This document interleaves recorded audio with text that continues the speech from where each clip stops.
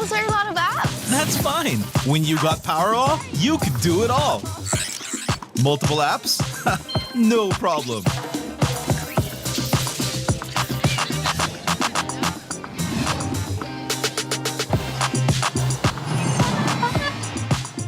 Whoa! From Wi-Fi to data in an instant. Yes, sir. Magic Data saves you anytime you need it. And it doesn't expire? That's right. Cool. Oh, dead spot. If only you could switch in an instant. Oh, wait. What? eSIM is that easy? For For real kasi. backed up by nationwide coverage. So, yeah, nobody knows what Gen Zs want, but we can keep up with real connection and real fast data. Live for real with Smart 5G plus nationwide LTE, Powerall, Magic Data, and eSIM. You guys pretty much know what we need. Live more today. How to register to Smart Giga Arena. First, go to gigaarena.smart on your browser. Click Sign In at the upper right corner and enter your smart mobile number. Enter the one-time authentication code sent to your number and agree to the terms and conditions and privacy policy. Personalize your account by choosing your username and profile picture. Congratulations! You've just taken the first step on your path to greatness. Check out upcoming tournaments and play arcade games. Just subscribe to Giga Arena 20 to join. To join tournaments, click the Tournaments tab. Find the perfect tournament with the search option. Find all the details about your chosen tournament and register. Provide your in-game name, ID, and other details. Make sure you have tickets to join. If not, then subscribe to Giga Arena 20 to get 2 tickets. And you're set. See you at the training grounds.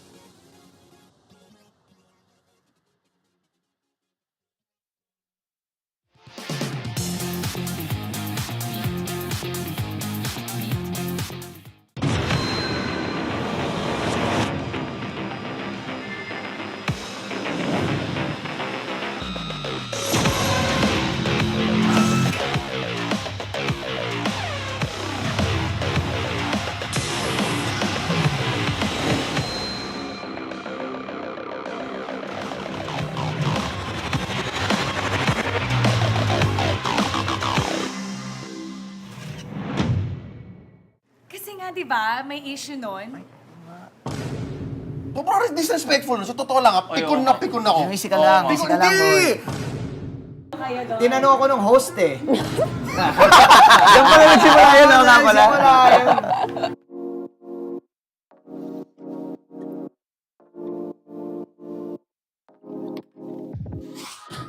Hi everyone! Welcome to the first episode of the Philippines' most important championships. Ngayon, babalikan natin ang mga laban na talagang nagpakita ng lakas ng Pinas sa mundo ng MLBB. Abangan ang mga throwback at juicy trivia tungkol sa mga paborito nating teams and casters. Kaya huwag kayong aalis. Okay, let's start! Let's go! Let's go! Okay. Okay, excited ako kasi first time natin to gagawin. I wanna know kung ano nga ba yung mga naalala nyo tungkol sa M4. So if you can describe it in one word, and one word only, how would you describe that? Yeah, unahan ko na. M4 for me is dominance. Oh. Ganda. Nationalism. National. Spell nationalism. N-A-T. Akin pag-Tagalog, maanghang. O kasi nasa Indo yun eh. Marami, Puro manghang. Dapat natin ka na-explain. Spicy. Sinong spicy? Tayo sila. Yung buong event. Ay. Safe. Fair enough. Sa akin, in grande. Laki yung stage, madaming tao. Diba? You felt it, right? Naramdaman ko. Yun, no. Naramdaman Sa ko. akin, in grande. Sa akin naman, influence. Binago mo lang Ay, yung sorry. grande. Nakuha na. Yung ba yun? Nakuha na yun. Dinagdagan mo lang Ito, we're gonna start. I'm gonna play it now. Oh, this is game 2. Familiar itong mga to. Pila lang kayo nagkakas? Blacklist Echo. Ito yung full echo dominance tong game na to. Kaya pala dominance ang sabi mo. Parang ano eh, mate. Checkmate to. Tsaka nung panahon na yun, agawan sa Parsa eh. Naalala ko yun eh. Farsa. Agawan sa Parsa. Eve, tsaka Eve. Eve Parsa. Para sa Eve, Fred. XP Joy pa pala eh. Halos 6 months din pala dominant si Franco kasi noong MSC 2022. Franco din eh. Oo. light. No, sila light. Sobrang lala nitong M4. Ang dami kong memories. Masasabi ko itong M4 yung core memory ko tong M4. Bakit? Kasi pinadala kami dyan para Naalala ko. Yung magsayaw. Personally, oo. Nanggulo kayo doon. Tinanong ako nung host eh. Yung pala nagsimula yun, wala pala. Nagsimula yun. Dito, ang lala kasi, ito yung nag-finals PH. Tapos, nag-double jacket ako nito. Dalawa, Blacklist oo. Echo. Ay, oo. Yan. Sobrang, yung finals na to para sa akin, isa sa mga underwhelming na grand finals. Personally, kasi 4-0 eh. More than M3? Mas underwhelming yung M3. Oh, yun. Pero ito, siguro ang sobrang memorable sa akin nung M4 kasi yung buong tournament, hindi lang grand finals yung maaalala mo. Kasi yung buong tournament. Para sa akin personally ito pa rin yung pinaka-favorite kong desk. Like one of my favorite casts in my career. Kasi feeling ko, on showcase, yung two of the best teams in the world at the time. Isang Ube, isang Echo Express. So sobrang bilis, tsaka sobrang parang macro bagal. Kaya to core memory kasi nga nasa Indo, kaya ako sinabi maanghang. Kasi doon ko na naramdaman yung anghang ng Indo in terms of the fans. Important. In terms of the fans. Kasi dito, kaya nangyari yung cheering. Kasi ang lala mag-cheer ng fans ng Indo. Very loud, make sure Oo, gumagalaw talaga. As in, may wave talaga. Saka sila yung nagpauso ng drums. Sila yung nagpausa ng drums. Sila yung standard ng crowd. Hindi ako nagbibiro. Binubu talaga yung Echo. Binubu yung Blacklist dito. Pero nung nag-Blacklist Echo, ang binubu, Blacklist. Kasi yung Echo, may sister team na Aura. So yung mga nakikicheer sa amin, nung Echo, mga Aura yun. At saka na-appreciate ng Indo yung playstyle ng Echo. Gusto nila yan. Naghati yung PH dito. Pero ang masasabi ko kaya siya memorable, yung buong tournament. Kasi, parang dama mo doon sa Indonesian crowd na proud sila na sila yung host. Tapos dama mo yung passion. Kasi bago mag-start yung laban na to, may parade.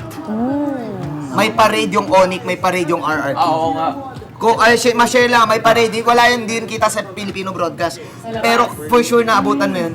May parade as in, may pom-poms, may yung may ikot-ikot. Majorate. Oo, kasi ganun kalala yung, lalo na pag RRQ. Gusto ko na nga makicheer sa RRQ nun eh. Kasi sabi ko, putik, lala naman na ito, gumagalaw yung stage. Pati yung namimigay sila ng mga merch sa labas. Oo, mimigay sila. Para maging fan ka na rin pagpasok. Fan ka, iba-iba sila doon. Maraming nagsabi, di daw mapupuno to ng Grand Finals kasi Pinoy-Pinoy. Pero hindi, napuno pa rin. Napuno. Tsaka bago magsimula yan, mainit yun kasi parang pinipredict na ng mga tao, PH-PH, parang season 10 Grand Finals rematch daw. Di ba? I think yun yung maganda kasi na-establish natin yung sarili nating Malakas. kahit sa ibang bansa. Like, gets na sila. So may one time nangyaring insidente. Di talaga makapaniwala kay kasi imagine nagawa niya yun. What? No. Wait, what? Really? You know? What? Ayun. 4PM MPL na. 4PM MPL na. 4PM MPL na. 4PM MPL na. 4PM MPL na. 4PM MPL na. 4PM MPL na. 4 PM MPL na. 4 PM MPL na. 4 PM MPL na. 4 PM MPL na. 4 PM MPL na. 4 PM MPL na. 4 PM MPL na. 4 PM MPL na.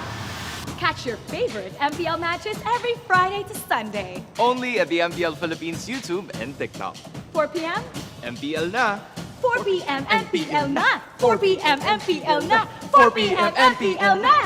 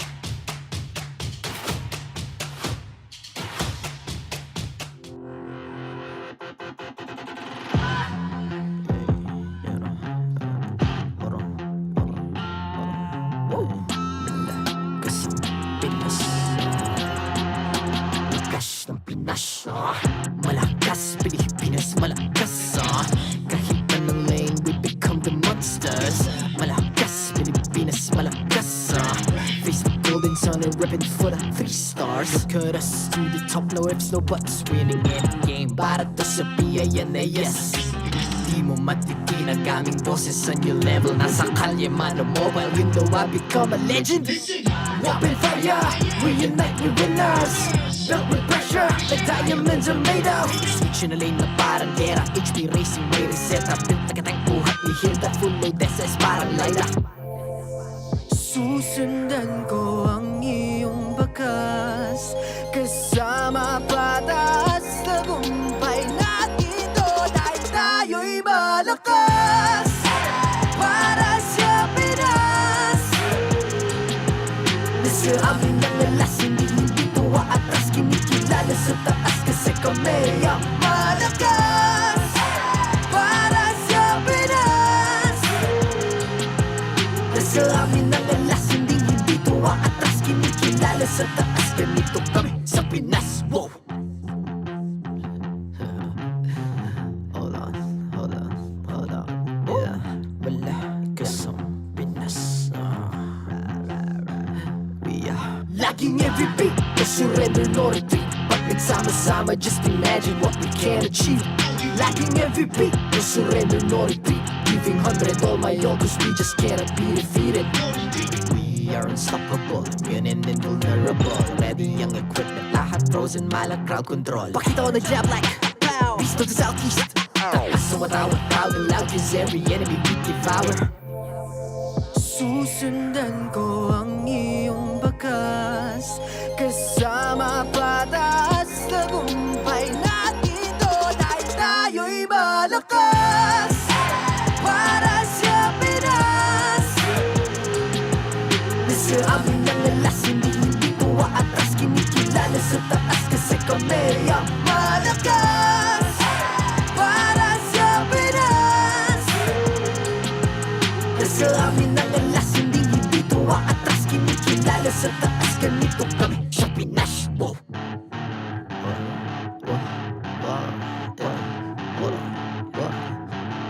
Malakas, Pilipinas, malakas. Kahit anong lane, we become the monsters. Malakas, Pilipinas, malakas. Face the golden sun and repping for the 3 stars.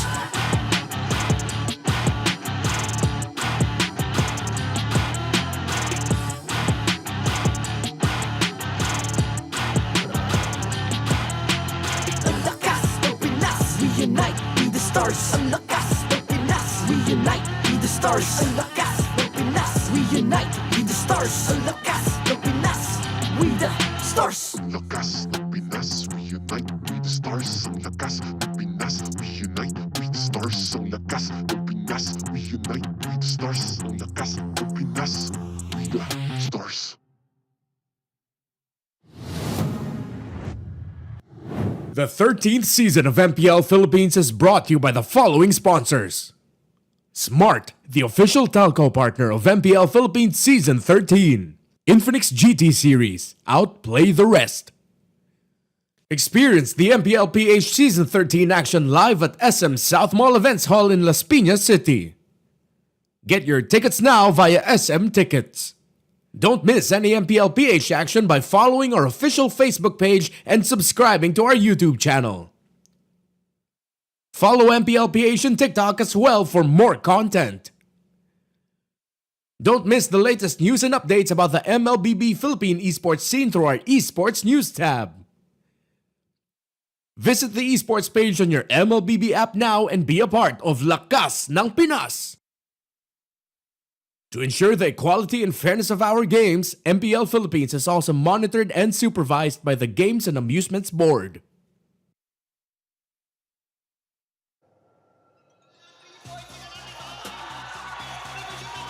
Walong kupunan nung nagsimula. Sinubaybayan natin ang kanilang mga laban. Nagpakita ng lakas. Sa loob at labas ng laro.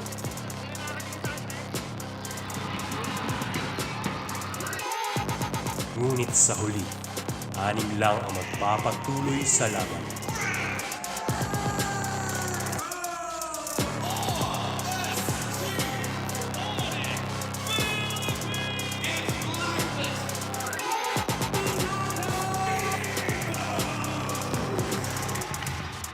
Sino ang magiging kampiyon? Sino ang tunay na magtatagumpay?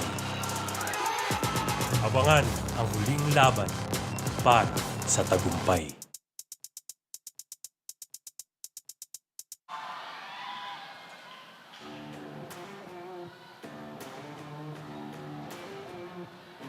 Season after season, we've welcomed everyone, every day, to the home of the strongest Mobile Legends Bang Bang players in the world.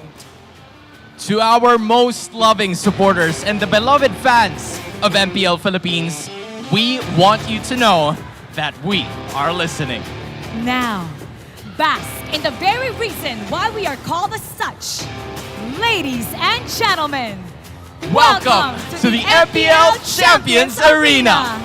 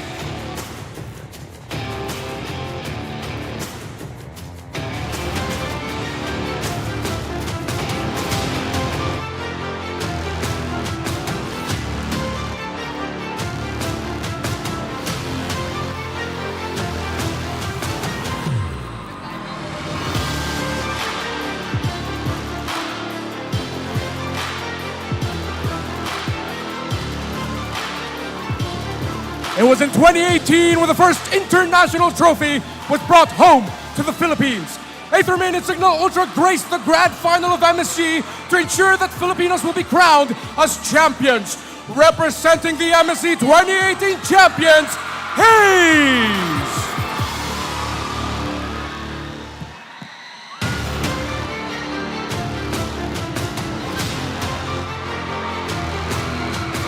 When esports broke ground as a medal event in the 30th Southeast Asian Games, the Filipinos still came out on top.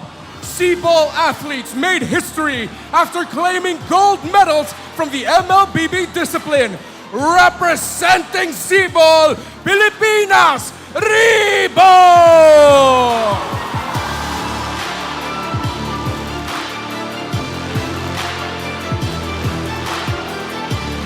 Amid the challenges of the pandemic in 2021, the Filipinos still joined the fight at the second MLBB World Championship. Then Bren Esports outlasted Myanmar's Burmese schools to claim the country's first world title! Representing the M2 World Champions, Coach Dake!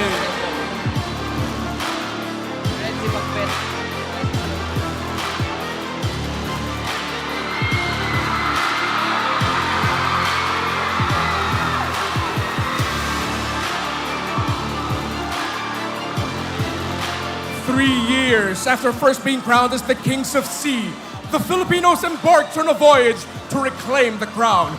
2 Filipino teams dominated the tournament anew, with execration emerging on top.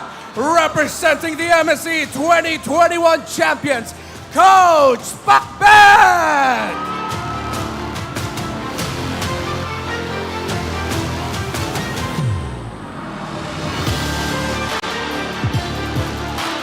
The third iteration of the World Championship saw 2 Filipinos reigning the tournament. Blacklist International broke the code to defend the Filipinos title. Representing the M3 World Champions, the Queen herself, oh my Venus!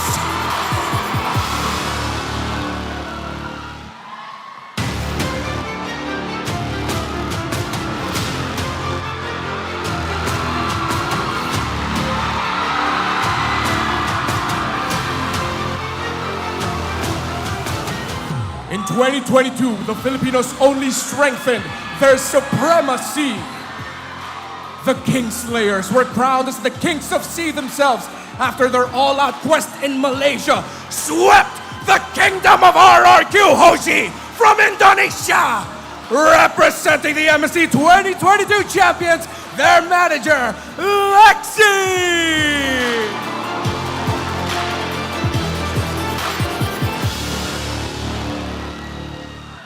The quest for victory continued at Hanoi, Vietnam.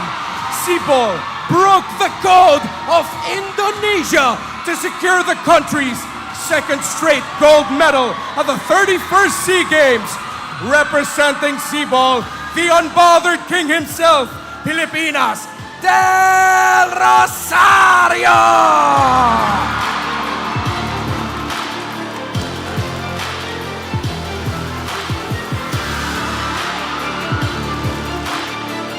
The fourth iteration of the World Championship saw a loud orca swimming against the tide. The grand final served as another testament to the greatness of Filipinos, defending the World Championship title yet again.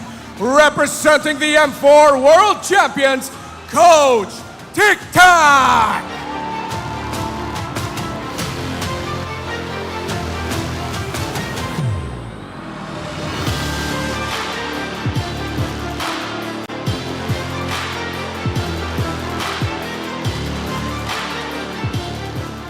'23 served as the year of victory for the national MLBB team. Their first stop was Phnom Penh, Cambodia, to defend and claim the country's gold medal at the 32nd SEA Games, representing Sipol, Pilipinas, Makassar!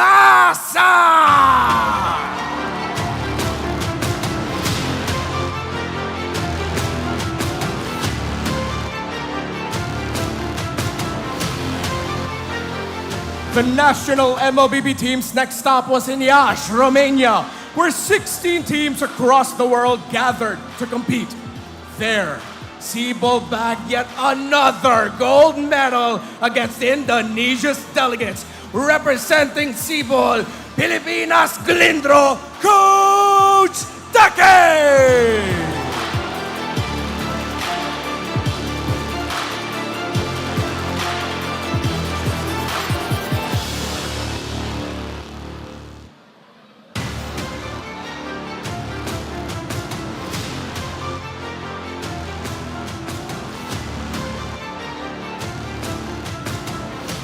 Before the final stop of last year's competitive season, the Filipinos ended Indonesia's reign at MPL Invitational.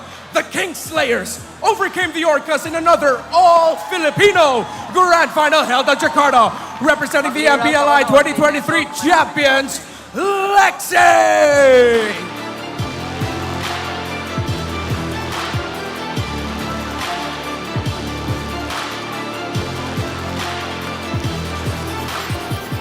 Finally, the feat that cemented the Philippines' legacy at the 5th World Championship. Then AP Bren became the first two-time world champions, defending the Filipinos' title in home soil. Representing the M5 World Champions, legend Ducky himself, Coach Ducky!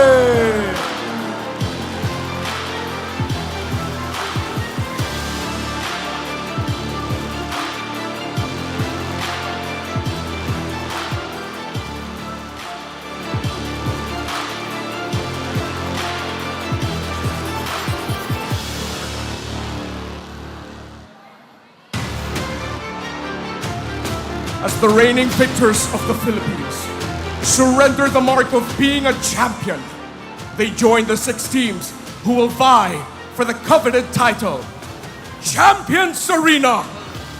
This is the MPL Philippines Season 13 Playoffs!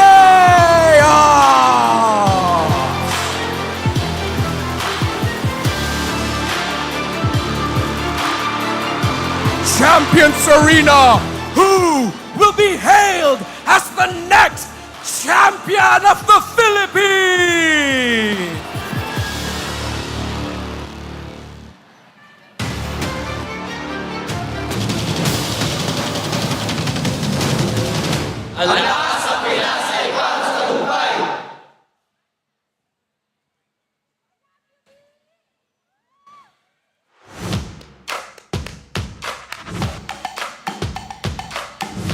Ang huling yugto para sa laban, para sa tagumpay ay magsisimula na. I'm Mara Aquino. And I am Hans Galeria, and together would be with us would be none other than Reptar, who just gave us a massive introduction towards our legendary players. And this is an exciting day, an exciting start patungo sa MPL Playoffs. How you doing? Catch your breath first. I'm okay. I'm actually kind of worried that I'm losing my voice, but it's fine. Ang dami nating titulo eh.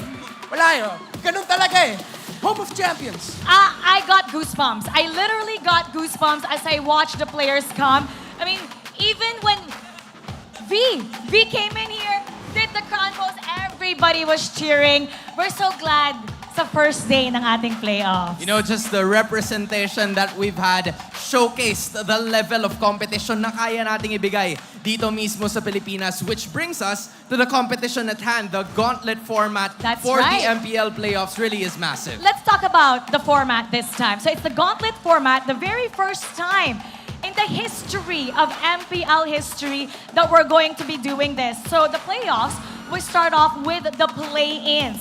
2 single elimination best of 5 series. And right after the play-ins, double elimination, best of 5, except for the grand finals, which will be a best of 7. You're taking a look at the brackets so far sa inyong mga screens. There's a lot of teams, 6 out of the 8 current competing teams para sa posibleng championship that they want to achieve. And also, yung level ng competitiveness in the bracket format really showcases kasi yung 5 and 6, the lowest seeds, needs to take 2 wins para makapasok sila dun sa susunod na matchup. What do you think about the Gauntlet format so Honestly, far? I love the Gauntlet format. Makita mo talaga ang ganda ng storya para sa mga teams na kailangan gumapang from the play-ins round. That's right. And we have our first seed going up against the second seed. That'll be Falcons AP Bren with their new names. They're going to be going up whoever wins against the play-ins. And then it'll be Liquid Echo, third seed, going up against RSG Philippines, fourth seed. So with this Gauntlet format, how do you think it changed the way the teams approach the regular season? And how is it for the playoffs? Well, I think the best way to look at it would be the story of Liquid Echo at second seed and then RSG Philippines dun sa third seed, wherein if you're so used to facing someone at the same time over and over again, like the story of Echo and RSG PH and all of that, really it calls for your team to prepare even more because you don't know, it's a big mystery, who you're gonna be going up against. Sino yung manggagaling sa play-ins round? Which also, when you're Falcons AP Bren, by the way, hopefully nakita niyo yung mga bagong pangalan sa ating mga brackets. Real. Yeah, you're watching. Sino yung magiging kalaban namin? Minana Evos, Blacklist International, Fnatic ONIC PH. That's right. But now, let's talk about the first match of the play-in. So we're going to be seeing 2 different shades of Ube. We have Blacklist International, who mastered the Ube strategy, made it popular all over the world. They're going to be going up against Minana Evos, who revolutionized the strategy this season. You know, and in addition to what you've mentioned, there have been 2 key players dito sa dalawang kupunan na to that has showcased their skill. Number 1 is the current roamer of Blacklist International, none other than Haji himself. We named him as the KDA machine, and now from being a jungler to a mid laner and now a roamer finding his voice para sa kanyang kupunan. That's right. Haji has been the center of Blacklist's journey for victory para sa tagumpay this season.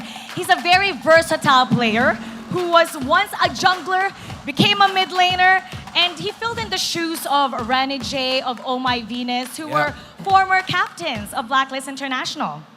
In addition, we also have the captain of Minana Evos, none other than Spider Miles. Isa rin to sa mga tinitingalang utility roamers from beforehand, and he really has a big responsibility to fill because I believe after Oh My Venus's departure, like break from Blacklist International, we saw Spider Miles trying to live up to the utility roaming once again. Let's talk about those 2. Balikan natin si Haji. What's the best aspect for Haji as a legend? As a legend, honestly, it's gonna be the opposite of what we've seen from Spider Miles. Haji has been versatile. Na-mention yun na nga yung mga roles na nagawa ni Haji para sa mga teams niya all throughout his career. He came in MPL Philippines Season 8 for Blacklist International, joining that squad because they said, you can help us get a championship in the mid lane or as the roamer at that time. And he delivered. Meanwhile, Spider Miles, when I see him, I see someone who says, I know what I want, ito talaga yung role ko, ito yung playstyle na gagawin ko, and I will thrive with it. He's been thriving with utility roamers like Rafaela, Florin, Minotaur. So what makes nga a legend, di ba? I mean, they can, either one of those two can be part of the Hall of Legends. I agree. Anything could be possible at this point. Siguro yung track record yung pwede nating makita in terms of these two or in terms of themselves as a team. Let's take a look at the franchise history of these two teams dahil kitang-kita yung banter nila towards one another, especially this season. That's na pareha right. sila ng strategy. This is the very first time that actually once lang sila nagtapat sa playoffs in the entire history of MPL since nag-franchise. That will be Season 8. And that's Haji's first season as a code breaker. Yeah, in the side of Blacklist International, the lower bracket semifinals, so far the highest placement of then next play Evos at that time. So honestly, when you look at these two teams, there's a lot of history. Blacklist International has always been Blacklist International. Nag-iba-untay lang yung mga lineups at saka yung mga pangalan nakikita natin. Meanwhile, for Minana Evos, nakita mo talaga yung evolution nila from the days from the Aether House all the way up to this era, from Cerebrum into Archives, the evolution of Minana Evos. Yung storya nila, ang ganda talaga. Alam mo, talagang lahat tayo panalo ngayon. Everybody here in the MPL Champions Arena. Pero yung ating mga manonood, pwede rin kayong manalo. Gusto niyo bang manalo ng 2,000 diamonds? All you have to do is pay attention here sa MSC Matanglawin Spot Challenge. Because throughout each broadcast, they will be hiding the MSC trophy in the different parts of your screen or maybe in the arena, and all you have to do is to take a picture with the MSC trophy element and post it on Facebook with the hashtags #MPL-PH S13, #MSC 2024, and #Lakas ng Pinas. Winners will be picked randomly and that will be announced right after the playoffs. So watch out for that trophy. Now, Renmar, predictions naman tayo para sa ating This is first hot now. match. Predictions? Yeah. Predictions? Okay. Di ako magbibigay ng pangalan, but medyo baka hot yung take ko. Final score, 3-1. 3-1. Pwede. Huwag natin bigyan ng pangalan. Hulaan nyo lang. Comment down below kung ano nga ba ang inyong predictions. Now, how about we start the first match of our play-in? Absolutely. This is playoff time. Ladies and gentlemen, this is Blacklist International kontra sa Minana Evos. Casters, pasok! 7 incredible weeks of one of the most competitive regular seasons has led 6 teams to the Champions Arena here. In the next 5 days, we'll find out who is going to be champion and which 2 teams will face off against the world to represent the Philippines. Welcome to the English desk. It's us. It's me, Naisu, Rockhart, and Leo. It's another version of the We Bear Bros. How we doing, guys? I'm feeling legendary right now. Everyone feels it. The MPL Arena, now the Arena of Champions. That's right. I love it. I'll tell you what I'm feeling. I'm feeling like a champion. We haven't even seen who wins in this first bout. We haven't even seen who goes out to Riyadh. But I'm going to tell you now, whatever you're expecting it's going to be greater. Whatever we see here is going to be greater than whatever you have going on in your head, ladies and gentlemen. Can't wait to see it. Again, Blacklist International, Minana Evos. We had an amazing opening, and I can't wait to talk more about this game. But first, like we always do, the tradition, let's welcome out our marshals, of course, to keep the fairness and the integrity of the game upon us.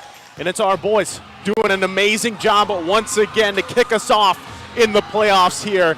It's Jeff, Chico, Patrick, Wilbert, and man, they're just as excited to see this all unfold. Now, let's go ahead and welcome out the teams to the stage.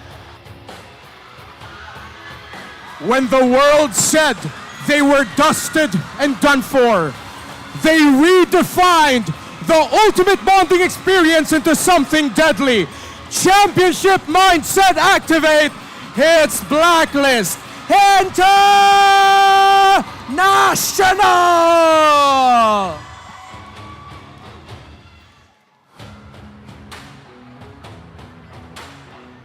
They finished their 3 seasons long story of returning to the playoffs.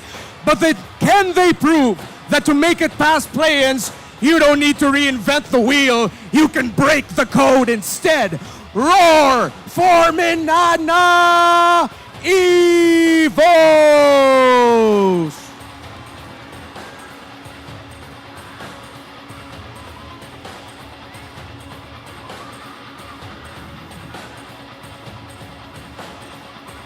This match is the first elimination match of the play-ins round, and it's a best-of-5 series.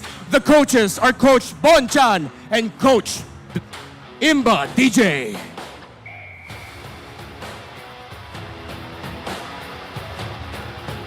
Champions Arena. Who will be the first to fall? Who will survive? Blacklist International versus Minana Evos.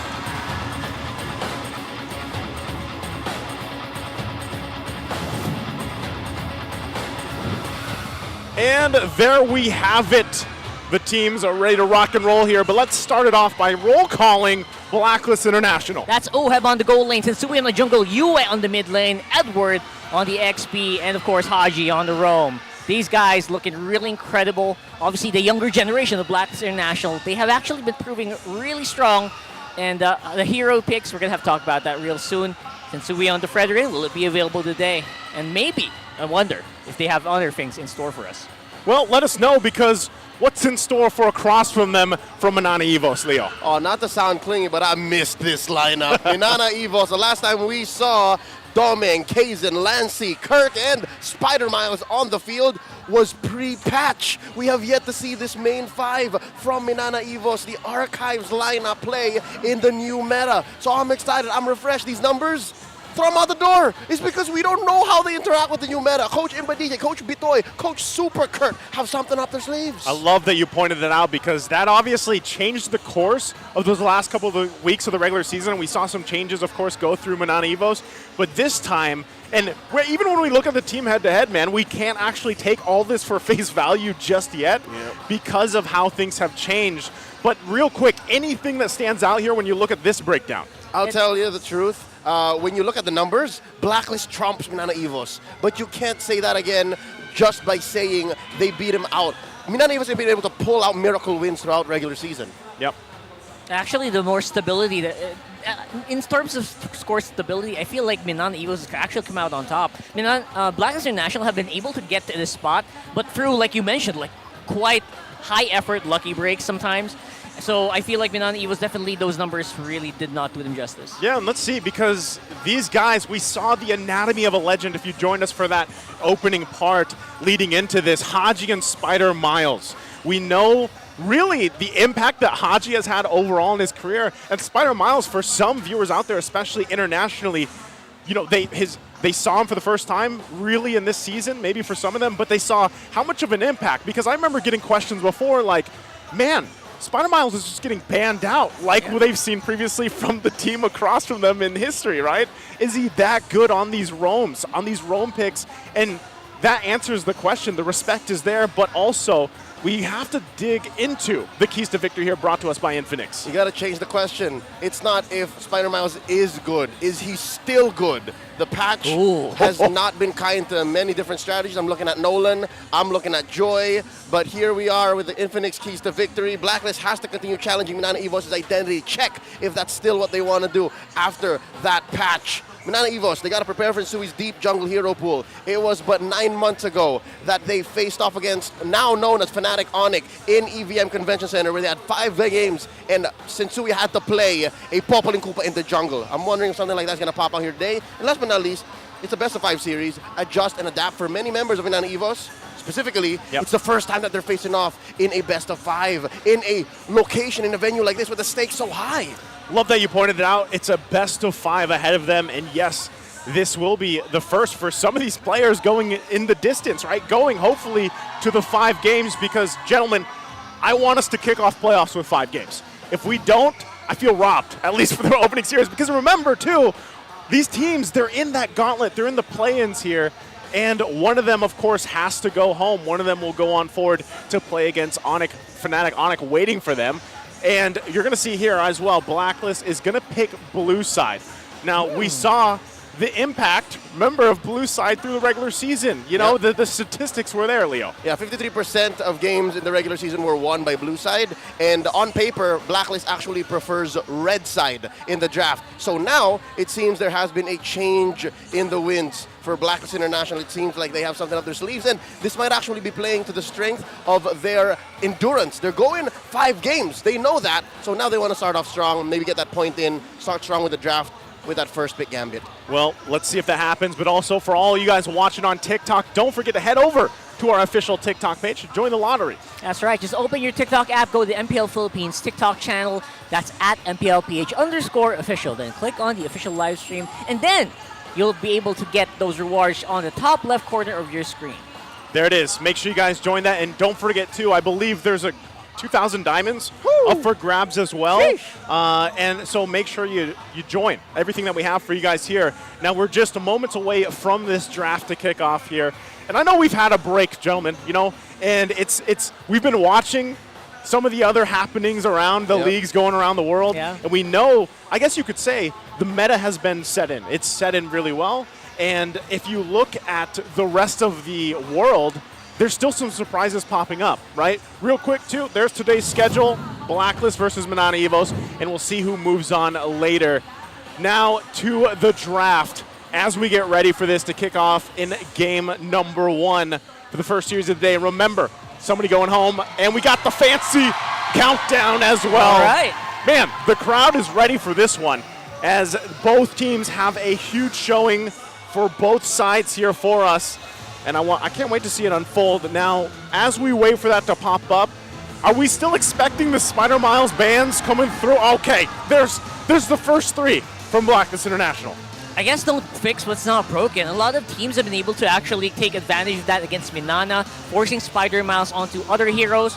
Obviously, Spider Miles has been able to really deal with it. But you know what?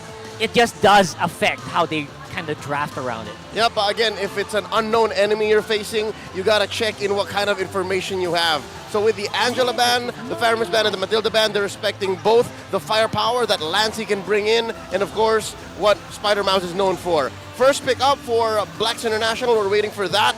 They are known to just lock in the Fredrin since it is open. Givritson Sui has a pretty good win rate on that, and there it is. There it is, locked in. Fredrin picked up. Old Faithful, if you will, right? The 79 times, 85% contention rate. Fredrin is still him for that jungle pick. We'll see what the answer is going to be, though, for Minana Evos. And I'm just admiring, real quick, the effects we have behind us that we have seen in the past as well on the monitors. I'm looking at the crowd's reaction, man. They are loving it. So with that, I'm wondering, does Minana Evos specifically pick up their jungle pick now? Can they wait for it? Do they just want to go ahead and lock in? Okay, that sounds like they're going to go this route anyway. Picked up Barrett's and the Moskov. Yeah, Moskov has been building up stock all around the world. The one time that he has been seen in MPL Philippines, first picked up by Kelra from Fnatic ONIC, did not do so well in the regular season. This time around, they're looking to correct that and build up the stock of this monstrous menace in the gold lane. It's actually very difficult to deal with here. A lot of times when the Moskov goes past 15 minutes, 18 minutes, you can really expect him to really destroy someone. That attack speed scales up so quickly.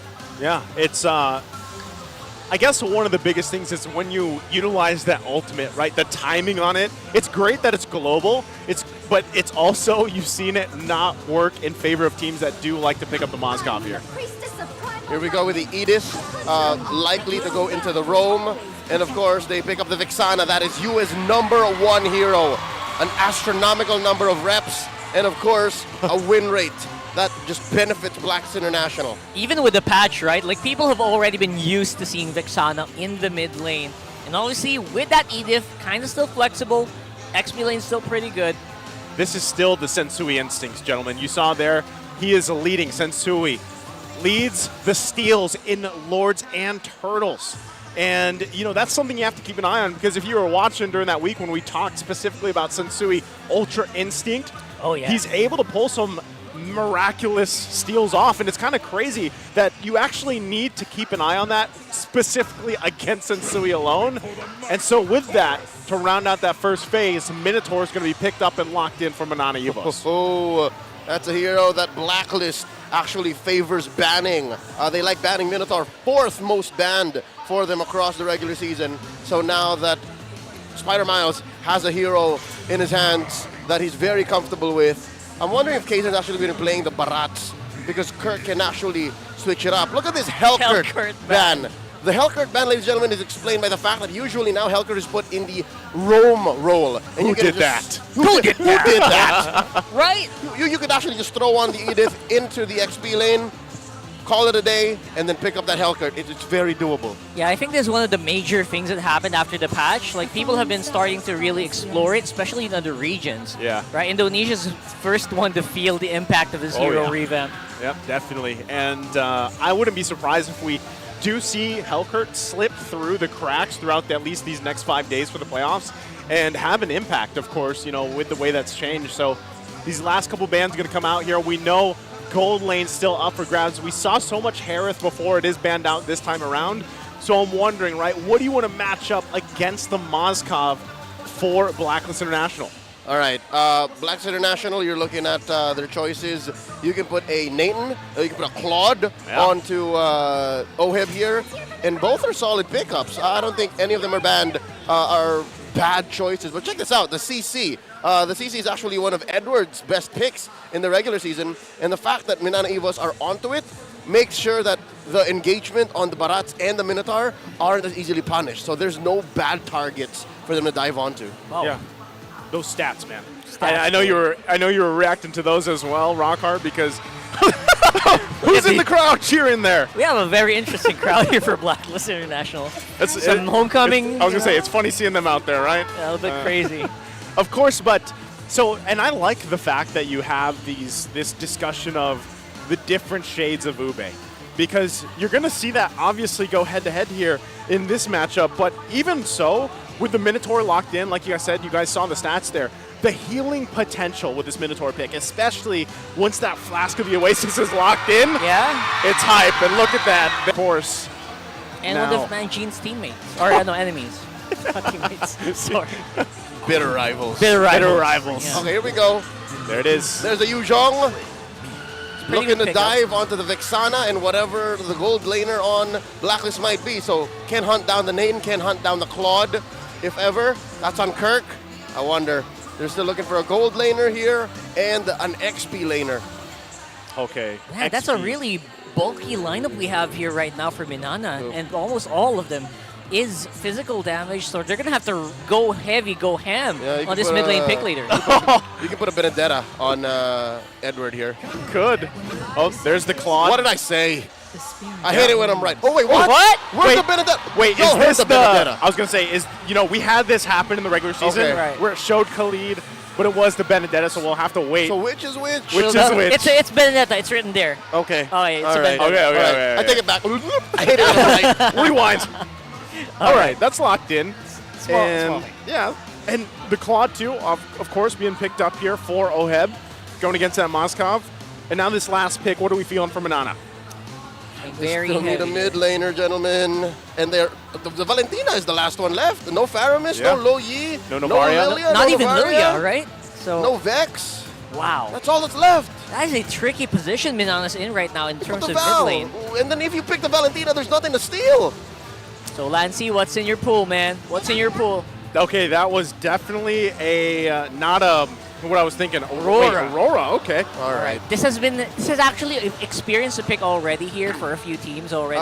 TNC pro Yeah, team. TNC, Used right? to rock it a lot in the It regular was pretty season. good. Hatred Optimistically speaking, it was pretty good. on its own, just on its own, right? Yeah. It didn't really mesh well with a comp. That's a problem. In a vacuum, yes. Yeah, so If you think about it, the amount of CC here from Minana Evos is devastating. Through the roof, Like, actually. yeah, because you have Daytona's Welcome, you can lock down someone exactly when you want to, and then of course into the Glacier, into every other piece of CC you have available to you. So I feel like that's one of the biggest challenges that Blacklist International has to approach this. And I think that's why even the Claude works so great, because you can kind of go in and out, you know, pull little Bobby tricks, if you will.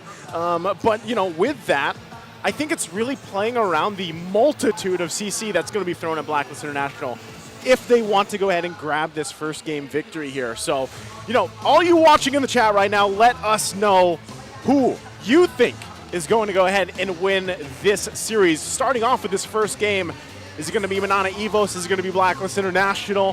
Who gets that first blood in the series in the first best of 5?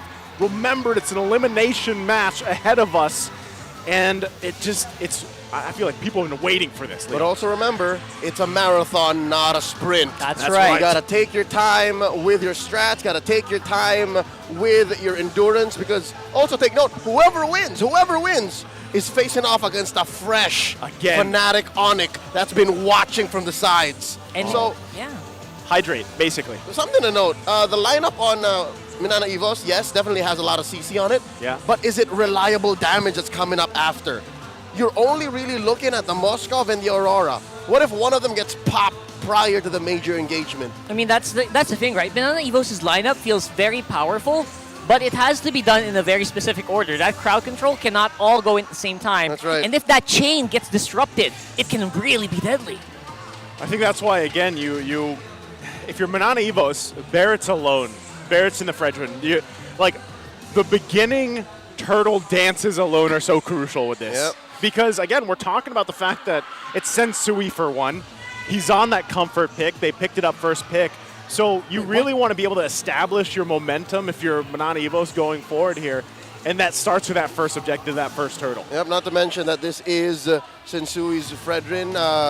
I'm assuming that it's going to be rocking the support emblem, which will ensure its nigh off cooldown dashes much faster on the mechanics. And I think that's what explains Blacklist's lineup rating. Their laning potential so much higher because, again, there's more reliable damage across the board. Their mobility also much higher. And it's just easier for them to say, we'll do this at any point in the game. As for Minana Evos, there's at least 2 or 3 lines of communication and entry points for them to consider before things go their way. And a lot of it actually does rely on like really good shot calling. Yeah. To be fair, shot calling has always been the issue here for a lot of our teams. Let's see if that's going to change here today. Well, we're going to find out. The crowd is ready. We're here to kick off into the Champions Arena. It's the first match, an elimination match for Blacklist International and Minana Evos. Both teams getting situated in the jungle. And as we get ready for this, we'll have to keep track of these rotations, things getting settled in on the jungle specifically. And real quick too, we'll take a look at the emblems in just a second to see if anything sticks out. But, you know, Sensui, hey, he's rocking the Concussive Blast this time around. Yep, Concussive Blast with a, let me hold my tongue there. It's actually a tank Fredrin with Thrill. So he's trying to make up for the lack of cooldown with just reliable damage early on. And that can work, actually. Pure damage, every one of your shots can do a lot more. Kirk with a kill, though. Kirk! Whoa. Pulled the full combo. Man, oh man, Kirk. Already, leading into this, I was like, you know, if Minana Evos wants to get the momentum going, they can start it with the first turtle. They did it before that. Stone Cold Kirk. Ladies and gentlemen, I'm not so sure if you caught the player cam as that solo kill happened, but Kirk just sat into his chair after that kill on Agent Zero. Wow, all right. That's the best start you can expect for that Yuzhong matchup. Obviously, Yuzhong not so great if he actually gets, you know, not yet ramping here, especially without Dragon Form. But you know what? That was interesting. How that start, we'll see. For later on, though, as we do see the majority of Minana players going up on top side. Oh man, this early on, not even with the turtle spawning, Minana Evos already going for the Ube. So this is how they're going to try to expedite that whole communication line issue. They're just going to always be going on Ube mode. Yeah, that's a shade. Oh! 3-man knockup here, and the follow-up is disrupted. It is massive right now. Obviously, with a little bit of time being bought here, and a kill being picked up as well for Minana Evos. It's a 1-for-1, or 2-for-1 rather. It's going to be a turtle advantage, though. That's the shades of Ube we're talking about. I'm still going. There you go, just non-stop action, and there you go. That's a crowd control available for them, but it's all just that. Crowd control, no damage follow-up. That is turtle going over the Blacklist. Oh my goodness. What a start. A little messy, a little chaotic. But wow, Leo. I was just going to say, of all of the members of Blacklist in the first minute of the game, the one that can really afford the death would be Edward, because the rest of Blacklist would be rotating up anyways. And that gave Minana Evos, I reckon, in my reading of the situation, a false sense of security. They thought they could Uber their way, finesse their way into an early position, and Blacklist says, nah, fam, check it out. We've been doing Ube since 2021, and they got it right there. That's actually a pretty good timing because some of the members of Minana were not level 4 yet. Yeah. So they timed it perfectly, or they saw an opportunity, and they went for it. That's right. They thought they got it, but Blacklist read the room and saw the entry point, and now they're sitting at a 500 gold lead. Minana Evos now in recovery mode. That does not mean that this the second Lord in a minute is just clearly Blacklist. Yeah. I think Minana Evos can still contest, but the key is they gotta start checking themselves, man. Check these bushes. And you see that item pickup already from Edward has that halberd available now. Oh, so, boy. you know, he was the first blood to Minana, then he gets 2 kills out of the last exchange, and now he has solved the deal, the problem at least, with that early sustainability provided from Spider Miles. Solved the problem? He became the problem. Yeah. So now, for Minana Evos, that is tough to deal with in this early portion of the game. Look at the matchup, too, just between the Frederick and the Barretts here. Obviously highly in favor of the Chad of the Land of Dawn, Frederick. Yep, truth be told, the Appraiser has been the most winningest hero for the better part of the past 2 years. Yeah. Has it been that long? Yep, and this stat is going to be true for most matchups. But wait, check it out. If we're so many nerfs right now, though, it is going to be Sensui in trouble here. Played around with the Pride of Ice, and now Edward has to make his way out. Or will he? Are you trapped here with me, or am I trapped here with you? Or have that the other way around. So right now, obviously Minana fighting back, showing at least they have some fight in them. Okay, so they at least get Sensui down from that.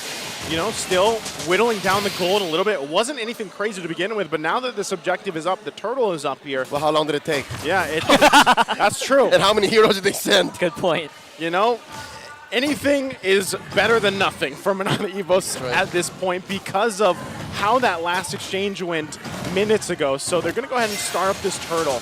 Both teams getting in position. You can already see Kaizen making his way as well. Ooh. We'll see if they get in this position. Domeng and Oheb just farming up. Key pickups on the mid laners. Yue had just picked up a necklace of Durans. So you're going to stop Kirk, you're going to stop Miles, even Kaizen from getting some healing on. And then you'll check out Lancy, first pick up the Queen's Wings. So he knows that he has to be the target more often than not. So he has 2 layers now of protection from aggression. That shield and that passive. But look at that, Blacklist finessing a free turtle. Queensix actually could really come in clutch later, and sometimes that's something that you don't really expect, especially if you're screaming 1v1. You're right, that could be deadly, and this could be massive here. Yeah, it's a good start, especially that first item, because really for Lancy, you want to just go ahead and get the freeze off if you can, and then drop the ultimate. Try to freeze down as much as you can. Okay, they're not going to. Oh, hold on, he's going for Charges straight for it, and of course the stun is going to come in clutch. Good freezing coming in from Minana, and the damage is true. Not even Haji can withstand it. And Sensui falling soon as well. Kirk with a double kill. Man, Minana Evos striking back here, and yes, Kirk back on the board with this Yuzhong. What a setup and play there from Minana. Nothing comes for free. They win the fight, but they lose the battle up top. Agent Zero was just finessing his way into a turret take, setting up another amazing turtle for Blacks International. That's the long lane. Edward has been living in the long lane ever since he won the Season 7 championship. They pioneered the Lord Dance. So now you're going to see them take control of the lower lane too. Oh, that is a lot of gold going to their pockets. What will Minana do in response though? They're getting ready to set up a fight maybe. But don't forget, Blacklist also has a free man unit that's quite strong with crowd control, and they can get even an Eternal Guard on their side. This is funny because, you know, both teams have their own forms of Ube here. This is like the most action Ube playstyle has seen early on, I feel like. For the most part, like usually it's a slow kind of build up. Hold on, Kirk. Oh, Kirk is fighting, and Edward just taking him easily. 1v1, mano-y-mano, no problemo here. Wait, he had ult, but he just, he wouldn't be able to get away with the dragon form? He had ult and he had Petrify. That is an interesting turn of events. Yeah, slow down a bit here, and Nom Nom Nom goes Dinosaur here. Kaizen fighting off again. That crowd control we're talking about here. Boy, Minana really coming in strong here. But here comes Oheb with that blazing duet, just tearing it up quite easily here for Blacklist. And that's another tower down. So much gold inside of the agents. Okay, in that very engagement, wherein you could have sworn Minana Evos was ahead, they had 2 turrets sandwiching Blacks International and their coalition. It's a matter of reliable damage now. Yes, there was an amazing Minoan Fury, but was the damage going to the right target? Sensui could have died. Sensui was frozen for a good solid second and a half, but no one was hitting him. And that's because Doming was down bottom. Doming was pushing. So now Minana Evos are clearly behind. For the first time, I think, in this 8-minute bout, I'm going to say now Minana Evos have some thinking to do. Yeah, and I think even when you look real quick at just how both roams are doing here, you see that a lot of the heals going for Spider Miles, but the time control, that crowd control coming out from Haji with his Edith pick is paying dividends so far in these skirmishes, in these team fights. And so we'll see how the adjustments come through. Minana Evos, the fact that they are just working on getting space across the map. Oh, Edward. Oh, that combo with the Petrify, the Electro final blow here could have actually gone a lot done. Right now with the support of Spider Miles, he will be fine. And they're going for the re-engage. Great stun here coming in from Doming. No assist whatsoever needed. But look at that, the bottom lane being pushed again by Blacklist, man. Ooh, it looks like they want to go straight for the jugular, want to pierce that bottom lane inhibitor. But just the same, Blacklist is going to lose that top lane tier 1. Interestingly, the map is rubber banding. The map is going back and forth. Oh, Doming! Very heavily. Doming now uncontested. Haji can't really do much here. Sensui trying to make sure his presence is known, maybe to try to attempt a hit here, but no. You went close by, Oheb. You're going to reset. So with that, they get ready. They prepped and ready for this Lord. I would say Minana Evos did the best they could given the situation to go ahead and try to set things up. So they're in a good position to dance for this Lord here because we know Blacklist International is going to want to go ahead and start that up and see how things go.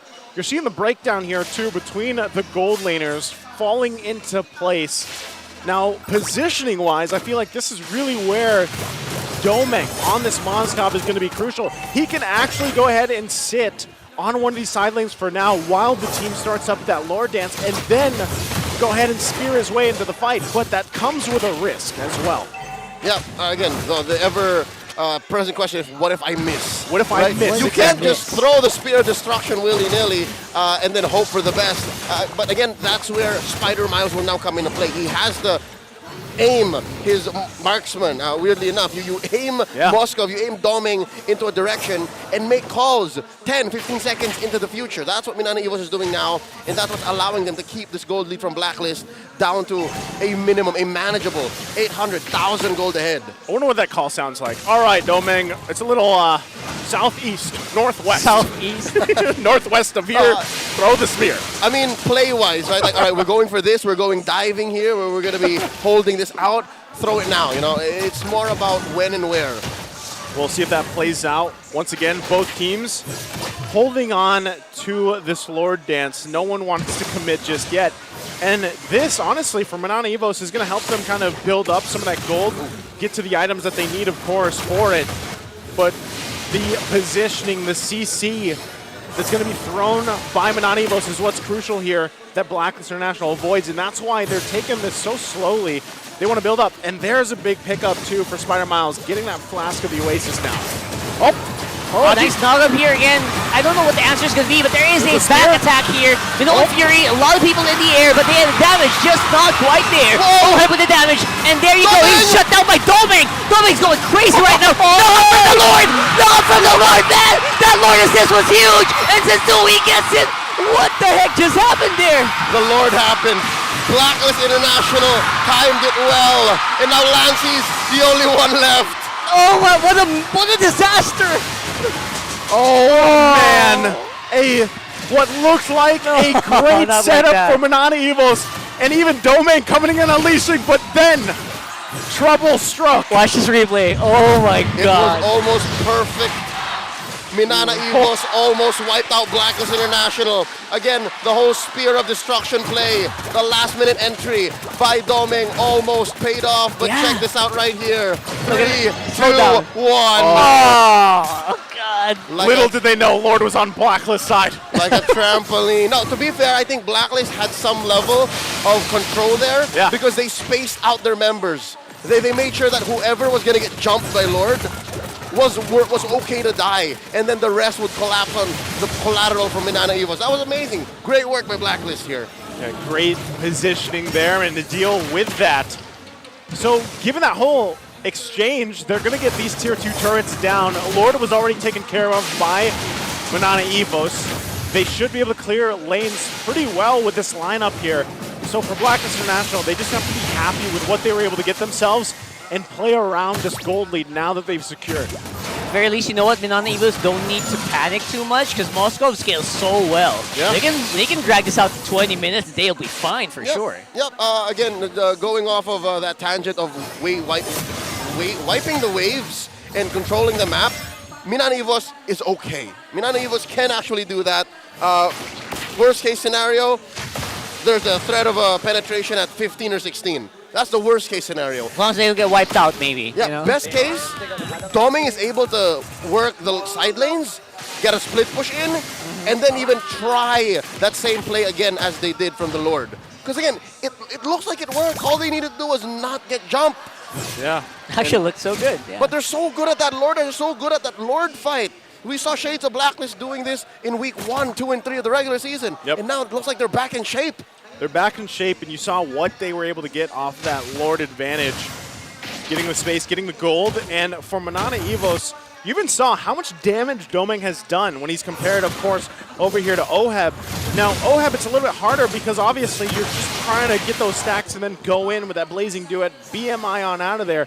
Doming's positioning is so much more crucial, especially if he's using that Spear of Destruction, and then, of course, the Inspire, but the amount of damage that he can put out in such a small amount of time is massive. But this is, again, against these heroes like what Haji has on this Edith, Sensui even, they're quite tanky. They're quite durable. That's true. And so that's part of the thing. Oh, no, Doming. Okay. Wait, hold up. Oh, boy. All right, he's fine. He senses it. He sensed it. This is just game sense. This is game IQ. That's Again, right. you don't make it to the Champions Arena without having to cut your teeth, all right? Cut your teeth? It's a saying.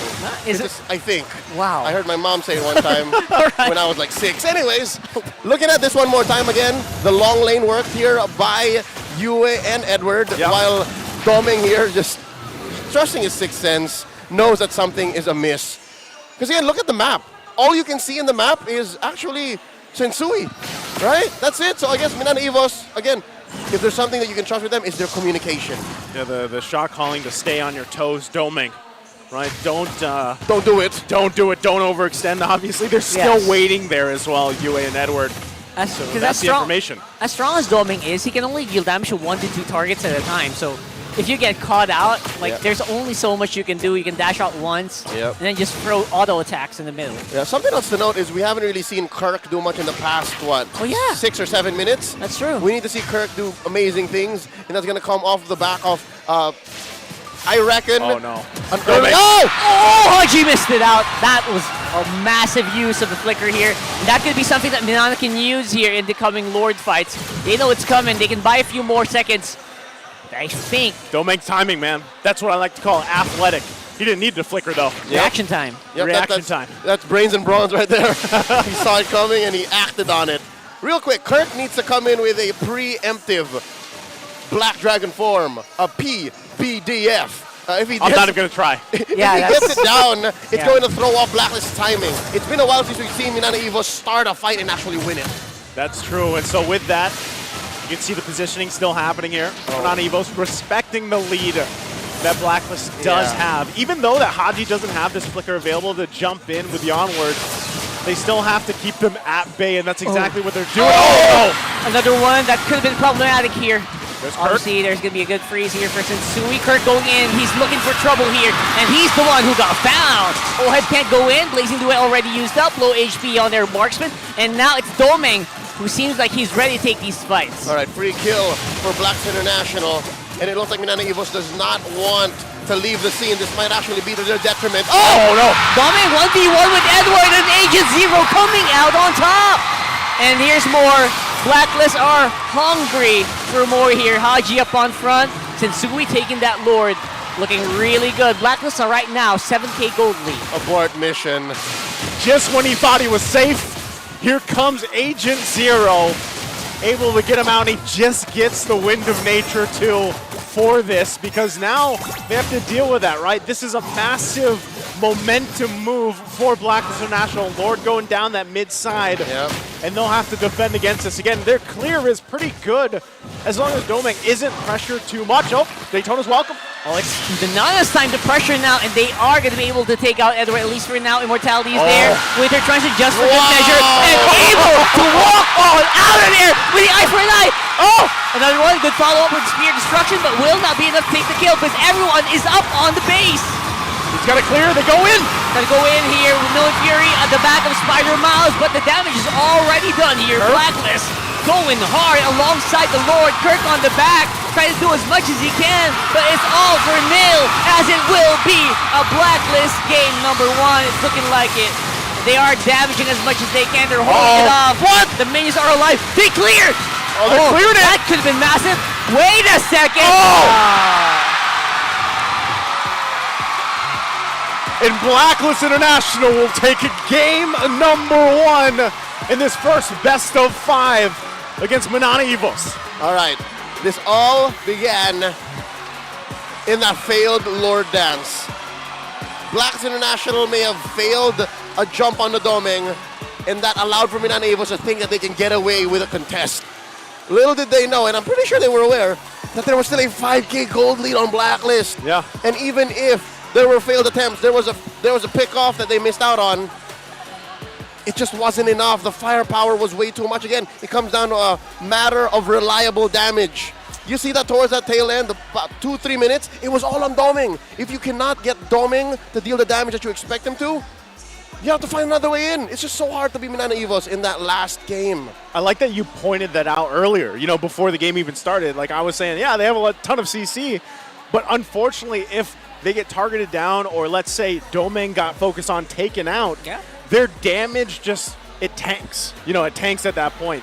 And so it was a well-played decision from Blacklist International through that when they found their punishes. And again, you have to commend even Edward to put the pressure on Domeng the way he did. That item switch to pick up that Winter Tranche to buy some more time, and then eye for an eye out of there.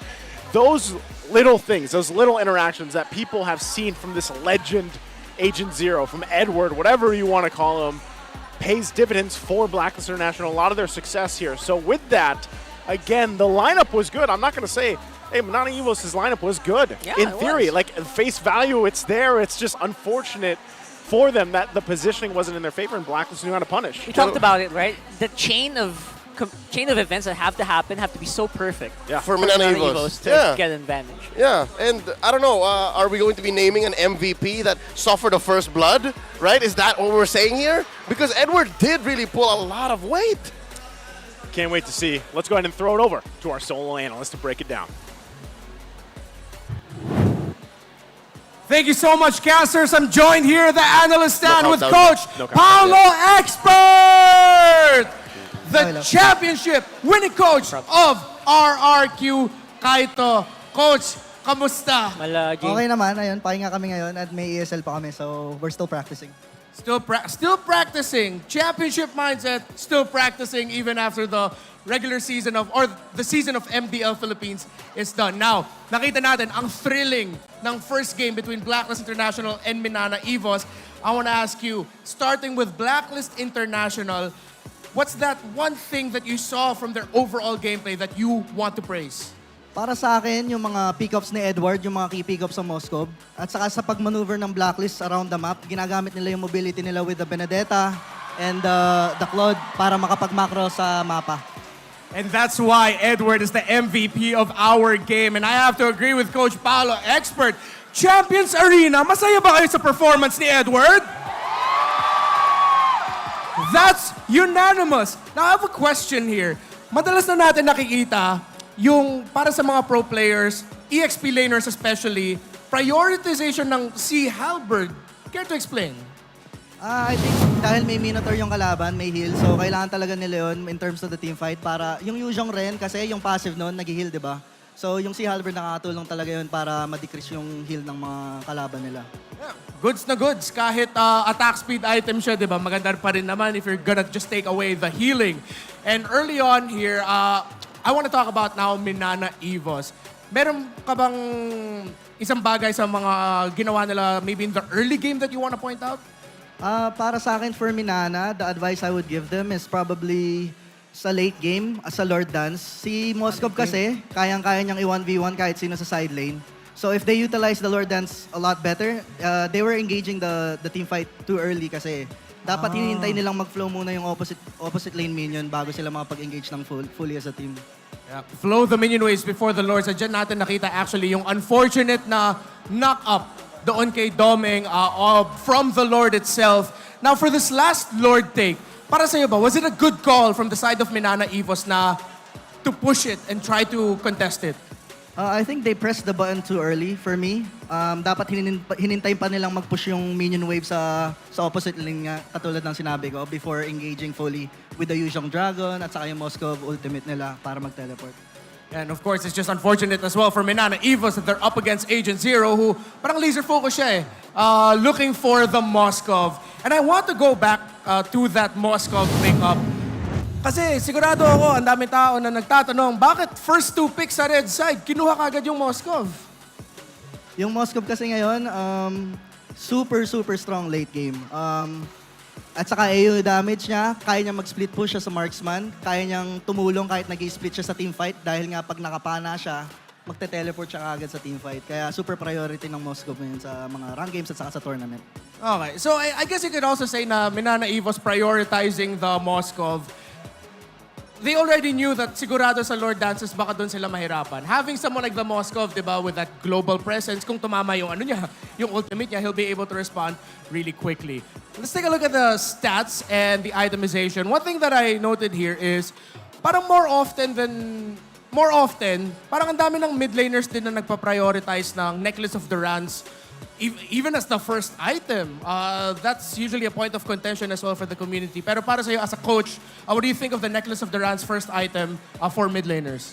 Other than the obvious anti-heal nga, nagbibigay na rin ng cooldown kasi yun. So, super effective talaga siya early game. So, kaya inaagapan na nila yung mga healer type na heroes like Yuzhong and Minotaur, which Minana Evos had. So.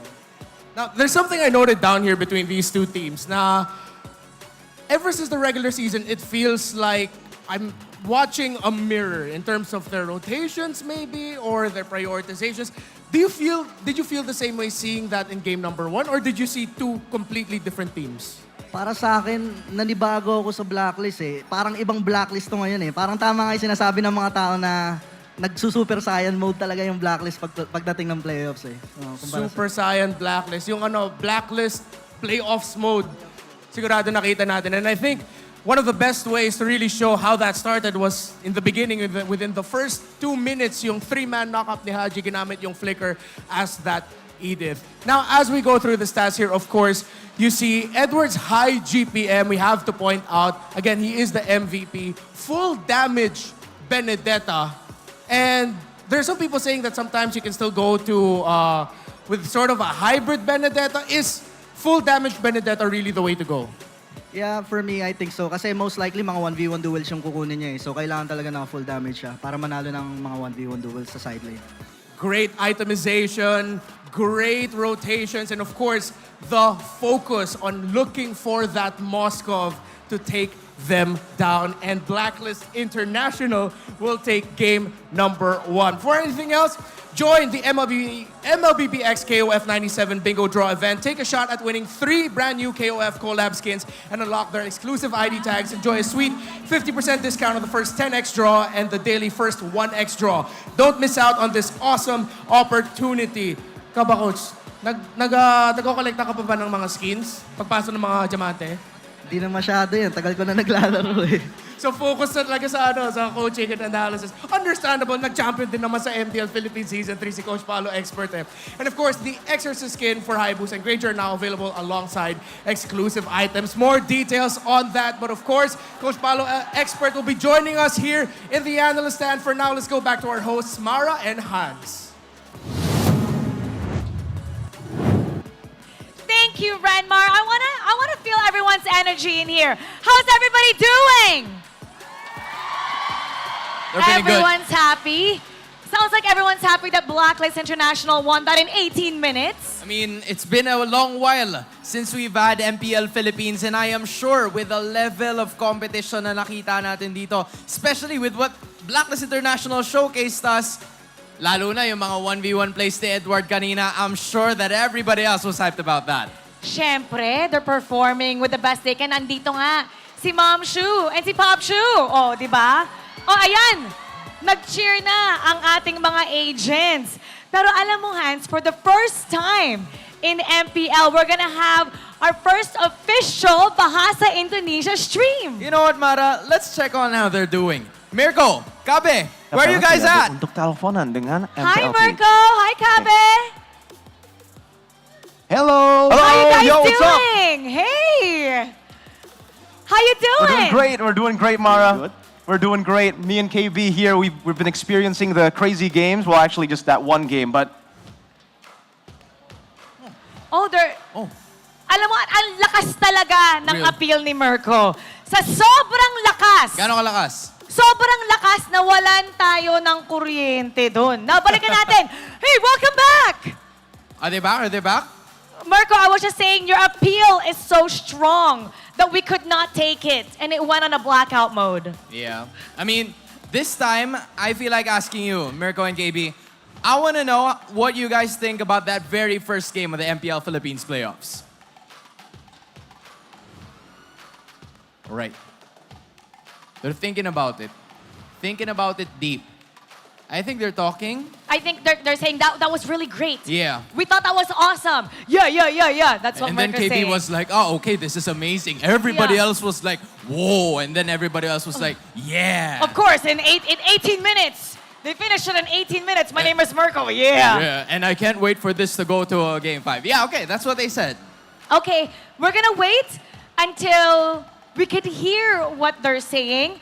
What about for you? Were there any surprises for you during that time? I mean, honestly, I was very surprised with the way nila, the execution of the game. Kasi technically, these two teams are somewhat waiting for the right time to strike. Pero in this matchup, hindi ganun yung nangyari. Una pa lang, bugbuga na kagad. Una pa lang, may 1v1 play snap. There wasn't even a Lord fight just yet. There were many fights that were away from objectives. And I feel like for the next preceding games, marami pa tayong makikita ganun.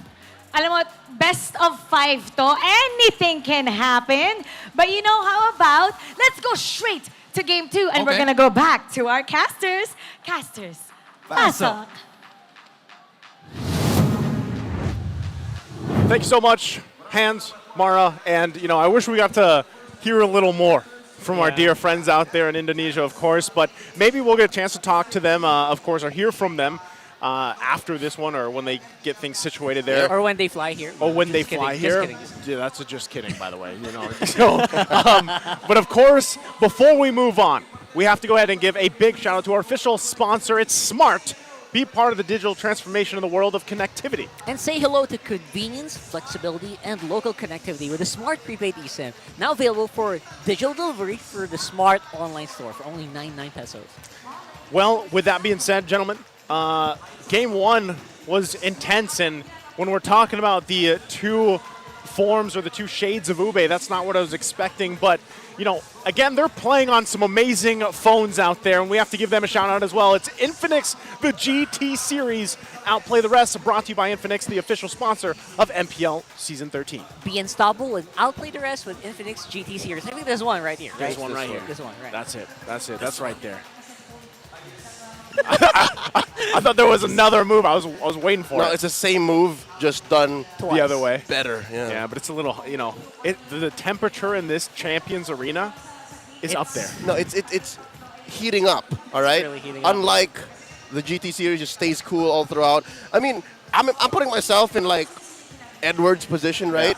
Suffered first blood, had to pull himself out in the early to mid as if nothing happened, and then started going 1v1 killing gold laners. That's a champion's fortitude, man. That's right. The champion mentality. The legend Zero.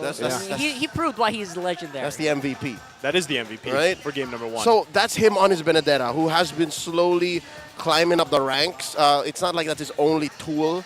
He also has a Paquito. Edward can play so many heroes right now. And the fact is, you also have to think of how that interacts with Kirk. That's true. Well, let's see what you guys have to think about, because the MPL Philippines live stream guessing game.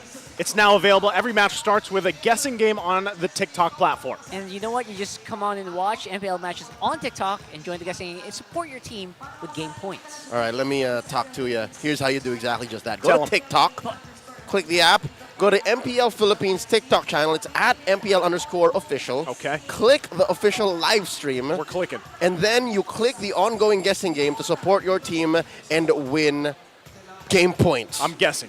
All right. I'm not. We were not allowed to join for many different reasons, but you can. So let us know. Are you for Black? Are you an agent? Or are you for Minana Evos? Are you a member of the Hokbo? You know what I'm going to guess, though? What are you going to guess? Kirk's not going to hold this R-Lot all game long, all series long. Yeah, neither team actually wants to let the R-Lot through. Blacklist, when they get their hands on the R-Lot, they actually tend to put it on Haji. They put it on... Can be Edward. But more on Haji. More on Haji. Like 4 out of 5 times, it's on Haji. Which now comes around to how maybe Minana Evos will now have the pick for sides. And luckily enough, we now have the verdict. And they are going to go on blue. Okay, so with blue side Gambit, they can do many different things. Just off the top of my head, they can play for Matilda first pick. They can force out a Harith first pick. Yeah. They can even try to go for a choke on mid. Because something tells me, all right, I don't think you agree with me, something tells me the Aurora wasn't something they were happy with. It does feel like they were forced into it. Like Lancey's picks, I was thinking, oh, hey, Lancey, he's going to pick Lilia. Oh, no, it's banned out. Novaria, no, it's banned out. So I feel like Blacklist had a really good time studying the mid pick. And you know what? They said, we can't ban out the roam completely. Let's look at other people. It's been the story of this current metagame, of this current season. Mid lane has always been so tight. Well, man, I love this meta. That's what I'll say. Oh boy. I'm still hoping for Gord through the playoffs, but let's see if it happens. Might not be one of these teams. But hey, we're going to jump into the draft here for game number 2. And with the side switch up, we'll see exactly how Minana Evos wants to approach being that first pick, having that capability to switch things up and maybe even secure something for that building of a legend, that Spider Miles roster of heroes that he has here. So once again, you can already see the bans coming out. Look at their win rates for their respective sides, and you'll see this, right? Still, though, Blacklist International will go ahead and ban out that Angela, the Harith. They don't want to give that up. We've mentioned this before. Our lot's not going to be played so far, and Loyi banned out as well. Let's see what these last 2 bans are. Okay, something tells me now they're hedging on the gambit of the Fredrin or the Matilda. From there, they can also go first pick for Remus, and it wouldn't even hurt. All right, both are still up. Fredrin and Matilda. What's Blacklist going to let through? Okay, take it. KZen, take Fredrin Johnson. Take it. I mean, Fredrin. I was like, wait, what? What? Johnson? Is that because you saw him outside? There's a Johnson cosplayer around. No protection. All right, they go with the Fredrin. Baksha, though, this is identity. Yep, for this Blacklist. is Sensui's second best jungle hero. And the Faramis, deny it from Lancey. Something tells me they got to put a hero on Lancey right now. Do it. Get that Nova, get that Vex, get that Val. Yeah. Obviously, Valentina looks like it's a prime candidate here. Get the Val. At risk of also getting banned out in the next phase. So you don't want to leave that out in the open. You got to get that Val. Yeah. There it is. And maybe a gold laner? Pick up a Nathan. I am vengeance incarnate. Hold up. Oh. No. Never mind then. I guess Moskov is a better pick now. They're going to die on that Moscow hill, aren't they? Oh, Nova! Okay, hey, at least I get the Novaria. Yep. Again, for Lancey here. Better than forcing a weird hero onto Lancey last phase. I like it. Because the impact here is throughout the game. And we know, scaling-wise, Novaria is a monster. Vision is great. Answer, though, again, this time around, Benedetta picked up for Edward. And the Fairmist being part of this whole thing, again, working through that Nether Realm this time around. And now there is going to be an option to ban out the Val, but yes, sometimes you kind of just don't need to deal with it immediately. A lot of teams, to be honest, have evolved to be able to deal with the Fairmist compositions without having to pick up Valentina. So, you know what, they can be kind of creative here. Lilia is actually pretty good against Valentina lineups as well on the mid, but again, Lancey's already on the Novaria, so that could be tricky here for Minana. There's the Hellcurt again, currently at 100% contest rate in the playoffs. I love that because, you know, Minana has done their homework. Bonchan has been known in the past to really bring out some weird stuff on the playoffs. And Minana just not taking a risk. I think that's, again, you know, it's safe. It's like a safe ban to take it out because the impact right now of the Hellcurt. So the last one, though, for Blacklist International is once again a Spider Miles pick here. They take out the Minotaur this time around. So that's 3 for Spider Miles. Yep. That's rough, Dad. Check it out. What's left for Spider Miles, right? Just the Rafaela. Rafaela, I was going to say. Rafaela and the Florin. All right, Florin. We haven't. I missed it. Sometimes you can go under your radar, but Florin's still really good, right? Who said there are no actually don't mind Florin. I literally invented one. Because they have a solid Fredrin, and then they can get a good chunky XP laner and call it a day. I think Minana Evos are okay. They're comfortable being in blue this time. Okay, so with this now rounded up here for the bans, we'll see exactly Blacklist International, where do they want to pick up? Do they go ahead and pick up their gold lane in this position, or do they pick up their roam, right? Because no, that's the thing. Is Fairmist still flexible enough to possibly be put in the roam? I don't think so. Don't do it. But you know, so what do they go with here? This is a gold laner. I feel like it's a gold lane pick. Is it just like Claude again for that matchup? That's like the safe pick. I mean, obviously, it was not a straight up win earlier, but it works. Introducing my buddy. Average assist. There it is. Yeah. So they go with the Claude once again. Spider Miles, though, averages 7 assists per 10 team kills this season, the highest among all players with a minimum of 20 games played. Damn. So he is the assist king. He is. He's the wingman. Yes. If there's an expert wingman, there's a master wingman. That's him. Well, we'll see exactly what Spider Miles wants to bring to the table this time around. That's a Terizla. I can hear that from across the universe. Hold up. Terizla. Wait, Valentina. So a Roam Novaria? A Roam Novaria. So my guy is not healing today. If anything, this is a Minana Evos that is just so hell-bent on dealing damage. This is what it says. This is the message they're sending. Yeah. That do be spicy. I love it. I actually love it because everyone just immediately defaults to, oh, Lancey's Novaria automatically, right? Yeah. People don't think about Spider Miles being able to go on that hero. I'm not Vengeance Incarnate. I am actually interested because you check out the first few weeks of the regular season, Minana Evos was the dive team. And now come the playoffs, they come full circle. They're going full dive again. And the answer from Blacklist is a great way to actually quell that kind of aggression. There's the grok. All right. Okay, so I like it. Yeah. When you look at Black, I do want to see the lineup breakdown here, the lineup ratings, of course. But, you know, with this, the fact that you're going to have Spider Miles on this Novaria, I'm wondering, like, that vision that is going to be here for the team, of course, with the Echo dropping down and everything else. That'll help them in a way, obviously, having a Mozkov on their side, but it's like, still, when you're talking about what they have to deal with across from them, Netherrealm, of course, again, Edward with hands on that Benedetta, this is, I don't know, I guess my big thing is, like, how do you execute this with the vision that you're going to have for Minana Evos? Huh.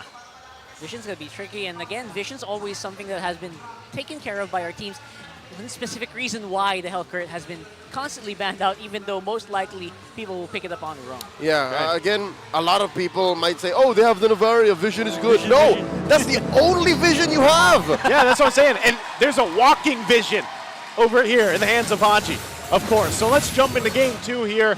Again, it's Minana, Evos, and Blacklist International. Currently 1 point in this best of 5 for Blacklist. Both junglers getting us situated here and set up. And we'll take a look at the emblems. Wow, Haji gonna go ahead and just cause some havoc. Use that flicker as well. Ooh. I guess if you're gonna use a flicker, that's a great time to do it. You don't have no immediate use for it up until the maybe the turtle take. Yep, can confirm that he is not rocking any cooldown reduction on it. Don't pull yourself together. Yep. Something to note, this is still Tank Fredrin with the thrill. So even when it's Minana Evos turn, if it's Kaizen's turn, this seems to be the old reliable loadout for one Fred. Yeah, it seems to be V-Way. Oh my god, Kaizen made a boo-boo there. 3 HP left on the purple. Oh my god, that slowed him down a lot.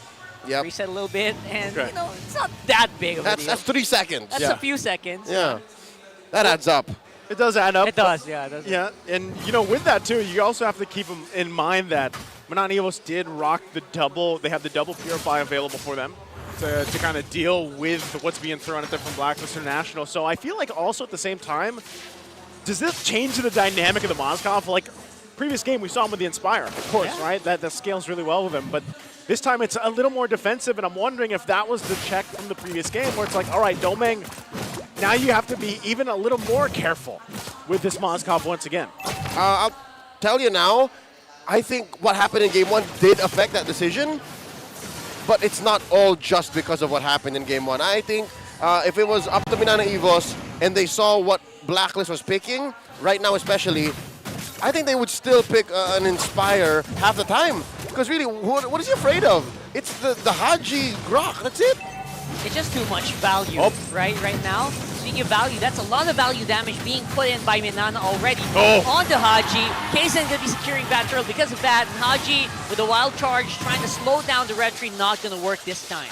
Okay, so with that exchange, turtle going to be secured from Minana Evos. That was the way that they boxed that off in their favor with what they had available to them was great. Even with Kirk utilizing that penalty zone early on to just keep them there was great timing. Yep, Blacklist International's current lineup, where they are, really has no way of just quickly and suddenly confirming turtle takes, right? Look at the burst that they have. They're waiting for Yue to get items, and everything else is pure DPS. So from there on, you know that Minana Evos actually have better goes at early game engages. So this is their window now. Yeah. Oh, bottom side. Oh. That's a good damage coming in from Oheb, and he is on the chase here. Oh, Domeng! Dive in from Haji once more. We're seeing the shot calling of Blacklist coming in full fruition this time around. You remember what you asked earlier, Leo? What are you afraid of? I think maybe that's the answer. Exactly, right? Literally. It's the one thing that you're afraid of. Haji. And it came for you.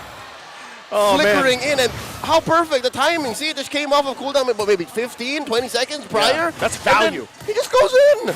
Talk about efficiency with the battle spell from Haji, of course, right? So with that, that's going to also get them a little bit extra gold to work around with here. Haji still holding it down. They're providing that vision for them to play around. Topside, Kirk. Yeah, Kirk doing some good damage, but he has no way to fight back. Even his bond's not quite there yet. So right now, he's going to have to force himself to pull back. And maybe a fight happening on the mid. You got Domeng possibly flying in with a spear. Vengeance right now. Oh my goodness, Lazzy is in a bit of a pickle here. Kill once more, going to the Blacklist. Go later. All right, so Domeng through the SOD, hit it on the dot, but thought about where he is right now and what the output would be, and said, you know what, I just need to farm. I'm just going to try to get some plates in, and so far, Blacklist understand the fact that they have been unable in a defensive mindset. And that defensive mindset is what they have to play around here. Now Sensui rolling in.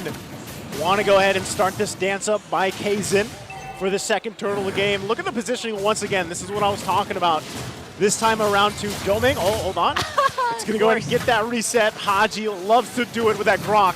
100%. So they go ahead and back off for now, buying themselves a little more time. You can see this too. They still want to battle this out there. They still want to force the fight here. They can clear that mid up. Sensui jumping in. Yeah, they don't want to go for turtle. They want straight into the fight. Kirk's going to go down for sure here. And now, follow-up is going to be stronger with a 4v5. Haji getting caught back here. Fire Miles and Kaysen not quite done with him just yet. Fire Miles with a miss there. Yeah. All right. So I love it. This is a fearless Blacklist International. We're seeing Sensui happy to go up front. Haji as well with the wild charges. Minana's just not safe. And with that, they're going to go ahead and give up this turtle. They're happy with exchanging these, these minor plays, of course, around for the turtles for now. But with that, it's still basically even for the most part. Now, Minana Evos had a good push from Domeng up top. You even saw him earlier use that Spear of Destruction, but he didn't commit to it. Twice now. Twice now, exactly. He has thrown out an ult to just check and see if he was going to come in. Timed out both times. So now the question is, are these turtles that Blacklist conceding, are they adding up to Minana Evos' plan to get Domeng online? Because currently, Homie only really has a Corrosion Scythe. He's on his way to a DHS, and I'm guessing, what, it comes in about a minute from now? Yeah. Okay. Is that enough time? Is that when they say go? We'll have to find out. They're trying to really push their luck here on the bottom side once get more. A fearless wild charge straight into Domeng's face. He's able to survive with, of course, the NetherRealm. Kaysen misses out with the Appraiser's Wrath. Edward goes down, though. Good punch back for Minana. But I think that is going to be mission accomplished to be in the Blacklist, though. Sensui trapped in the corner here with a rock in a hard place. Man, so even with the Purified Domeng, if the pressure is there, it's so hard to escape. And even with these shots coming down, Lancey. I love these Astral Recalls making their hits. He's feeling pretty good, considering the fact that they're down 1 in the series. I mean, they're down but not out. They're not out. Right? And I think it's that kind of bravado, that kind of mojo that gets you back into a winning position. Again, Minana Evos in a defensive mindset, and it's clear that if it wasn't for that Domeng death second time now, then now it is for sure. He is almost there? Almost there. Almost there, but look, he started to build defense, man. He just paused the DHS and said, you know what, I need armor. Hold up. Let me get the jerk in. That's what I'm saying. It's like, this is a different approach to the Moskov. Yeah. And because if you think about it, let's say he Spears of Destruction, it pops in there. You have to be ready to either get pulled by the Shadow Stampede, get wild charged into, and that's why you have a Purify, of course, right? But then still, playing around the positioning game is so difficult here for Domeng. And while that's happening, core items locked in. Golden Staff already for OHEB. Is he on the Trinity? It's really fast already. Is he on the Trinity? I think it's just a duo right now. But still, that's pretty bad. Because, that's pretty good whoa, already. whoa, watch out, watch out. Look at that. OHEB's in trouble here. Backup coming in from Haji. Absorb all of the spears coming in from Domeng. What a buddy right now. But Haji, I think he will have to pay for it with his life. Domeng Nation getting a kill. All right, they're feeling it. The recall button getting too loud. Okay, so that's the thing. We asked if he gets the ult in, when does he flick? When does he come in? Right? When does he click the button on the Spear of Destruction? I think they only did that because they know that they were ahead. They said, "Oh, we're home, TKO." But from there, I'd reckon once he gets his 4th item, that's when the Purify is starting to be used aggressively. Yes. That's what we're waiting for. And that's probably why he had to go ahead and pick up some of this defense now for the fight for the purple. Yep, it's a fight happening right now on the purple side buff here, Blacklist. Now it's Minana looking like they are ready to take these fights even with the NetherRealm. Push up on the mid seems to be the actual call here, though. As UA are going to help us clear that wave. Here comes another one. Yeah, Kaysen is hereby guilty of Grand Theft Purple. So that's good. Minana Evos rubber band their way into a 2K gold lead about. Yeah, holding on to that NetherRealm as well for Lancey. That's something they can play around with. And of course, as the game gets further on here, even for Spider Miles, hey, he's only got, of course, the Enchanted Talisman he's building into his next item. But those shots will start to do quite a bit of damage as we get further into the game. And now Domeng still putting the pressure here on this tier 2 in the bottom. While Blacklist tries to hold on to that tier 1 mid lane because it's crucial that they keep it together for this Lord Dance. Let's take a quick look how the items are falling into place. Okay, so there's the Trinity onto OHEB, Filipino sniper, taking his time here. He knows that his, hold up. Okay, we're fine. Happy here. We're fine. Checking out Lancey, also on his way to his 3rd core item. I'm guessing that's what, some level of a Queen's Wings or a DG. Yep. Looks like a DG. Well, Miles, check this out. Look at what Miles did, man. He's a roamer, yeah. His first item, Enchanted Talisman. Yeah. Of So they course. just want to collapse on the black. And cooldown boots, of course, magic boots. Make sure to get that cooldown reduction in. Everyone spotted out here, though. It is a great engage coming in from Minana. Haji trying to go for the wild charge to the back. Oheb as well with the blazing weapon. It's just not quite enough here. Lancey with the kill. Haji going down. Yue getting chased down with all these spears. Gonna get chased down from downtown. Hits the Spider Mouse after recall. And now Minana really feeling it. Oh my goodness, Minana Evos playing that so well. And even from the shot from Spider Miles. And with that, they're going to ground themselves this Lord here. Blacklist International not able to do anything but watch. An amazing Lord dance. And you can't even say it was a dance because they immediately went for the turn and found the right targets. Taking down Sensui first, making sure that Oheb regrets his decision of coming in with a blazing duet, half-cocked. Again, it's a trinity. I don't blame KL1. I don't blame him. That should have really taken down Minana. And mind you, this is Minana Evos without a Netherrealm. That's interesting. They did. The Netherrealm was not online when that came in. So I'm really feeling good for the for this time around. I think this aggressive take. Oh my God. Not if they miss hits like that. Kirk is in trouble. Haji gonna go down. Nice save coming in from Yue. Able to keep Haji alive just for the meantime. Whoa! He won't do it. A spear of destruction going into the base. Probably won't get pulled up here. But here comes the minions. Do see some good bursts coming in. Edward with Electrofile low in. Dodged out by Lancey. Lancey still goes down though. Valentina is out and down for the count. He was waiting for the Purify, man. He was waiting. 3 seconds off. He was waiting for the Purify. And again, I don't blame him. They're ahead for the first time in this whole series. And now they're in the base. They are in the base right now. And that is a massive, massive dive in here. Coming in from Kirk, he goes down. But I think that is mission accomplished for the ball. At least for now. Edward trying to get something done, trying to clear those minion waves. It is going to be at least a successful defense, but that was a massive amount of damage done to Blacklist. There's a saying that goes, hard times breed better men. And Domeng survived those hard times. He had hard times. For the first, 7 or 8 minutes, he was not playing the game. And now he's able to use the Purify aggressively. Look, he didn't even use it in that siege. He didn't need to. And, you know, he also just picked up the Wind of Nature. So he's got that defense at least available to him. So you can even expect him to, if we're talking about aggression on that Purify, if he actually finds his moment to go in, pop that Wind of Nature, that could be crucial in a lot of the damage provided. Again, they're almost 6K ahead here. And you can see how many turrets they got off that last Lord. Edward, though. This time around, it does feel like it's Blacklist trying to be aggressive, but it's just not working out. Because they're able to burn through the HP, even with the Nether Realm. And now it's 2v4 Haji going down. Sensui just does not have the tools to deal with it. Boys, we're going to game number 3 here. 1-1 on the scoreboard. Minana Evos swings back, claws back, evens out the series 1-1. And with that, we got a ball game. We got a ball game. And it had to come off of an unorthodox lineup.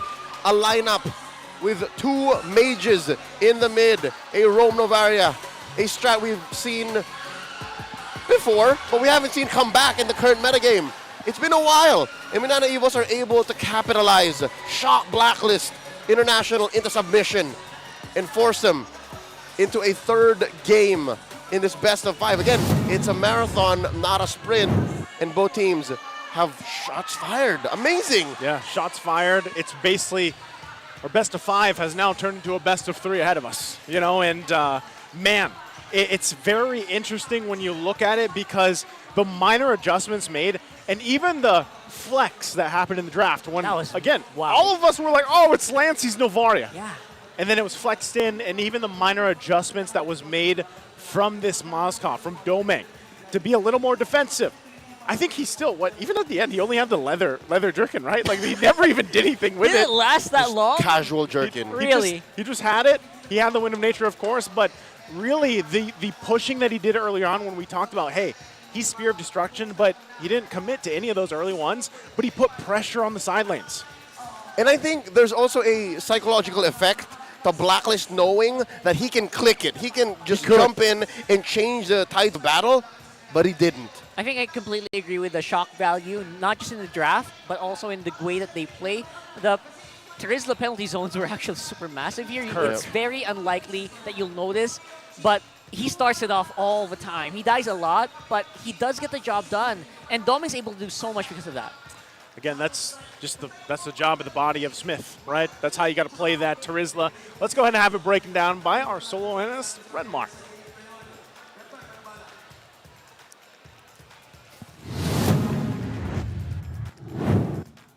Thank you, casters. Minana Evos takes game number 2, 1-1. Coach Paolo Expert and I, we were talking here. Novaria Valentina, risky yun ngayon sa meta natin, pero gumana para sa Minana. Yeah, last on pick siya. Actually, hindi ko rin siya in-expect na pipiliin. Kala ko yung Novaria post 4 na eh.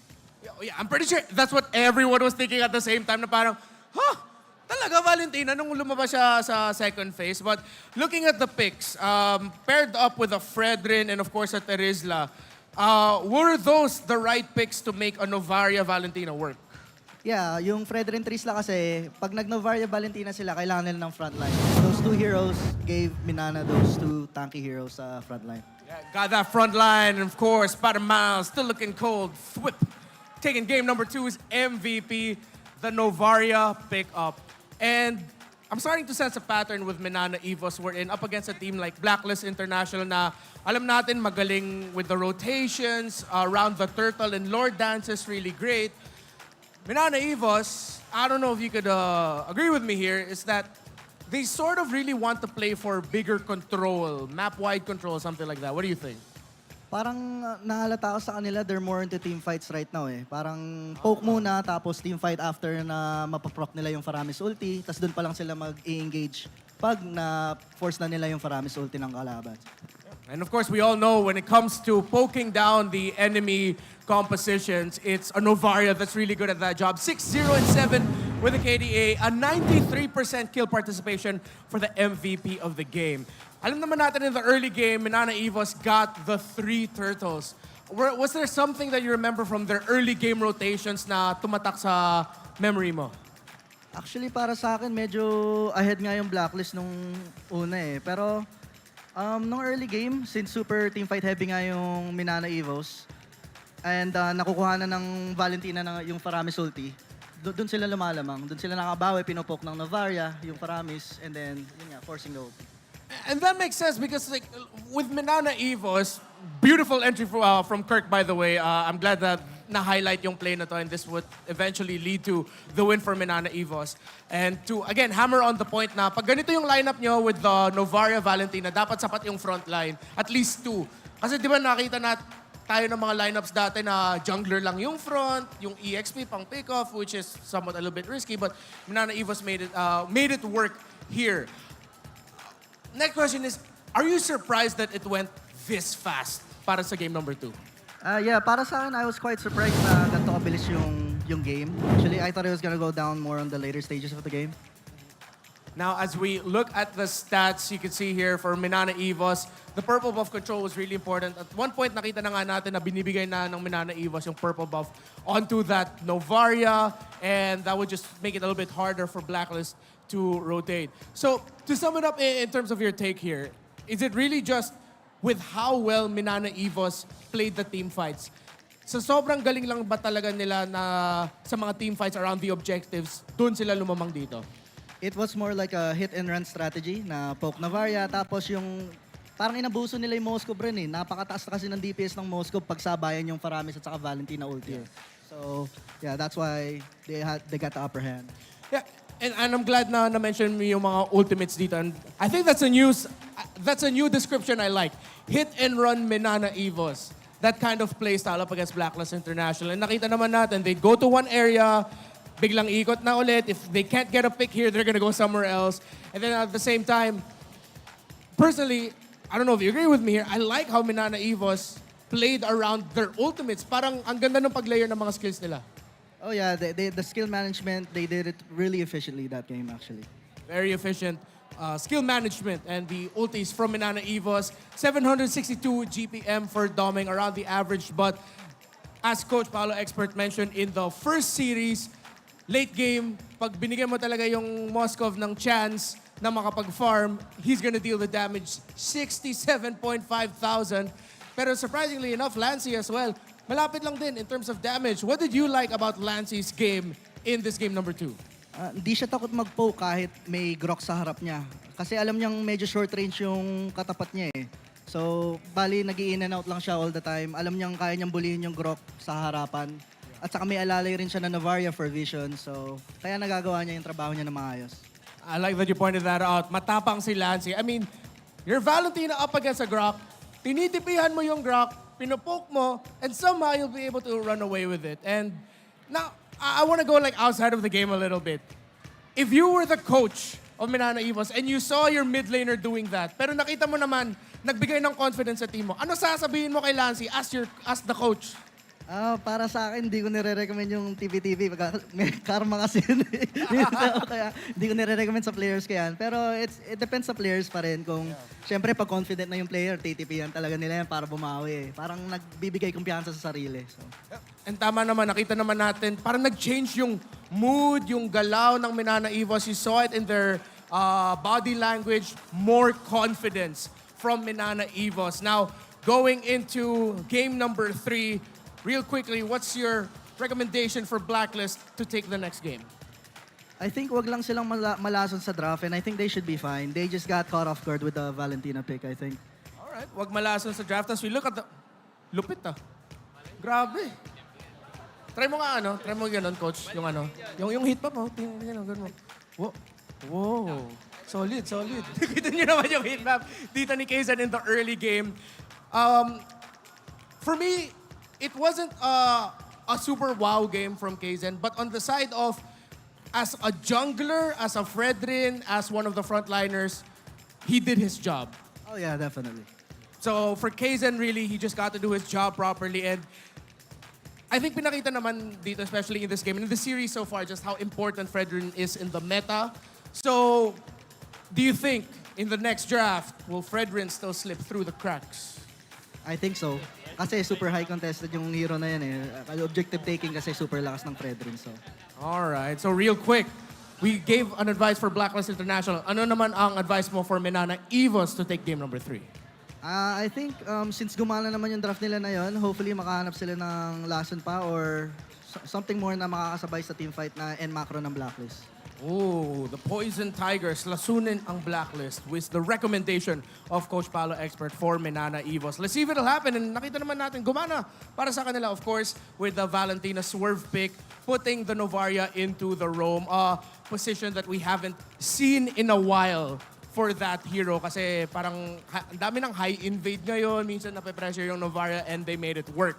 So, the Exorcist skins for Hayabusa and Granger are now available alongside exclusive items. Enjoy 50% off on your first 1x draw every day and get a permanent exclusive item in your first 10x draw. Kagura and Yuzhong's Exorcist skins are joining the prize pool. Grab them while you can. Coach Paolo Expert, gusto mo ba mag-giveaway ng skin? Pwede naman. Pwede naman? Pwede naman. Champions Arena, do you want Coach Paolo Expert to give away skins? What? Parang ayaw ng skin na. I'm asking again. Do you want Coach Paolo Expert to give away skins? I'm sorry. Not really. You're gonna have to give away a lot of skins now. Let's toss it over to Mara and Hans for an interview with some special guests.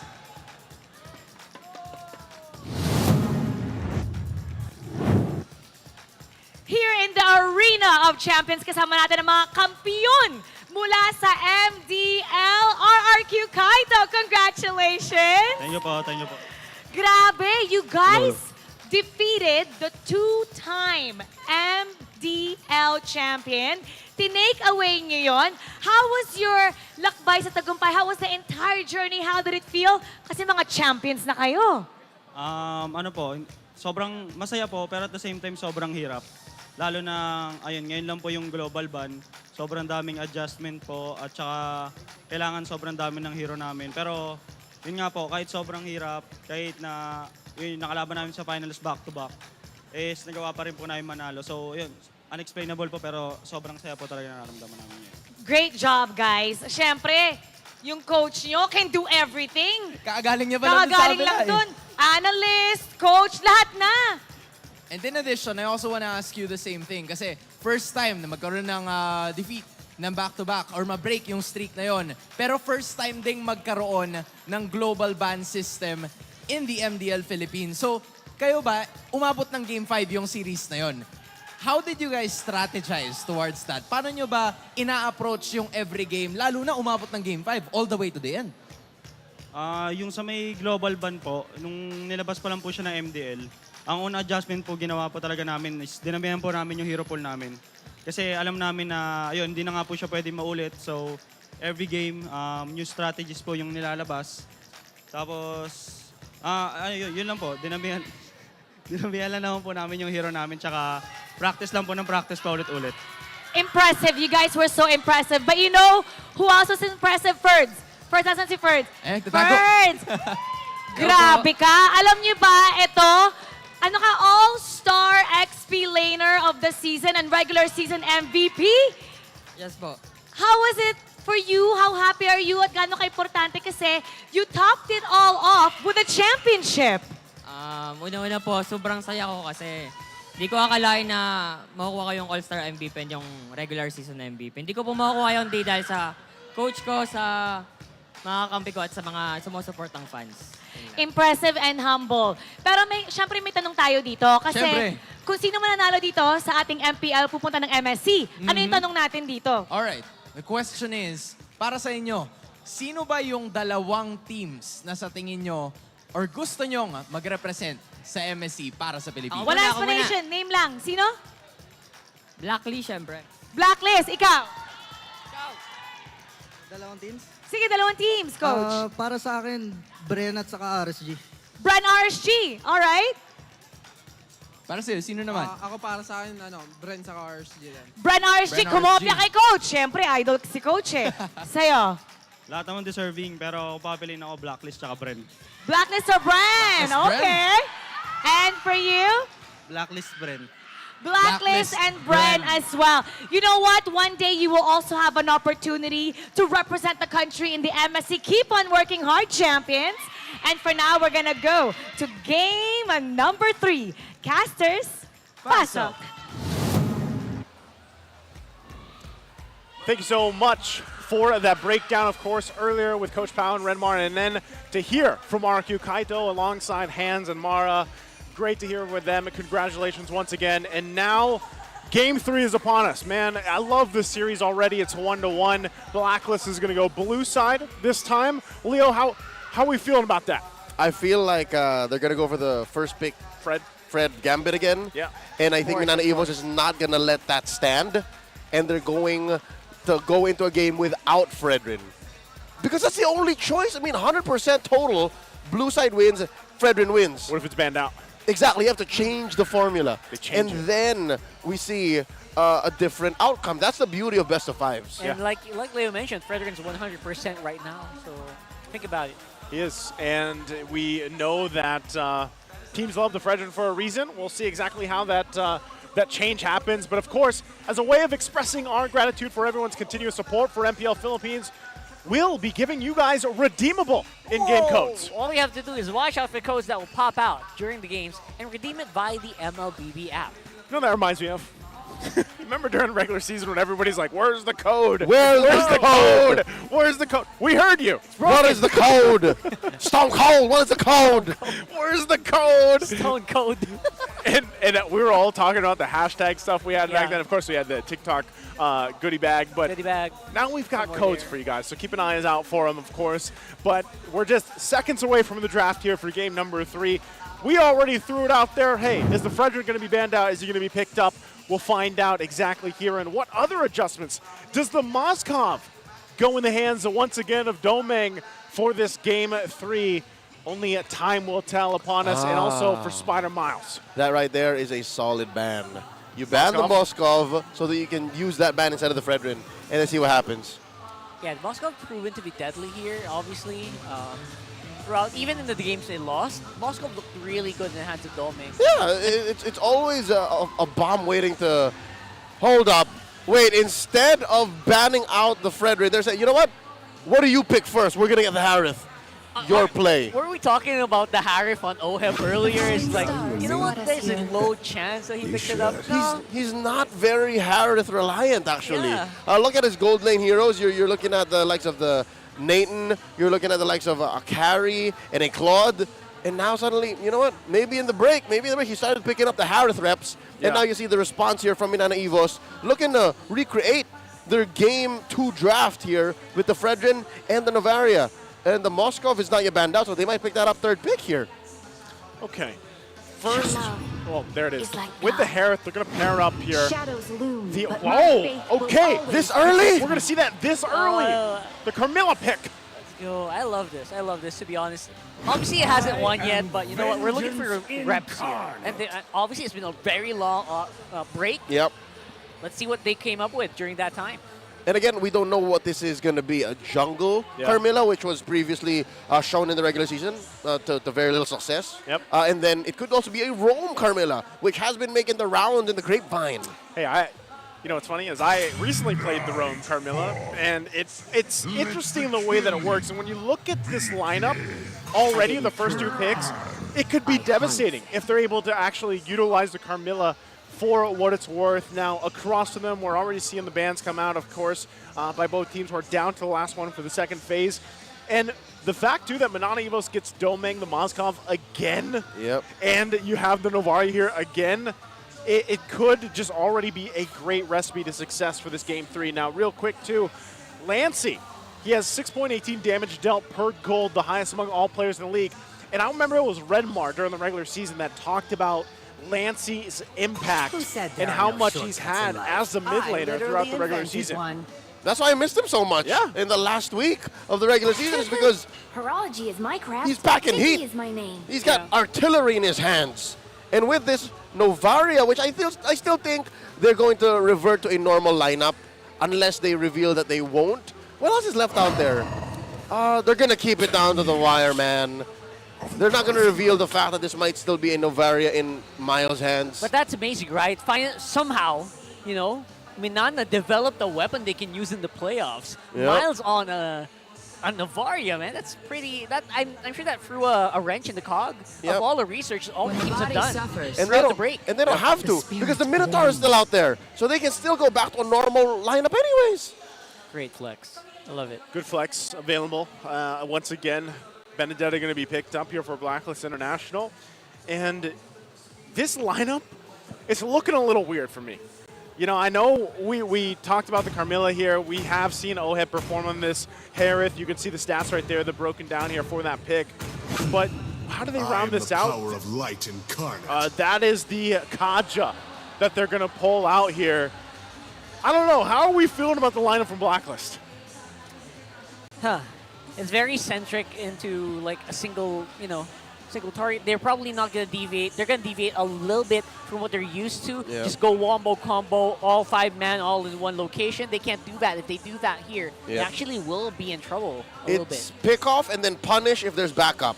That's what Blacklist wants to do. And if I was Minana Evos, I would bum rush a Radiant Armor. Yeah, because look, the only real physical damage that they have is Benedetta. That's what I was looking at. On a Bunjingjing, and that's it. Yeah, that's what I was looking at. There's a whole lot of magic damage here. And, of course, the Florin is picked up for Spider Miles here in their shade of the Ube. And so now, is that enough to deal with this? I think so, yes, because that's how you answer the whole kill squad approach that Blacklist has. Again, it's not like they want to go all 5-man. It's more of 2- and 3-man killing coalitions, like ganking all around the map. And then what you have is the ultimate on the Florin, healing and nullifying that threat. It looks really good right now. Obviously, with the swings that Minana has done, they've proven that they can kind of pull off these kind of compositions that, you know, can kind of be flexed one way or another, and they got so much out of it. And yeah, Radiant Armor, 100%, right? I feel like, you know, it slowed down a little bit, but the damage is, you're still going to get maximum efficiency from it just because of the composition that Blacklist has. Yeah, it's all magic. All magic damage. Radiant Armor's going to be a huge pickup to go ahead and deal with that. And once again, as we look at the lineups here, we'll see exactly how it's executed on both sides as we jump into Land of Dawn once again for game number 3. It's 1-1 in the series. Minana, Evos, and Blacklist International fighting for the playoff lives here, of course. And remember, it's an endurance matchup. We could go 5 games, and whoever wins the series has to face off again later today, waiting for Fnatic ONIC. And now already early aggression, of course, going on. Haji gets that vision available to him, but you know, dealing with the floor in the air for Blacklist will be something they have to do. That's a good delay. Haji forced Kaizen to take his time with that purple buff, which I think puts Sensui up by about 5-10 seconds. And that's a big deal when you're early jungling rotation, first run. Minana can just stick together a lot here in the early parts of the game and still be pretty much in a good shape, even with Haji here. Obviously, without the Divine Judgment, they should not do as much damage. Even though gonna be slowed down just a little bit, but not anything. Right now, with the protection provided by Spider Miles, they can really just get work done. All right, so with that too, again, we're gonna have to see if this time around the success is gonna be better for this jungle Carmilla in the hands of Sensui. I still think if you look at the way that the team fights are going to go, especially as we wait about 30 seconds for this turtle to come up, they could really work in favor of the way Carmilla works and deal with that. But Minana Evo so far, this is something we've seen time and time again throughout the series. You know, this 3-4 members up here on that XP lane to go ahead and try to get this level 4 available. We know these ultimates are going to be crucial for them. So with that too, Spider Miles having this floor in, focusing Mark, mind you, as well, will help deal with this, dealing with some of that burst damage they should be able to throw out. So Turtle's now up. Both teams have the level 4s that they want available to them. UA and Edward just getting it. But it looks like Minana Evos is going to go ahead and give the first objective up. Now they are going to slow it down. Obviously, they can't engage just yet. Doming! Doming though! No, my goodness, that was perfectly executed by Haji. The game sense of this guy, knowing that the recall probably isn't going to be completed in time, gets a kill over the Blacklist. Yep, there was nowhere Doming was going to go, honestly. His dash must have been on cooldown. He has a flicker, but they can reposition. Oh, what?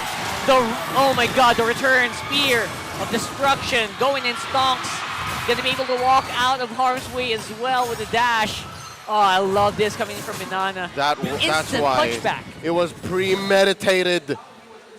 He knew that he was going to go for that, and I think Spider Miles played possum. Spider Miles played as if they were going to play defensively, but wait. Oh. Playing defensive doesn't work, especially if you have Edward going straight on your back. Now Kaysen definitely getting in trouble, not being able to use that gray health. Another kill for Blacklist. They seem to be upping tempo quite a lot here. Yeah, just with a couple moves, they get themselves this lead now this early on, and they're going to punish. Like this Minana Evos lineup that they have, they're able to punish. They know too, anytime that Divine Judgment's available, they have to respect it. They have to be careful of it. So they're going to try to force them back a little bit further here too. You see once again Edward picking up that Sea Halberd. He's got it available to deal with Spider Miles, that sustainability. So you see this building up quickly already for Blacklist. And look at that, 2,000 gold lead. What's that got for you? Yes, there was the clap back from Doming, but Ohib here with a Starlium Scythe already. So I think with just this one item, I think big team fights are abound. 100%. They can go for pickoffs immediately. He can even duel out Doming on this Moskov, right? Because of that. Yeah. 100%. And again, it's up to Doming to really just have this game. And it's funny because 3 games now, different battle spells, right? Inspire to the Purify to now he's got the Flicker available to try to maybe even avoid getting Divine Judgment. You know, that's one of the main things he has to do. So with this objective up again, Flicker from Haji. Speaking of Divine Judgment, Lancey just has nowhere to go. If Haji chooses you, you will go down, especially with Sensui, Edward, and Yue close by. There you go, 100% turtle take rate for Blacklist so far. And I'm curious, we haven't really seen much of a collapse from Sensui. He's just happy taking these objectives. Like, what's the game plan here once Minana Evos start to fight back? Because look, Blacklist has free reign. 100%, look at that.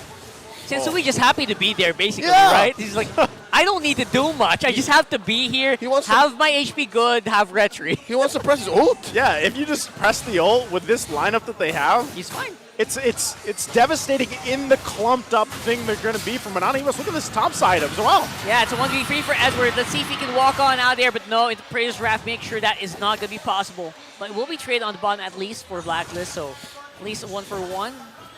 It's kind of what they have to do, right? From Minana Evos, it's like we have to focus down, kind of bully Edward if he's left to his own. Because really, when we're talking about these team fights, it's tough. And, you know, dealing with that, it's a question of how fast can Minana scale with this lineup that they have. Domeng obviously going to need a little time. They will get this turret in the top side down.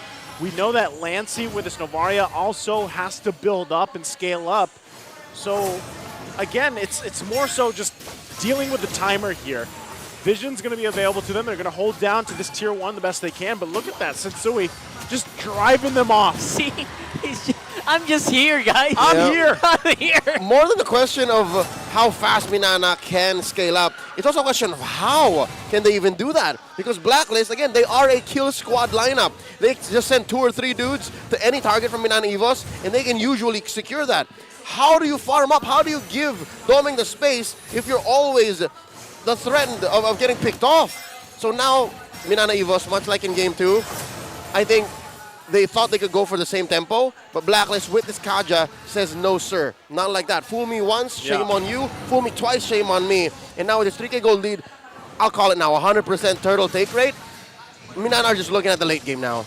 Yeah, especially now that Kaysen can't even go near with fear of a divine judgment. And that's the presence, I would say, of any Kaja that is picked up.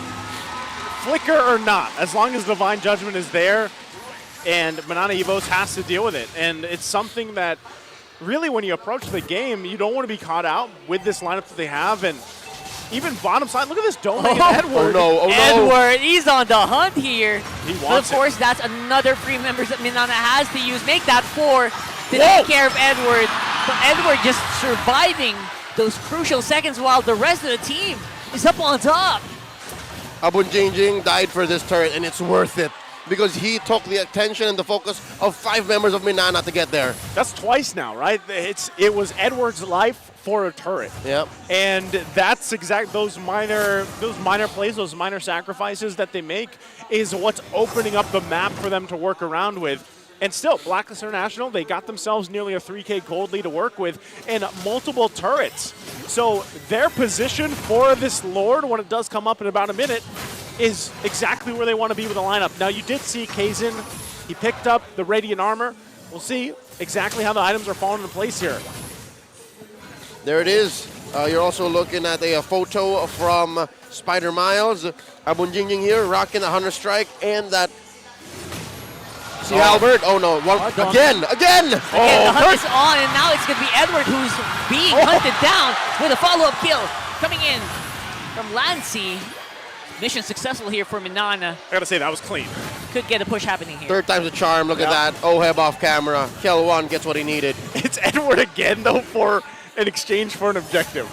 And that keeps happening. So Minana Evos, they're showing some signs of fight and hope in this to deal with the lead that they're working against, right, from Blacklist International. I'm just wondering if they're actually in a position, though, to dance toe-to-toe with the Lord dance that's going to happen here. And now that it's up, it's spawned. And really, Sensui, this is where it's like his time to shine with this Carmilla pick. Yep. Because so far, he's just been kind of up front, being like, hey, look at me. He's just been there, that's all. I'll tell you, Joseph, Carl, Minana Evos cannot dance against They Blacklist. can't dance? If there was a chance that they were to show up here, it wouldn't be a dance. There would have to be shenanigans involved, right? Shenanigans. It would have to be a late entry Domeng, and then again, you're risking the fact of the Lord jumping you again, and there would have to be a deep backline penalty zone. And obviously Sensui banking on everyone to collapse so he can get the perfect curse of blood from the Carmilla. And he doesn't even want all of them. He wants like 3 or 4, 2 or 3 minimum. And that's damage done already. And we're going to see if that's going to happen here.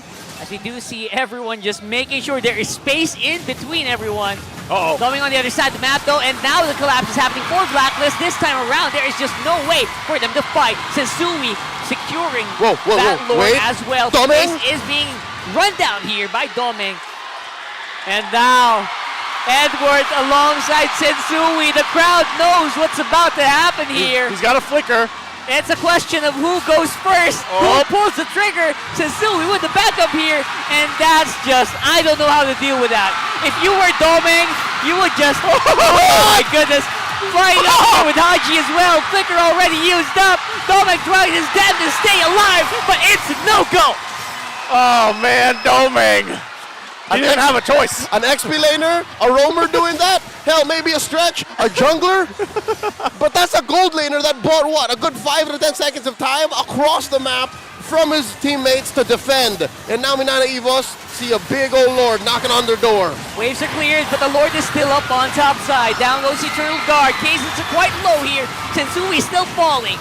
Kazens with the first rat gets some HP back, but looks like Eternal Lord, rather, is going to be going straight for that tower. Oh, Spear of Destruction can be triggered, but Domeng decides to go the safe route.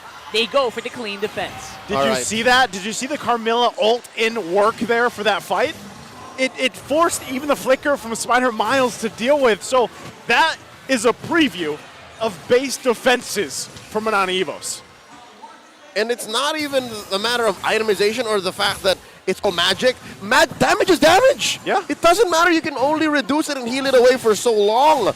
And now Blacklist, 5k ahead, clearly rocked Minana Evos to their core. They penetrated top lane, and now that's permanent damage that Minana Evos have to tend to. And across the map, something to note here, you only can hope for a clutch SOD or a clutch DPZ because those are ults that Blacklist see coming from a mile away. You have to know that Edward is never where you think he is. That's the tough thing to deal with.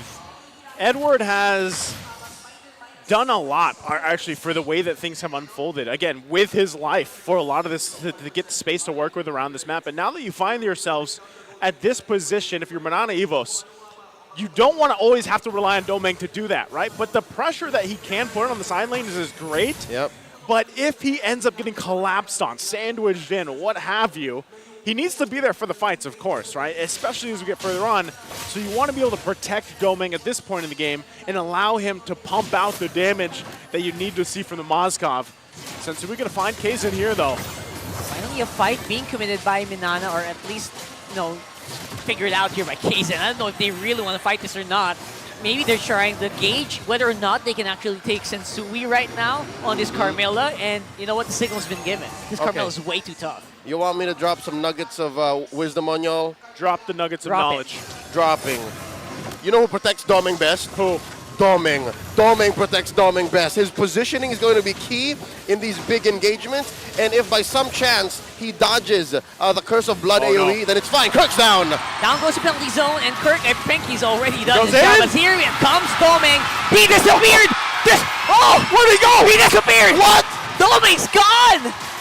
I need a replay of that. I swear that I need the slow-mo because the moment he landed, they popped him. He got popped like a pimple. He didn't protect himself, Leo. He's somewhere in the astral zone. He's somewhere out there. Oh my goodness. At that point I was like, all right, he kind of has to go in. He's coming in. But then he was gone. Yeah, because again, I told y'all, the best person to protect Domeng is Domeng. So He just didn't do it that time. He didn't do it that time. I jinxed it. What you meant is don't click the spear. Yes. And I guess in the middle of a fight. There was some level of frustration there. Minana Evos said, you know what? We need to deal the damage. It's now or never. And now they're staring down the barrel of a loaded gun. Blacklist might just end it here now. This is going to be tough for Minana Evos. Once again, dealing with the Lord. We'll be able to make quick work of it, but now the next wave is going to be pushing in here. Blacklist wants these next two turrets. Okay. Kazin goes in. Yep, Bullhead this time around with the HP bars getting demolished this time around by Kazin. And now the fight is being given to them by Minana, who seems so confident now. Up on front is Kirk, obviously doing the work. Wow. Sensui not even lasting a few seconds in the front of his spear. Oheb also, just as quickly as Domeng disappeared, got clapped by a single Appraiser's Wrath. Bang, bang. Whew. Minana Evos striking back. Just when we thought Domeng got deleted, quickly the gold lead and the space advantage that Blacklist had is now getting deleted across the map. as they make their way down the mid lane here. A couple shots happening, but MNNE Evos wants more. They can get turned around so quickly. Haji all alone. Same with Edward. Can't even survive the onslaught of spears being thrown down by Domeng this time around. That was a tasty DPZ, a delayed penalty zone. You saw how Kirk was actually holding the ult and waiting for that tail end of the dash on Edward until he dropped it and killed him. Amazing read. Again, the game IQ on this young man, Kirk, who is a pseudo-rookie from Minana Evos. Previously played for RSGPH, didn't really see much field action, and now he's where he belongs. And he's, what, ahead? Oh, no, he's still behind Benedetta. He's still behind Edward, but the way he's playing, it's as if that gap never existed. It's as if Minana Evos isn't even behind 1,000 gold. Yeah, that's Kirk doing his job, essentially, right? I mean, he's not going to be ahead in gold. Vendetta, so mobile, goes around the map, gets all the gold sources. But compared to other Terizla players probably right now in his shoes, he's doing a damn good job. Gentlemen, check this out. The whole early to mid game for Sensui being rather, again, I'm going to use the B word, boring. Yeah. The B word. Led him to not gaining much gold. See that Kaizen is farming up more, and this is a losing team. They were behind for a majority of the game, and still he was farming up more. And with all that's happened, they pretty much diminished the gold lead. I mean, it's 1,000, but again, they had, what, 5,000 plus gold for Blacklist International? Now it's negligible. Yeah. Yeah, they don't care because Doming's in a position now that they want him to be.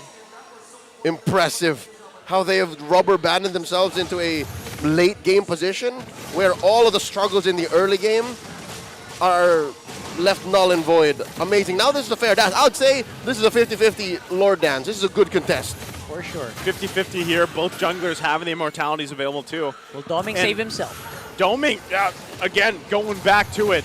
And look at Haji's positioning, waiting to use that flicker, Divine Judgment. Kaizen going to be the focus though. That's so far back. Down goes to Zaman Force. And Minana seemed to be quite willing to take it. They're taking down some bodies here. Kaizen, Immortality already popped here. And the flicker committed, making sure that Minana does not have the retribution. It seems like Blacklist just wanted the Lord after all. All right, that's a little bit of too much protection from Doming. He's literally skedaddled out of there. Oh, wait. Wait.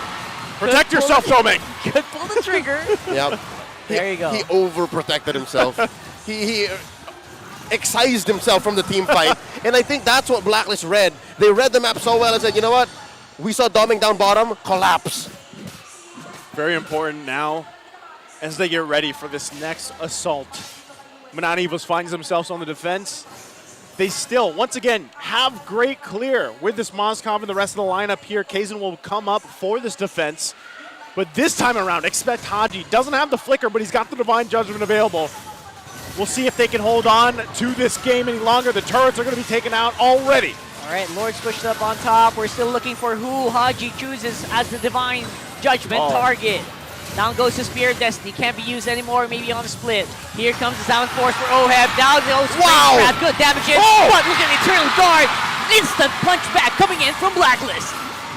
Man, again, MNNE Evos going to hold on, and they hold on to one turret. Woo!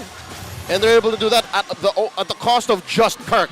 Folks, well, let me remind you, there was a Lord inside the base. And MNNE Evos had to both fight that fight, protect their base, and keep themselves safe. Oh, they might lose it here. Uh-oh. Yeah, we'll see though, as the turret does go down. Their base. Doming dashed in already. I think that is the signal for Blacklist to go here. Amazing. Eternal Guard once more into the right targets. 2 down, and the base all alone, but minions are nowhere to be found. Doming taken out. They're going to bob and weave. Bob and weave. Inspired Mouse buy some time here to get that minion back on track, but Oheb takes him down as well. And all the minion bodies exploding because of the Vexana passive here. It does seem like the minions are going to be here in time. And another Zaman Force on the floor. Kirk with a last minute penalty zone to try to clear that wave. And it is Blacklist on top 2-1. The Champions Arena erupts as now Blacklist International hits match point in the series against MNNE Evos. It's 2-1. Game 2, MNNE Evos brings out the Novaria Rome. Game 3, Blacklist brings out the Carmilla Jungle, getting its first dub in Finally. Season 13. About time. And to be fair, its threat really only reared its ugly head towards that last 5 minutes of the game, right? Yeah. Wherein, even inside their own base, Minana Evos was uncomfortable to pick fights. So now, we're at match point, just one more game. Whew. It's, again, looking at the lineup, if we rewind a little bit and go back to the draft, some people might have been scratching their head, even with the Carmilla pick, and a whole lot of magic damage. But man, did they control the majority of that game with that lineup that they had. So they figured something out. It worked for them. And again, the presence, I think what really paired that up, and I can't wait to hear this breaking down, was the Kaja pick from Haji. So I can't wait. Let's go ahead and break this down even further with Redmar and Coach Pao once again on the analyst stand. All right, Blacklist International takes game number 3. At katulad ng mga sinabi ng crowd natin dito sa Champions Arena, isa na lang at mag-a-advance ang Blacklist International. Sino nga ba ang the one para sa Blacklist? Sensui! The Zen Master on the Carmilla. And pag-usapan natin ang Carmilla pickup ng Blacklist International in the jungle. The biggest utility of the Carmilla, yes, mahirap siya patayin dahil sa ability niya, the first skill, yung mga Rosas, umiikot sa kanya kung saan kinukuha niya yung magic and physical defense ng mga kalaban niya, and then at the same time, nakaka-lifesteal while dealing damage. And then, of course, yung ultimate ng isang Carmilla kung saan 50% of the damage 50% of the damage dealt by your team doon sa mga targets na namarkahan niya, mabibigay sa kung sino man ang masakop sa ultimate ng isang Carmilla. So, damage will get split. Kaya nakita natin for Blacklist International, their priorities in this draft were 3 heroes na kung makuha nila yung magandang early game will snowball in a devastating fashion. The Harith, the Vexana, and of course, the Carmilla. Because Carmilla likes being paired up with heroes na nagbibigay ng burst damage. Kasi kung mahuli mo yung mga kalaban mo, sabihin natin 3, 4, that's more damage instantly dealt across everyone who got caught. Speaking of getting caught though, we could see that in that highlight, we have to comment, of course, Lancy in the Novaria. Now, Minana Evos, nakita naman natin yung pag-adjustment with the Carmilla pick-up. They picked up 2 heroes na sobrang mag-backline lang. Ayaw nila masyado lumapit sa laban, so that means that's less heroes getting damaged by the Carmilla split. Pero, even if you have a frontline that has the Fredrin, has the Terizla, na nakita natin gumana naman talaga sa early game, pag nakapag-snowball ang isang Harith, one of the picks that really changed the meta after the biggest patch, the big patch that we had midway through the season, mahirap talaga makakomeback sa scenario na yon. At nakita natin isa sa mga key plays ay yung pag-frontline bigla ni Oheb to surprise Minana Evos, and Blacklist International were able to fight. But Sensui was the MVP of the game here kasi nakita naman talaga yung pag-maximize ng ultimate ng Carmilla. And this is a lot of pressure for one Carmilla because with the Kaja as your roamer, pick-off type yung roamer ng Blacklist International. So hindi naman masyado magfa-frontline si Haji ganun katagal. Siguro maglapag ng skill, get the pick-off with the Divine Judgment, then magbaback na siya, maybe to provide a little peel for the backline kung madelix yung backline. Yung frontliners dito ng Blacklist International would be the Benedetta of Edward, yung technically, pwede mo nangalagay doon yung ultimate ni Vexana kasi parang 6-member na yun para sa Blacklist. And of course, the Carmilla as well. So, again, Sensui really one of the best examples of the utility jungler in terms of frontline ka, tank ka. Yes, trabaho mo rin mag-retry, and in the late game, kung hindi mo matamaan yung retry mo, di kawawa naman tayo. A lot of pressure put into the shoulders of Sensui. MVP performance still is what he got. Looking at the items here, of course, a popular build for the Kajas of the world. Dominance Ice into the fleeting time para mahabol mo na talaga kagad yung ultimate niya as your lineup plays around the ultimate of the Kaja. And because of that, Blacklist International played around their gold lane, making sure that Oheb can farm up really quickly. looking back at the lineup of Minana Evos, other than sabihin natin yung Moskov ng Minana Evos, there's not really a hero that stands out as something that can give the Harith a hard time. Yung Harith nga ni Oheb may Purify, so sabihin natin kahit mahuli siya sa mga crowd control nila, Kaizen, Kirk, Spider-Miles, any other crowd control from the side of Minana Evos, it'll be really difficult. At nakita naman natin yan sa damage dealt, 101.5 thousand damage dealt by that Harith, paired up with the Vexana, and of course the ultimate getting dished out by the Carmilla. Yung mga damage na nadideal ng isang Harith will get split amongst the members of Minana Evos.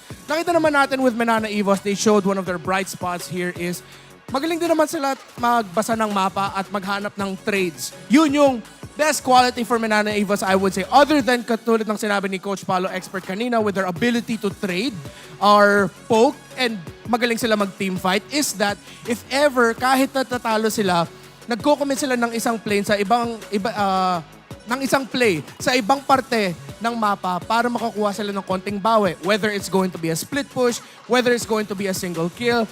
At siguro nga dahil mas nakita natin yung Moskov pickup, that's what Minana Evos is prioritizing in this game. But no matter how good you are, with splitting the map, with opening up avenues against a snowball Harith, ang hirap talaga. So, a question for the Champions Arena. Will game number... Anong game na ba ulit? Game number 4, right? Game number 4? Tama? Anong game na ulit? Alright. Will game number 4 go to Blacklist? A Blacklist heavy crowd. Will game number 4 go to Minana Evos? And you still hear the Tigers roar. Will a journey end here or will it continue to a game number 5? The question will be answered. Casters, pasok. Thank you so much, Renmar. Great to hear the support, of course, from both sides for this. Man, it's match point for Blacklist International and Minana Evos and the fans behind us. I think this is the Minana Evos side. I heard some roars, of course, from here. They got to get a dub to take us to a game number 5. So imagine that. Again, whichever team wins has to go and play again later. Yep. The Gauntlet, the play-ins. And there's going to be a bit of a gap, but there you go. We're talking about if you really want to be a champion, you have to prove yourself to be able to endure things like this. This is being part of it, and this is their part. This is their path to the championship. If I'm not mistaken, in the history of MPL Philippines, this is the first time since 2021 that any team had to play an official match in the league back-to-back. The last time this happened was in Season 7. Wow. Again, teams had to play twice in an official game day because, again, of calendar and scheduling problems alongside the pandemic still being afoot. So now, again, it's a test of endurance and stamina. And again, how deep your pool goes, because with the amazing breakdown by, of course, Renmar Santa Cruz, you have to consider what else is left in the tank for both teams. Because Minana Evos let through some tricks. Yeah. Blacklist let through some tricks. What else? Because it looks like the same old is not going to work anymore. I think that's why when you go back to the keys to victory even, it's really the hero pool, the diversity that you can bring to the table. And now we've seen it, especially Sensui has been someone that a lot of people have talked about, how deep that hero pool goes. So we'll see exactly what the adjustments are. But before that, we're going to have a quick video to hear from Brusco. Let's see what he has to say here. Minana Evos. I think Minana Evos is different now. I think before, because they already go to playoffs. Because before, when I play with Minana, we don't secure the playoffs 2 seasons. And I think this is their momentum. I think they can secure top 2. I think Doming, because I already play with Doming 3 years, I think. For Minana, we have team before, name called Praxis. And then we go to Cerebrum, then Minana Evos. I miss him because we always talk together, make fun of each other. Doming, alam ko kaya niyan. Lakas nyo na ngayon eh. bigyan nyo lang yung best nyo lagi, huwag nyo isipin yung pressure. Kay Boss Banubs, boss alam kong kayang-kaya nila yan kasi iba na sila ngayon. Kita sa MEC kung pala rin man kami.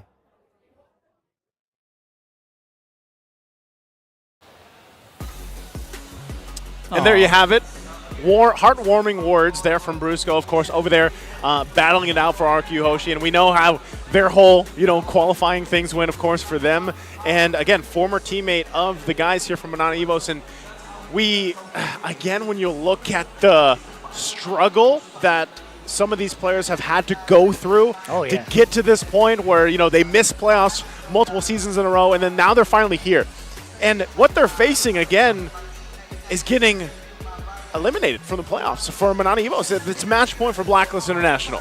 So for Minana Evos, I'm wondering if that's enough motivational roar, if you will, for them, right? A buff for the boys here to take it to a game 5. Exactly, it did, right?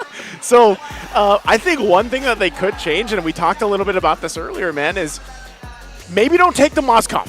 Maybe go with something a little bit different, this time around for Game 4. It doesn't have to be the Moskov. And here's what I'm afraid of, right? Tell me. The Fredrin is no longer 100% win rate. And that's why I was going back. Before that whole, before we had that whole thing, it was how deep does that hero pool go, especially with the junglers. And speaking of, the meta check of the Fredrin, and 85% contention rate. He's been picked up 63%, and he's got a win rate of 62. So, I mean, you can see this here. Kyle Teasy obviously performing out of his mind with that 12-1. Sensui and Demon Kite there as well. Mind you, these are stats that are collated and accumulated across the season. So even pre-patch, Fredrin was already pretty hot. Yes. So I assume and I expect that these stats should slightly go up even higher as we go through the playoffs, because I believe that Fredrin is still the #1 jungler. Still the best hero to put into that role. I think you could that. I agree with that on the grounds of for any team, for most compositions, Fredrin is a safe bet. He has no losing matchup.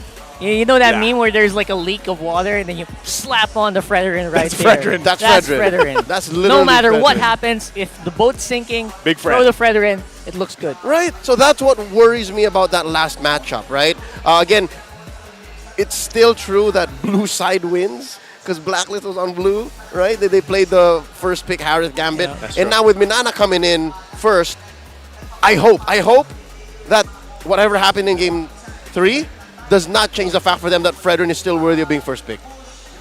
So you would like to see them pick up Fredrin? Still, yeah. First pick. Don't schlock it in. Don't reinvent the wheel. Don't schlock it. Schlock. Yeah, don't schlock it in. Schlock it in. Schlock it in. And then show us something new. Okay, so start with the basic foundation ingredient. That's my 2-step plan. And then sprinkle in the weirdness. How does one schlock? Huh? How does one schlock? How does one schlock? Yeah. See value. Well, you guys can figure out how to schlock, but right now you have to figure out how to join the goodie bag lottery. It's happening on TikTok, and here's how you can be one of our lucky winners. Open your TikTok app, go to the MPL Philippines TikTok channel, click on the official live stream, and then click on the goodie bag. 4 steps, real quick, done within 2 seconds, 3 seconds. That's 4. very quick. That's pretty good. I'm gonna try to do a record of how how quick fast you can can go. they do that. 4 steps. 4 steps. What about you guys? How fast can you open your TikTok app and click on the goodie bag? How come I always hear a bell? Is that happening from Mangine over there? I think Mangine. He decided. What is the bell? What does it signify? I don't know, but he decided that the playoffs are a special occasion to bring the bell in. Why don't we have a bell? We could have a bell. Do you have a need for the bell? No, I just want a bell. Once in a while. For what? Go, For what? Go schlock his bell. Yeah, schlock your bell, bro. Here, schlock my bell. I mean, Manjine's bell. Manjine's bell. Grab All it. right. Well, again, go ahead and let us know in the comments, guys. Don't forget, of course, we are hunting to find winners for 2,000 diamonds as well. So make sure you join that. Now, with this, again, match point ahead of us. Blacklist International looking to cap out the series here. we've kind of contemplated about what could happen in the draft to start. We already saw Minana Evos is going to have that first pick available to them. We're going to go ahead and just assume it's probably Fredrin if he's not banned out. You know, and I don't see him being worthy of a ban, at least in this case, between these two teams. So he's probably just going to get first pick, and then you build up around it. Now, for Blacklist International, man, again, the hero pool is a little crazy. It gets a little crazy when you have Sensui there. Yeah, and again, we now know that the Carmilla works. Yeah. There was a solid plan behind it, and they executed well in Game 3. Now that's why they're at match point. What else? Is the Carmilla the Popol in Koopa? I think there's more. There probably is, what? man. You should. There it is. All right. Okay. There it is. All right. There's our guy. No more. No more shenanigans. No more. We got new tricks up our sleeves. What else? Faramis is open. But, you know, that's the thing. It's a first pick. What do you want? You gotta get the Faramis. Or Arlo. No, Arlo's still banned out. Yeah, he's still banned out. Matthew Hilda's banned out too.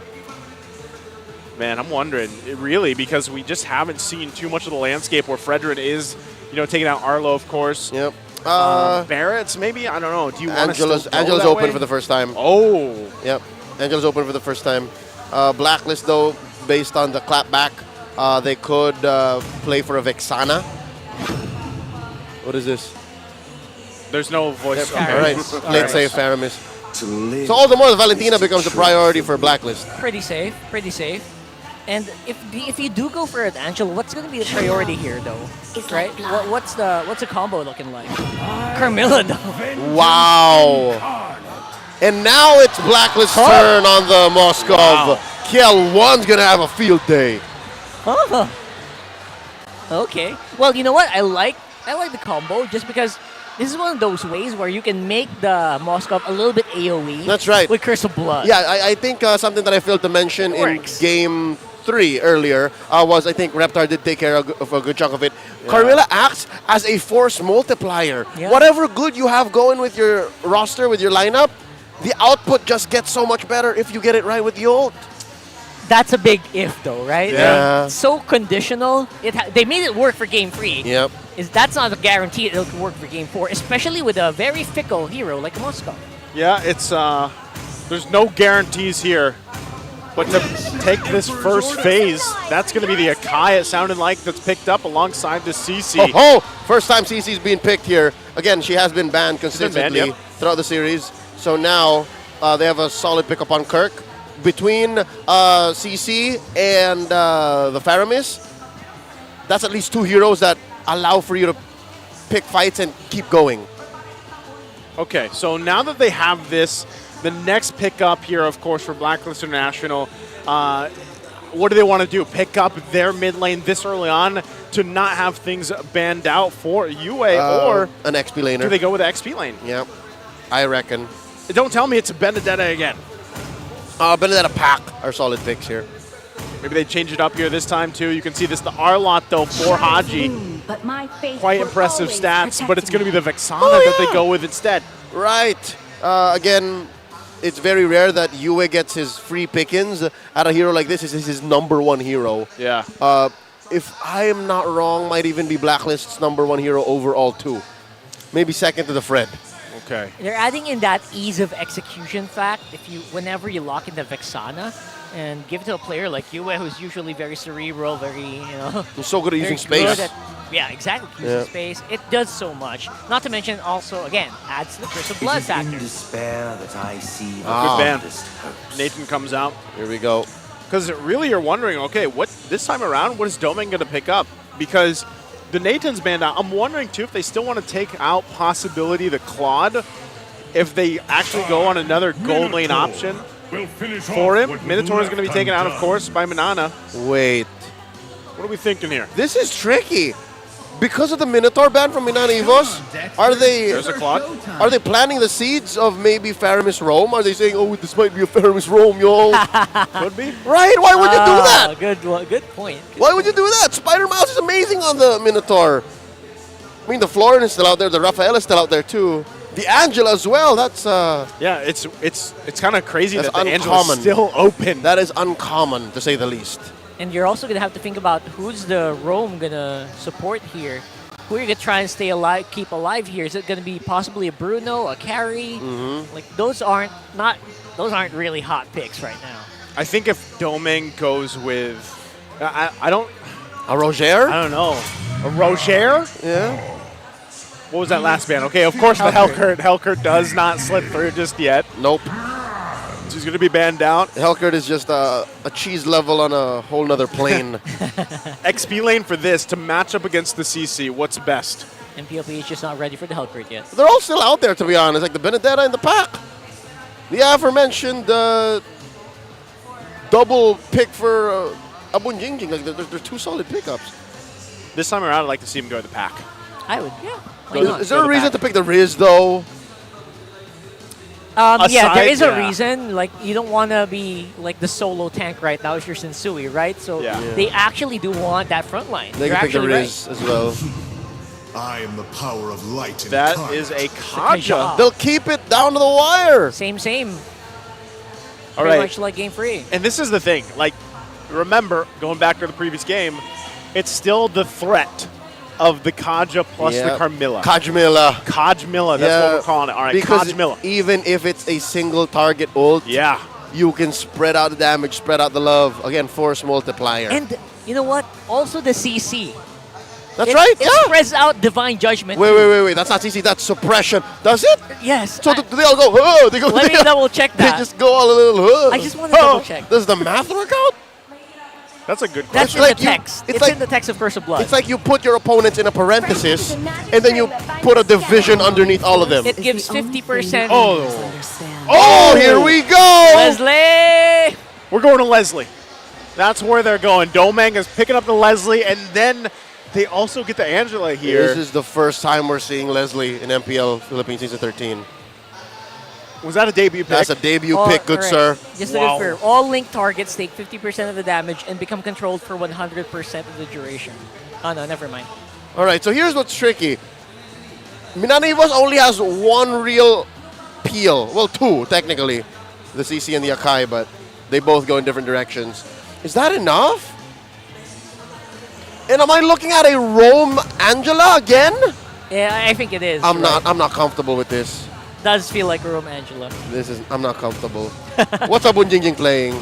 Kindness is the surest. And there's the answer. Ruination. The Yuuzhan. Right. They are looking for the front line. Oh wow, with the Leslie pickup, all the more. Abunjingjing was given the incentive to go with a hero that just goes straight for the back line. Yeah, just fly straight to the Leslie. Don't give him time to reposition. Don't give him time to hit your teammates. That's A to Z, or in this case, A to Y and Z.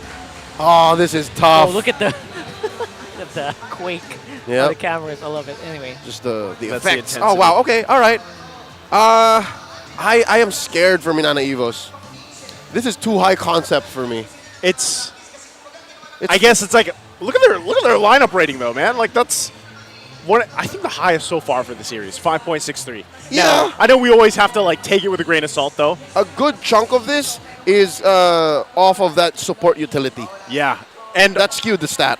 It skewed the stat. There's a lot of utility, obviously, for them with the Angela and then, of course, with the Faramis locked in here. Now, Leslie is what I was going to say is my biggest question mark on how they can actually make this work because we don't have much data.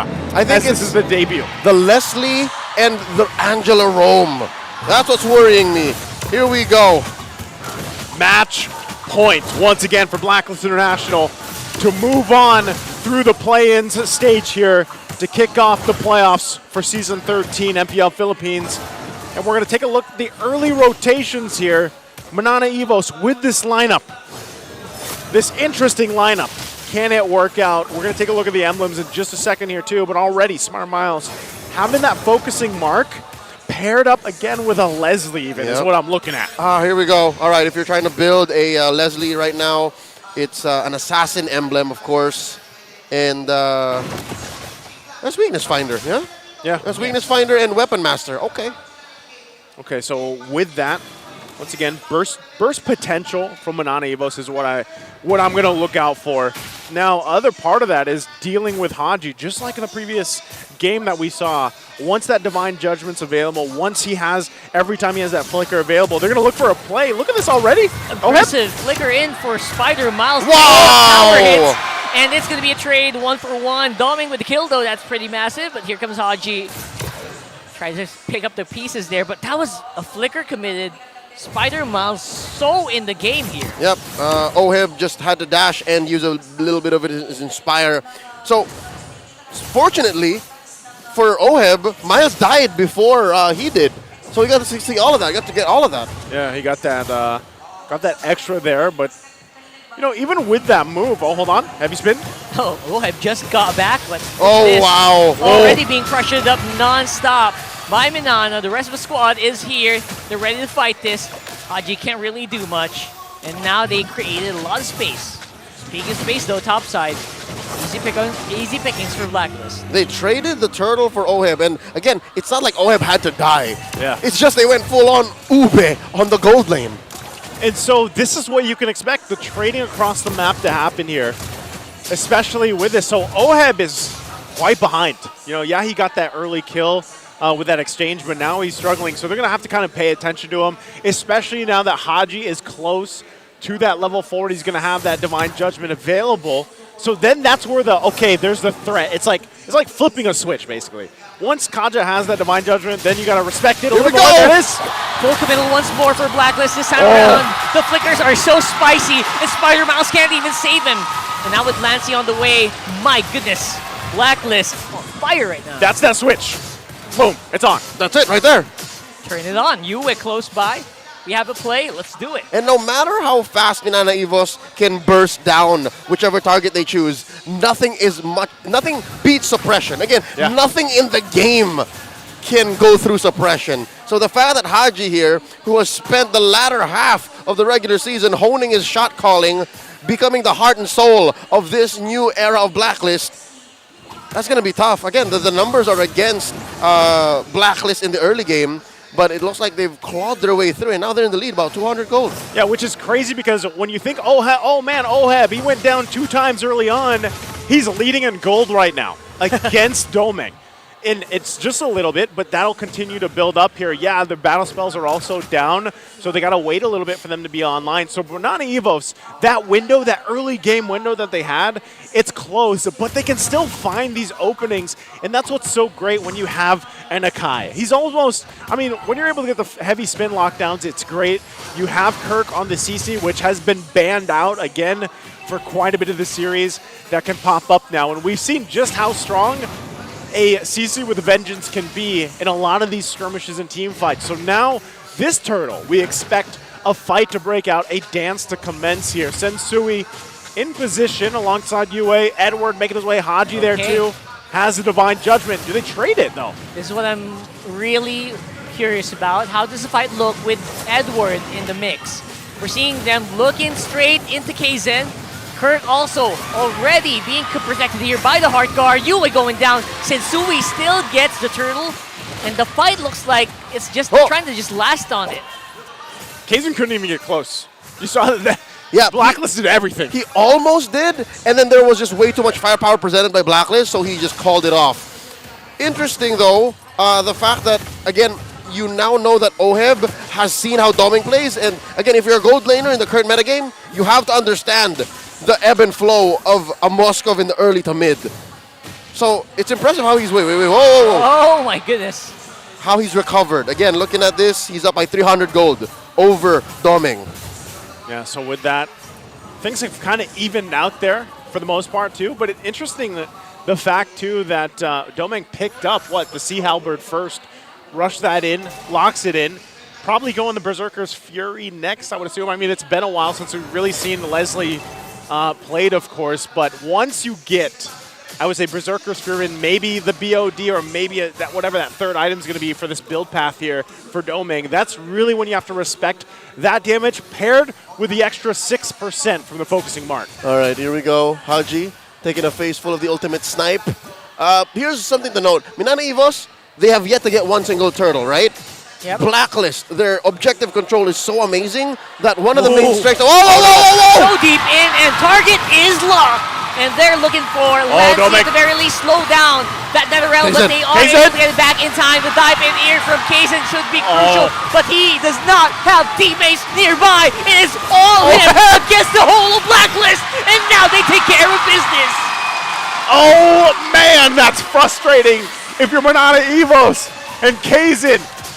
He's feeling very heavy trying to get in position on that. In more than one avenue, Minana Evos should have won that fight. Yes. There were several pathways for them to have just cornered the core heroes from Blacklist, yet Blacklist were able to shimmy their way out. And instead, it was Minana Evos who got schlocked into position there. Oh no. And walked away with nothing. And now Blacklist are gonna get 100% turtles. Oh no! Spear hit to the face, and Edward finishes it off. Spear! Schlock!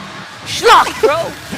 That's a good way to explain it. Oh, they're still going. They're diving it up on the turret. They're not afraid at all, even without minions, Eternal Guard in hand. But how long can they keep this up? Kaysen takes care of it, but everyone else got wiped off the map. This is the Uber revival. Blacklist International. It's like looking at themselves in the mirror. Oh my goodness. Oh, in-game code. In-game code. Oh, in-game code. Grab it now. All you guys in the chat asking, where code? It's gone. There it is. Maybe. It's Grab it while you can. Man, talk about Blacklist grabbing everything that they could right there. Okay, Doming's firepower is getting there. He's got Berserkers now. But not quite yet.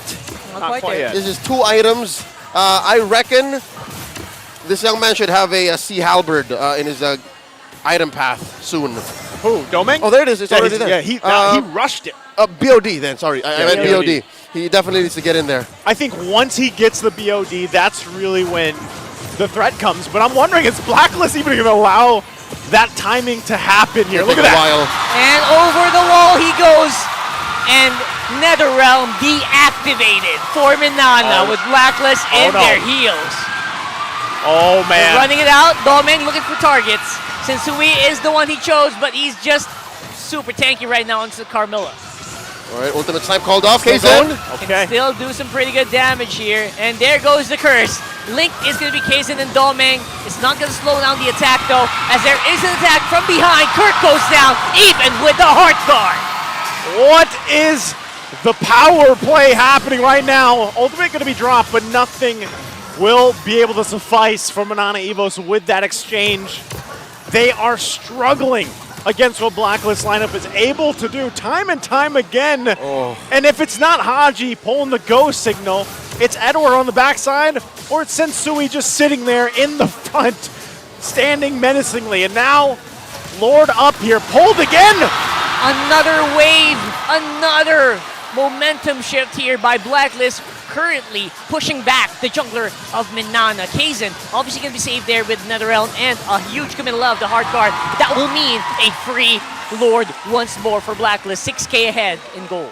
What's difficult for Minana Evos is their lineup is so honest in what kind of damage and who they're targeting with, right?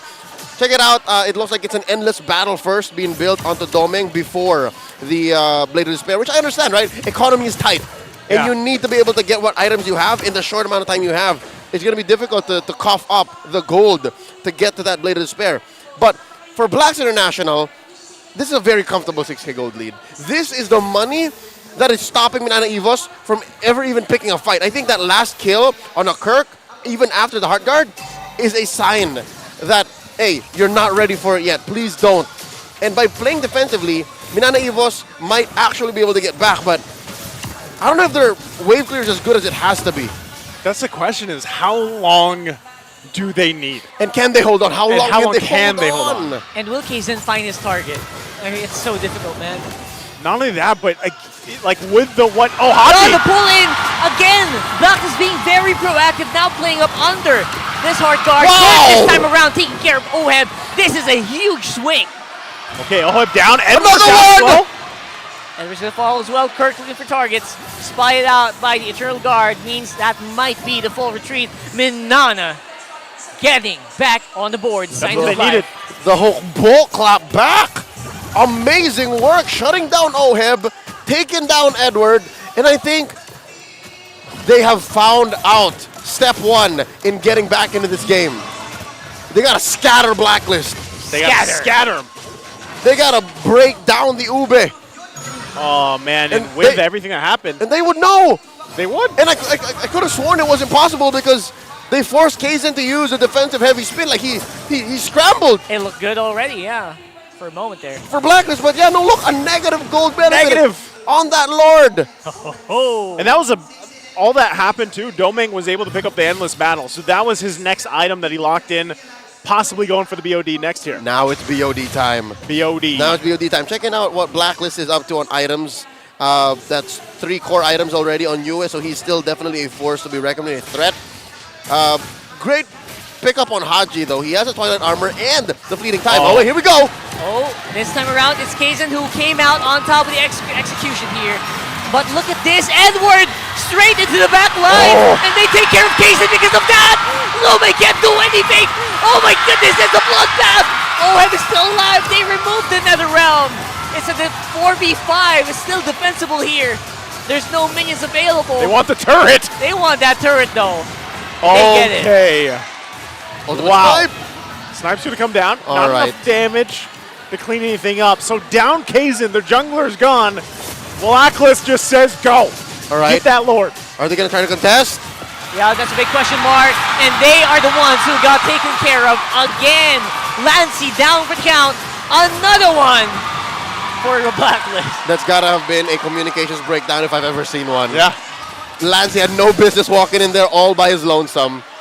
And here's the thing, the fact that they saw what their win con could be, something tells me maybe Minana Evos, some members of them might want to go much faster than the others. Yeah. Because this is a fight where Blacklist was comfortable taking it, despite the amazing heavy spin by Kaizen. So with that said, I think we're back to square one, at least to where we were 2 team fights ago. Blacklist in control, 8K ahead. Massive swing once again in momentum for Blacklist International to work with. They got that turret down too. Kirk, you're probably going to want to get back to base unless he's just trying to make a play on the backside. Lord's in the base now. Yeah, since Sui is all charged up and ready Kirk. to go, they find Kirk once more. Heart guards in tow here, but they're taking care of turrets instead. Lord is there for the count, and another pullback here by Haji. Able to save here by Lancey at the very least, but now it is time. It's now or never here for Blacklist, for Minana rather, and now they take it. They take so much, and they give so little, and they are fighting back. The whole ball definitely doing some work here, but in the end, it's 2 for 2 with a successful defense for Minana. They stayed in the game though. They're not going down without a fight. Minana Evos, their base still stands. Blacklist, another taste of what could be. If Minana Evos find the perfect entry, look at that, the bodies lay in mid lane. We'll check it out again where it all went wrong, because again, that could have definitely been Blacklist ending the game. All right. This is big brain moves by Kirk. That's right, Minana Evos here, still in it. The So back good. line play, the reason for him staying in the back there was worth it. And look at the CC, and then Domeng just with the killer instinct. Target acquisition through the roof. It's it's very micro play, but I also like that they really stuck together. No one could get targeted immediately. Yeah. So even though they are down by numbers. Yeah, and Blacklist had a tough choice. Do we lean into this fight that we could maybe win because we are up on firepower?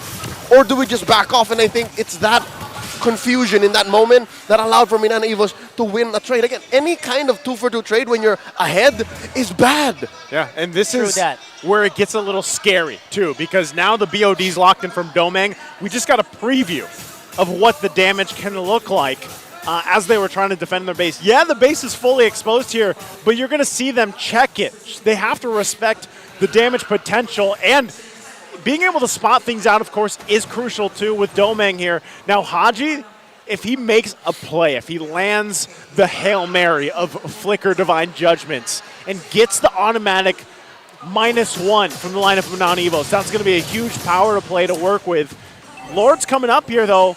Does Minana Evos want to find a positioning for this, given how things have fallen into place? Once again, as they approach that Lord Pit, they have to watch out for Haji here. So Blacklist will go ahead and start this Lord up, and they're not trying to waste any time with it.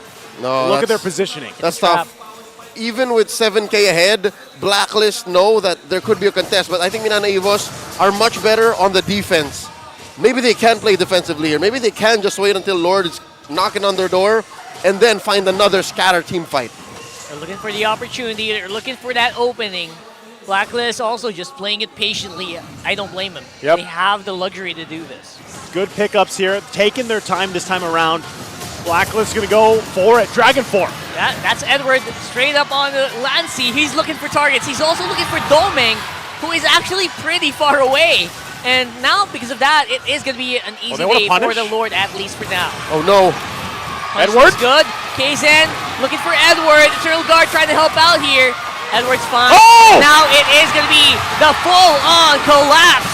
And it is going to be Oheb going down first. Domeng looking so good with a hard guard. Oh my goodness, Haji found Domeng, but they couldn't kill him! Another Lord! The Lord wants it! Lord wants to end, but I don't think it's going to be enough. What's Blacklist going to do here? Oheb nowhere to be found to provide fire support. And because of that, another successful player for Minana. The Hokbo are still in it. After a messy team fight where I could have sworn Spider-Man was holding on. Where is it? Where do I jump? Where do I jump? And they got an amazing catch, right? Off of Haji. But still, the fact that they found Oheb in the backline and did not suffer any deaths means Minana Evos, despite the communications breakdown prior, are still in it. Moskov seemed to be evaporating today, right? I didn't even notice Oheb dying. This it's insane because Haji was able to get Domeng with that. Now Kirk! Another one. Divine Judgment, pero this time around, it does feel like it will be on tilt. It's Minana on the offensive. Oh, he's cut off. Curse of Blood is activated, but it's not going to be there for long. They're so low. So low, everyone on Blacklist Wow. right now. It is Minana fighting with heart, looking for their mark. They fight Sensui because of that. And if I'm not mistaken, I think Blacklist understood who the dominant force was in that engagement. Look at the noobs from that player lobby cam, right? He's like saying, Busyan, Busyan! And that was just off of a single engagement wherein you could have argued that was a delayed heavy spin. Yeah. That was a reactive heavy spin. Yeah, maximum respect for Blacklist, knowing that you know what, they can't handle it. So just gonna try to test out the waters there. Kirk. They got burned. Yeah, Kirk picking up the next item here. Okay, it looks like, yeah, he's got that Brute Force Blast Plate in, locked in. He's defensive as hell, especially when that Vengeance is popped. And depending on where the Heart Guard goes, look at this. They are just forcing finally Blacklist International to stay in their tracks. Even with an exposed base, they have this much zeal, this much confidence in themselves to move around the map. Respect my authority. But you know what? Speaking of map, I feel like Minana just has to keep doing this. They need to always keep those minions far, because one Spear of Destiny into the base with a nearby wave is game. No matter where Oheb is. Yep. Just needs to time it well. Someone nearby, and then just Even a minion nearby. maybe 2 seconds with the base for free. That's it. So again, map control still clearly with Black, but team fight wise, it looks like Minana Evos now have their number. They definitely have Fangs this time. They're exactly where they want to be here. This is close to 50-50. Okay, it's going to come down to keep an eye once again on Haji, deciding who he wants to go in and pull. There's a lockdown. They locked down Edward. Edward is the call. Oh! He's going to fall without any answer at all. And there it goes. Netherrealm already used up. Blacklist seems to be calling for a retreat. Oh, the base is being pushed in, though. Base getting pushed in. Oheb is alive. Don't forget that. No Inspire means that this might not be the go time, though, for now. But Minana, they know that condition. They know that win condition that exists. All right, now we've broken the 20-minute mark over the regular season. These two teams both have the longest average game time, respectively. Blacklist number 1, Minana Evos second. And now we're going into the late game, the end game, if you will. And to be fair, both teams present a pretty solid threat, right? Again, as mentioned, Oheb can just come into the base, backdoor it, right? Oh, here we go. Oh, spotted. Oh, spotted out, Oh, wait, still going? He's still going? He has a flicker. All right. It does, but almost too risky. Woo! So that's called off. That's a minute and a half until he can do that again. And here we go. Uh-oh. Kizen used up the heavy spin already. Sensui! Sensui! Oh! He gets it! He gets that target. Oheb falls as well. Oh my goodness, this is looking so bad for Blacklist right now. And Minana are capitalizing. And Manus cannot handle it. Whoa! Oh no!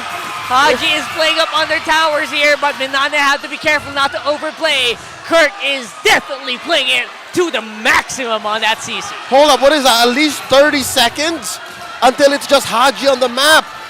Oh, It's only Haji. They're just going to wait for this wave to push in. It's one minion though.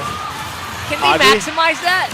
Well, not technically even a wave, it's a cart. It's a literal cart. They got 18, 17 seconds Haji for knows the mission, Sensui. but he can't do it. He can't get close enough. He might with the Can't first get skill close here. enough.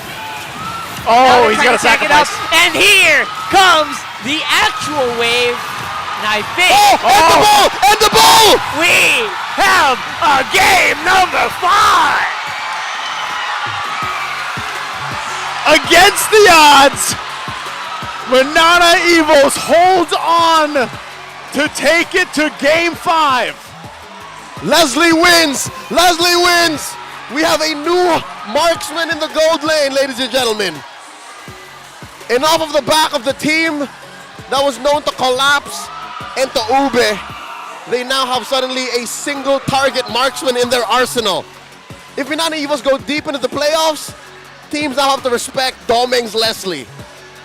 Oh man, was not expecting that turn of events on how At things all. went, man. Again, at one point, Blacklist International had like what, a 7-8K gold lead, and they let it slip through their hands. You got to put respect on the fact that Minana Evos held on despite that. It came to the point where Blacklist's ube and their lead were not enough to quell Kirk's persevering nature. His hero was built to do this. And the fact that they found ways in the, I'll call it the late game, to just flank Blacklist and make them break up that ube formation and make Sensui's main strength null, made this win possible. And then eventually it just snowballed and hit critical mass, wherein almost collapsed, and that's how they won. Again, amazing game number 4. I can't wait to see how this is broken down by our analysts. Go ahead and take this one away, boys. Ang story natin sa serye na to, different shades of ube. Two teams with similar playstyles, a shared history. The fighting healers of Minana Evos versus the writers of the original code that they were inspired by. And the fighting healers have forced game number 5! Domeng, the Leslie, showing that he is the alpha and the omega with his multiple one shots. 6-2-6 on the KDA. And siguro nagtaka tayo lahat, bakit Leslie? Kaya ba ng Leslie with a Yu Zhong last pick? Shades of an old playoff strategy, I believe it was season 10 or season 11. A last pick Leslie on the blue side, a Yu Zhong on the red side. The side that picked Leslie lost. But this time around, panalo ang Leslie up against a lineup built to give it a lot of difficulty. Bisita natin ulit yung lane matchup nila. Moscow versus the Leslie. Nag-umpisa yun sa gold lane wherein the first kill of the game was Oheb. Helped by Spider Miles, it was Domeng who delivered that first killing blow. But then, nakita naman natin that later on, even after multiple ganks from the side of Minana Evos para hirapan yung Moskov ng Blacklist International to give difficulty to the Filipino sniper, well, they were still able to control majority of the game. Nakita natin na pag hindi nakuha ng Minana Evos yung umpisa nila, Blacklist International will be able to control a majority of the game backed up by the Kaja of Haji. There were a lot of questions pinned on this young man. Yung shot calling ni Kapitan, sapat na ba? Pinakita ng Blacklist International at ni Imam God na sapat talaga. It got to the point where it was Blacklist International leading the majority of the game, and with a new signature, the best defense is no defense, galing sa Minana Evos, somehow, someway, nakadepensa sila dahil nakapag-farm up na ang Leslie. And the key duo of the lineup of Minana Evos, the CC and the Angela, magbigay ng space para sa Leslie para makapag-free hit si Domeng. Two lineups built to protect their backliners. Both have the right tools and options para depensahan ang frontline at ang backline para hindi maabutan ang gold laners. Pagalingan na lang ng pindutan. But Minana Evos, remember the second part of their title, healers. Yung kunat, yung sustain, the heals, dished out, clutch ultimates by Lancy, by Spider Miles, Minana Evos takes game number 4.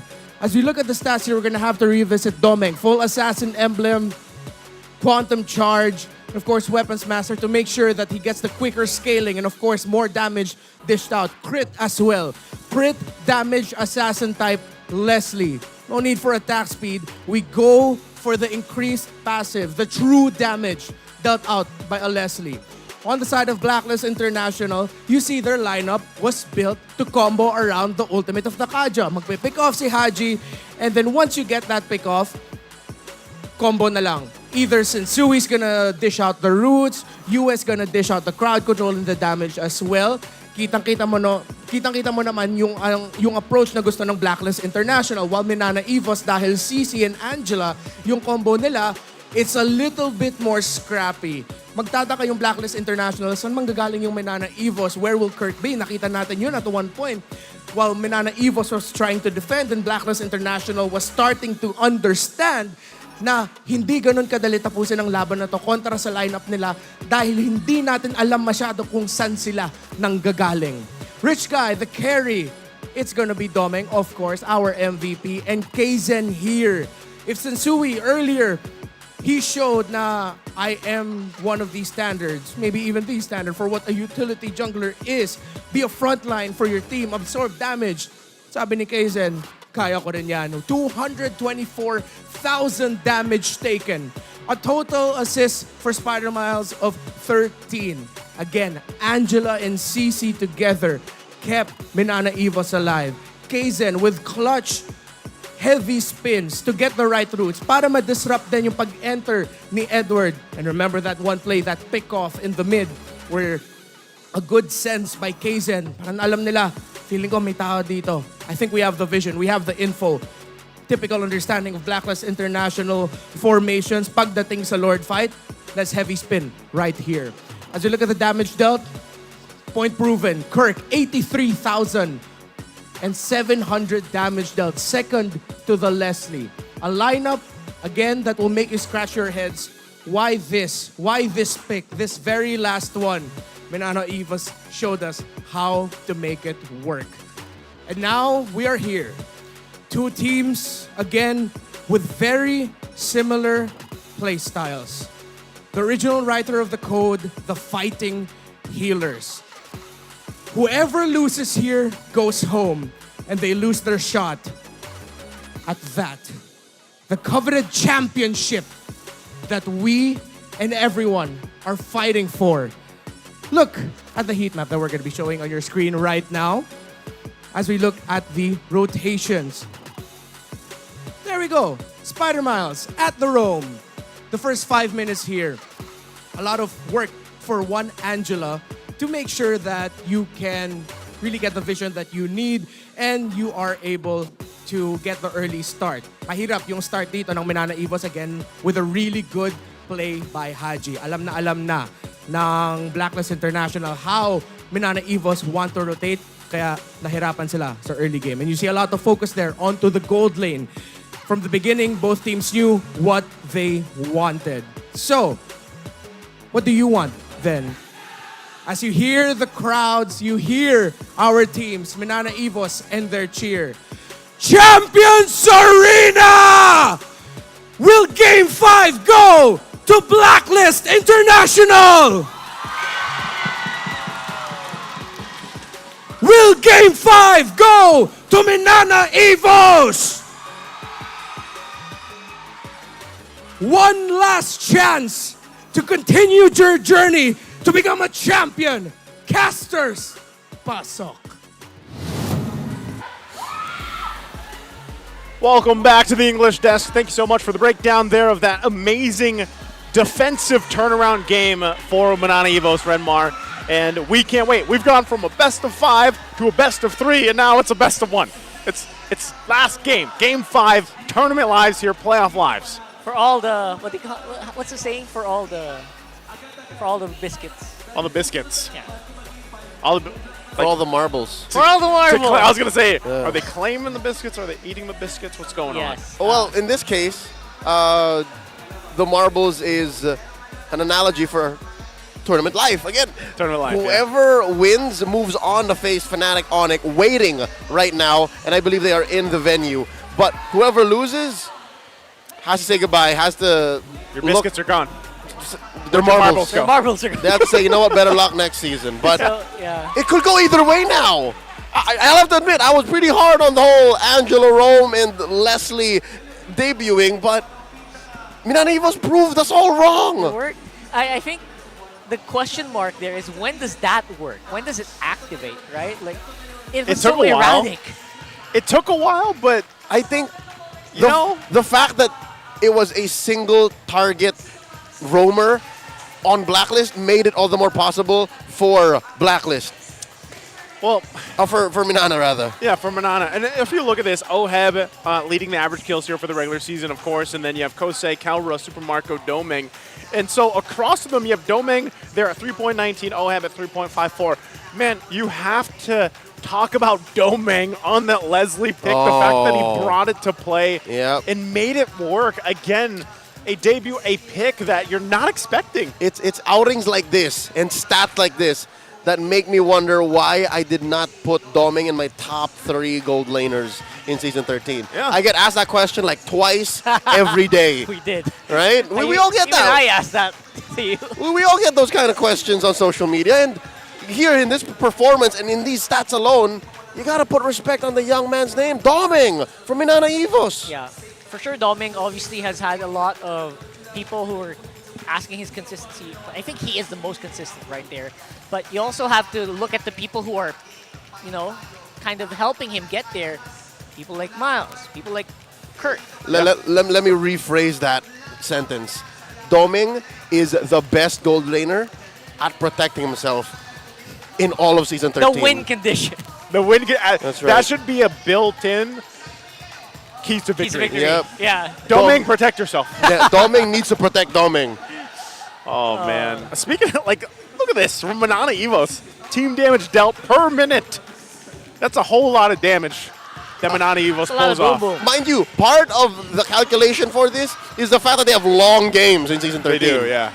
Right? So the amount of damage they're outputting divided, I believe, somehow divided by how long their usual games last. Yeah. Means they're still #1. I think it's because scrappy. Yeah, it's because it goes to a point where you have to do massive amounts of damage to people who have high HPs because their games go to super long distances. Yep. So Man. yeah, that's inflated.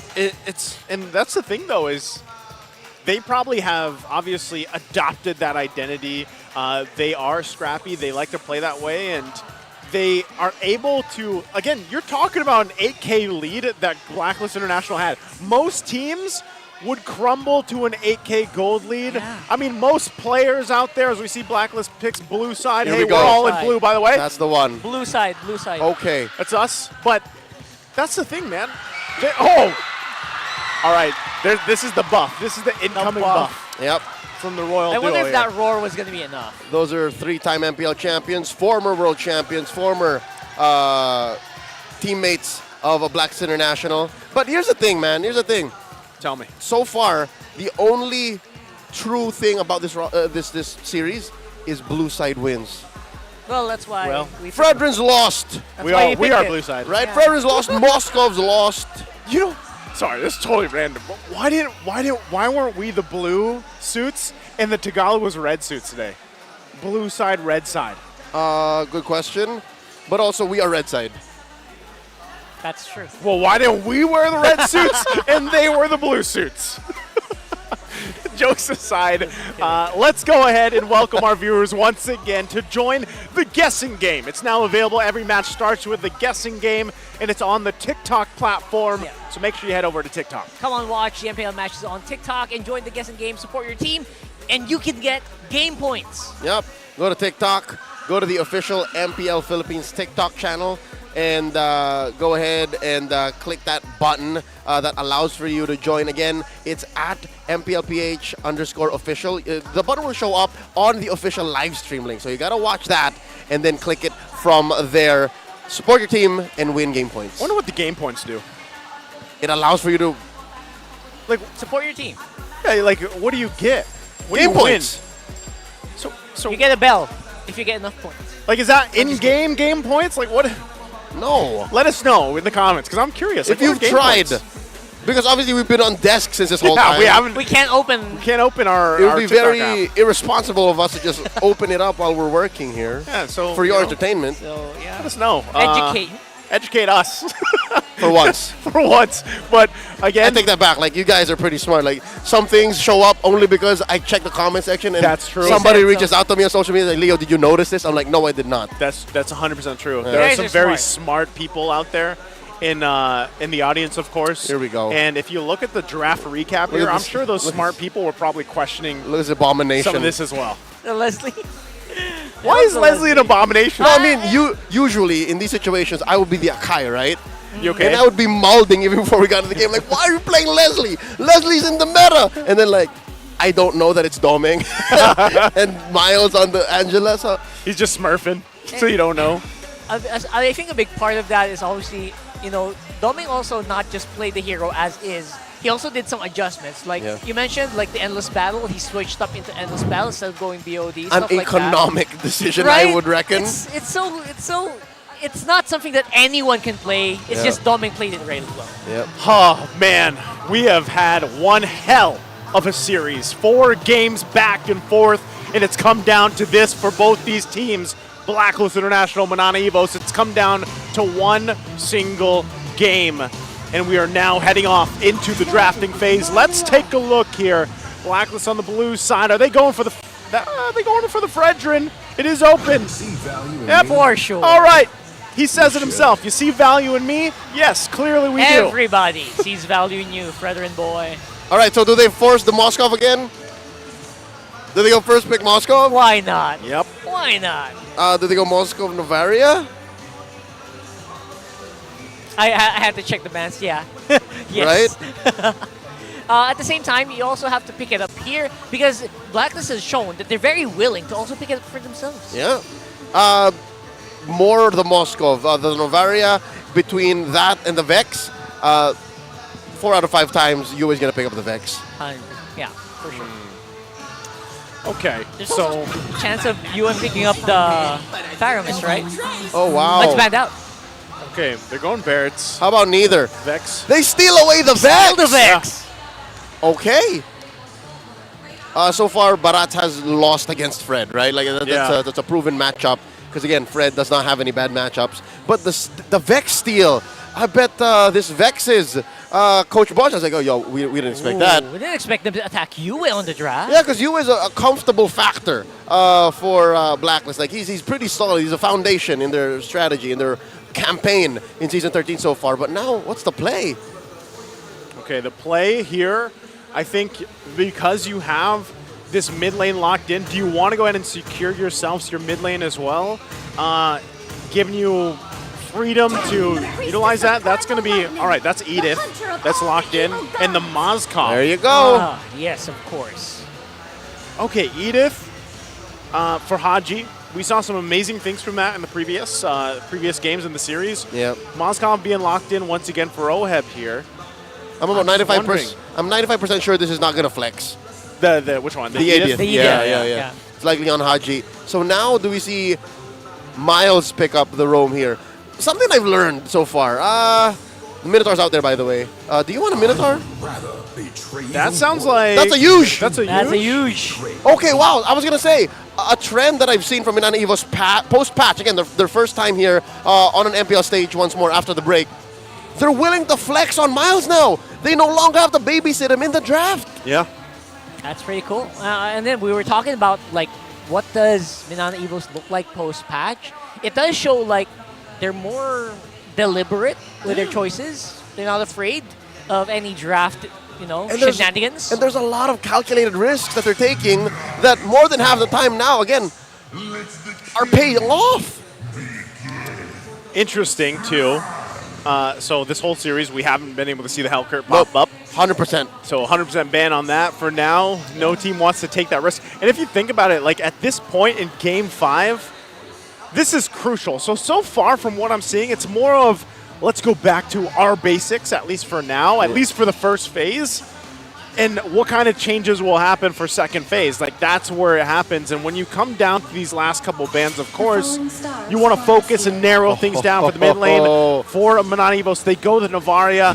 They're focusing on what roams could pop up again. You see that? I love it. Coach Bonchan respecting what they've seen prior in this series.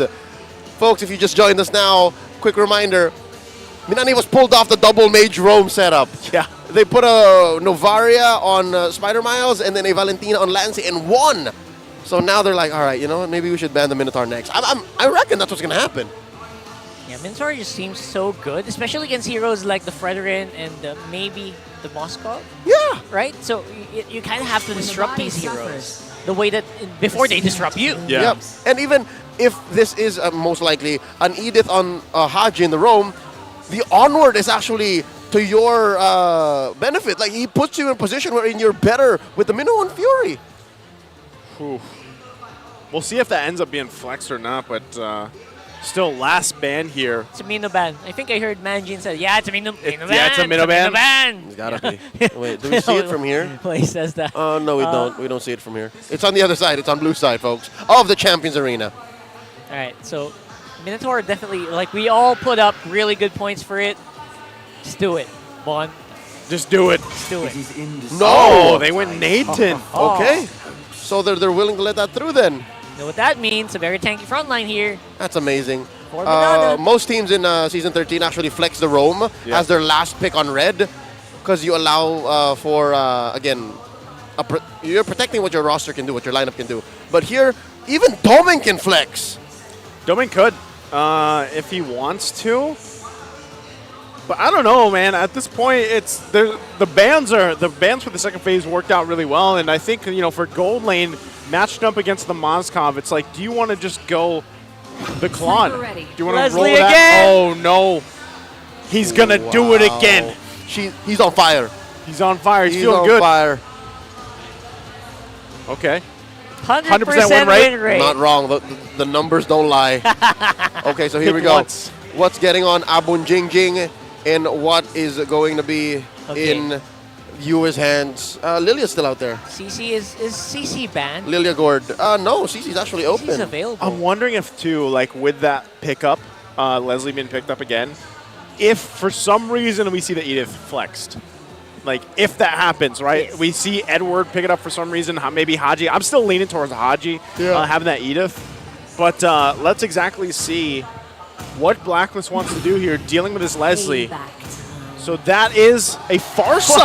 We're throwing it back. I missed this hero, honestly, but... And a And the Paquito. back. There All you right. go. Yeah, you know what? That's just going to burst the Leslie wide open. Big burst. Champ stance in the champion arena. Just find her and just pow. Pacquiao. At the same time, that's also a lot of investment Terry into the Bogard. Leslie. Terry Bogard. That's right. Yeah. It's a lot of investment on the Leslie, and now with this pickup, with these, oh dear Lord, with these two pickups in the last phase of the blue side for Blacklist, they're forcing Minana Evos to think twice about that Leslie pick. It could have been in that last pick, honestly. It could have. It could have. Because this time, too, you don't have a heart guard to help you. Or is it a trap? Minana wants them to over-fixate on the Leslie. Is this a Florian? What is Is that this? Angela? Oh! Lolita! Wow. Wait.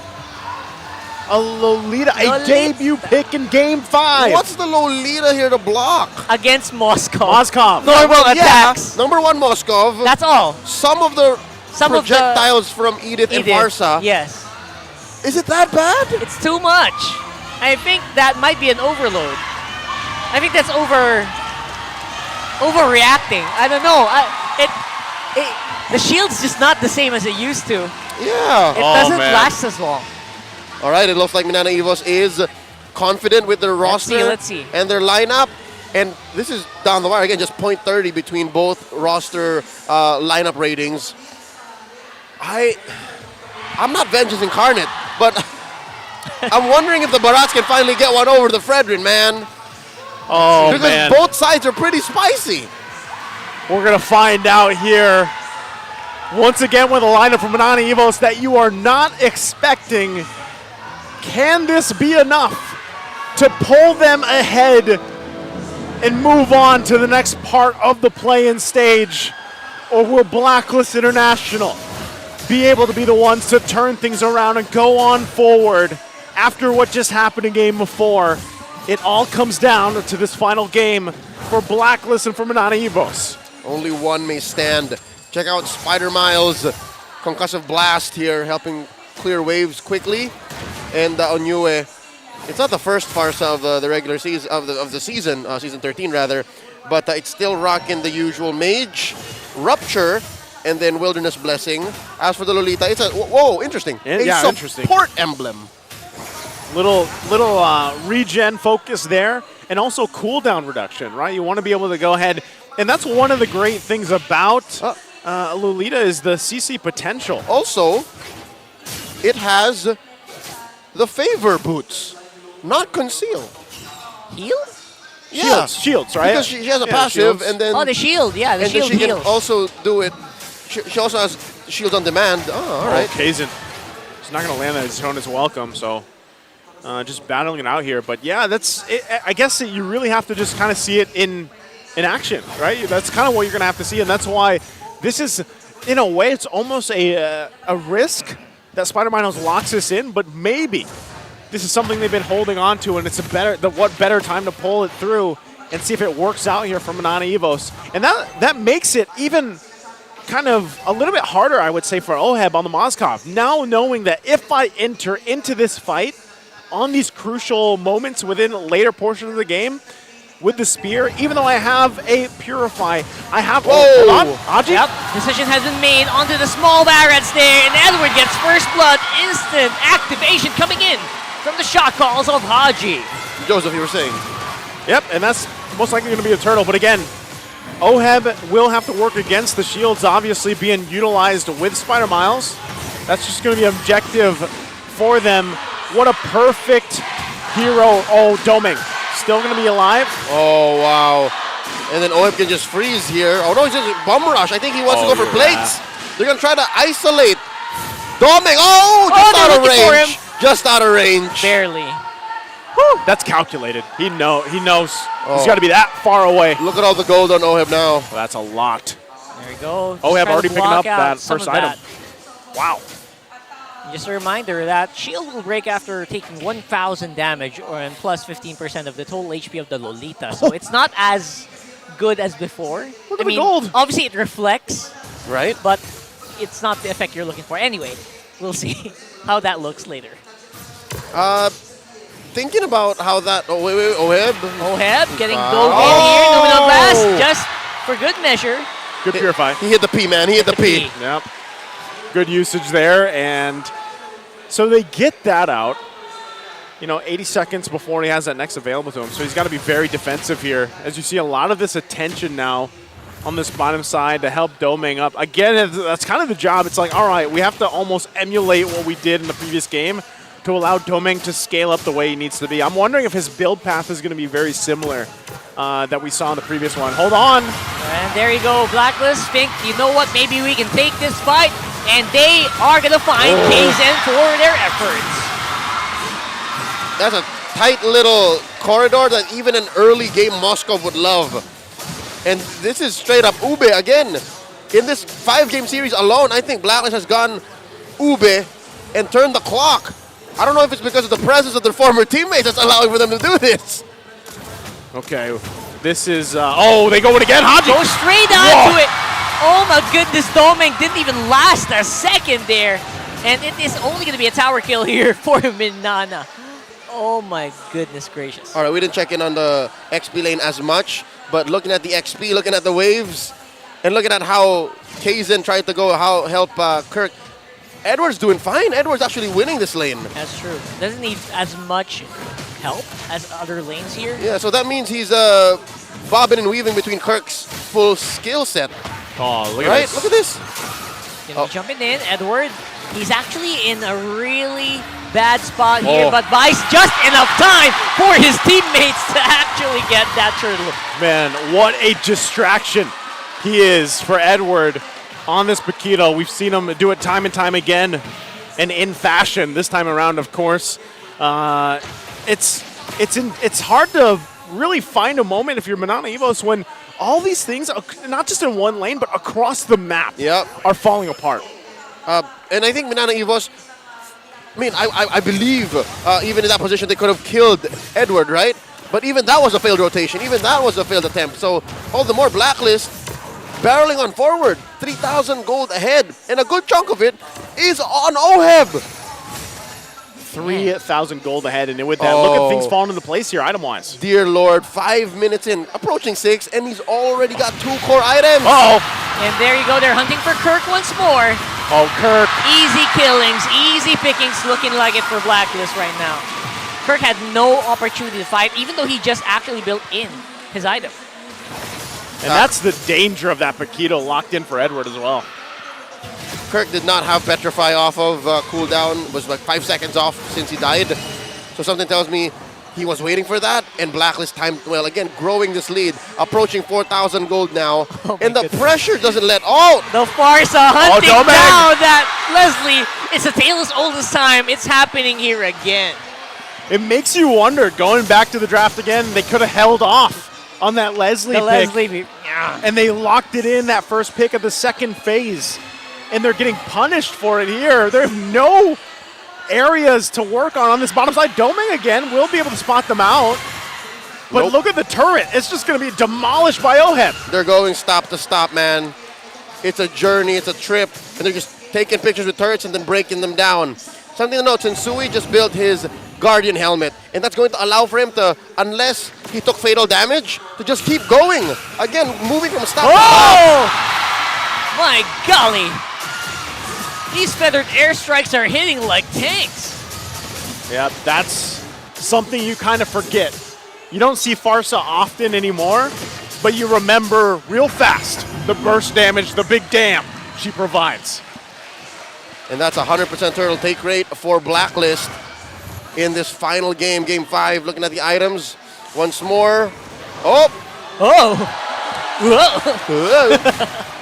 He's there trying to look for trouble. Wow, OHEB is up. Fighting back here. OHEB's up 2,000 gold, man. That's a full item.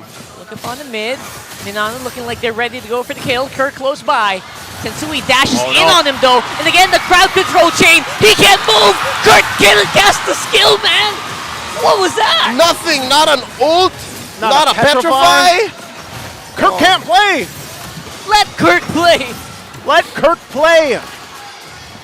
All right. We need him for Minana Evos here. Doming is so far behind. Doming can't farm, man. Oh, wow, the DG on you. Oh, that is He can tough. do it here. Look at that. Oh, my goodness. Look at the damage on the Lolita, even with the shields. That is pure zoning. The Lolita was an odd pick. Its first item, too, was the photo. I wonder what the game plan is here. If you think about it, it's like, all right, we want shields, but what happens when there's just so much damage that the shields don't matter? Yeah, Spider Mouse, unfortunately, very much a non-factor at this And point. they just time it out. Look, they see the bulwark and they just let it go. Oh, Edward. Catch Edward, though. Edward. How is he? Okay, here he goes down. The Shot Shah. Essence. That's right. And there you go. Everyone just make sure that they can protect Yue while he is on feather airstrike. Okay, given the fact that this is a 6,000, almost 6.5 lead for Blacklist International, we cannot count out what happened in the previous game. They had an 8K lead, but this feels a little different this time around. This feels like a little more struggle for Minana Evos to actually pull this one on its head again, like pull it over in their favor. What is that going to take here? We know that they're massively behind on multiple fronts. Yeah, again, given Minana Evos' lineup in Game 4, they had the out. The utility that their roster had was through the roof. They were able to scatter, disperse, and target specifically Blacklist. But now Minana Evos, they're all over the place in the wrong ways. They have good AoE fights because of the Lolita. They have target acquisition with the Yu Zhong. And it's so hard to be a Barat in the face of a Fredrin and a Farsa that can hold you down and kill you even before you see the artillery.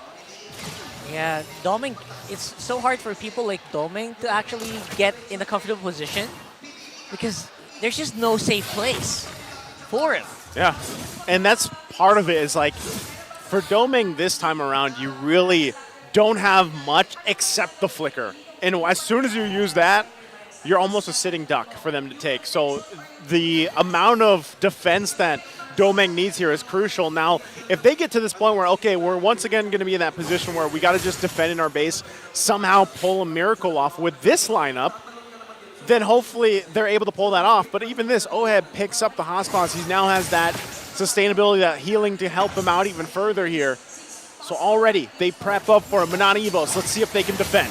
Down goes Feather Airstrike. Again, damage has been done, but this is going to be Kirk trying to cancel out the ult.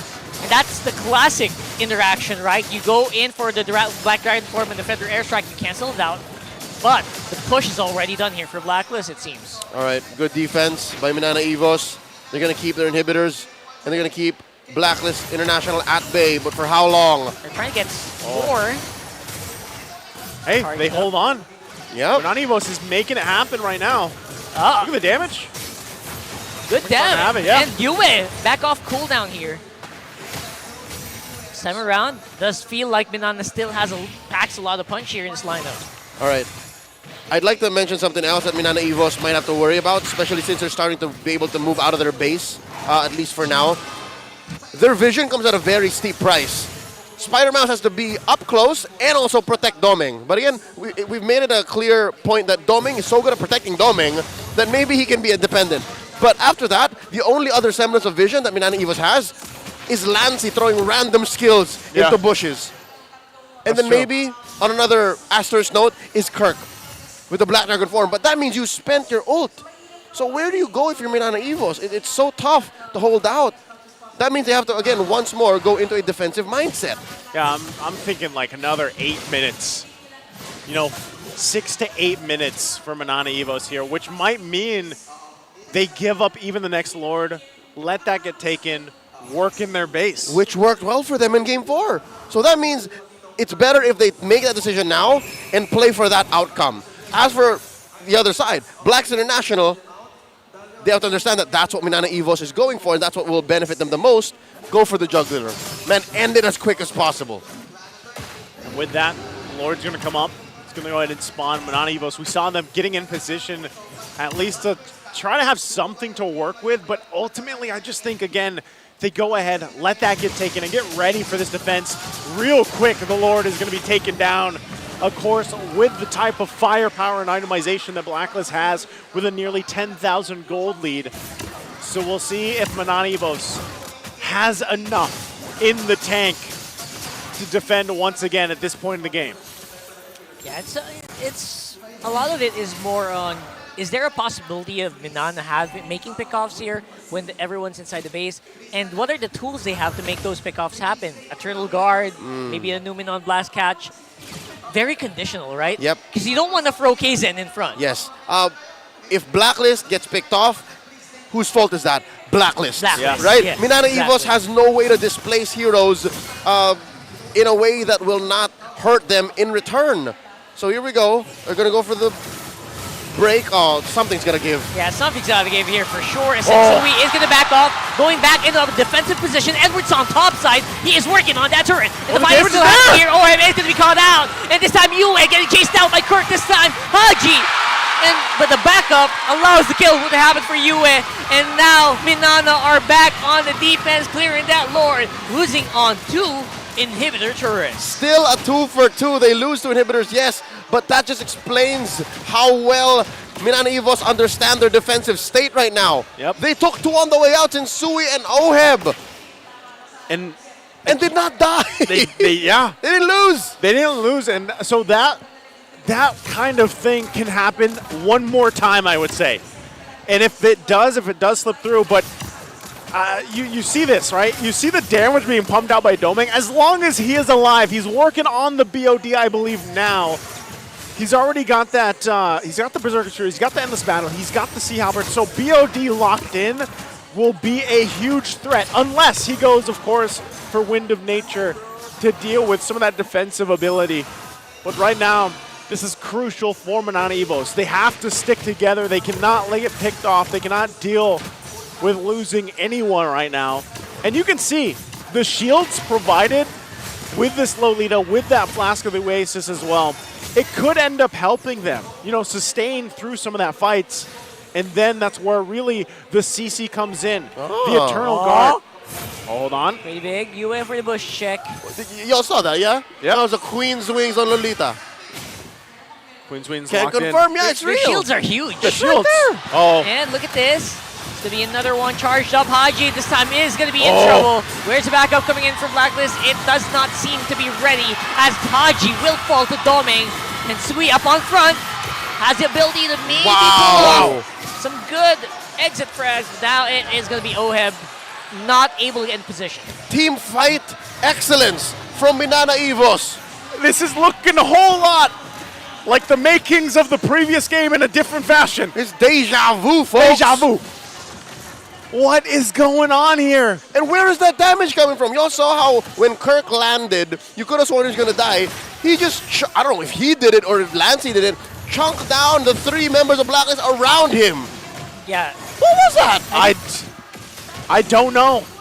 You don't know. But they're going for it. But they're going for it. And right now, it is going to be Blacklist this time around going in first. Oh, but look at Sensui. HP of Sensui not hitting anyone with the freezer snap. That's Juggler down. It's 4v5. Kirk falls. Oh! It's a 4v4. Kazin gets that Lord. But the chase is on. Blacklist. Oh, do they want to fight it? Oh, Edward's on the hunt. Edward's on the hunt. Abu Jingjing. Abu Jingjing looking for Doming maybe. Spotted. But the Lord is going to be there. He had the flicker. He was contemplating. But right now, they got to clear this Lord. They got to deal with it. Look at the damage. Woo! What?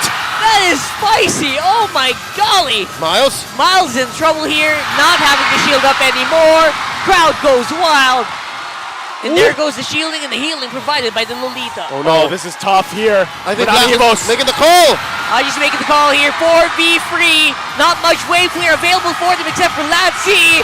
And Blacklist fans are roaring. And this time around, they are going to be the ones to push into the play-in, furthering the attack. And everybody on the Blacklist International side, the agents can breathe as it looked so close for them, but they will win the series 3-2. GG well played for Minana Evos. The ball came out to support them, and it came so close, the wire. Could have sworn they were going to make Game 5, Game 4 all over again and upset the whole MLBB esports world. You see UA? It did feel like it, right? It did feel like it's Game 4 all over again. Oh man, it did. It got so close. And even at the end there, when it looked like Minana Evos was going to be able to turn things around again, Spider Miles gets taken out. You saw the damage from the Moskov. Too much. Oh man, it came down to the wire here. They went all 5 games, all the tricks up their sleeves. The silver bullet Leslie from Doming. Even the Lolita from Spider Miles, which it was so close to working out. And again, there was very little deaths on Spider Miles. I could have sworn I owe him an apology, but today only one team moves forth through the first round of the play-ins. Congratulations to Blacklist International. Man, I got to take a breather for that. I was holding on the edge of my seat. I could have sworn if Miles didn't die there, that could have been good. Well, again, let's go ahead and throw it over on stage with our hosts Hans and Mara to hear from our teams. Thank you, Minana Evos, for giving it your all this season para sa tagumpay. Minana Evos, what is your final message? You're hearing the applauses from everybody in the audience. A final message for this season. Ayun, yung story din, no? Before, kasi we're just manifesting and to be part of the pro scene, no? And sabihin ko na lang din, biggest inspiration namin talaga Blacklist. Bago pa kami nag-start, it's a huge privilege for us to fight in this huge crowd. Grabe yung energy. Sana nag-enjoy. Lahat na pumunta, sulit. Rooting for Blacklist. Thank you so much. Kay Trike. Andyan, tol. Ako, sobrang proud ako sa team. Pumiglas kami. Nalabas namin lahat ng kailangan namin ilabas. No regrets. Diba? Kaya sabi ko, thank you so much talaga sa mga nandito sa venue. And di pa rin, tuloy pa rin yun, pangarap. Thank you sa opportunity. And thank you, Minana Evos. Tuloy pa rin ang inyong pangarap next season. Minana Evos, you may now take your bow. And your journey ends here. Let's give them a big round of applause, everybody.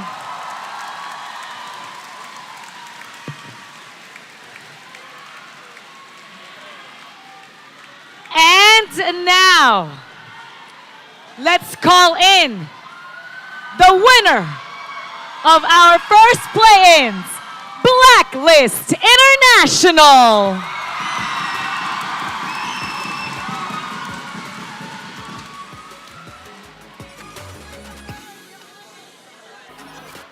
Congratulations to Blacklist International. First off, Sensui, I'm gonna give you the floor. Nagkaroon kayo ng 2 linggong break. Technically, all of the other teams had a 2-week break. Paano kayo naghanda to showcase this kind of play pagdating ng playoffs? Nag-scrim na po kami, tas hindi na rin po kami nag-day off. Tuloy-tuloy lang po yung practice namin. Parang dinedicate po talaga namin yung 2 weeks para sa practice lang. Practice, they got what they wanted, Mara. Nakuha nila itong panalo nito to continue their run in MPL Philippines. Oheb, congratulations! Now, we've seen a lot of Moscov in this series compared sa ating regular season. How good is Moscov in the meta right now? Kasi parang yung nagiging meta kasi ngayon palakasan ng scaling Kung sino yung mas malakas na scaling hero sa Golden, parang sila yung mas nananalo sa late game Kaya parang naging meta si Moscov kasi maganda yung scaling niya. Nakakapalag siya sa mga scaling na Nathan niya kakalod. O tips naman para sa mga manonood natin. Farm lang.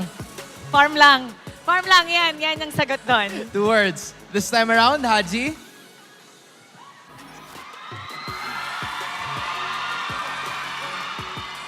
I think I don't need to say anything more, but I'm gonna ask you this question, G. With the Gauntlet format, of course, you got the win today against Minana Evos, pero hindi pa tapos ang araw ng Blacklist International because in just a few hours or in a few minutes, kakalabanin nyo ang Fnatic ONIC Philippines. How is the team holding up after this win? Kamusta ang mindset ng team? Siguro mindset namin ngayon kailangan muna namin magpahinga Nakapagod. Napagod ka? Oo, nakapagod. Ngayon na nanalo na kayo sa inyong first match.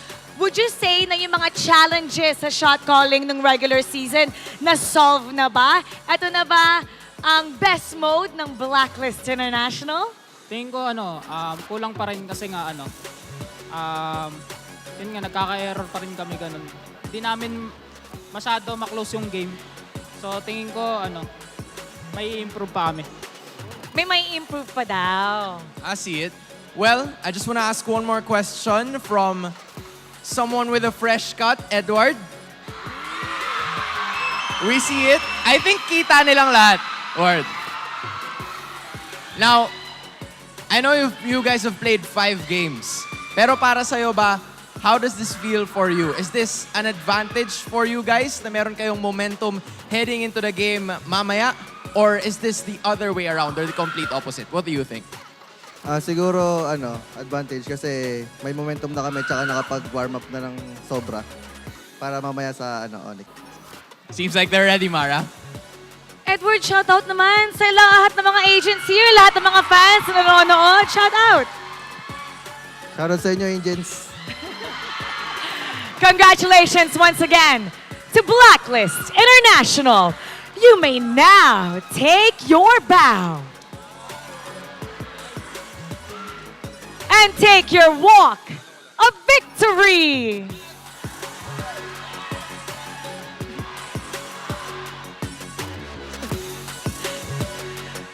Blacklist International.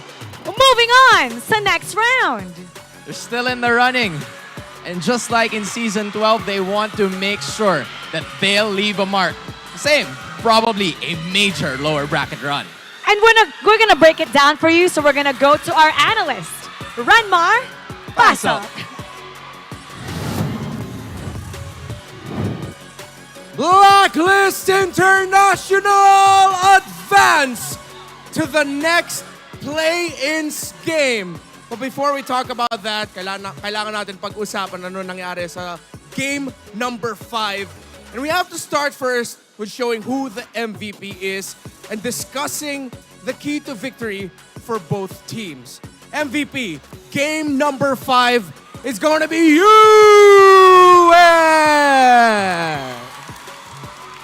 5-0-4, and you have to respect Blacklist International for taking it back to basics.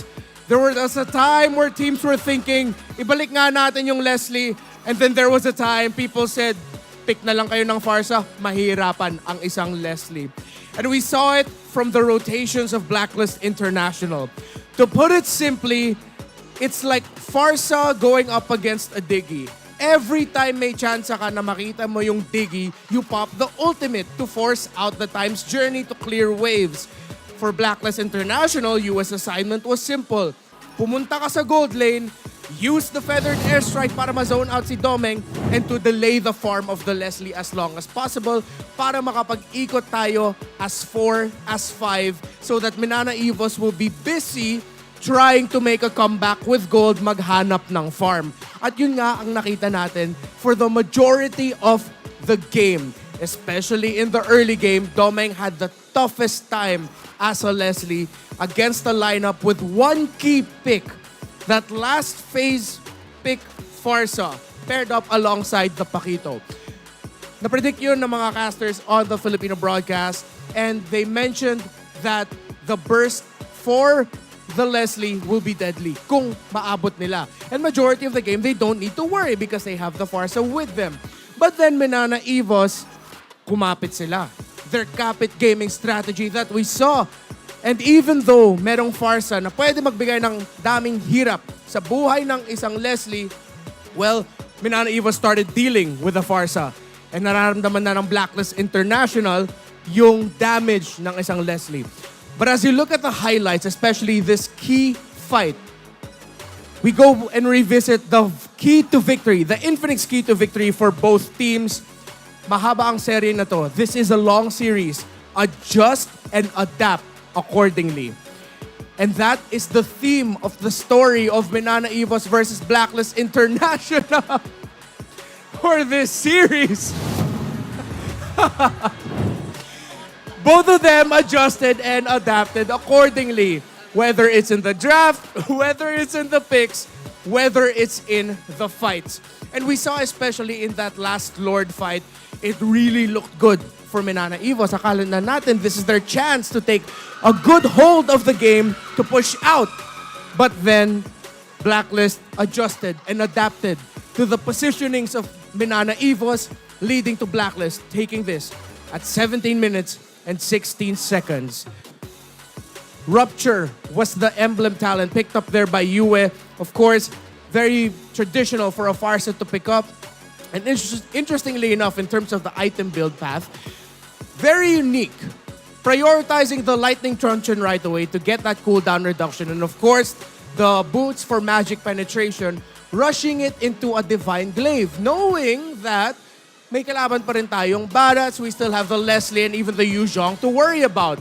Dahil yung mga miyembro ng Minana Evos, specifically KZ, nag-prioritize siya na mag-build ng Athena Shield Sabi dito ni Yue, magbibuild na lang ako ng Divine Glaive kagad and then go into the Holy Crystal and then into the Blood Wings. That's why ang dami nagtataka, ba't ang sakit na ni Yue?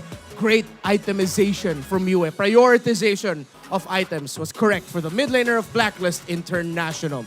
784 GPM for OHEB, and of course, the majority of the damage shared with Yue, 10,000 in the lead. And I want to hammer this point on, just how close this game was, especially there in the end. Kung mas linis lang yung approach ng Minana Evos in that final Lord fight, nakakahabol na sa damage ang Minana Evos. The Leslie and the Vexana together, they were starting to feel the pain and the damage of both. What a story and what a series to start off what we are labeling as the closest season so far. If you doubted that, you were just treated to a 5-game showcase of what it means to fight in MPL Philippines by Minana Evos and Blacklist International. One last bit, we have to revisit the heat map. Saan na ba yun? Heat map, yun no? Late lang onte. It's the rotations of... Guess natin, sino to? Yue? No, Haji, rotations to ni Haji. Yue? Oh, it's Yue. Oh, it's there in the upper right corner, yeah. So for the 5 minutes, Yue, you see here, he was everywhere in the map, prioritizing the objectives at the right time. Yung initial pick-off ng Blacklist International onto Kaizen by minute 2. The first blood of the game came from the fact with great rotationing there. But you look in the lower part of the heat map, there's more of it showing up in the gold lane. Again, that's because of the priority of Yue and Blacklist International to stop that Leslie. If that Leslie free farm, baka iba yung storya ng laban natin. But what happened was, Blacklist International knew what they were up against, knew what they faced, and were able to take the cake. I also really want to commend Haji in this game. The Edith, the confidence, the parang major lack of hesitation on the side of Haji. You don't see him hesitate. He sees a play, he makes it. If he needs to commit the flicker, he will go for it. So, they went ahead and got it. What a series to start off the day, but again, we're not done yet. Because one of the newest organizations, Fnatic ONIC PH, will be facing up against this Blacklist International. So, just a quick checkup on the Champions Arena. Champions Arena, make some noise! Still going good. We still have one more series for the day. The final elimination match in this play-ins round. Blacklist International versus the newly minted Fnatic ONIC Philippines. And I am looking forward to see what else we'll see in terms of strategies, in terms of the drafts, and the gameplay. But before that, let's check up on our two hosts, for they will have a new segment for us leading up to MSC 2024. Mara and Hans, paso. Welcome to See You on MSC, where we'll feature the teams from all over the world who have qualified for the upcoming international tournament happening in Riyadh, Saudi Arabia. And our first stop is North America dahil ang kanilang kampiyon doon ay walang iba kundi ang Bloodthirsty Kings. That's right. Now, Hans, look, we're seeing a lot of stats right here. Take a look at that. And everything seems to be impressive, especially the match and the game win rate. We also have to take note of the hero pool na meron sila. They pull off heroes like the Alpha, Uranus, Hilda, yung mga kamakailan lang para sa atin sa MPL Philippines. Pero ngayon, hindi na natin masyado madalas nakikita. That's interesting. That's right. And after BTK secured their slot for the upcoming MSC 2024, there's been a lot of talks that's noting that it's the return of the NA King, MOBA Zane. What do you think about that? That's gonna be big. I mean, siya ang naglagay ng North America in the MLBB map by what he did kamakailan lang nung M3 World Championship. And I'm sure that this is going to be exciting, lalo na para sa kanya, heading forward to another international appearance. Now, aside from him, who else do you think that we should watch out for? Basically, we have to watch out for everyone. Because there's our fellow Filipinos, this is Mielo at si Basic. And you Basic, also have to Mielo, take yes. note of Cole World na nasa roam position and also Mark Cutie in the mid lane. Those 5 are formidable and they really have to watch out for that.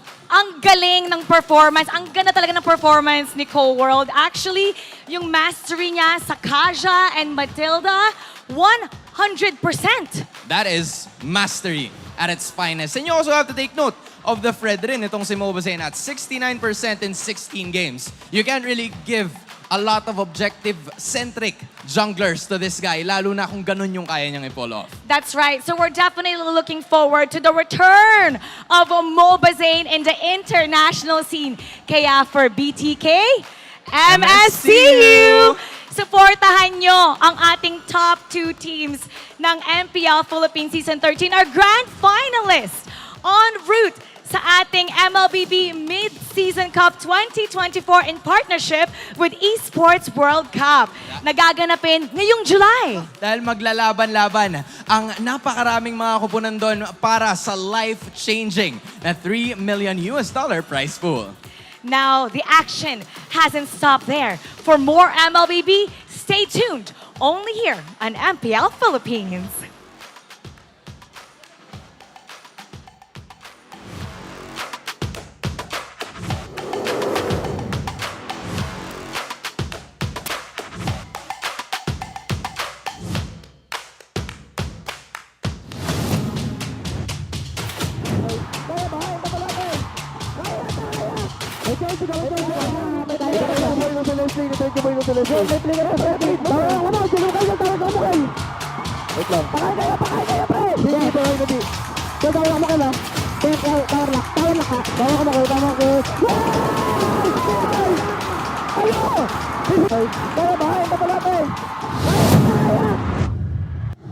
The 13th season of MPL Philippines is brought to you by the following sponsors.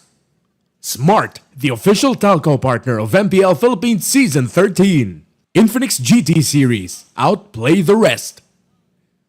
Experience the MPL-PH Season 13 action live at SM South Mall Events Hall in Las Piñas City. Get your tickets now via SM Tickets. Don't miss any MPL-PH action by following our official Facebook page and subscribing to our YouTube channel. Follow MPL-PH on TikTok as well for more content. Don't miss the latest news and updates about the MLBB Philippine esports scene through our esports news tab. Visit the esports page on your MLBB app now and be a part of Lakas ng Pinas. To ensure the equality and fairness of our games, MPL Philippines is also monitored and supervised by the Games and Amusements Board.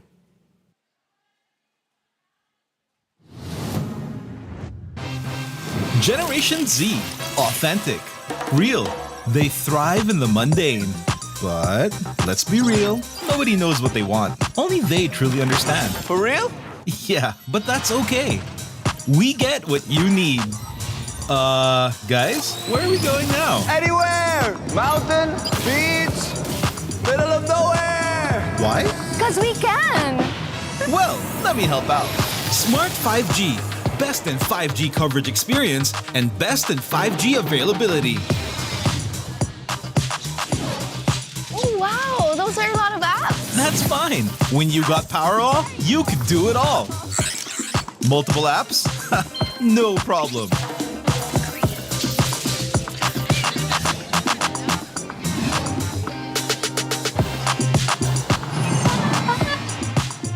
Whoa! From Wi-Fi to data in an instant. Yes, sir. Magic Data saves you anytime you need it. And it doesn't expire? That's right. Cool. Oh, dead spot. If only you could switch in an instant. Oh, wait. What? eSIM is that easy? For For real kasi. backed up by nationwide coverage. So, yeah, nobody knows what Gen Zs want, but we can keep up with real connection and real fast data. Live for real with Smart 5G plus nationwide LTE, Powerall, Magic Data, and eSIM. You guys pretty much know what we need. Live more today. Generation Z. Authentic. Real. They thrive in the mundane. But, let's be real, nobody knows what they want. Only they truly understand. For real? Yeah, but that's okay. We get what you need.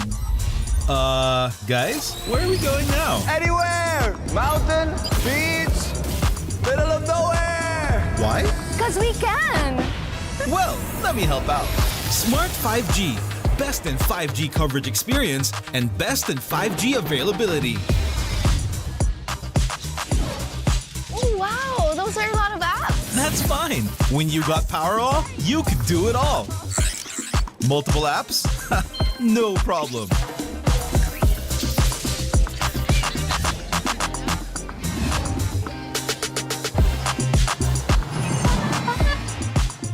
Whoa! From Wi-Fi to data in an instant. Yes, sir. Magic data.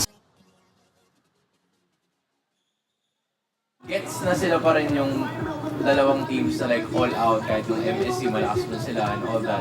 Pero to think na kahit nasa ibang bansa ka, parang palo ka pa rin. Like sure na may manonood sa'yo. Kasi legit yun eh. Pag grand finals, minsan pag mawawala ka ng gana ng manood. Pero iba dun sa kanila eh. Iba pag Di ba na ano din kayo, may mga nag-watch party din nito eh. Sobrang puno, sobrang puno. Ang lala nitong ano. Kaya nasabi ko in grande. Kasi ramdam ko kahit nasa Indo tayo, Jin, alam kong sa Pilipinas, kahit late na, ang dami pa ring fans, ang dami pa ring nag-gather. Ang daming gagan. 1 hour ahead, di ba? Yung Halos alas 12 na ata natapos yung play na lalabas sa party. Ang funny pa nun kasi lumalabas talaga sa malaking screen si Kuya Manjin. Yung isa sa memorable na naalala ko dito, yung RRQ versus Blacklist, yun yung pinakamaraming yung pinakamaraming most viewed. Agents versus Kingdom. Parang ganun, 4 point something PCU. Yung time na to, sobrang stress na ng Blacklist. Oo, stress sila dito. Super stress. And I remember seeing Edward talaga nakayuko na siya. Tapos si Venus. Si upset na siya dito. Ano eh, gustong-gusto nilang palalunin to, ni Narbon. Gusto nila yung back-to-back M series.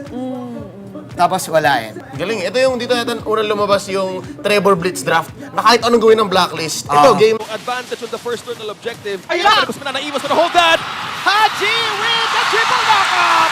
Kita mo naman ang init ni Imam God. Nag-adjust dito sa south. At nakuha ng tatlo. Welcome, kinagat. Okay, inuntok. Sinong unang babanat? Rigid threat. Nilabas na naman dito. Habang yung Dragon ay nandun ni Dragon Tail. Haji is gonna fall down. Habang lumalaban na yung mga javelins. Imik tayo tatlo para tayo na-stun! Yung play mismo ay... Pero nauntok. Ay, nako po! Ay, nako, alam nilang walang ultimate. Kakasabi mo lang. Ito na yung final blow na meron. Si Edward, nagkakamusan. Ay, yung spear. Ito, Heaven Jet. Kapiling. 3. Pero sa likod, ito naman yung architect. Sila natin ngayon, sina Yue. Wala si Yue dito. At mukhang dito susugot na punto. Tignan natin. Ay, nako po! Ay, nako! Sa bayan, Bulado. Tignan natin. Nagko-call na ngayon ng Lord. Si Sitsui, pero yung Dragon ay inabangan nila. Inabangan ng Dragon. Make it alive. Can Kurt make it? Pero ayun, Ultimate! Okay! Mga ultimates ngayon yung Minana, kaya magko-collab lang kasi international ng go. Yun yung thought na meron. At yun na rin yung mini-lord na nilabas. Knock-up sessions. Eto na ang Dragon ni Kurt. Pero kakayanin ba ito? Ultimate. What a 25. Haji Miguel, the double kill. At ngayon, mabibita sa an outplay. Transitioning to an end game. Let's see. Pero walang. Yun, may isang minions lang. Matindepensaan ba to? Ng side. Minana. Isa na lang. Afar. Uma-out pero water. What a prediction. Pero look at the top Walang lane. reset. Look at the top lane. Basagan to rin ngayon. Okay, setups coming in. Bloom heal coming in na din. Pero hindi magiging enough ang heal sa na-deal na damage. Okay? May surpresa, Tori ah. Napakaganda ba item dito dahil wala si Domeng. Wala na naging... Nilapag ka dito, kumukuha ng vision pero may nilapag. Uy, Okay, penalty zone. Bloom heal mula dito sa side ng Minana. Pero wala ng Bloom heal dahil nawala na rin si Kirk. Double kill para kay... Now, looking for a way to get Minana. Evos may heal. Uy, tika lang. Oh, Hem, tingnan natin. Verify. Namumula. Oh my goodness! With the damage shot po itong ultimate ni Kaysen. Nakakuha ng magandang pitas dito ang side ng Minana. At nakubo! Do you believe in miracles? Folks coming in from Spider-Man. Si Aji nandun na. Kaysen binibigyan nila. Kaysen. Ultimate may Bloom din. Kaysen makakapagkapos. Kaysen dito. Okay, nagamit na rin ni First Blood. Pero ang ganda ng Zaman Force. Ang ganda rin ng heal na meron dito. Pero yung EG boy counter. Buhay si Lancy. Kaya ba mag-clear ni Lancy dito? Hindi ito pa may side shatter. Napa-ultimate na lang. Gagamitin nila yung penalty zone. At gagamitin nila yung mini lord. Alam nilang walang save time ngayon. Ang ganda!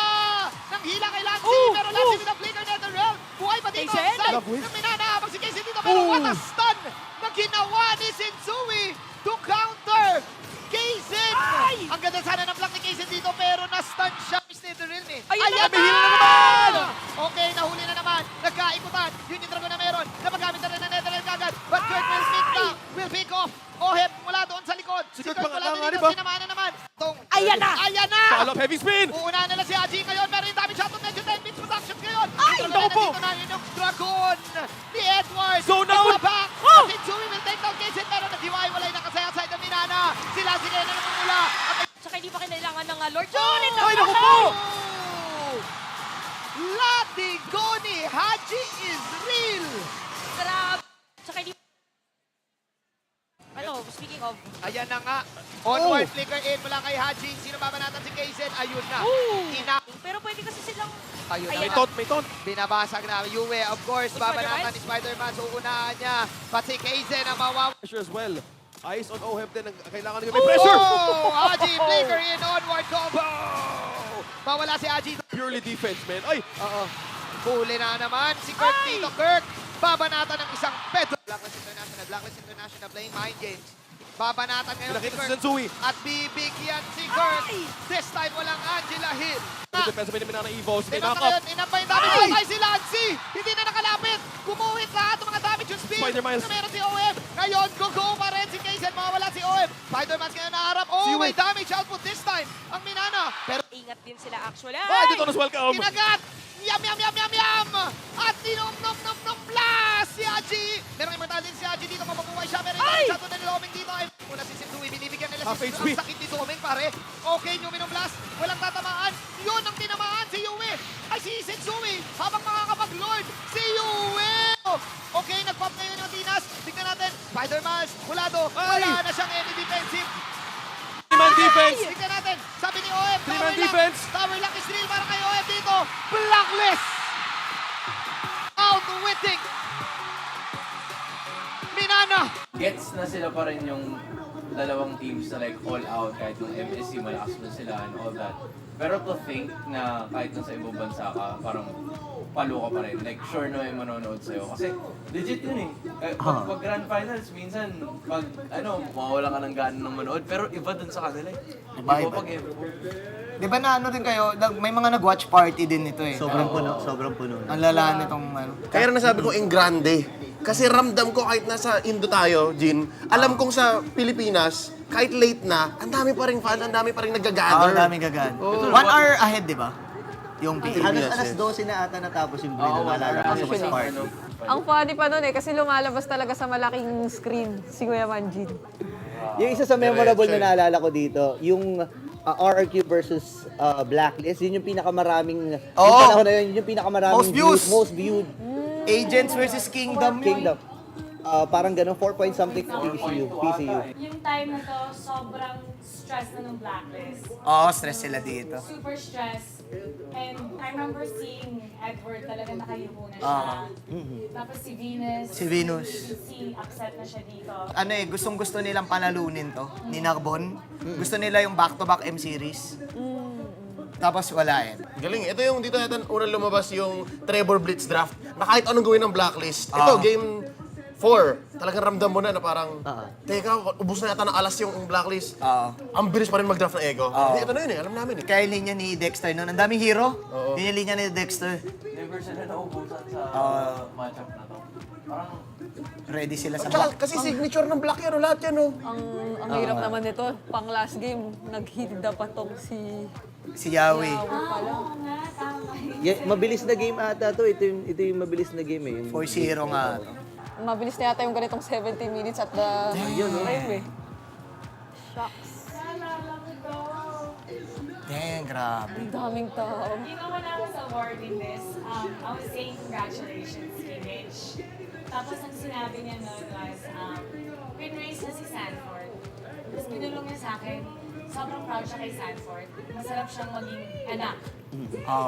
Ito yung giniftan pa ni Sanford yung dad niya. Because his dad was sick. That was sick, oo. So, Pero hindi siya lumalaban. yes. He had to choose whether to stay for his dad or go for the championship. He decided to go? Grabe to. I was screaming Sanford MVP. Kasi ito yung ano siya eh. Andiin niya eh. Lapo, Yuzhong, lahat ng fight. May hulog lahat ng ano niya eh. ng Set bitaw niya. eh. Set niya. Mamatay man siya o hindi. Sanford! Yun eh. Iba to. Core memory talaga ang M4. Okay, I have a fun trivia for you guys. Did you know na Echo napaka-superstitious? Ano ang Tagalog superstitious? Mapamahiin. Mapamahiin. So kapag may kinain sila, tapos nanalo sila, they need to eat it again. Sabi ni Coach Tekta. Pero kapag may kinain sila, tapos natalo, palit ng menu. Tapos si Carl Tizzy, sa sobrang, I guess, superstitious and favorite niya, every single day, ang kinakain niya doon, grilled salmon and nasi goreng. For 1,500 pesos every day. Yun yung pampaswerte. Oo. Ang masasabi ko talaga, personal experience, pag hype at passion ng fans, panalo talaga Indo, for me. Talo ang PH. Kasi, naalala ko, bukod doon, kaya akong sabi maanghang, binubu talaga yung yung echo, nasa entrance. Hindi ko lang kung rinig sa broadcast yun eh. Yung bu eh. Hindi, pero... Alam ko merong moment. May moments. As in talagang pagka-entrance nila, tapos parang yung bu na yun, dama mo yung pagka-sports niya na parang, o walang personalan, parang, bulang talaga siya. Bulang talaga. Bulang talaga kayo. I remember when I heard that, oh my God, what did it, wow. Pero that's what made it more victorious and triumphant nung nanalo tayo. Kasi binubu tayo. Nung natalo natin, it's like, yes. Bang!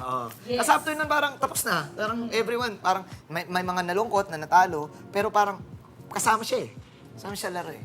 Alright, tapos na tayo sa M4. Now, let's reminisce about M5. So, kung may maalala kayo sa M5, you can describe it in one word. How would you describe M5 World Championship? Dikdikan. Dikdikan. Dikdikan. Okay. Wala eh. Yun talaga eh. Sa akin, Rizal. Rizal. Kasi kailangan one word lang eh. Hindi ko Rizal before. Sa Rizal Memorial Stadium. Classic. El Clasico. Yun na lang. El Clasico. El Clasico. Sa akin finale.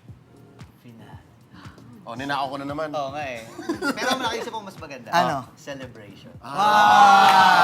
So, Celebration ng PH dominance yun. Dikdikan, Rizal, El Clasicong pinaling celebration. Tama. Galing. Game 7. Ano na lang, may dash. May dash. Para one word. Para Game 7. Kasi Game 7. Sa akin, best championship so far. Okay, panoorin natin. Let's play it! Ay, speaking of Game 7. Ganda na laban. Game 7 na pala agad to.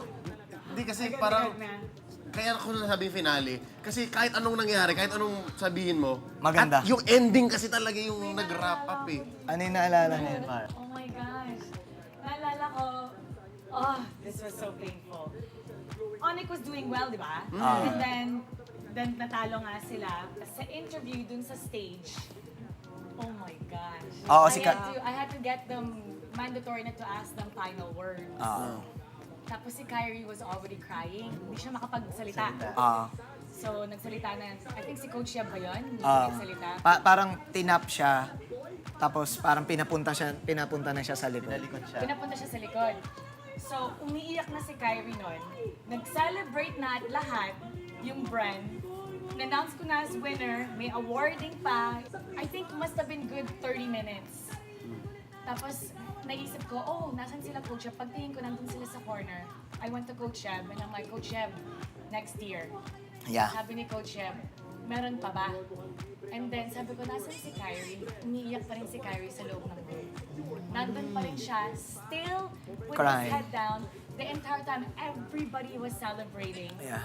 So parang it was like a triumphant moment for Philippines at the same time. Nakikita mo yung kababayan mo umiiyak na sobrang tagal. At least 30 minutes, 45 minutes nga ata. Nag-celebrate na lahat. Nandun pa rin siya, hindi siya makagalaw with his head down. Tapos naalala ko, sumisisi niya yung sarili niya na. Yung dive doon sa damo dyan. Sa river bush. Sa right mid. Tsaka feel ko ang laki rin kasi ng expectation sa kanila given that they won MSC. Yung level ng understanding na parang sila na ba yung ultimate threat dun sa dominance that we've been talking about for the longest time. Again, going back to M4, underwhelming yung performance nila nun. Oo. Yun yung naalala ko kasi usap ko si Yebe, parang hindi kasi namin naalala yung laro namin. Tapos nagpalakas sila nung nagpalakas. MSC. Nami-mental sila nun, no? Oo, M4. nami-mental sila. Tapos ito yung parang in-expect. Kasi galing upper bracket yung ONIC nito eh. Ito yung... Linaglag nila yung brain after a comeback. Yeah. Ay, yung parang naalala ko na storylines kadalasan kahit nung groups pa lang, laging may pagka-Titan na ina-attach. Kasi parang panahon pa yun ng Attack on Titan na finale din. Tapos laging ONIC yung sinatawag na Titan, kasi walang makapagpabagsak. Prime to eh. Prime nung lineup. Tsaka yung season niyan ng season ng ONIC niyan, full domination doon sa MPL Indo. ID. Oo. Naging dikdikan lang yung laban nila ng Gigfam, pero makikita mo talaga yung lakas ng ONIC doon sa Indo. Kaya agree ako Leo dito sa finale kasi both stories mag-work dito. Ito na ata yun? Hindi pa. Ito. Ay, yung bush, Pops. yes. Ito Kala ko yun. yung ending, pero the bush, yes. So hindi pa to yun? Hindi pa tapos. Pero yun yung moment. Yun yung bush na napita si Boots. Tumalon si Kyrie tas nagmamba out. Parang ito na ata yun. Yun. Ito na yun. Naalala ko yung final call ni Chantel. Na-Julie si Kyrie. It ends 14 minutes. Para sa akin kasi, kaya finale, now knowing what we know this event was 4 or 5 months back? Para sa akin kasi, finale siya kasi ending siya ng isang story. Dalawa. Ending siya ng chapter. Yes. Chapter. And I know in the near future na magre-recover naman yung Onyx. So, ibig sabihin, new page yun. Tayo, we ended our story, and specifically AP Brand's story, na world tour. For Onyx, new chapter lang kasi alam kong magre-recover sila eh. Makita na natin eh. Ito yun. Good conclusion siya. Good conclusion. That's it. Lahat nag-react nun nung Nung namatay si Kyrie. Kasi Same spot. Ito into ending, 14 minutes. So, dalawang beses pala nangyari engage na yun. Oo. Same spot pala. Yung una, pangkuha dun sa inhibitors. Yung pangalawa, Finish. laro. Oo. That's why I don't remember very clearly. Kasi wala na ako sa analysis stand nito. Hindi na ako nanonood. Wala na ginagawa Yung mo. crowd na lang kasi energy na lang. Alam ko nang patapos to. Ano? Kasama ko si Nerv. Ay, ito. Tattoo Hands. Ay, nag-GG. Magkatabi kayo nun. Yun. Kasama nun. Min paus na paus tayo nun. Oo. As in, kinabukasan, hindi na tayo nagsasalita. Game 7. Grabe. Kayo, ano? Muntik pa si Few nito. Ito. Si Wilbert ba yan? Si Wilbert. Sinisi niya pa si Wilbert. Ikaw Ikaw Believe ka lang naman. Naalala ko niya yung sa watch party, grabe talaga. Kasi nasa Bulacan kami niyan, yung last moment. Ay, oo nga. Nasa last moment sa watch party, sobrang nagsisigawan lahat ng tao. Kasama kasi QWERTY nun talagang grabe yung celebration. So, Americans. Grabe yung pagbibigay talaga ng mga Pinoy. Naalala ko maraming watch party nito. Tama. Kung saan-saan. Kung saan-saan eh. Grabe to. Sobrang saya ko para sa AP Brin nito. Buong pamilya ni Few yung kasama natin dun sa Buong pamilya ni Few, ni Marco, ni Flap.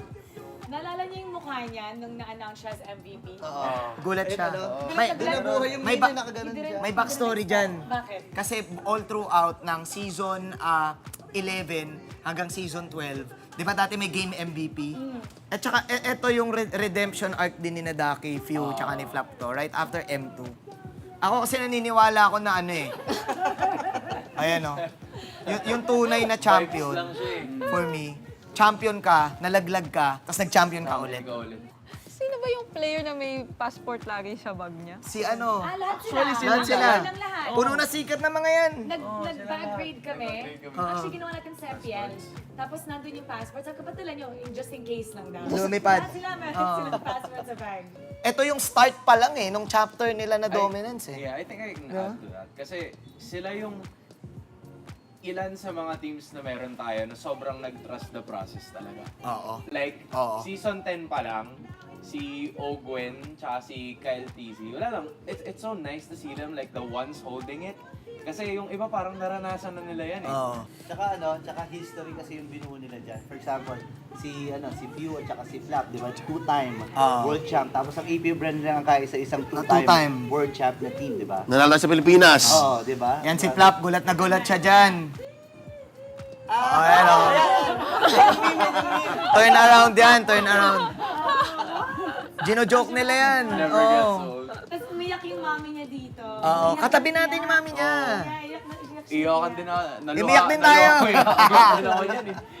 Okay, funny trivia. Did you know na sa sobrang kulit ng AP brand, may 3 players doon, pinala ni Coach Daki sa puwet dahil nagkapikunan yung 3 players sa hotel. Naging ganon. I'm not sure. The first one? Sino kaya yung makulit? Hulaan ba natin? Hula ko dyan, una si Flap. Feeling ko si Flap. Flap yung isa. Flap, galawin mo yung baso. Si Flap. Yun lang yung hula natin. Si Flap. Flap. Flap for sure. Flap For sure sure. yan. Makulit. Si Kyle, feeling ko. Basta out si Few, out si Few. Kyle. Out si Few, tsaka si Ogwen for me. Okay. Oh, so sila Kasi tatlo lang. Pando. Pas, Okay. Marco. So may... Pero feeling ko Ogwen. Pwede natin i-ask si Coach Ducky. Para sa kanya napalo sa puwet. To discipline them. Now, speaking of, okay, yung phrase na Pinas lang malakas. Okay? Sabi ng Echo, nung M4, Pinas lang malakas dahil nag-PH to PH sa finals. What are your thoughts on that? Yung Pinas lang malakas na phrase, actually, nagamit lang siya ng M4, pero feeling ko nag-start siya M2 pa lang. Doon pa lang, right after manalo ng World Championship ng Bren Esports nung panahon na yon. So, naging meta-shapers Tama, tayo. meta-shaper sila. Nuhulma. How about this? May favorite quote ako. Nanggaling to kay Coach Ducky from M5. Sabi niya, I think our genius is born out of necessity. Everyone wants something better for their families. Filipinos are family-centric culture. The biggest motivational factor to win is money. Parang ang hirap tanggihan nung Real. sinabi niya. Real I mean, totoo lang naman din siya eh. Parang ang laking bagay or impact talaga ng pera sa atin. Pero I think, syempre, beyond wanting to make a name for themselves, kasi lahat naman ng players na napapanood natin, nakikita natin gaano ka-passionate yung recent World Champions natin. Hanggang ngayon, di natin nararamdamang nauubusan ng gutom para manalo. So parang masaya talaga sila sa ginagawa nila, parte or passion nila yung paglalaro. Pero higit pa doon, kaya rin marami tayong nakikitang lumilipad kasi maraming natatanggap na offers. Pinas lang malakas. Yes. Yun nga. Iniimbitahan namin kayo na suportahan ng ating mga MSC representatives. Sila lilipad papuntang Riyadh para sumali at i-represent ang ating bansa sa upcoming Mid-Season Cup. Para sa pinakamalaking prize pool ng MLBB Esports. Na nagkakahalagang $3 million. Siguradong babalik ng mas malakas ang Pilipinas. Para sa tagumpay! Thanks for tuning in. Abangan ang susunod na episode tungkol sa M2 at M3 World Championships. Kita-kits! Pwede na tayo. Gusto ko rin mag ano doon. Ano yan? Okay din yan eh, no? Ganun.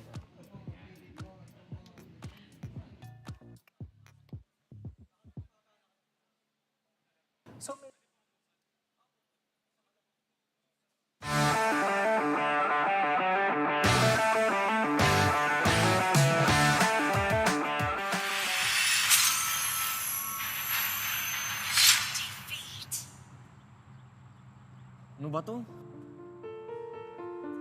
Feeder? Walang team play?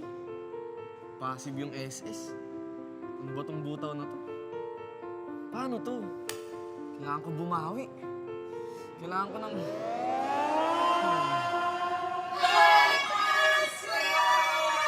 Tama! Kailangan ko ng 5-man squad. Maghahanap ako ng kalaro.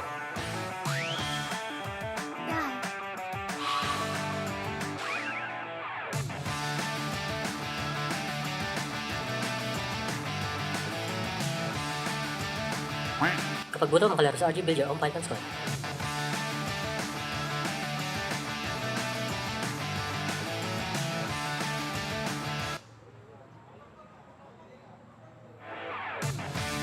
For more #tagumpay tips, nood na ng MPL Philippines sa YouTube at TikTok. Friday to Sunday, 4 p.m., MPL na.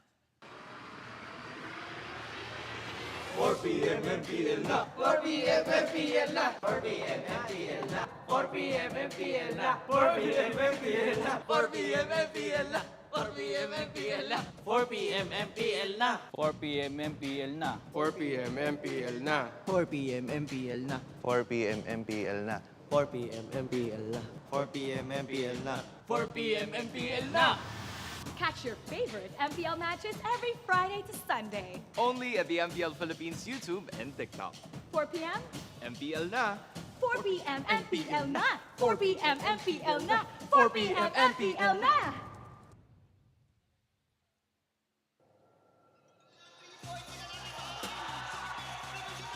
Walong kupunan nung nagsimula.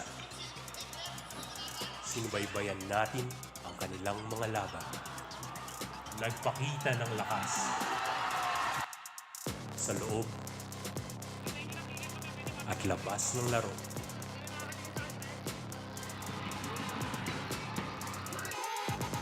Ngunit sa huli, 6 lang ang magpapatuloy sa laban.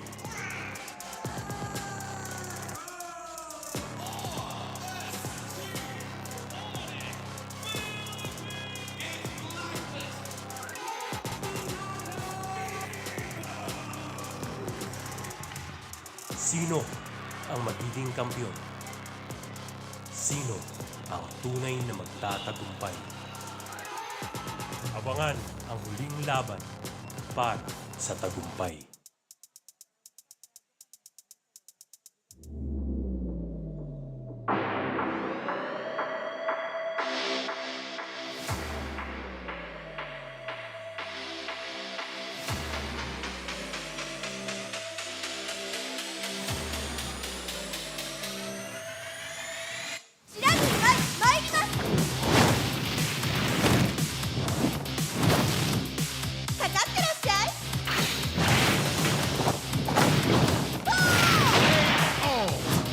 Ikse!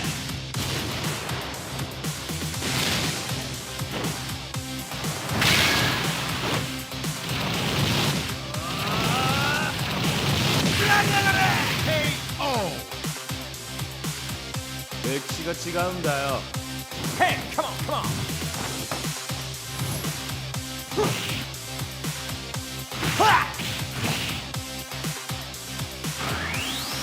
Okay! Power! Giga!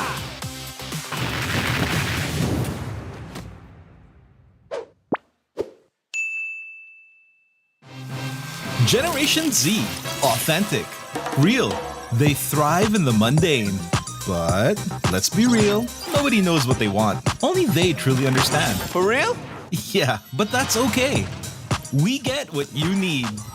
Guys, where are we going now? Anywhere! Mountain, beach, middle of nowhere! Why? Because we can. Well, let me help out. Smart 5G. Best in 5G coverage experience and best in 5G availability. Oh, wow. Those are a lot of apps. That's fine. When you got Powerall, you can do it all. Multiple apps? No problem.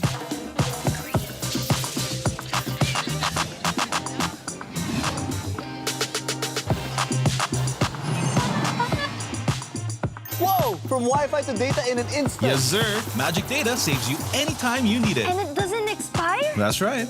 Cool. Oh, dead spot. If only you could switch in an instant. Oh, wait. What? eSIM is that easy? For For real kasi. backed up by nationwide coverage. So, yeah, nobody knows what Gen Zs want, but we can keep up with real connection and real fast data. Live for real with Smart 5G plus nationwide LTE, Powerall, Magic Data, and eSIM. You guys pretty much know what we need. Live more today. How to register the Smart Giga Arena. First, go to gigaarena.smart on your browser. Click Sign In at the upper right corner and enter your smart mobile number. Enter the one-time authentication code sent to your number and agree to the terms and conditions and privacy policy. Personalize your account by choosing your username and profile picture. Congratulations, you've just taken the first step on your path to greatness. Check out upcoming tournaments and play arcade games. Just subscribe to Giga Arena 20 to join. To join tournaments, click the Tournaments tab. Find the perfect tournament with the search option. Find all the details about your chosen tournament and register. Provide your in-game name, ID, and other details. Make sure you have tickets to join. If not, then subscribe to Giga Arena 20 to get 2 tickets. And you're set. See you at the training grounds.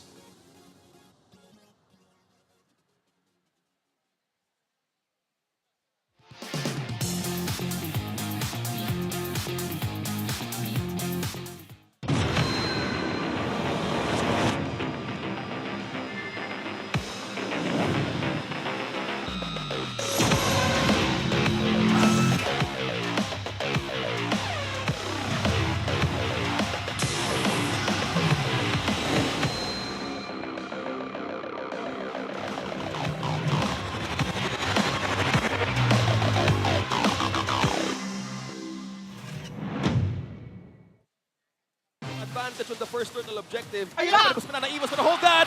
Haji with the triple knockup! Kita mo naman ang init ni Manggad. Nag-adjust dito sa south. At nakakuha ng tatlo. Welcome, kinagat.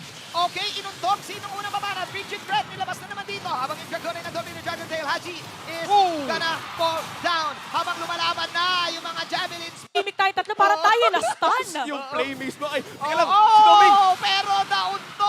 Ay, nako ba? Ay, nako, alam nilang walang ultimate. Kakasabi mo lang. Ito na yung final blow na meron. Si Edward, nagkakamusan. Ayun yung spear. Bato, Hebron Jet. Kapiling. 3. Pero sa likod, ito naman yung architect. Sinaban natin ngayon si Yue. Wala si Yue dito. At mukhang dito susugat ang mundo. Tignan natin. Ay, nako ba? Ay, nako, sa bayan, Bulado. Tignan natin. Nagko-call na ngayon ng Lord. Si Sitsui, pero yung Dragon ay inabangan nila. Inabangan ng Dragon. Make it alive. Can Kurt make it? Pero ayun, Team Dominic! Okay! Mga ultimates ngayon yung Minana, kaya magkukulab lang sa international and go. Yun yung dot na meron. At yun na rin yung mini Lord na nilabas. Knock-up sessions. Eto na ang Dragon ni Kurt. Pero kakayanin ba ito? Ultimate. What a 25. Haji Miguel, the double kill. At ngayon, mabibita sa and out play. Transitioning to an end game. Let's see. Pero walang. May depensa pa. Yun, may isang minions lang. Pati-depensaan ba to? Ng side. Ng Minana. Isa na lang! Far! Uma-out pero water! What a prediction mula kay Kurt! Pero look at the top Walang lane. reset. Look at the top lane. Basagan to rin ngayon. Okay, setups coming in. Bloom heal coming in na din. Pero hindi magiging enough ang heal sa na-deal na damage. Okay. May surpresa, Tori, ah. Napakaganda ba item dito? Dahil wala si Dominic. Wala na naging... Tsaka hindi pa kinailangan ng Lord John. Ay, naku po! Latigo ni Haji is real! Grabe. Tsaka hindi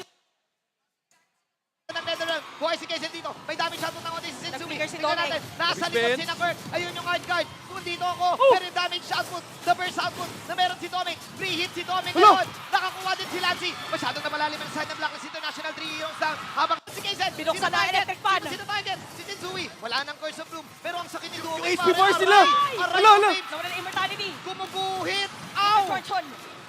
Okay, buy and sell. Ay! Ingat din sila actually. Ay, dito na welcome. Kinagat! Yum, yum, yum, yum, yum!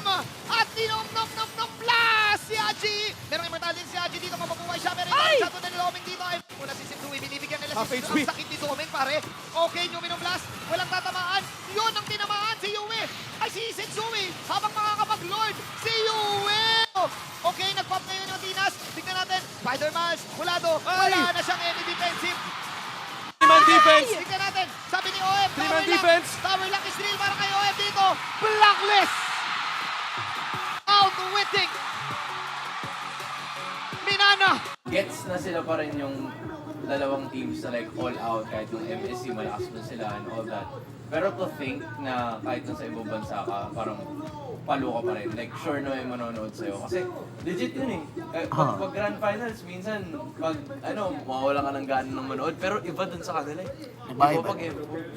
Di ba na ano din kayo, may mga nag-watch party din nito eh. Sobrang puno. Ang lala nitong ano. Kaya nasabi ko in grande. Kasi ramdam ko kahit nasa Indo tayo, Jin, alam kong sa Pilipinas, kahit late na, ang dami pa ring fan, ang dami pa ring nag-gather. Ang dami gagan. 1 hour ahead, di ba? Yung Halos alas 12 na ata natapos yung video. Naalala ko sa party. Ang funny pa nun kasi lumalabas talaga sa malaking screen si Kuya Manjin. Yung isa sa memorable na naalala ko dito, yung RRQ versus Blacklist, yun yung pinakamaraming, yung panahon na yun, yung pinakamaraming Most views. most viewed. Agents versus Kingdom. Parang ganun, 4 point something PCU. Yung time na to, sobrang stress na ng Blacklist. Oo, stress sila dito. Super stress. And I remember seeing Edward talaga nakayuko na siya. Tapos si Venus. Si Venus. Si upset na siya dito. Ano gustong-gusto nilang panalunin to, ni Narbon. Gusto nila yung back-to-back M-Series. Tapos wala Galing. Ito yung dito natin unang lumabas yung Trevor Blitz draft na kahit anong gawin ng Blacklist. Ito, game 4. Talagang ramdam mo na parang, teka, ubus na yata ng alas yung Blacklist. Ang bilis pa rin mag-draft ng Ego. Ito na yun alam namin Kaya yung linya ni Dexter noon, ang daming hero. Yun yung linya ni Dexter. Never sila naubusan sa matchup na to. Parang ready sila sa Black. Kasi signature ng Black yan, lahat yan. Ang hirap naman nito, pang last game, naghilda pa tong si Yahweh. Oo nga, tama. Mabilis na game ata to. Ito yung mabilis na game eh. 4-0 nga. Mabilis na yata yung ganitong 70 minutes at the time eh. Shucks. Dang, grabe. Ang daming tao. You know, when I was awarding this, I was saying congratulations, Image. Tapos ang sinabi niya noon was, pinraise na si Sanford. Tapos binulong niya sa akin, sobrang proud siya kay Sanford. Masarap siyang maging anak. Ito yung giniftan pa ni Sanford yung dad niya. Because his dad was sick. Oo. Sick, oo. So, Pero hindi siya lumalaban. yes. He had to choose whether to stay for his dad or go for the championship. He decided to go. Grabe to. I was screaming Sanford MVP. Kasi ito yung siya eh. Andiin niya eh. Lapo, Yuzhong, lahat ng may fight. hulog lahat ng niya ng Set niya. Mamatay man siya o hindi. Sanford! Yun eh. Iba to. Core memory talaga ang M4. Okay, I have a fun trivia for you guys. Did you know na Echo napaka-superstitious? Ano ang Tagalog superstitious? Mapamahiin. So kapag may kinain sila, tapos nanalo sila, they need to eat it again. Sabi ni Coach Tekta. Pero kapag may kinain sila, tapos natalo, palit ng menu.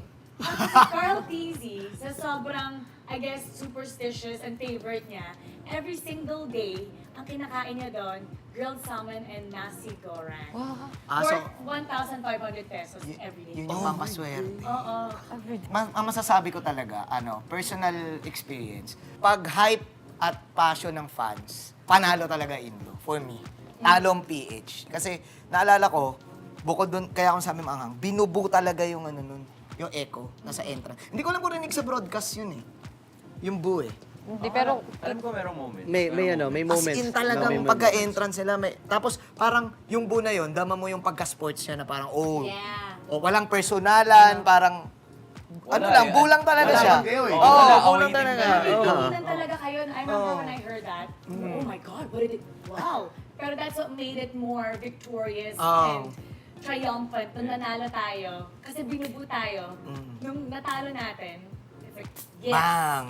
Yes. Tapos after nun parang tapos na. Parang everyone, parang may mga nalungkot na natalo, pero parang kasama siya eh. Kasama siya laro eh. Alright, tapos na tayo sa M4. Now, let's reminisce about M5. So, kung may maalala kayo sa M5, you can describe it in one word. How would you describe M5 World Championship? Dikdikan. Dikdikan. Dikdikan. Okay. Wala eh. Yun talaga eh. sa akin, Rizal. Rizal. Kasi kailangan one word lang eh. Hindi ko Sa Rizal Memorial Stadium. Classic. El Clasico. Yun na lang. El Clasico. El Clasico. Sa akin finale. Oh, ninako ko na naman. Oo nga eh.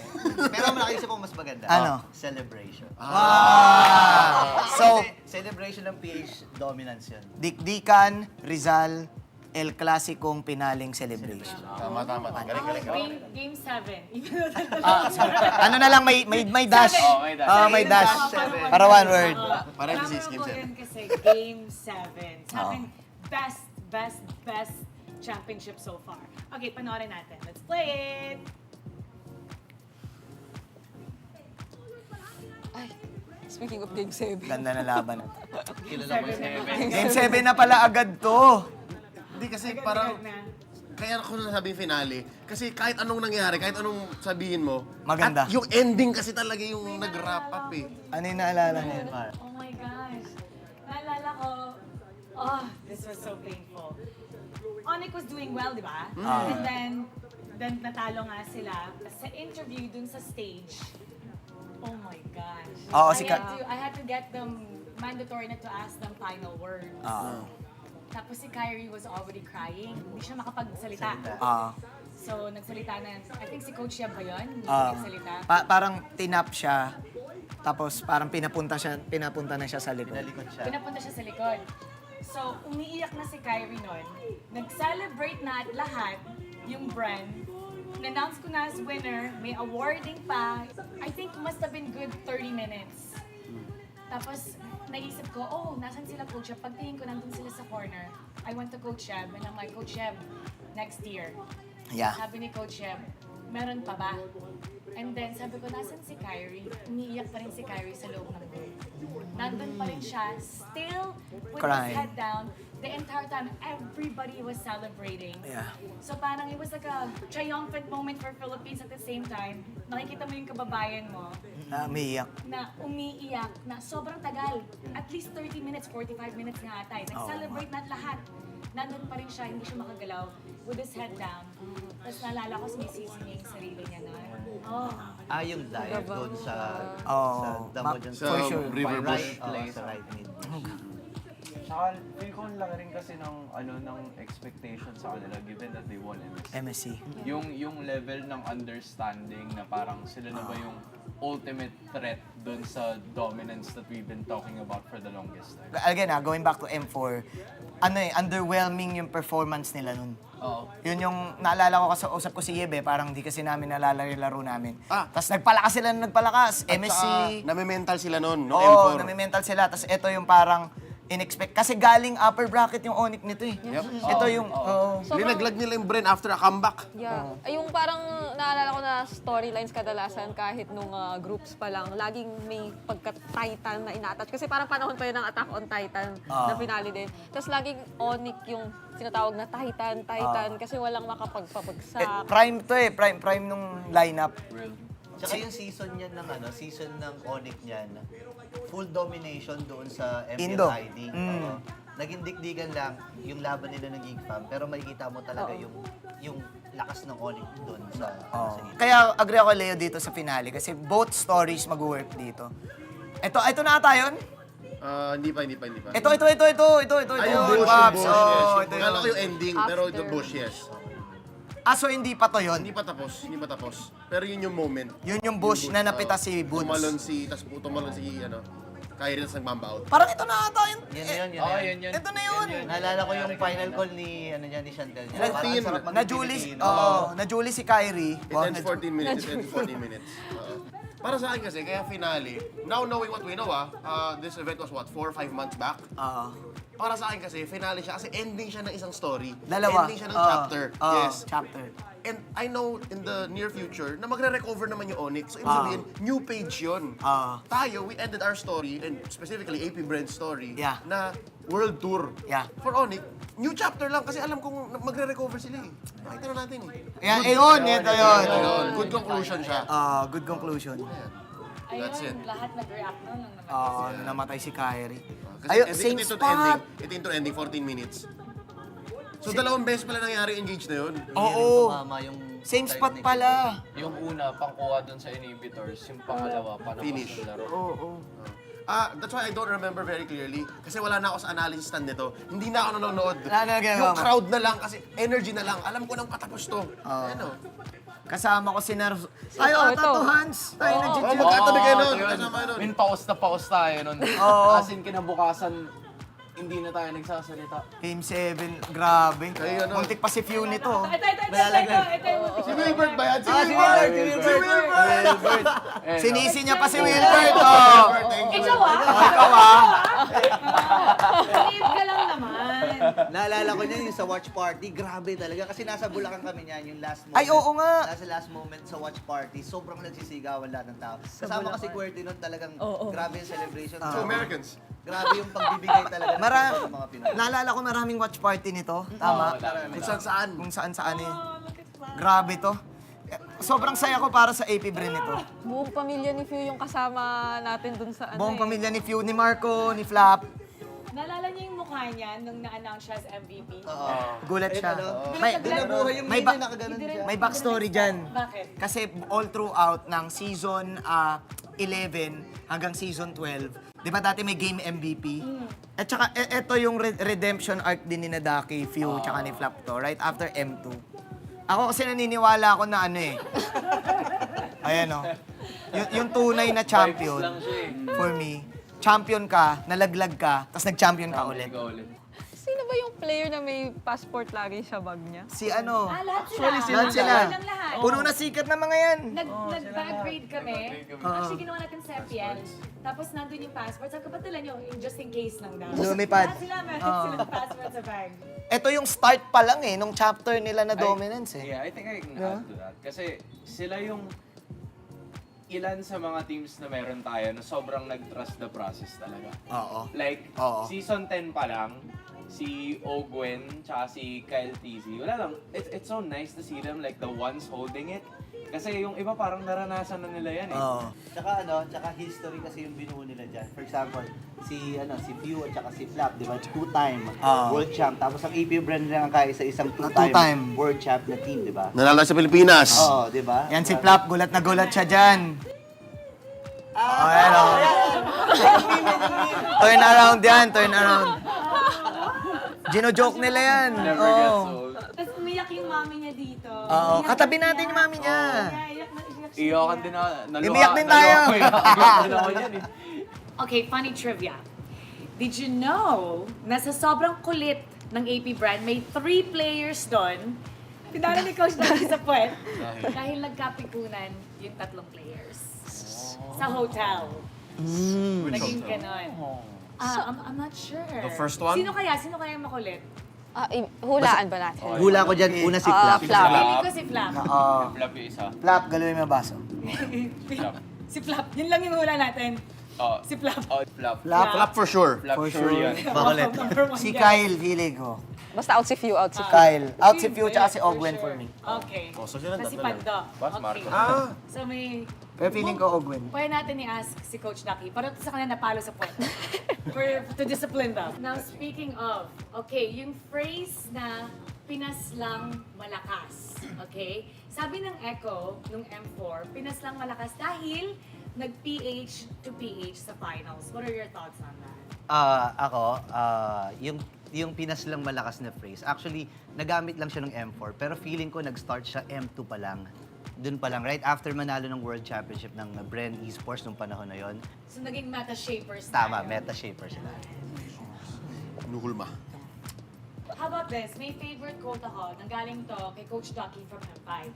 Sabi niya, I think our genius is born out of necessity. Everyone wants something better for their families. Filipinos are family-centric culture. The biggest motivational factor to win is money. Parang ang hirap tanggihan nung Real. sinabi niya. Real eh. Totoo lang naman din siya eh. Parang ang laking bagay or impact talaga ng pera sa atin. Pero I think, syempre, beyond wanting to make a name for themselves, kasi lahat naman ng players na napapanood natin, nakikita natin gaano ka-passionate yung recent world champions natin. Hanggang ngayon, di natin nararamdamang nauubusan ng gutom para manalo. So parang masaya talaga sila sa ginagawa nila, parte or passion nila yung paglalaro. Pero higit pa doon, kaya rin marami tayong nakikitang lumilipad kasi maraming natatanggap na offers. Pinas lang malakas. Yes. Yun nga. Iniimbitahan namin kayo na suportahan ng ating mga MSC representatives. Sila ililipad papuntang Riyadh para sumali at i-represent ang ating bansa sa upcoming Mid-Season Cup. Para sa pinakamalaking prize pool ng MLBB Esports. Na nagkakahalagang $3 million. Siguradong babalik ng mas malakas ang Pilipinas. Para sa tagumpay! Thanks for tuning in. Abangan ang susunod na episode tungkol sa M2 at M3 World Championships. Kita-kits! Pwede na tayo. Gusto ko rin ng gano'n doon. Ano yan? Okay din yun eh, no? Ganun.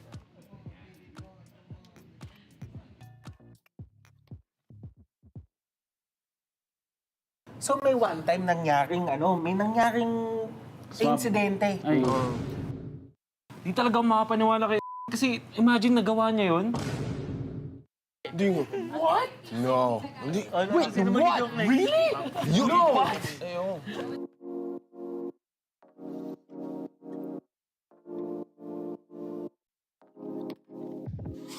Hi everyone! Welcome back to the Philippines' most important championships. Sa ikalawang episode na ito, babalikan natin ang mga laban sa M2 and M3 World Championships na talagang nagpakita ng lakas ng Pinas sa mundo ng MLBB.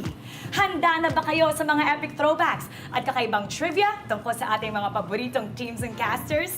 Kaya huwag kayong aalis, simulan na natin! Game. Tara. Game. Let's go. Game. Game.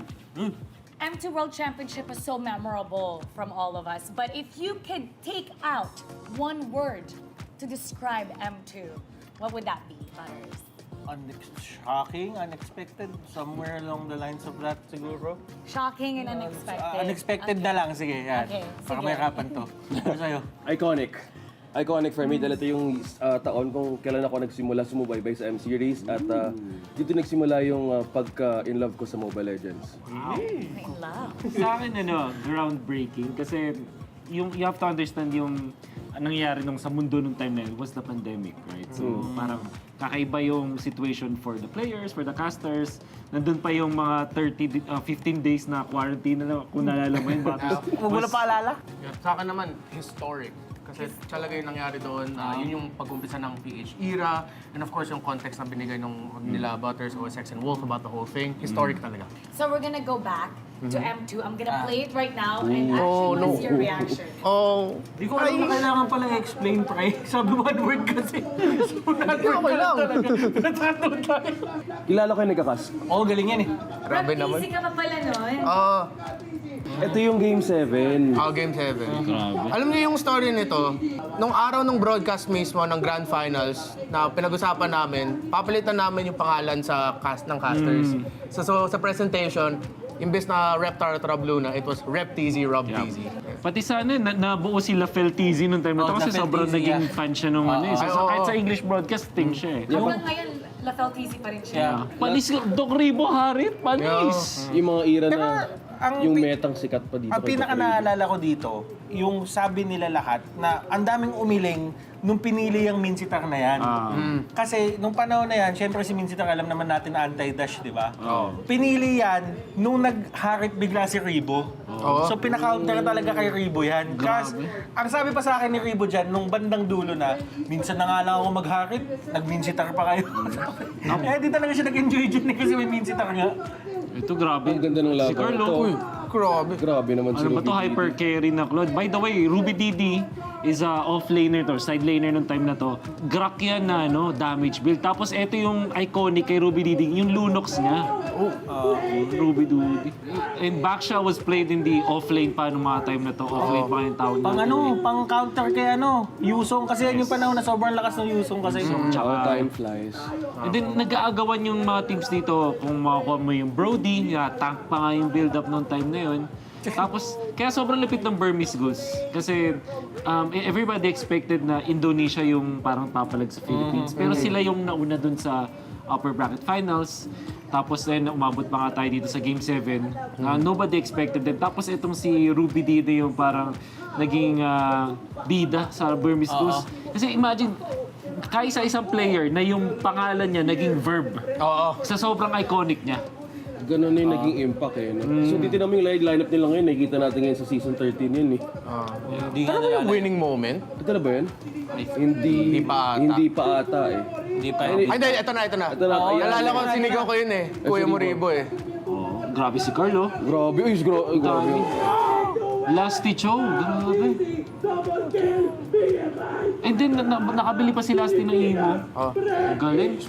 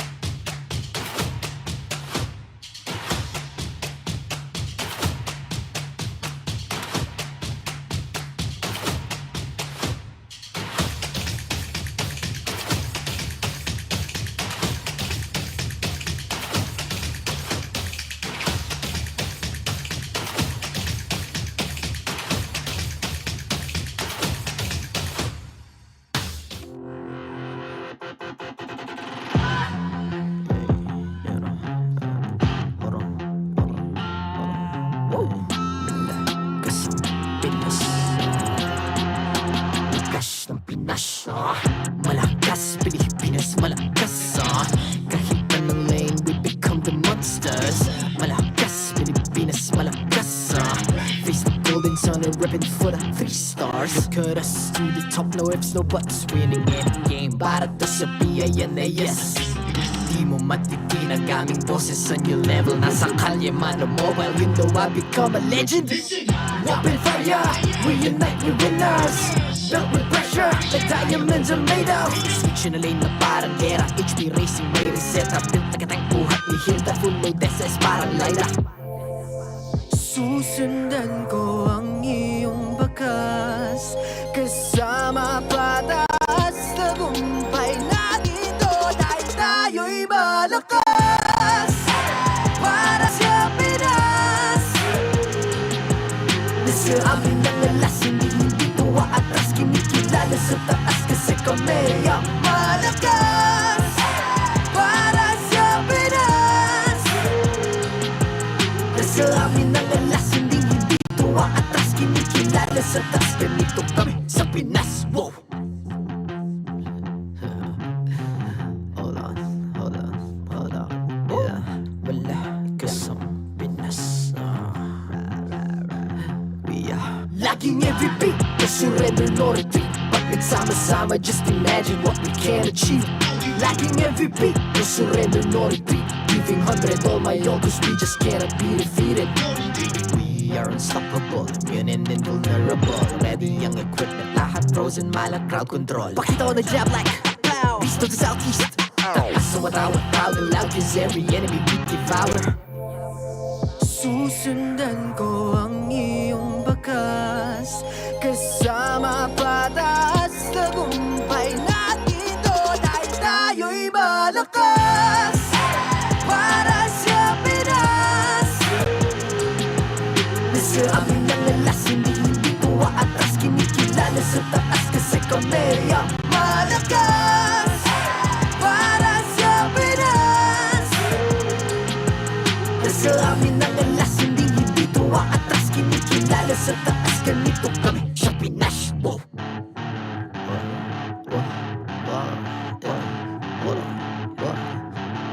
Malakas, Pilipinas, malakas. Kahit anong lane, we become the monsters. Malakas, Pilipinas, malakas. Face the golden sun and repping for the 3 stars.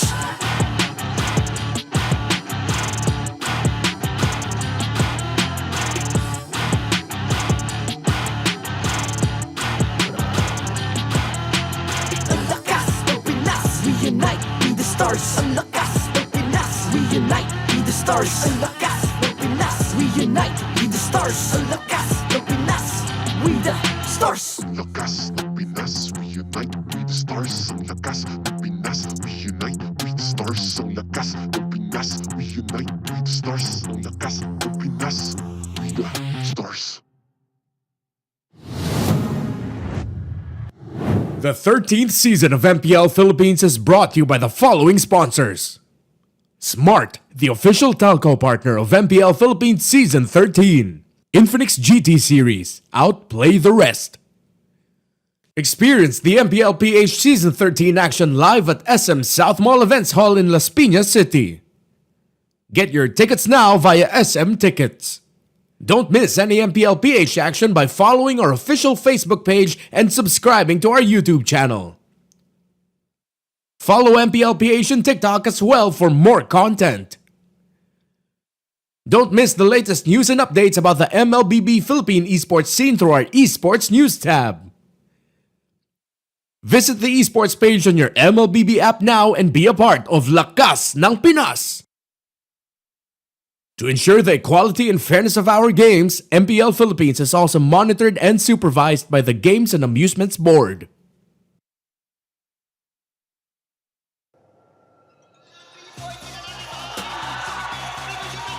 Walong kupunan nung nagsimula. Sinubaybayan natin ang kanilang mga laban.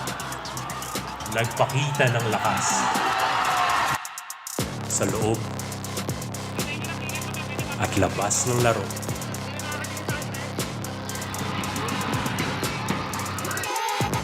Ngunit sa huli, 6 lang ang magpapatuloy sa laban.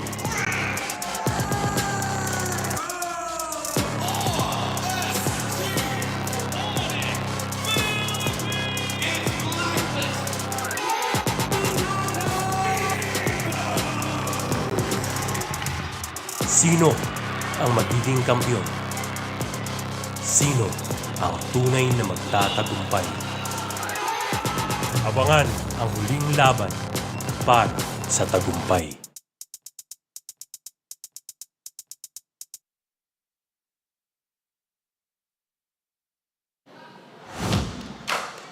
Welcome back to the Champions Arena. I'm Mara Aquino. And I'm Hans Galeria. And here with us to present the second play-ins match of the day, MPL alumnus Dilar. Kamusta ka na? Okay lang naman po. Alam mo, you look like a teacher today. Okay. Very professional. Professor Dilar. Oo nga, what are you teaching now? Pinagandaan ko talaga. Oh, he really prepared. Really prepared for this. Well, you know, today has been very exciting. It hasn't been this way when you were here, but now, for the first time ever in MPL Philippines history, Gauntlet format na ang ating playoffs. And earlier, the 5th and the 6th place, they had to face each other. Blacklist International won in that best of 5 series. Pretty close. Dikitan kung dikitan. And in addition, that is where I think the advantage of Fnatic ONIC Philippines will come in because they finished the regular season as the number 4 seed. Nagkaroon sila ng advantage of checking the games or watching the possible strategies na na-execute kanina nitong Blacklist International before they head on their match today. That's right. Now, speaking of Blacklist International, against their match versus Minana Evos earlier, take a look at that playoffs bracket right now. Now, they're gonna be facing the Code Breakers, who will be facing Fnatic ONIC Philippines for Retribution, Redemption, and Salvation. Retribution dahil sila ang nagkaroon ng hardships during the regular season because they want to make sure na makabawi sila ngayon. That's where the Retribution will come in since this is a chance for them to secure an upper bracket spot. But Salvation will also be part of the essence dahil isa sa dalawang teams lamang ang makakapasok and get a chance to continue their spot in the competition. That's right. Now, let's talk about the anatomy of our legend that's going to be coming up here right now because we were talking about how they're going to be Retribution, Redemption, and Salvation. Now let's talk about one of the legends for ONIC Philippines, and that is Calra. Calra has grown a lot over the season as a professional player, as a person. He also talked a lot about his motivation is his family. And you know, even the team has been so impressed with them. I mean, take a look at this graphics right now. Being the gold standard, being a Filipino savage, you were definitely right na sobrang dami nang ipinangalan sa kanya. In fact, nagkakaroon pa nga ng mga moments na yun, yung unorthodox hero pool niya. The Freya, the Phobius, something we don't usually see in the gold lane. And then there's also the Moskov na ngayon ay patuloy na at slowly starting to come to a trend. Now, for you, Dilar, what makes Calra a legend? Tingin ko kaya sobrang dami din ng mga hero pool niya. Tsaka isa rin siya sa mga gold standard kasi tawag dito, parang hindi siya natatakot matuto. Tapos kahit may mas malakas sa kanya, nagtatanong-tanong pa rin sa kanya. Nagtatanong pa rin siya sa malakas na player na yan. Yun yung maganda sa kanya. Kasi kilala ko rin si Kelre. Kung ano yung hard work niya, basta magtugma lang yung mga kakampi niya sa ginagawa niya. Kaya tingin ko siya yung isa sa gold standard din. Gold standard. I see that. And speaking of which, na-mention mo lahat ng mga bagay na yon. But in terms of this season, napakaraming malalakas na mga gold laners. For this season, even if they're in the 4th seed, ano sa tingin mo yung nagsiseparate sa kanya from all the other gold laners out there? Tingin ko yung aggressiveness sa lane. Tsaka yung ginagawa niyang mga lead para makasabay sa kanya yung mga kakampi niya. No, you have had a chance to play with Calra in the past. Anong masasabi mo? What can you say about his evolution as a player? Tingin ko yung maturity. Maturity? Kasi dati parang solo player yung galaw niya. Ngayon as team na. Ngayon, nag-mature naman talaga si Calra and everybody can see that. Now, alongside Calra is Escalera, another redemption-seeking Rookie of the Year that turned into a respected captain of the Fnatic ONIC Philippines. And you know yung mga coaches natin, si Coach Etomax, si Coach Why Not, they've been praising him for his contribution to the team's success this season. In fact, during the regular season, we began dubbing Escalera as the magician dahil sa dami ng kanya ilalabas na tricks and also the hero pool. Mind you, I'm talking about the hero pool dahil siya ang ating leader in terms of the most heroes used this season. Hindi biro yung kanyang pinakita doon. Napag-usapan natin si Kelra para sa'yo. What makes Escalera a legend? Si Escalera, kilala ko na yun dati pa lang. Bago ako naging pro player, ayun yung nakakatapat namin nila Venus dati sa mga barangay tournament. Sobrang dami niya talagang hero pool. Kaya dati pa lang, pag nagda-drop kami, kay Escalera rin kami nakatutok. Kaya siya rin kasi parang as a captain ng ONIC Philippines ngayon. Sa kanya talaga nagdidikta yung yung mga play nila. Alright, just a quick one. Gaano ba kahirap maglaro ng sobrang daming heroes on a competitive level here in the pro scene? Sobrang hirap, lalo na ngayon sa season na to kasi hindi pwedeng kulang ka sa hero. Kailangan marami ka talagang hero para hindi ka makaka-apekto sa mga kakampi mo kaya sa gagawin yung team play or sa drop. Mas madali rin isip din ng drop yung coach. Season 9 kayo nagtapat naman ni Escalera. Naalala mo pa yun? So what can you say about his evolution? I mean, he was rookie of the season back then. How much has he improved? What can you say about that? Tingin ko, same pa rin nung level yung pag-iisip niya tsaka yung mga ginagawa niya. Talagang na-highlights lang talaga ngayong season. At saka alam mo, ngayon, pag-usapan natin itong matchup ng Fnatic ONIC Philippines and Blacklist International. Sa franchise history natin sa MPL Playoffs, nagtapat sila twice. And both times, tinalo ng Blacklist International ang ONIC. Do you remember that? Yes po. Okay, take us through if you remember that. Naalala ko talaga yun. Kwento. Ang best kami tinalo. Kwento mo kung ano nangyari doon sa mga hindi nakakaalala. Sa pa lang simula nung lumipat yung sila nung sa Blacklist, doon nagsunod-sunod na yung talo namin Tapos pag nakatapat namin sila, parang kryptonite talaga namin. Kahit nung season 8, nung win streak kami, pero pag sila yung katapat namin, napuputol yung win streak namin. You know, which is the reason why ito ang pagkakataon at ang tsansa ng Fnatic ONIC Philippines to be able to deal that redemption against Blacklist International and maybe turn history around once in a while. Oo nga. Alam mo, tingnan na natin kung marirepeat ba yung history or will this be redemption para sa Fnatic ONIC Philippines at sa lahat ng ating mga manonood. You can watch the playoffs of MPL Philippines live here at SM South Mall. Ticketing only starts at 100 pesos. Kaya punta na kayo dito dahil mas lalo kayong makakanood ng intense matches natin here in MPL Philippines. Bago tayo pumunta sa ating laban, Delar, prediction muna tayo. Ano sa tingin mo yung mananalo? Sino? Magiging 3-0 ba to? What do you think? Ikaw muna mag-predict, Mara. Baka mabasya ko Nako! Okay, feeling ko, game 5. Katulad kanina, game 5. Sa akin yung pagkaka-analyze ko pag nanalo yung Blacklist ng game 1, tingin ko 3-1 yan, tapos Blacklist yung panalo. Tapos kapag dikit lang yung laban, tingin ko Blacklist pa rin, tapos 3-2. Pero honest din honest lang. Depende kasi ang ganda kasi ng laruan tsaka ng drop ng Blacklist nung laban ng Minana Titignan natin kung magkakatotoo ba ang ating prediction. Kaya simulan na natin ang ating laban ng Blacklist International and Fnatic ONIC Philippines. This is now time. Will it be redemption para sa Fnatic ONIC Philippines or will it be Blacklist International once again? Casters, pasok! After 5 intense games to kick us off for the playoffs, they have to do it again. It's Blacklist International and, of course, Fnatic ONIC Philippines to head off into battle once again. Welcome to the English Desk. I'm Naisu, this is Rockhart and Leo, and we are in the Champions Arena. How we feeling? To be honest, a little out of breath still from that previous series where a lot of people swore that was a free one, but that's true. Minana really brought the game to Blacklist. That makes two of us, but that's a different story for Blacklist International, which is about a hand's length away from me. I had a conversation with Delar prior to going on air, and he said if you go 5 games in a series that starts today, you go in all the better. Like, this is good for Blacklist.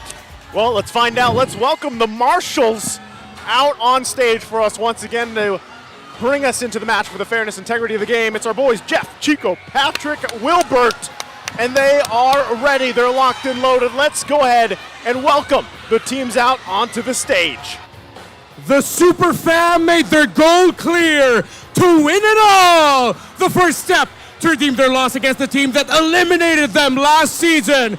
Is it upper bracket time for Fnatic ONIC Philippines?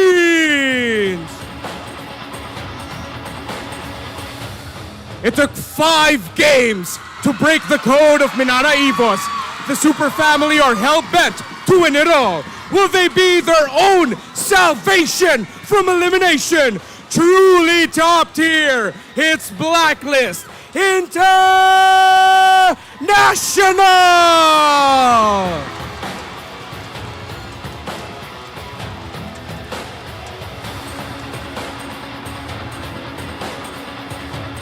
This legendary duel between old rivals, Fnatic ONIC Philippines Blacklist International, will be coached by Coach Why Not on the side of Fnatic ONIC Philippines.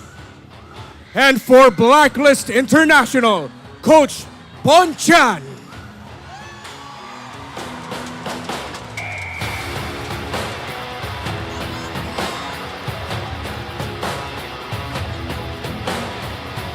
This match is the final elimination match of the play-in round. The winner advances to meet Falcons AP Brand. The loser goes home. Champions Arena, make some noise for these 2 legendary squads. And there we have it. Can we just say, whoa, those jackets for Fnatic ONIC Philippines. And now, speaking of, let's take a look at the lineup here. It's Kelra, King Kong, Super Friends, Gem, and Escalera. I'm not going to lie, I did spend a bit of time with this team during the break. Oh, you and did? The pre-patch meta was something that they're comfortable with. That's where they went in deep, a win streak in the regular season. But after that, it shook them to the core. So that's what they're dealing with now. They're looking to recover here in the playoffs. Let's find out if they do. Once again, let's welcome out Blacklist International. Blacklist International obviously has had a pretty rough series. I did have a talk with a few of their members, especially Trike. He said, you know what, we'll smile a little bit, but we can't really smile all the way, so we know we can still go home after this. It's not the member, he's the boss. Well, good point. He's the member. One of the executive members. Whatever. Man. He's the member. That's All who right. he is. And, you know, as we take a look at the head-to-head here, again, hey, if you joined the last series, you were on the edge of your seats to that game number 5. And I'm sure that, you know, Blacklist International will take a lot that they learn from that. And you also have to keep in mind that, hey, they have momentum right now. That's one thing for sure. Going 5 games in a series, right. Taking a little break, refresh the best you can, and then jump back right into it. ONIC Philippines, on the other hand, Fnatic ONIC Philippines, they got to build back up here. Now, quick take on the stats you just saw. In the regular season, at their prime, Fnatic ONIC PH is super aggressive. They like to take games quick. They like to take objectives right after. And here now in the playoffs, after they've reconciled their relationship with the metagame and the patch, I don't know where they're going. I don't know what kind of play they have, especially with Escalera, the magician, at the lead, one of our legends in the making, going up against Haji, who has clearly, if you didn't watch the series prior today, I'm going to tell you all about it now. He has shot calling down pat. Shot calling is going to be super important for both of these teams as they approach. Again, we saw what Haji, you know, was able to pull through, especially from the previous series. And I think that's one of the big questions is really for Fnatic ONIC Philippines here is, yeah, what are they bringing to the table this time? This is a team that innovates well, and let's take a look exactly what they have to do here with Infinix keys to victory, Leo. All right, Fnatic ONIC PH surprised Blacklist because they don't know what you're cooking. Again, the patch was not kind to this team, and Blacklist can only do so well to ride the momentum, adjust and adapt to what they've learned from match number 1 and bring it on here. And for both of them, hey, just remember, no pressure. It's just do or die. Strengthen your mental fortitude because really, at the end of the day, your biggest enemy is yourself. So make sure that all these voices, all of these thoughts, you silence them and you make it through to win this series. It's do or die. And No big. No Biggie, big. just, don't worry about it. It's you kind of just have to look at it as one game at a time for both these teams here as they head off against each other. And I think number one specifically is to see, what has been cooked in the oven from the super fam, right? Fnatic ONIC Philippines, aside from the announcement that, surprised everybody, aside from that, what have they prepared for this playoffs? Because remember, they are the team that brought a ton of debut picks during the regular season. A lot of things that kind of even shaped away the meta that was eventually set in for us. And we have to see exactly what they have up their sleeves this time around against a team, like we said, who already has some momentum, of course, for them. So again, we can't wait to see it unfold here. And we have more goodies in store for all you guys watching with us, whether that's on YouTube, whether that's on TikTok, whether that's on Facebook. Keep an eye out for our special awards for you guys, because right now you guys can go ahead and head over to TikTok and go and grab the TikTok goodie bag lottery. Yeah, all you have to do is go to TikTok, open the MPL Philippines TikTok channel, that's at MPL-PH_official, and then click on the official live stream. Once you're there, you will see banners on maybe the upper left of your screen, or you know what, you're also looking for that MSC logo somewhere there. That's the Matanglawin channel. Yeah, I can't even attempt that word, man. What does that mean? Matanglawin. Eagle eye. Eagle eye. Matanglawin. Matanglawi. Look at my Filipino tongue, Matanglawin. All right, I only have half a Filipino tongue. mine's only half. So, but yeah, keep an eye out for that as well. Diamonds, of course, up for grabs. FNOP is going to go ahead and go for the blue side. FNOP. We got to get used to that, guys. Check it out. FNOP. 100% blue side wins. Wait. Yes. Wait, yes. 100% blue side today in the wins playoffs, today. that's right. Huh. That's interesting. Why do you think that is? We've gone full circle. We've returned to the state of the metagame in week 1 of the season. Yeah. And blue side now has an unhealthy win rate. Well, let's see. I think most of it boils down to just that swing, right? That last swing has caught a few of our games by surprise. That's right. in the previous. Red side flex pick, last pick, is not as strong anymore. I think we've come to the point where the patch has been solved, and it comes down to execution. And when two teams are equally matched, especially when it comes down to the wire, whoever gets the better draft at the start is usually who comes out. So, so far, what do we define as the better draft? Fredrin? Yep. Well, number one, whoever rocks the Fred. Yeah. Fredrin. That's number one. Moskov? Next is whoever gets their hands on the Moskov or the Harith. Okay. And then Matilda is also still 100% contest rate. Yeah. And any game that has Angela, if I'm not mistaken, also won. So if you can put Angela on the hands of Super Friends, then maybe we can get cooking. Is Fredrin 4 out of 5 today in the games today? Yeah, I got banned in one game last series. So Yeah. three wins, 1 loss. Correct. All right. And with that, this is, of course, King Kong we have to talk about, right? So I feel like there's... Now, I don't know if this will happen with these two teams, of course, going against each other, but again, we didn't get to see Helkert at all. So he's probably either still perma-banned. Yeah. I'm just going to assume he's just taken out every single time by a team because they don't want to deal with it. But here's the thing. I'm not exactly sure what the numbers are, but Helkert usually sees bans in the second phase. Yeah. So if I had this conversation backstage. If ever there's a team I think risky enough in the playoffs, that's risky enough, that's bold enough, first pick to play the Helkert, boldness is going to be Fnatic ONIC PH. You think it's them? Escalera. You saw Escalera 0 pool, bro. I was gonna say. Oh my goodness. It's deep. Jojo has 14 heroes. 14. Make that make sense. 14 heroes in the roam role. He did not switch roles all throughout season 13, ladies and gentlemen. He has just played roam role, and he has 14 unique heroes picked. And what better hero to add to that than the Roam Helkert? That sounds fun. That sounds like a lot of fun. If they want to go that route, right? But that's the other thing, too. Considering the fact that jungle-wise, King Kong, yes, he's opted for these utility junglers that work out well for them, but he plays them very aggressively, and I think when you're matching him against Sensui, that ultra instinct that we talked about even before, we saw the statistic for Sensui having the top steals for Lords and Turtles. King Kong, on the other hand, is one of those junglers who he is also very aggressive and actually can steal quite a like big moment objectives, you know. And with that, I'm just wondering if he actually opts for something other than the Fredrin, the Barretts. What else do we see often? The Baksha. The Baksha. Martise, once in a while, like you like to call him, you know. And it's the right way. Yeah, that's the right way to do it. Actually, I thought it was gonna, I was gonna There's a say, silent S and E. is it actually? Yeah. You know what? I'm going to believe the guy that calls Arlon Arlo. And, what was the one other one earlier? Roger. What did we? What Hey, I never said that. Roger. Don't put words in my mouth. Roger. Roger. How do you say Johnson? Huh? How do you say Johnson? Johnson. Ah, man.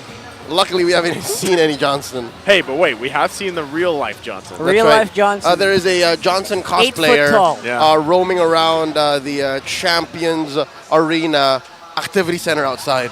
Yeah, I give him props for that. But let's go ahead and jump into the draft here for this matchup. Again, do or die. It's Fnatic ONIC Philippines versus Blacklist International. You know what? We're going back to King Kong here. You guys mentioned the Baksha, the Fredrin. Bro, Fanny has to be banned out against this guy. Whoa. These are things that we have to think about. Check it out. It's Fnatic ONIC PH on the play. They ban out the Arlet, the Benedetta, and the Kaj. And then Coach Bonchan does a sensible thing of taking out the Harith. And of course, the Angela and the Matilda. Do they go Fredrin here? It's open. Faramis is also open, ladies and gentlemen. Let me just say. I think it's easier to go that mid and roam route, mid and roam prio picks. So you can try to... It's not him! It's neither of them! What? All right, there you go. It's got to be the team that debuted the Lo Yi, of course! All right, it's fallen into place. That's Prince Ramirez! Yep. And that means it's open now for Sensui to get his hands on. But is that what the Fnatic ONIC Philippines wants? Exactly. Do they expect the Faramis Fred? That's a devastating combo. Yeah, Fredrin obviously is going to get picked up. That's a good one. Faramis is that. That's not. Like we've never seen these two heroes open at the same time during the two-pick swing. Too many things open. Okay. Edith is the pick. All right, that's not bad. Then again, still possible to go in the hands of Edward here. All right, no rush. I understand. Yeah. There was no rush to pick up the Faramis, so that's fine. Now Akai enters the scene. The Akai's locked in, so they go with that. What's the next option here going to be? I think the Akai is a better answer to the Fred than the Baksha. And, you know, it's great when you don't have to worry about a Kaja, which they banned out. Because remember, from the previous series, that's what we saw. We saw the attempt to get the heavy spin on into at least the vicinity to have the retry battle go on. But when you get pulled by the Kaja, you have no hope. That's it. That's it. So there it is. Claude going to be locked in as well. Classic killer hero. You know, all you have to do, technically, if you're in a team with killer, is just allow him to just survive the laning phase, maybe 8 minutes. You know what I call that, Rockhart? What? I know I've said it on the desk It's with a you a couple GLE. times. That's right. That's the gold lane experience. Yeah. Exactly. The GLE. Enjoy. And what's amazing about Kelra's time in Fnatic ONIC PH is it's very different from his previous team. With his previous team, it was like a 95-5 split on effort. Yeah. This time around, I'd say he's sharing a good amount of the pressure with Super Prince, with Escalera, with King Kong. Everyone. And then you have the silent worker in Gem, right? It's like evenly distributed. Exactly. So ideally, it's like a 60, 20, 20, you know what I mean? It's evenly distributed. It's still on Kelra, but here we go. Closing up the first phase for Blacklist, of course, it's US signature Vixana. And there's the Hellcurt. All right, no shenanigans. No shenanigans. No shenanigans today, my friends. Man, there's going to be one team that just picks it up first pick. I have a feeling through playoffs. Someone's going to do it. Now, these last bans, wow, interesting, too. They actually take out the Ling ban. They know, hey, this is King Kong. And it's not beyond Escalera to just go ahead and say, you know, give me the Akai. Yeah. That's right. Oh, this is so much fun, man. If you're drafting against it, though, obviously it's a lot of pressure. Because, again, Fanny is still pretty much a thing. I don't know if you guys would agree with me, but this is the most, I feel like, healthy meta we've had in a while. If not, I don't want to say like forever, but You for don't a want to while. be. You don't want to be absolute about it. Yeah. I will agree with you. Like there's a so Moskov. much room for flexibility. I'll agree with you 90%. All right, because 90. mid sucks. Yeah, okay, mid. As a mid player, you know. Right? Even your favorite hero doesn't see play anymore, dude. Hey, once in a while, man. Right? You know? Yeah, but I agree. There's so many heroes all across the board, so many viable strats that can actually win. Yeah. So now going into the second phase, obviously the Moskov has been banned out. What else? So maybe now. All right, there's a Nathan. All right. I was going to say maybe now we see the Roger, but never mind. Isn't that weird? We haven't seen the Roger who has performed so well, especially in the regular season. Right now, he's just kind of not there. Whoa. It's very tanky frontliner, and of course, this is tankiness. Tankiness AF. Yeah, and this is a Gem's signature Terizla. So a good amount of the damage comes from, again, Kelra, a little bit from Prince. Again, that's going to hurt when you're able to stack those, again, a mage's equivalent of free hits. And, of course, just the amount of utility. Like, this lineup can actually do anything it wants. Isolation, CC, re-engage. Travel. It can also go anywhere it wants. Vision. Yeah. Diversions. But here's what's scary about it, is you're going up against a team that's so well-rounded and that has synergy through the roof, and that's Blacklist International. I wonder what else they have left in the tank. What are they going to put in the hands of Salik Imam? Bumblebee reporting for duty. All right. That's a Edith. X-Borg? X-Borg in the XP lane. That's right. All right. That's pretty, I guess that's focusing more on survival, making sure that you don't get beat down on lane. I feel like doesn't this also just dunk on Terizla in the lane? Yep, and it ruins the off-of-fighting experience of the Akai and the Grok. I hate it. As a utility main, like I like these chunky heroes. Yeah. I always just ban out X-Borg, Right. like, no question. He's usually just banned out. But this was a great draft. I feel like on equal sides. That's like right. they both are very strong. And we'll take a look at exactly the rating for both of them. But really, there's so many tools that both these compositions can use from start to the end of the game. And I think that's where you have to kind of consider the fact, like, how early do you want to end the game here if you're either of these teams? And also when it comes to scaling. Because we know what also Nathan's can do late game, man. Like how much damage they're able to output here. How much even, Claude takes a while to build up, but okay, that's probably that's probably not right, obviously, not right. as we see the values there. So we're going to make our own Math is hard. rating. Math is hard. Math is hard, especially when you already went through a 5-game series. Yep. True. Right? Utility-wise, again, what you're capable of and the tricks up your sleeve, hands down, Fnatic ONIC PH. Like, I'm not even going to question, like, what kind of damage they can do. Again, the coverage that they have. But when it comes down to simplicity and just execution, I got it for Black. That's true. Like literally everything is just you press an ult near someone. Yep. So many things happen, and make sure that Oheb doesn't die. Sounds like an easy plan. Just make the call. Honestly, although I like the X-Borg pick itself, I am very 50-50 on it in the hands of a guy like Edward. I feel like you have to utilize the mechanics of a person like Edward. I agree. That's a little wasted on an X-Borg. Yeah, there's It's like so much. How Edward can you do a last insanity? You know what I mean? So, there's so like much. that's about it. That's about what he's got. There's But so much Abun Jingjing can do, man. we'll There's only see. so much, right? Like the range that you can control the flames. Yeah, because What like is that? if you miss the positioning on a last insanity, and I'm assuming he has a flicker too. Yeah. Like, what do? You can't do Edward things after that. Or maybe he can. Maybe he's going to prove us wrong, right? I think Hopefully. either way. So we're going to have a little troubleshooting here on Blacklist International side as they get us situated. And another good look at what we opened the day with. If you guys missed the, I don't know what to call that, champion ceremony?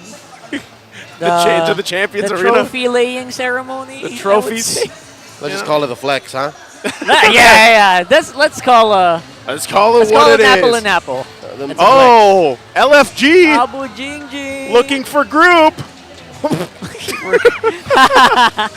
If you guys get the reference, I know you play the games that I play. Oh my gosh, they're praying to Saint Chantel here for game 5. Oh man, of Seriously. course. Oh, that explains everything. It's Chantel. All right, so one more look at the draft again. Chantel and Brigida's here. It did go by quickly. Oh no, that's why. On point, on point. Now Camera knows what's Burrito's here too. Come on. Burrito? And is that Coach Midnight? Coach. That was Coach Midnight. Coach Midnight of BTK fame. BTK out Coach there? C9 Midnight? Possibly? Oh, sorry. Unconfirmed. Unconfirmed. Yeah, On rumors. I do hear he is also a caster in his free time. Is he? Only on Saturdays. On occasions. Yep. Okay. So again, one more look at the draft. Again, folks, the reason why this is how we break down the draft is because, yeah, conceptually speaking, on a role-per-role basis, Blacklist has such an easy time at executing, right? Yep. Look at the space that the Vexana has, the burst in CC she has, compared to the Luyi that you have to coordinate, that you have to set up to find those angles with. But now that we introduced the angles that Fnatic ONIC PH can attack from, they have that in spades. They're just so versatile. It's that versatility that is going to work in their favor if, again, depending on especially how the early game goes. And when I'm looking at early game potential, I think the amount of CC available to Blacklist International, I'm talking about the Eternal Guard alone. Eternal Guard, the Edith. I don't think you can do that on. Well, you know, it's basically our Santa They're not Claus. playing, so it's okay. Yeah, it's all right. But no, going back to it, I think the early game pressure is going to be great here from Blacklist lineup. We'll see how it all turns out. Once again, welcome, ladies and gentlemen, to the second match of the day. One of the teams going home here, Blacklist International or Fnatic ONIC Philippines, as they get us situated for game number 1 in this best of 5, a do-or-die situation. All right, that's a purple start for both of our junglers, and there's very little leashing, to be honest. There's a babysitting cooperative here down bottom for Kelra, and yeah, this is gonna be tough for Oeb. They're gonna just space him out. Look, he can't even farm. Oh, that's actually huge. That's probably one He minion missed out on denied. so much. As long as he gets the gold cart, he should be fine. Yeah. But yeah, that's a pretty good start here. And obviously, we haven't seen what Super Prince can do yet. You don't want to group up in mid as much because you're going to get duality procs over and over. All right, and what makes it worse, especially here in the first few minutes of the game, is there's a Master Assassin on the young Dwayne Pilas. That Claude is rocking Master Assassin. So unless they send someone home down bottom to protect Oeb to help him out, it's going to be tough for him to farm. Okay, and with that, this little bit of poking going on here too, and I think it's right. You got to put Haji here, so of course Oheb doesn't continue to get bullied. Of course, they'll have to go ahead and rotate. That's good reaction. Y'all saw that. It was anime-esque. Anime-esque. But hey, both that lane, both the gold laners here, of course, in a way, want that gold lane experience. Yeah, for the meantime, obviously, we will see.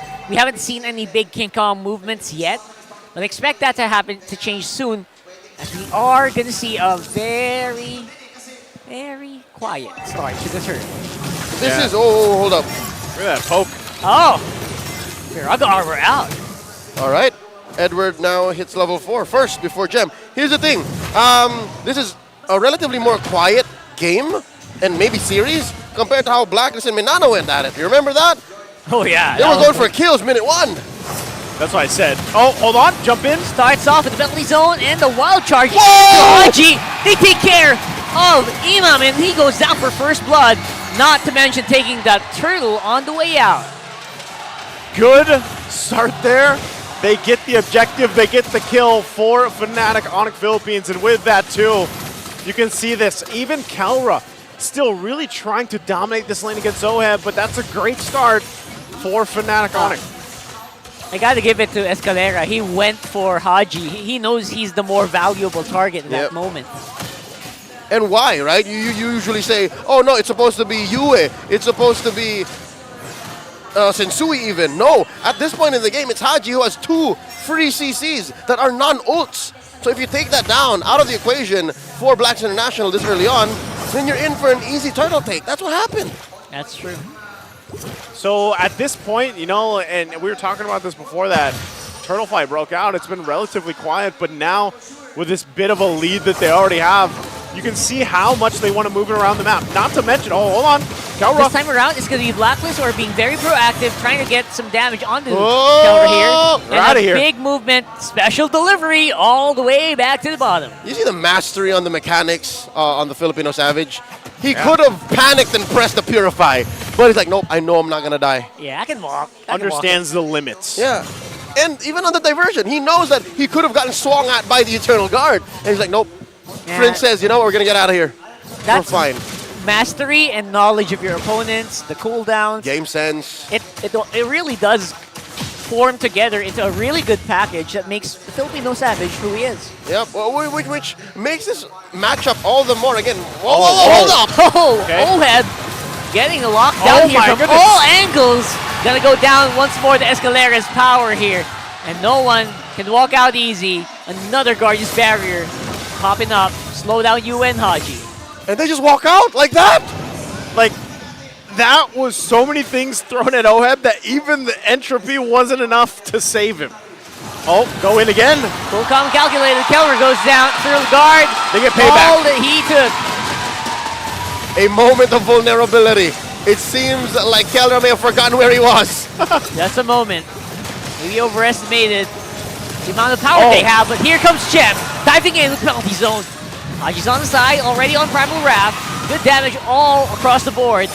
Relatively safe, still gonna come out with the turtle. No contest. Objective secured. Again, great positioning here. If you just watch Fnatic ONIC Philippines, the way that they move around the objective and even force Sensui, again, on a Fredrin, who is known for being able to dance, was not able to get in position that they wanted to for that. So now, 2 objectives in their hands. And Blacklist, although they found at least, Kelra earlier on, we'll see how they respond to this. How have the items fallen into place? All right, so far you got about 200 gold up on Kelra.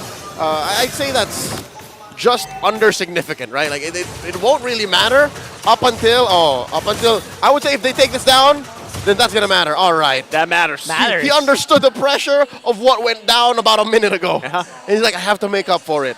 So with that said, I like that Gem also picked up the Radiant Armor. I think Escalera and King Kong should also beeline their way into building Radiant Armor rather now than later, right? Because that's what? All magic for them. Oh my goodness, look at that! 3 people being knocked around there by King Kong's heavy spin, and now he's going to be one who is answered immediately. Oh, they jumped in! With an all-in double kill for Super Fritz. That's a twofer. That's a trade, Sensui and Haji for King Kong. And I reckon King Kong could have gotten away with it if it wasn't for that wall. If not the wall, I'm not so sure if the Ursa was still there. Oh, the headbutt! Edward! Big damage! Delayed damage! Go! Revenge! Jeez Louise! And they say Gem is the weak link. And they say Gem is the weak link. How about damn it? That's the body of Gem. The body of Gem. The BOJ. The BOJ. Folks, on record, Gem is currently the oldest active MLBB player in MPL Philippines Season 13, and his mechanics are up to par against Ancient Zero. Yeah, you got to feel good about that if you're Gem, and now with that, look at the lead that they have for Fnatic ONIC Philippines, and with that, they're going to go ahead and just grab themselves another objective. There's no contest that can happen from Blacklist International for this. They got to get prepped and ready for the Lord here, 2 minutes away. 7 minutes in, about 3,000 gold ahead, Fnatic ONIC PH. Can I just say, and I say this on behalf of all of the MLBB fans who are specifically watching MPL-PH season in, season out, I gotta say, I am at home. This is the familiar pace and the macro that the Philippines is known for. It's a game of inches. It's a game of small objectives and little kills where it matters. Because look at that! They know that they don't need to kill anyone from Blacklist to take that tier 1. They don't have to fight if they don't want to. And a lot of times they're actually just responding to the attempts of Blacklist. And usually it's Fnatic ONIC Philippines that's pulling out on top right now. Kelra gonna check that, spots him out, and even fires so much off! damage going into the body of Oheb has. Gives entry get away. Haji. And now Haji, the pressure, gets taken up and overwhelmed by a Fnatic ONIC. Escalera saves Kelra! That was a layered engage. Into a re-engage, into a retreat, and they're not even done! Yeah, they're going straight up to that turret, get as much gold and as much damage as you can on that turret. Alright, check it out. Abun Jingjing down bottom. Making quick work. Another Quick rotation. Look at this diversion. Got another move just to catch that wave. Sense Gem. Go get him, Gem. Dude. see the utility? See the utility? It's like, alright, I know it's going to take you like 20, 30 seconds to get down there. I got you. I'll just cut it in half. Yeah. They don't need these fights. They can just play the gold game, and they're winning it. Efficiency-wise, going across the map, like they're getting each and every single gold on the map as much as they can. And they're getting 4.6k gold lead without even any major team fights. Yeah, I mean, half of these kills on Fnatic ONIC PH are their kills, and then the others are just responses from Blacklist. Yeah. And they're still going. Again, now this time, Kelra's job, I don't know what his turret damage is going to be for this game, but it's out of this world right now as another turret's going to fall there on the bottom side. And with that, Lord is now up. And look at the advantage in terms of space that Fnatic ONIC PH has here. So Blacklist International, it looks like they still want to contest it. They still want to go and try to dance this off. Yeah, nothing comes for free. Nothing comes for free, especially since Yue hasn't died yet. He's one of the cores, one of the main reasons why and how Blacklist might be able to clap back here. 5,000 gold, that's nothing to scoff at. But mind you, remember, Blacklist has a lot of CC. But they haven't timed out Kelra's Purify, so they know they're counting out on it. They're waiting until they get the signal, and then they can lean hard. That should be the signal right there. Good positioning already from everyone on Fnatic ONIC. That Guardian Sparrow makes sure that it's going to be hard for OHEB to get in without the entropy. And now there's going to be a check here. Obviously, no one's going to go down there. That's a fake out. It will be the Lord pick. Lord. Oh, Coming out on top. No contest once more. Okay. Again, you have to really admire the way that Fnatic ONIC PH dances around the objectives. The way they zone, the put pressure, and make it so difficult for Blacklist International to even move toward it. And what's crazy is, I don't know if it's just the fatigue of having casted that slobber knocker earlier on, but I can't think of an analogy of what Fnatic ONIC PH is doing, wherein they're literally just saying, I'm going to take this. If you can stop me, come on in. But if you can't, thank you very much. Yeah. Like, what else in life is like that? Nothing is free, but Fnatic ONIC PH is playing in a way wherein it seems like it is. And Blacklist can only do this for so long. There's only so much turrets you can give away. So, I don't know how long they can keep this up. It's interesting because I feel for Blacklist right now. They're trying to find ways to make Edward do something. They're trying to get Haji to get in a good engage and then have Sensui tank up hard enough, peel hard enough in the front lines for OHEB to do something. But right now, it's just not happening. They're just gapped. Like, if you look across the board, they have such a big gap to deal with here in terms of items and levels. And with that, they're going to try to hold on the best they can to some of these turrets. Escalera not going to find the connection he's looking for. Warning shot? Yeah, warning shot. It's like, hey, look at me.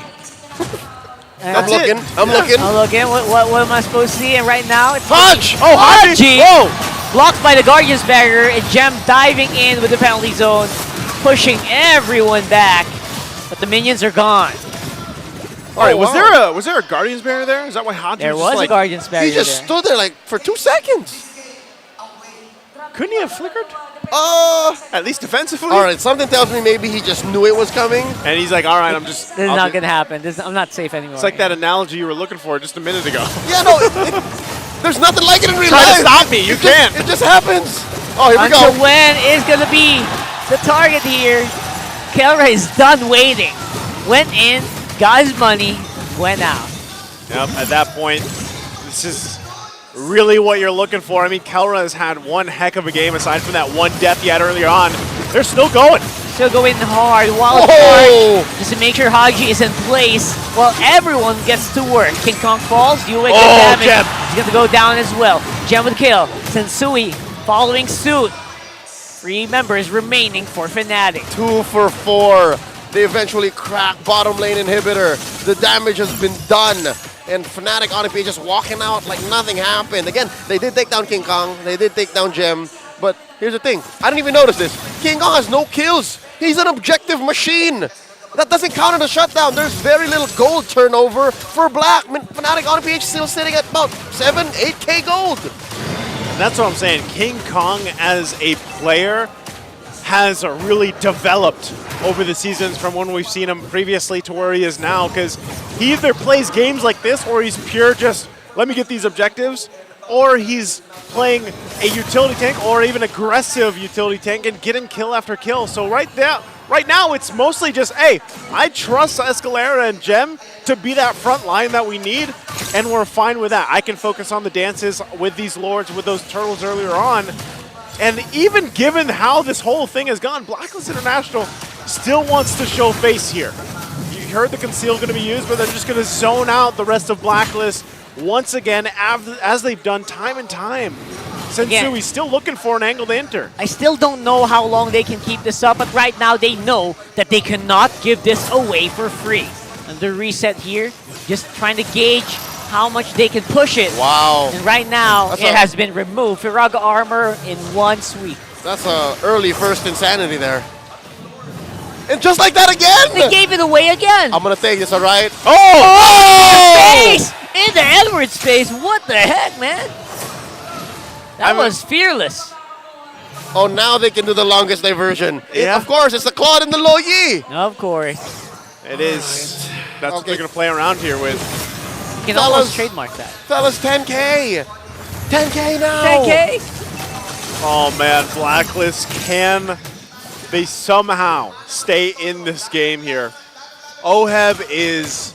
Okay, he picks up the Divine Glaive at least. He's got, what, 4 items that he needs, but yeah. Even so, you can already just count on the fact that Fnatic ONIC PH is just going to force this as they now make their way for that mid-turret Lord on the bottom side. Oh, man, if Blacklist keeps this up, they're going to get the Pacifist achievement. They're not fighting them. Escalera again, conceal. Trying to go hard here. Oheb, I don't think he has the damage. Maybe that's why they're kind of just waiting it out, waiting for ONIC PH to make a move, and now Fnatic are going to fight it out. Oheb with the entropy, doing enough damage to take out one, but not going to be enough to take out Kelra. And just like that, they're going to fizzle out. Fnatic ONIC Philippines get game number 1. And man, oh man, have they prepared for playoffs. You can see it in that game number 1 here from Fnatic ONIC Philippines as they go 1-0 into the series against Blacklist. Yeah, I'm going to say now, the only real foil to Fredrin is Akai. Yeah. That's it. Those are your 2 junglers on top of the food chain. I feel like it could have been easily... It's so scary because it's the most simple solution to a hero that has been dominating our league for how many years now? Akai. Who'd have thought? He's like a mainstay for so long, and even though you've had Fredrin come in now and he's been Mr. Popular for the longest time, Akai is just like, how does it work? 2 years now. 2 years, Fred. 2 years, Fred. Popular Fredrin. You're the Fredrin. But here's old reliable. That guy who's always going to listen to you when you have problems is the Dragon Warrior. The Dragon Warrior. He went from dancing like a hurricane to just dancing heavily. Dude, the utility that ONIC PH has, and again that one question mark, that little blank that I was afraid of. That's why I was not so sure of leaning hard into this draft. Is because it relies on so much communication, synergy, and execution. And it's been a while, but this is a super fam we're talking about. Role per role, lane per lane, pound for pound. These are the best players that you can find all around the world. They didn't really change much, did they? Like, they had some tweaking to do, some tweaking, polishing, but here they schlocked it in. Schlocked in, man. Schlocked in. That's what it is. I don't know if that's going to become a thing during playoffs, but hey, it is now. That's what it is now, right? But let's go ahead and once again have this broken down by our analyst Renmar to really take us through this game number 1.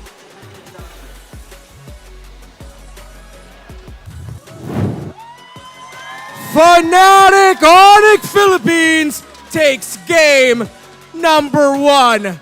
And in dominating fashion, I'm already excited to find out kung sino nga yung magiging MVP dito.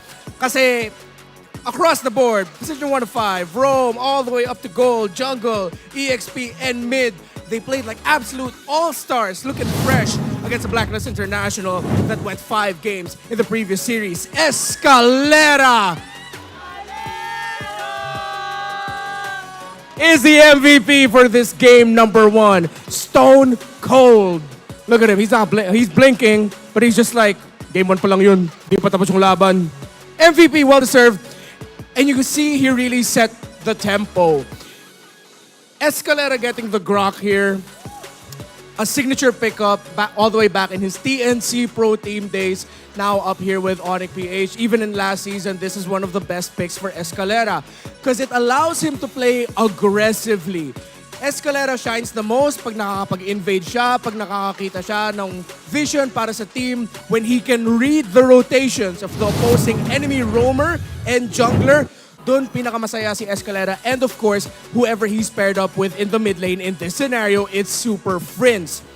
Escalera and Super Friends make one of the most deadliest roam mid duos in MPL Philippines Season 13. At naramdaman yun ni Oheb. This Nathan was given a lot of focus by Fnatic ONIC Philippines. Kasi nakita natin in multiple games throughout Season 13, Oheb, late game Nathan, or an early scaling Nathan, well, sobrang hirap actually to face up against Blacklist International when they have the Nathan with them.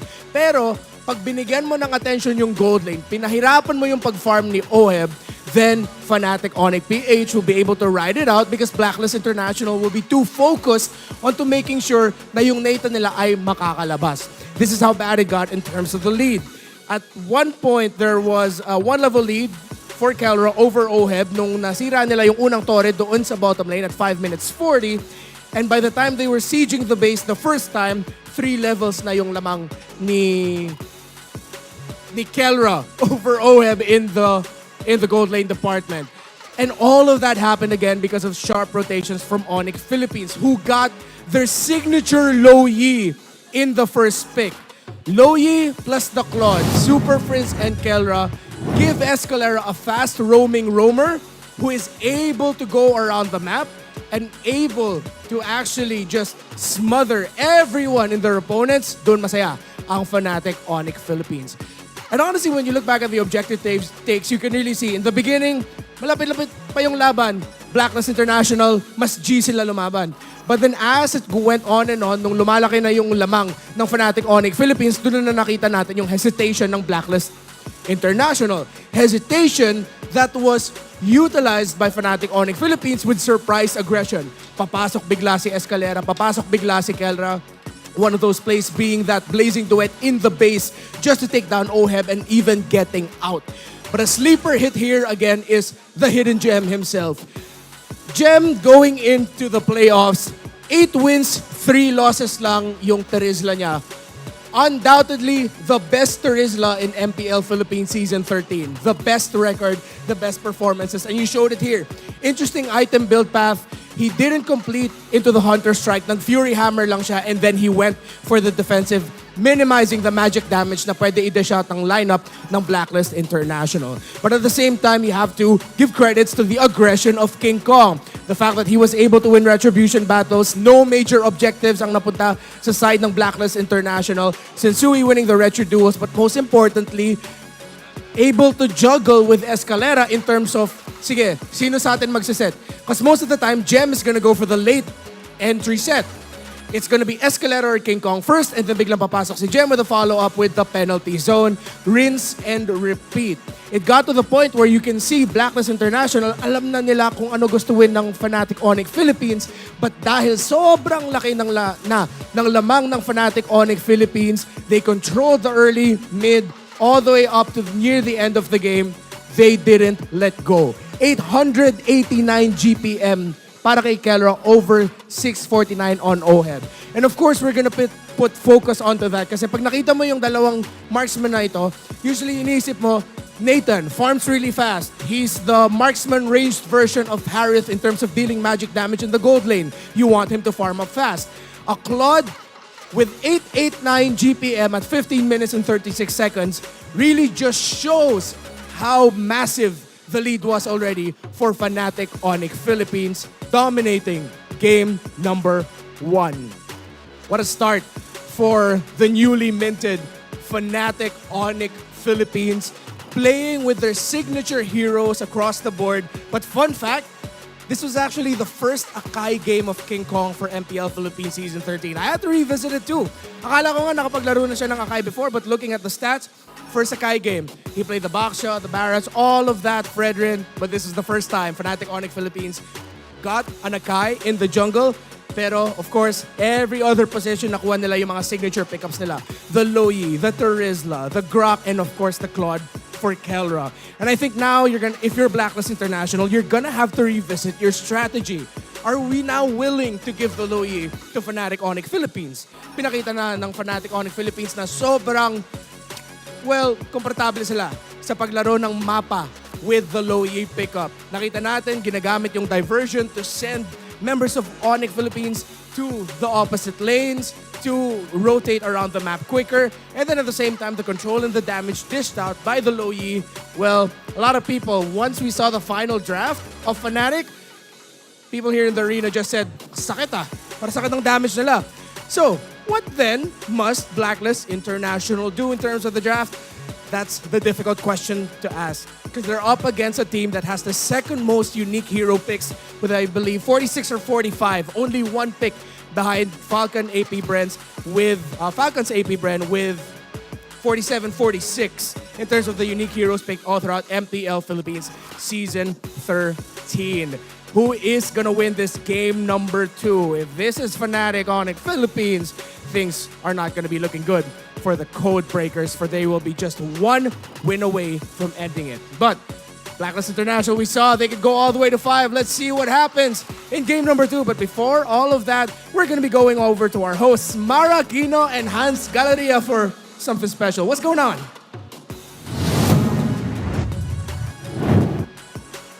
Thank you, Renmar. My oh my, Fnatic ONIC Philippines. So smooth with that game. I mean, an incredible performance by Escalera yung nakita natin with his Grok, intensely showcased kung ano yung kanya naipakita within.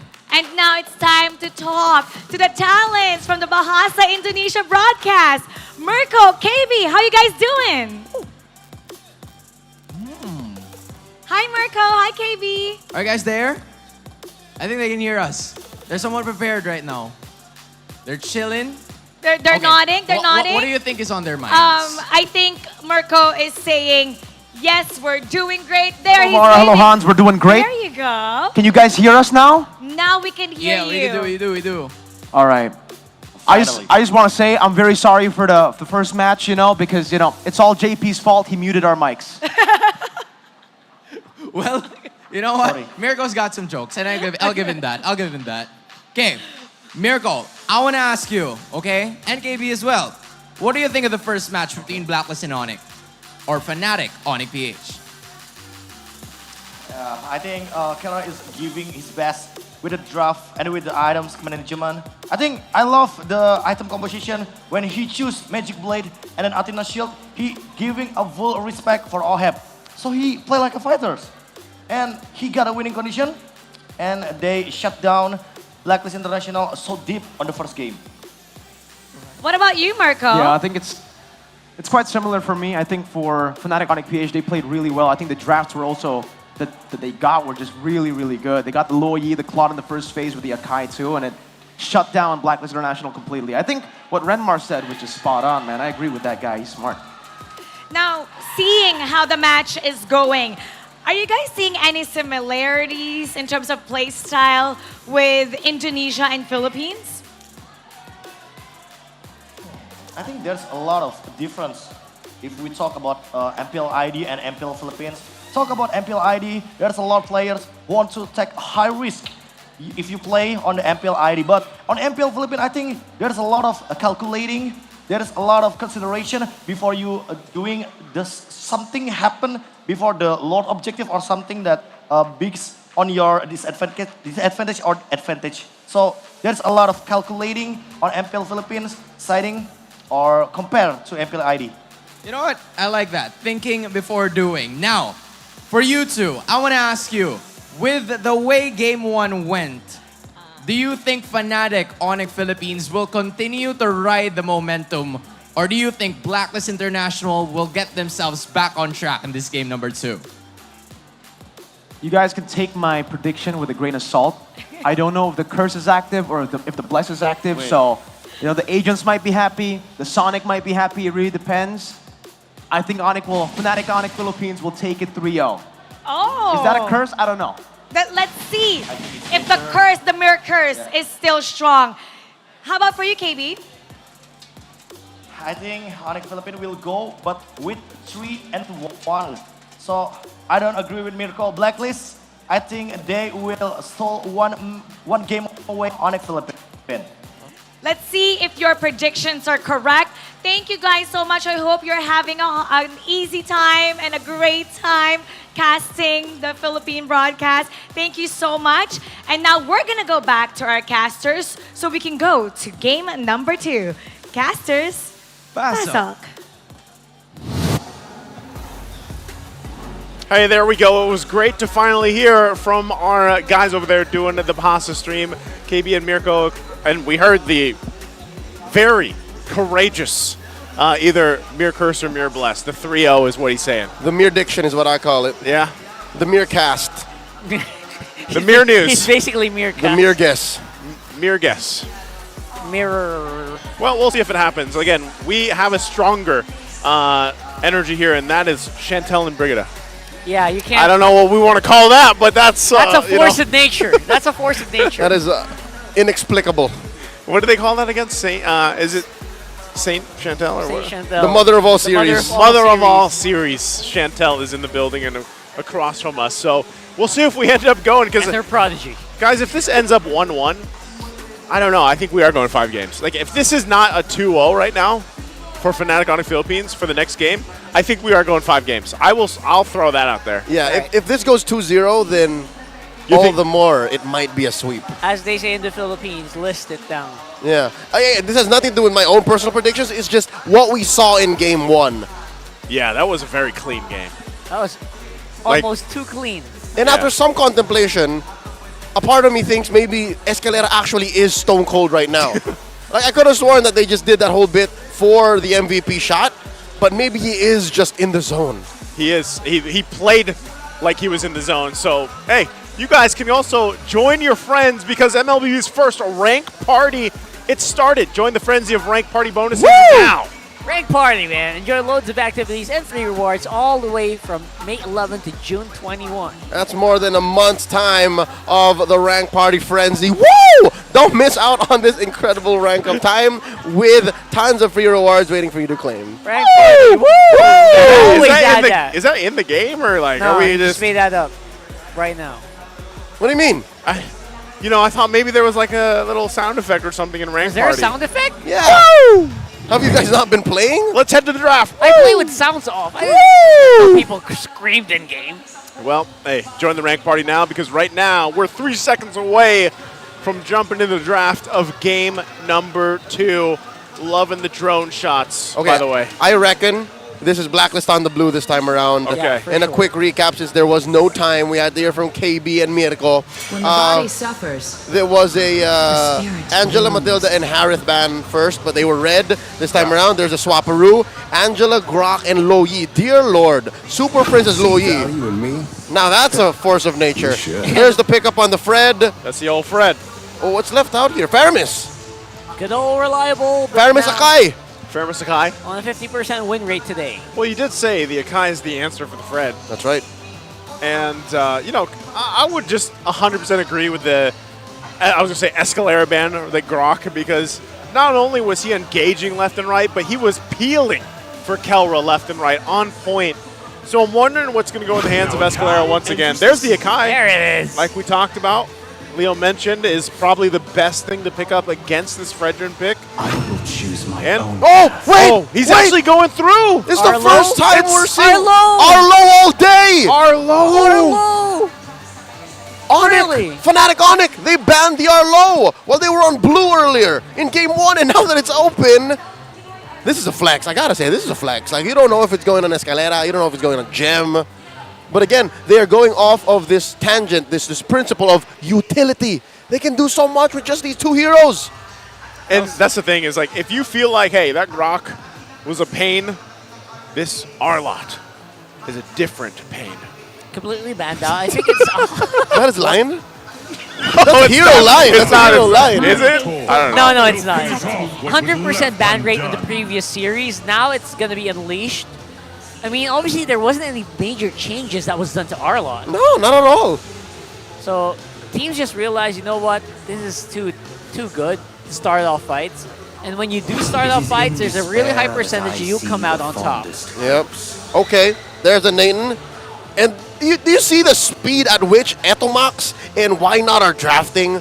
The last time I saw a draft this quick was with Coach Treb. And that's called the Trevor Blitz draft. Look at this. Blitz. Not more than 10 seconds and they already have the Nathan. So I said they know the game plan. They know what they want to do here. And, you know, with that, too, the fact that, hey, Kalra had a great gold lane experience the previous game. Yeah, he had a little bit of pressure early on, but he was left to his own, especially with having a delivery service like Louis Yi. All right, let me amend the statement. It's not that he didn't have any trouble. It's just he played well to his outs. Blacklist couldn't get to him. He's the savage after all. Yeah. Well, all of that was happening. Obviously, that was like when King Kong was going ham, Escalera just wild charging in your faces. It was quite hard to keep track of the Claude for a majority of that game. Was Renmar mentioning this? Was that King Kong's first game on the Akai? I know it says a 100% win rate. If I remember right, Renmar mentioned that he has never played in Akai. He has never played in Akai, and I was like, blew wait, my what? mind Even in the regular season, he never played in Akai? Well, here it is now. Well, now he's got a second time here, and it's a 100% win rate. I would be spamming that 100% win rate. And so he picks it up, and really, for them to have a success here, what do they want to continue on with? Now, Escalera, hey, this could be Escalera on the Arla, it could be Flex. We'll see if they actually pick up the mid lane option right now and leave that last pick for a possible curveball. Yeah, Fireman is still open, by the way. No chance of picking up the Valentina. Yep. So there's no clapback on a Nether Realm, an opposing Nether Realm. Oh, I love that. Right. That's so easy to pull off. Oh, no. But again, there's no rush for it, so they put the Yuzhong onto Gem first, closing up whatever pick Oheb might go for. Yep. The Filipino sniper is not safe. And once more, the Yuzhong discourages a lot of picks. Leslie, one of them, right? Talked about that previously. Mm-hmm. Still want that, Edith. There she is. What was that last one? Claude, Claude. okay. All right. All right, what is our last pick here? Okay, so this will now definitely be Super Friends. We know where the Arlot's going. We know the Yuzhong is in the hands of Gem. What's Friends bringing to the table here? Faramis pretty good. Novaria? Novaria. Nova. The Gourd. There's no reason to go for the Gourd this early, though. It would be a little bit. If not to put a smile on Naisu's face. Yeah. Hey, it usually happens when I'm on desk, so, you know. That's not Gord, though. Whoa! Eve! Welcome. Hey, we had Farsa earlier. Why not have Eve? Okay, they know something, and they're planning something. Yes. Take it. Take us back. This was seen in previous, I think we saw this in other leagues, obviously. Yeah. Not as much. But so, yeah, I wonder why, Leo. Well, if you think about it, this actually works pretty well. Usually, if the Arlot is picked up, you sometimes see the Eve picked up because you can, play around the RWM. You can protect the Eve. protect, You can put him into the line of fire. Sweep him in. Yep. Shove him inside the box. Even with a heavy spin, you can do that. And again, you're playing with a box, not just with the real room manipulation, but even in the line of fire of the entropy. But here's what's scary, and here's what I'm afraid of.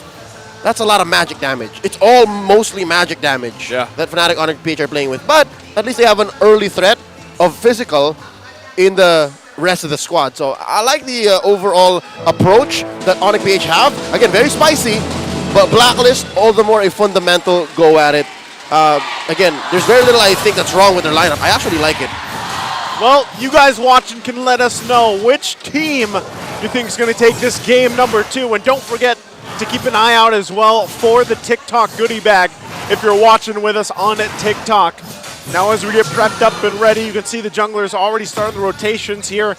How will Blacklist take it and even out the series for a 1-for-1? Can they deal with it? We have seen Escalera on this Arlot before, and when he got his hands on it in the regular season, it was always banned after that. So anything real quick emblem-wise? Oh, All right, sent it away. Checking it out, not much.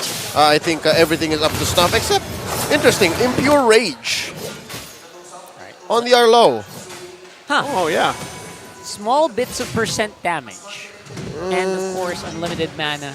That's already Yeah, it also helps the fact that he was also on the common emblem anyways.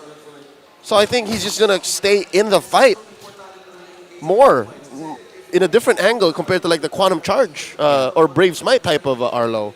Okay. That's not bad. Actually, I like it because, yeah, your priority of the Arlo, obviously survivability. The damage! And the damage. Damage. The small bits of damage do add up over time. As you can see, though, level 4 on Sensui means they are go, or at least very much ready to go for the turtle. Which King Kong to go for a spin. Haji able to jump out in time. At the very least, just wait for the level 4s. Yep, almost pulled the trigger on the heavy spin there for the first blood on Haji, but they are going to be able to keep all of their big ticket ults, at least until Haji hits level 4 here for the first turtle take. Oh, check this out, Gem is behind on XP. Edward onto this Edith, who's very deadly, but not when Escalera is on your tail. Has to dragon form out of there, though. But now, okay, hold on, Turtle. Oh, the turtle, look at that. Beautiful zoning by King Kong. It's King Kong. I'm a little speechless. That was so basic. King Kong ain't got nothing on this. Again, he has no business playing Akai this good. If I need to check out the stats later on, but it's 100%. If his sample size is so small and it's this good, oh wait, hold on. Haji, flicker out just to get into safety. That's from Training Day, 2001. 2001. Denzel Washington, by the way. That's a while ago, man. That was a while ago. That's a good movie. Yeah, that's a movie this guest would definitely know. I love Jim Carrey in that one. I hate you, Nice Sue. Don't put us on blast. Well, going back to it again, with that, it's something similar to what we saw in the previous game, guys, where Fnatic ONIC, they know, hey, we don't have to go and get all these kills if we can just kind of make these micro movements, get the advantage here if we can, if it's even just objectives. Yeah. That's all we need right now. Hashtag micro matters. That's right. And everything they've done so far and the decisions they made in-game and even pre-game are all going towards that. And if anything, now they're tighter. Because again, if you'll remember, around this time in Game 1, there were already some kills from Blacklist that punished Fnatic ONIC. But here, this time, it's like it's a tight ship they're running. Look, King Kong's ready for this. Well, aside from Sensui, who's having a bad time, obviously, everything else seems to be in order for Blacklist. Okay. Or on track, at least. Just straight up taking that small camp. Oh! There you go, the flicker with the slice and dice. No victims whatsoever. So that's flicker gone for Escalera for 2 minutes. Let's see what Blacklist can do with that. And now, as we head into Turtle number 2. All right. It came at the price of US Flicker, too. Yep, So it's an F for F. F and F, yeah. So they got that down, but so given that, with his turtle take, you're still going to see Fnatic ONIC deal with positioning here. They have to kind of wait for the RWM. They might try to stall this out unless they give it up here. So it should be up in just a little bit. We'll see if they really take this slowly, but the information's there. Half health though for now. Another one. Final Slash on cooldown once more. King Kong using the heavy spin quite early on. But he was still going to be the one to take that turtle even though he was really out of position. But ahead with the first blood. Blacklist could be happy with that one. A little bit of gold on their marksman right there. Yep. I reckon that's all good for Black, actually. Now they're going to pressure King Kong. They get more maybe, but tankiness is one of the fortes of Atakai. He's going to be able to make it out, at least for now. Oh, Grand Theft Purple right there. Yeah. Off of the second turtle take that obviously had a lot of resources go into it from Fnatic ONIC PH. Blacklist says, you know what? Let's take King Kong's purple. How about that? They had to take something. They can't keep just like having King Kong do what he was doing the past couple minutes and not get punished for it. So finally, Blacklist International will find an answer. Items are kind of falling into place, these first items being picked up here. Yep, about 400 gold ahead is Kelra over Oheb. And you can say the same for mid lane in Frince and Yue. Even in XP, Frince is ahead of Yue. Something to note though, hold up. Oh boy. Oheb. Oheb trying to get some bullets into the body of Kelra there, but no go Cigar. He's the one who got punished instead. They're fine. Something to note, King Kong he tends to do this. An early brute force breastplate. I believe that's where he's on his way now. That's his first major pickup. Is that just a typical King Kong thing? Look, see? I don't know if that's what guys do these days. BFBP. There you go. It's another possibility of Sensui going Oh! down here. Misses with the Appraiser's Wrath. Backup is pretty far away. Wow! Dash over the wall. Oh no, King He's Kong! still going to be alive. And he's going to take King Kong with him. Impressive disengage and retreat by Sensui. All the while, Blacklist take King Kong out on the retreat. Amazing work. Blacklist shrinking that lead down to 400. Already in better shape than game one. Fancy footwork from Sensui. Kelra. I think this is really where we have to look at, especially when we get to that mid-game transition, is the gold lane here. But right now, Blacklist International, everything that they've done the past couple minutes has now allowed them to go ahead and get this turtle here and slowly put things in their favor with the way that they're playing around Fnatic ONIC PH right now. All right, here we go, one more look. There it is, Molten Essence into the Brute Force Breastplate. All the while, an early Radiant Armor for Sensui, which makes sense. Again, all of the major damage coming in later on once the cores are coming online. Fnatic ONIC PH are relying on Kelra and Super Friend, so that's it. Already, the insurance from Sensui. I'm waiting to see this gold lane matchup come to a head. Not much we see from Kelra just yet. That's right. Black was very Oh, on their Escalera. toes here. Spots out Escalera as well. Cancels the final slash. Oh my goodness, Sensui doing work here. Sensui is definitely feeling the instincts right now. Able to just stop Escalera in his tracks. Even gets the flicker out. Yeah. Otherwise, he would have gone down there. So great play, great movement. They compromise Escalera so much with very little. And now they could get something done here on the bottom side, but definitely not that tower. Keller is so good on the clear. Top side, though, is a different story. Okay. Looks like Edward actually committed the Primal Wrath there. Yeah, he had to use it. Still has his flicker, though. Gets and the right tower. now, yeah. It's really just Blacklist International now doing what we saw from Fnatic the previous game. Hold on! You are going to get locked in here, but not even the real-world manipulation can save him. Since Oh! of course, with the Praise Wrath, good enough damage, but not enough takedown Super Prince. Now the follow-up is strong here, coming in from Blacklist. Non-stop aggression here, Edward. Trying to see if he can get some damage on the Gem and Super Friends, but it's going to be a bit too late. That is going to be 3 for 2. And a flicker in for Edward! My goodness me! And that's why they call him Legend Zero. Abun Jingjing coming in. No one expected him to go that deep. That's what people want to see from Edward. Unfortunately, he wasn't able to do stuff like that on the export in the previous game, but Doesn't he allow pulled for it through with the Edith, and we've seen him pick it up so many times tonight alone. And so with that, Blacklist International finds themselves in a great lead here. That's impressive. Going into this Lord. See what we mean, though, right? The micro we're talking about. Right, man. he needs that. And now he's about 1,500 gold ahead of Gem. And Gem actually had to spend that Petrify full combo. Oh, Conceal. Conceal here, spotted out by Haji.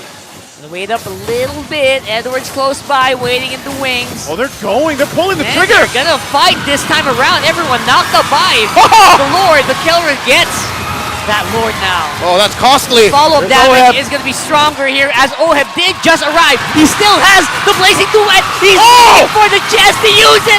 And there. Whoa! But beautiful timing from King Kong stops them Oh, in Gem. their tracks. Following it up here is gonna be Gem. Feels like he can take it. But will he though? Fight is strong.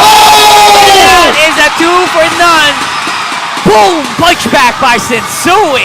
What? Feelings were hurt, words were said, regrets were had off of the back of a single Appraiser's Wrath. Fnatic ONIC PH. They just got checked. They just got checked. That's a reality check, man. You never do that against a fully stacked up Fred. And the rubber band snaps. That's underestimation against a Frederick, man. That's all I can say. Look at this guy. Look at the him. heart Oh, of man. this boy, fighting it out up to the very end, keeping it together. And here comes the cavalry. We're seeing him RWF? fight under that turret. Real world manipulation going to be ignored completely here. Okay. Lots of ultimates being used up, but it's going to be a stalemate for now. Blacklist Okay. 2K ahead. All right, this is straight on just violence. This is. It's a frenzy. Oh, look at this, Oh, look no. at this. On Conceal play again? conceal. Oh, they're looking for King Kong looking for someone, but the concealed play will fail. And now the chase is Oh, on. no. Haji, will he use it? Even the Flickers flicker out. being used by Escalera just to make sure everyone is running off the safety. The compression is too much. And the Oh, they go back in. What? The counter punch is so strong here from Jim. Edward, Primal Wrath. Good damage. Oh, wow. Oh my goodness, they are not stopping. Whoa, whoa, whoa, whoa. When is Oh, it this is gonna going. stop? Okay. All right. The counter still there. The back, the back, the back. The feint on the feint. Absolute cinema, as they like to call it. Man, the back and forth, and no one goes down. That last minute sequence is what it would feel like if Shutter Island had a sequel. And it doesn't. And there's a reason why it doesn't. What year was that? I wish I could tell you off the top. I just don't know. 2003, I think. It stars Mark Ruffalo. That's it right. stars Leonardo DiCaprio. Hey, there's a couple different versions. It's not Shudder from the Malaysian It's Thai, movie. bro. That's a Thai movie. It's Thai and American. That's a horror film. That's not That's it. right. I'm talking That's about the different. suspense thriller. Suspense thriller Shudder category. Island. Yep. There you go. That's right. Well, right Daniel now, Latest. Oh, here we go. this is a thriller. This game number 2. Yeah. Well, now Blacklist International still has that lead, but man, you are seeing exactly what the lineup from both the teams are able to pull off here. Yep. And why still Eve is actually really great for a lot of these fights and a lot of this type of play, able to cut things off and keep things in that box, of course. Look at the damage dealt as well from Calra and Super Prince. And now the Lord Dance starts up once again. Calra making his way to this. Okay, he's coming from an Half angle. He's coming from an angle. Interesting angle. Escalera on the back. He reveals himself. He's seen. Lord, still a fourth of the health here. Watch King Kong. King Kong, watch him. Look at the wave on the Watch bottom. Escalera. Oh! Down deep here. Gallera once more with the Lord take. Oh. His damage is way through the roof here. But the punchback can be strong here for Black. Let's see if they'll go for it. Haji, we're looking for that no Escalera interference. cut off. Escalera! He's cut off. Getting cut off here. He's getting chased down. Vengeance He got not hit. through! And he's gonna fight against 5. And that's gonna be him going. Oh, where is King Kong going? I think he was on his way to respond and help and back up. But wait, look. They're going to run it Look down at the mid. map. The pressure. Have the pressure on the mid. Oh my goodness, Kelra. His damage is stronger than Retri. He's taking down turrets left and right. Oh, he thought twice. Look, the turret's still standing. Oh, it's still alive. Oh, man, I thought he was going to be able to at least get that, so he makes his way top. Going to top. Oh, he can just bomb rush top then, huh? Yeah, very easy to push that in. No problem whatsoever. Yeah. Effortless movement. Fnatic ONIC can't take this. Fnatic ONIC shouldn't take this. They're down a man. They need Escalera. Yeah, they need Escalera for this fight. He's going to be making his way now that he's back up here. So I think Fnatic ONIC just happy. They whittled down that 3K gold, that gold lead that Blacklist International had. So it's gone. They've bought themselves some time. Escalera picking up some defensive item as well. So now they're in a better position at least to continue on the fighting that has been happening for the past, 5 minutes now for both these teams. Yep, if you're talking about firepower, you're talking about what kind of damage they're putting on the map. I think Fnatic ONIC PH are now on a even standing with Blacklist. Earlier, it was obvious to expect that Yue and Oe were going to deal more damage, but now it comes down to execution. Now it comes down to how you use your CC. And Fnatic ONIC has it in spades, but Blacklist have that X factor. They have the heals. Haji has been playing such a key role to these re-engages. Escalera with the conceal. Oh! They're going to spot out one. Edward, can he pull the Primal Wrath though?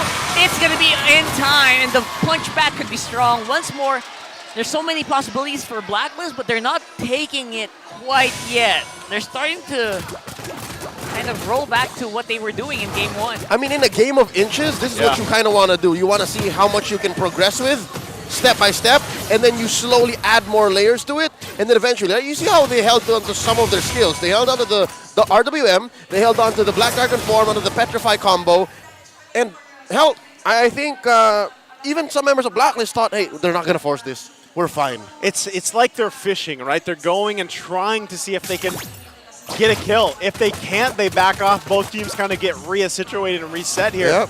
Malefic Roar being picked up now for Oheb. He's That's got full that build. available. That's full build on this Claude. They can just sell the boots. They can go barefoot. Look at that real-time win rate. Is that the 50-50? Toss a coin, That's will the ya? 50-50. That's the 50-50. Okay, already, like I said, Super Prince able to pump out quite a bit of damage. You gotta remember too, the fact that Fnatic ONIC has the tier 1 in the mid lane up is a benefit for them. They can play around that. Look at Escalera's positioning. Keep an eye on him as this Lord Dance gets started up. Where is he to go this time as the fight breaks out? Whoa! Escalera looking for an angle here, but he catches Yue, dodges out of no. it into the real world. He catches Kelra! Kelra's down! Oh my goodness, and now it's a 3v5. That was a disastrous engage for Fnatic ONIC PH. Blacklist obviously saw where the soft side, where the weak side of that flank was, and they went straight for the jugular, taking down Kelra, taking down Escalera. Yeah. Fnatic ONIC PH could not have handled that. Now Blacklist has a Lord. Blacklist way ahead once more, 3K again. That broke down so badly for Fnatic ONIC here. And the miss on the final slash, Yue dodging and recovering almost immediately. It's almost like Escalera didn't do anything there. Yeah, he wanted to, but then he didn't catch, what did he catch? Yue, that was it, but then he got caught out. And then Kelra goes down, so it's just, it had the idea, but it just fell apart. And I could have sworn it was bad when it was a defensive heavy spin. Yeah. As soon as I was talking, oh no, this is bad. Yeah. This is bad. As an Akai, you treat your heavy spin like a Purify. Yep. You treat it like it's your lifeline, because that's how you win and lose team fights. Okay, with this, Fnatic ONIC Philippines going to have to go ahead and be on this defense, defend their base the best they can. They already lost quite a few turrets. They're going to lose this tier 2 as well on the top side. They have great defenses, though, on the high ground when you look at it. How will they play this out? Will Blacklist International force a fight here? Lord charges in. Oh, they're going to get cracked open, huh? Yep, crack it open. That's an easy turret going over the Blacklist. No pressure whatsoever. But now Kelra and Escalera, you can almost hear the cogs in their brains. Escalera like, okay, where am I gonna go next? What angle am I gonna go next after this? He's definitely got to make up for that previous one because that was not what they wanted or needed.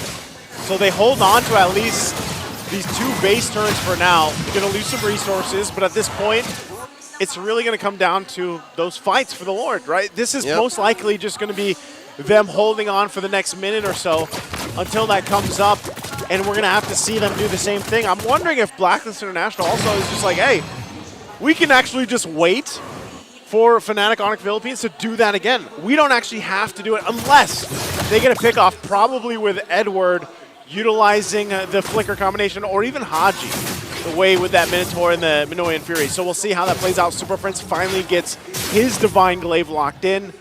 And also taking a look at this head-to-head here between Super Prince and Yue. Man, the damage obviously is going to be scaled in favor for Super Prince here on this Eve pick.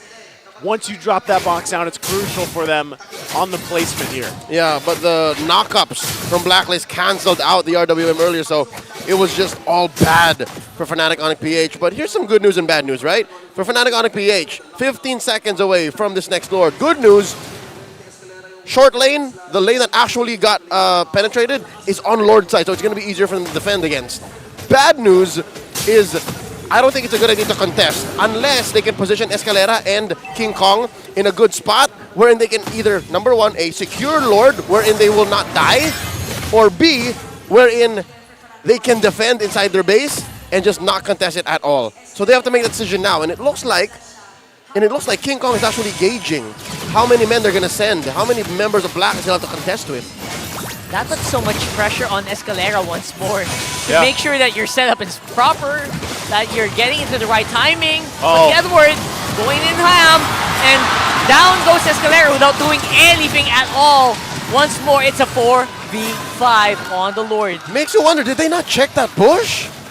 Apparently, I think Escalera was on the way, but he got caught off on the way, man. That's tough. That's a small brush, by the way. That's tough. So you're just back at that once again. Fnatic ONIC Philippines going to have to be on the defensive. Escalera will be up by the time they push into the base, but still, you're seeing how quickly he's being worked on and taken care of. All right, it looks like Blacklist forced Fnatic ONIC PH to choose an option. You have to just let go of the Lord and defend. Which I think is better in the grander scheme of things for Fnatic ONIC PH, is because at least now they can plan for that ahead. Yeah. It's not something that they have to go off of when there's just like 2 dudes left on the map. At least now they can do it on a 5-man scale. So as we wait for that Lord to go ahead and spawn up, it's going to go to top side. Push in. Fnatic ONIC trying to get what they can, especially on Kelra. It's crucial that Kelra obviously doesn't get picked off here. That's one of the advantages, too, of being in this base.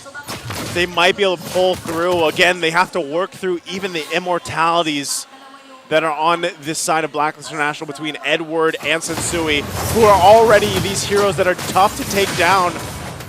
So it starts up. Lord now topside, walking in. Should be able to get it taken care of really quickly with this lineup that they have, but it's up to them. Haji jumps in. Oh, kind of a fake Minoan Fury there. Checks him out. Lord gonna get taken out quite easily, to be honest, and now successful defense. Didn't really need too much pressure here. Surprisingly, 6.5k on the goal. Man, I didn't know Blacklist was that far ahead. Well paced. And again, Fnatic ONIC PH is no they're no strangers to defending. They know, but as the game goes longer, this is going for clearly Blacklist. Blacklist has played, on average, the longest games in all of Season 13 so far. And Fnatic ONIC PH, they like to play fast. So now their endurance and their patience are getting tested. Which is, it's funny that we're saying that because how many games, how many minutes just today has Blacklist International played? And talk about a test of endurance, test of mental strength that they have to go through, even with this kind of lead, knowing that, hey, when we get a Lord, it gets quickly taken care of and cleared out, and then we have to wait again.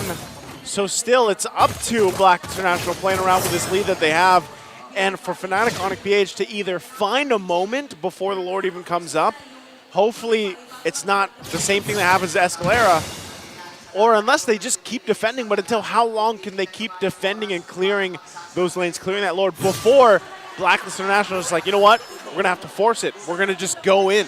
I could have sworn it was that last time. It's because it was an evolved Lord. Yeah. So there was extra damage on them if they forced the fight. But here, I think this should be a contestable Lord. Something tells me what happened to Escalera earlier will not happen again. Won't happen again.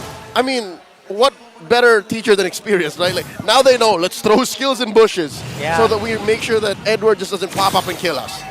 Fool me once. Probably that's the once. Well, right this now, Lord is up.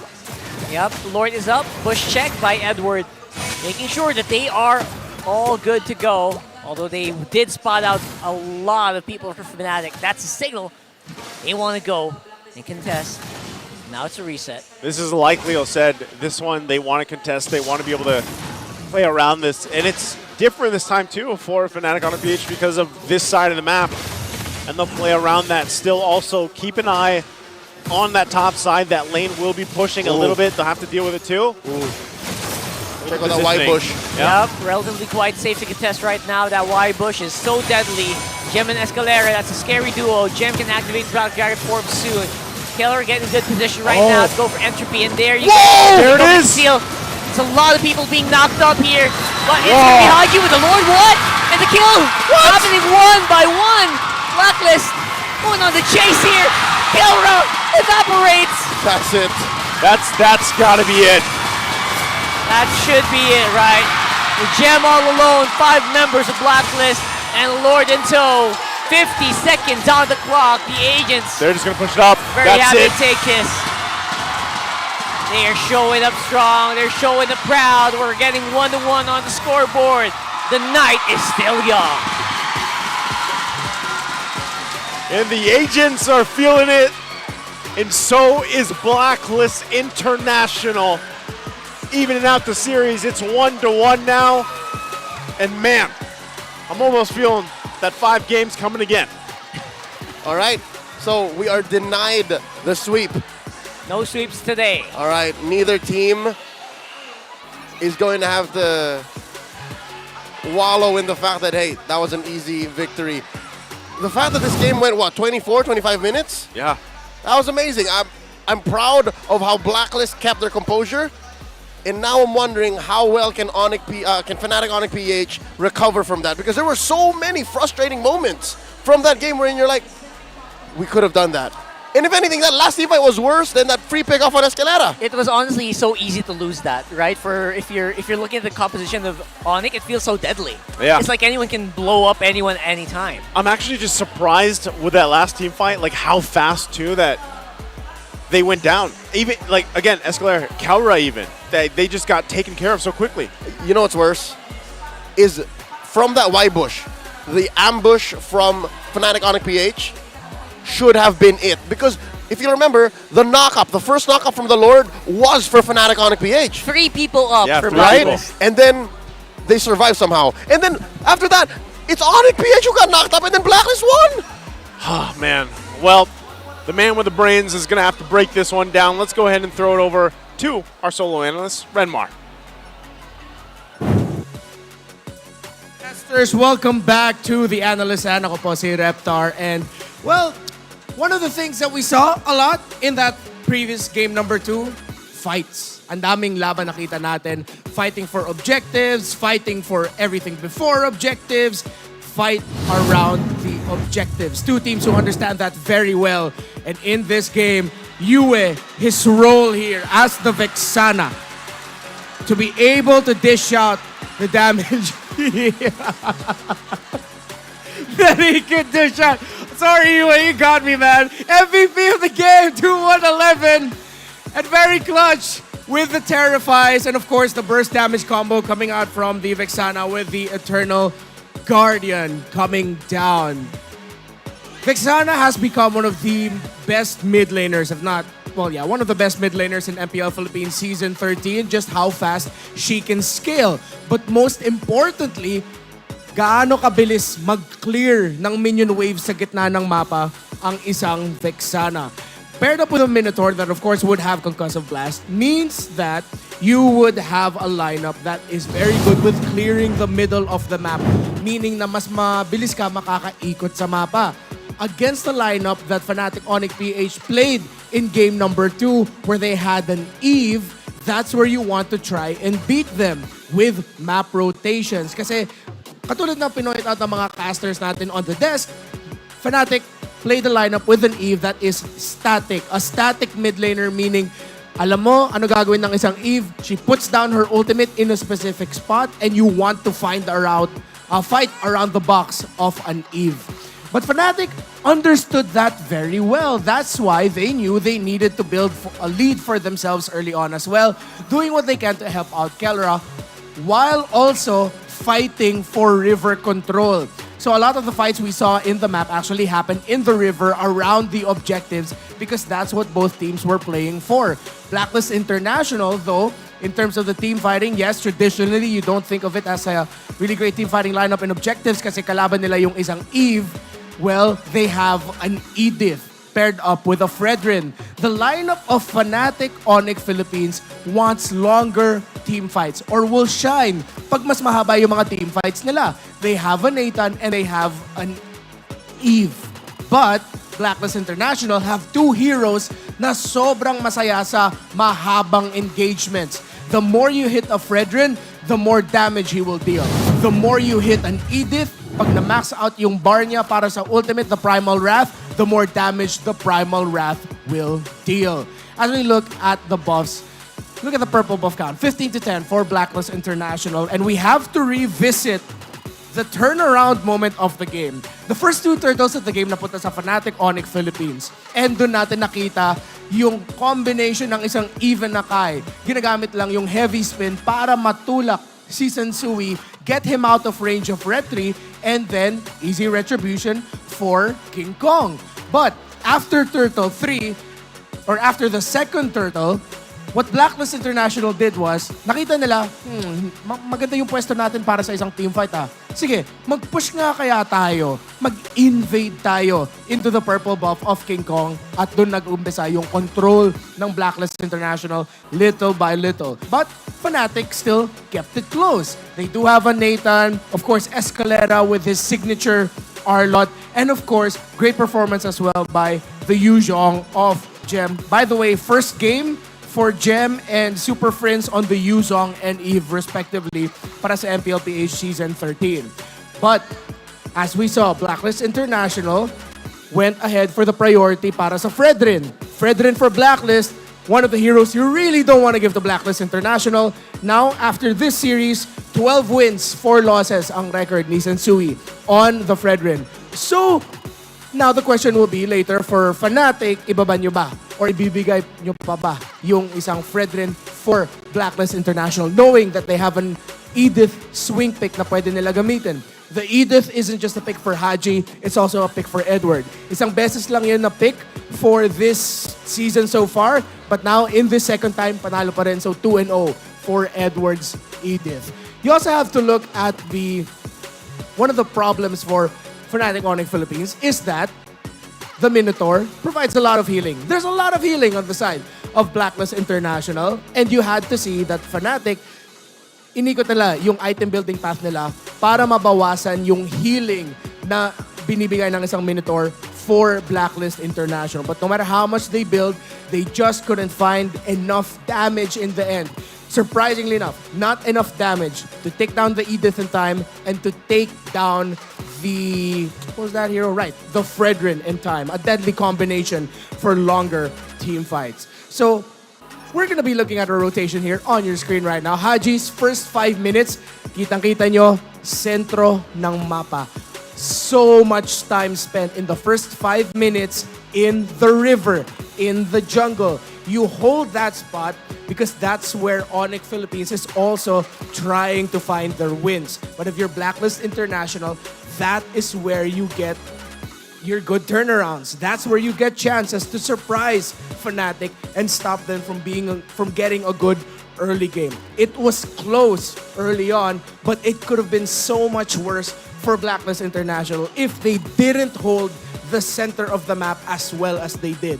Dahil hawakan nila yung sentro ng mapa, na-control nila yung pag-ikot nila, Escalera, Super Friends, and King Kong, and would even show to the members of Fnatic ONIC Philippines that, guys, kaya din namin lumaban dito sa gitna ng mapa. Well, Blacklist International takes the victory.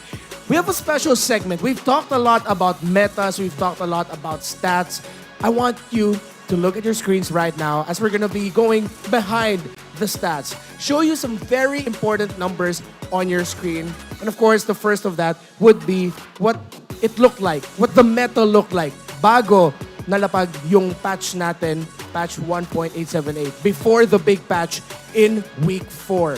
So we're just waiting for the stats to show up on your screen because you're going to be seeing something very interesting here. So, before the patch, or in patch 1.878, these are the top 10 contested heroes. Fredrin and Harith with 100% contention rate. Fredrin, Matilda, Arlot, and Minotaur are still highly contested even after the patch. And Harith, Loyi, and Chip jumped in contention rate after the patch. So, before the patch, kita nyo dyan, 100% for Fredrin. For the Harith, Matilda was often banned. Faramis, highly contested as well. But then, as we go after the patch, that's when you see Loyi has risen up. Arlot still within the same level. Chip as well. Harith, Fredrin, andun, nag-increase din in priorities. So, the release of Chip, the meta changing decision of ONIC, Fnatic ONIC to say we're gonna pick and prioritize Loyi, we'll pair it with Claude, and of course with Team Liquid Echo showing that you can chip and Loyi, and then teams realizing, grabe, ang lakas ng isang Harith. Wait, why we forget about Fredrin? He's still the best jungler out there. You see the changes on your screen. Now for the top 20 contested heroes and the win rate, bago mag-patch, you see Faramis is in a really good spot. Mid-contention but very high win rate. Nolan, his contention rate was almost at 100% at mataas din yung win rate niya. Loyi, barely contested, but you can see that mataas din yung win rate niya. Those are the games of Fnatic ONIC Philippines. When you look what happens after the patch, Harith and Fredrin go up. Matilda, mas madalas na natin nakikita in the meta. And speaking of seeing something, by the way, look for the MSC trophy there. I wonder where it is. Look, hindi ko makita yung MSC trophy. Take a picture of yourself, take a selfie with it, balikan nyo yun, and when you post it online, you get a chance to win 2,000 diamonds. So, you really got to see how our meta has evolved with the priorities of Chip, Loyi, Harith, Fredrin, Matilda coming through more often. Of course, Roger, now the Moscovs showing up. I wonder what else we'll see for this game number 3 between Blacklist International and Fnatic ONIC. Casters, paso. Man, it's great to see all those stats broken down. Stats don't lie. I don't know what you were trying to say, but stats I don't know. lie. Stats don't lie. Stats don't lie, bro. It was the pre-patch and patch comparison. Yeah. And again, I think we're still in flux. I think a lot of those stats will slowly shoot up. A lot of those stats will plateau. And here, I'm happy to see that there is some deviation already. The Fredrin and Nakai matchup has had some developments, but it's still true. If you're blue, you win. So we are winning right now. Blue is true. I mean, sure. Blue is true. So 100%. Red is bad. Red is... Well, right now. Red is dead. Red is dead. Redemption. 2. All right. Well, if you know, you know. If you know, you know. And we're going to have to go ahead and look at our beautiful audience out there, because right now we're looking for the smart game face of the day. MPL Arena, or is it the Champions Arena? Be the next smart game face of the day winner. Slash the hashtag the power of smart on your devices in the green background and put your game face on to win a redeemable in-game code. You know, we've seen a couple of strong entries already. Yeah. Oh, whoa, whoa, whoa, whoa, whoa, whoa. Oh. All right, she knew she was on. Oh. She knew she was on. Oh! Young man. Oh! Congratulations. Yeah, way the boys. Young gun. Young The gun. power of smart. Starting me up. So whose pose is that? Is that a pose of a hero? That's just like his. Is that Roger? I think that's Minana Evos. I bet that kid's Mythic Glory. He probably is. Wait, Mythical Glory is that 100? 100 plus? 50. 50. That's 50? I'm close. Nice. I'm getting there. Well, Forever we solo can get queue. there tonight. We can probably rank game tonight. I don't think so, Rockhart. You know, this is after this, we're hitting the gym. Oh, you're hitting the gym. You know it. You know what? Tomorrow sure. will be the day. Now, once again, too, we have to go ahead and mention that we have a amazing thing ahead of us. We get to witness the history as we celebrate Filipino values, the talents, and of course, the sportsmanship. So catch the MPL-PH Alamat Awards on May 25, 2024. What time? 4 p.m. Where we'll recognize the icons that make up the MLBB-PH esports scene. What does Alamat mean for our international audience out there? Legend. And myself It's included. a legend. So, oh, that's the direct translation. Legend. Right? Literally just legend. All right. So Legend Awards. Legend Awards. 4 p.m. MPL. MPL, nah. Yeah. All right. Alamat Awards, nah. Okay, so jumping in, we're a minute and a half away. We're going to see what side is going to that winning side. Blue. Surprise. Who's going blue? Okay, there it There is. you go. Surprise. Fnatic ONIC Philippines. Surprise. Hey, let's see how long do you think we're going to maintain that win rate? I think until day 3. Okay, here's the thing. What? Do you want to see that win rate continue? No. Then expect to go 5 games all the time. Yeah, that's what I'm saying. It I has to be don't. 5 games all the time. Because they always pick blue. Yeah. The losing side always pick blue, and then... Yeah, because the way it But starts... like, what? That's the thing. It's like, why? Why is that? What is the theory here? Okay. Why blue side is 100%? All right, number 1, the draft is a big part of it, right? Number 2 is, I'll tell you after this. Because right now, you guys have to guess and join the guessing game, and maybe you can guess exactly why 100% for blue side. But it starts now on the TikTok platform. That's right. Come to watch the MPL matches on TikTok. Join the guessing game to support your teams and win game points. Go to TikTok. Go to TikTok channel of MPL Philippines. That's at MPL-PH_official. And then you click the official live stream, whatever you're watching on now. Chances are this is it. And then you click the ongoing guessing game to support your team and win game points. Now, why exactly is 100%? Okay. Why? I'll tell you now. 4 out of 5 times. This is a rough estimate, all right? I'm just throwing numbers out so that you guys understand the gravity of the situation. 4 out of 5 times, 80% of the time, it's because of the draft. The 20%, the remaining situational times that it shouldn't work that way, is because of execution. It's because sometimes, yeah, you're blue side, but you're losing and you had the worst draft. Some way, somehow, the flex pick on the red side won. It's because opponent got impatient. It's because you beat them and you outplayed them when it mattered. So they got tilted. I don't want to assume people got tilted, but They got impatient. if in the game they were able to get That's the 20% though. get the one over you, yeah. All right. My Well, theory is first pick is very powerful.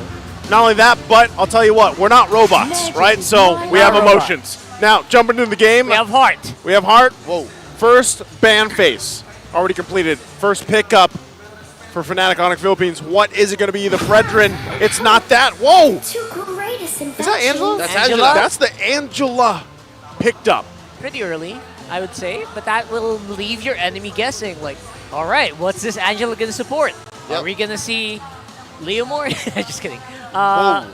Hey, There's very few teams that can actually make Rome Angela work. for Liquid. Just kidding. That's tomorrow. We'll That's see. tomorrow. See value in me? There's a Fred. You Here we go. should. Fred Faramis, Fred Nova. I am the priestess Fred of Edith. primal lightning. Dear Lord. The They hunter lo- of they're all loving evil this gods. Edith. We have become NACT. NACT has a massive focus on Edith. Why? Honestly, Edith is so easy to use. Dude, you know, Anyone can use it. at this point, I'm sorry. At this point, you know, I'm just NACT going to... and MY. Yeah, and I'm just going to be at that point where I'm like that kid that's always asking the parent, why? Why though? Why? Dan, Leo? Are we there yet? All right, and you're gonna explain it, but then Tell me. But why? No, again, I mentioned earlier, was that Minana Black or was it FNOP Black? Here we go. accompaniment. It's because as soon as you get your 2 skills, That's a Ling, by the way. Why? I was trying to explain things and you Oh have my to do goodness. this to me. Leo, I'm sorry, but this just derails. Ling Kong, why? Angeling, bro. Wait. Okay, yes. We're This could devolving. mess up the 100%. Number Or it one. could continue it. That It's a gambit. it's 50-50. It's 50-50. Okay, But here's yes. the thing. I would like to think Fnatic ONIC would not do this if they weren't ready for it. Yeah. Again, they should have learned from week 7. That's why they pick up the Angela first pick. It's Now the it's Angeling. different. It's different now, yes.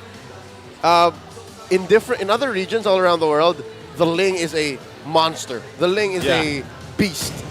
I can throw back to for one major example, MPL-PH. Yeah. Off of the back of MP the King's Ling, That's true. Hope will won a find way, championship. even when all is Now, forlorn. we're going to see if it works out just the same. Didn't we see it in week 7 though when it failed? Yeah, they played Miserably. it over and over again. It lost. That's right.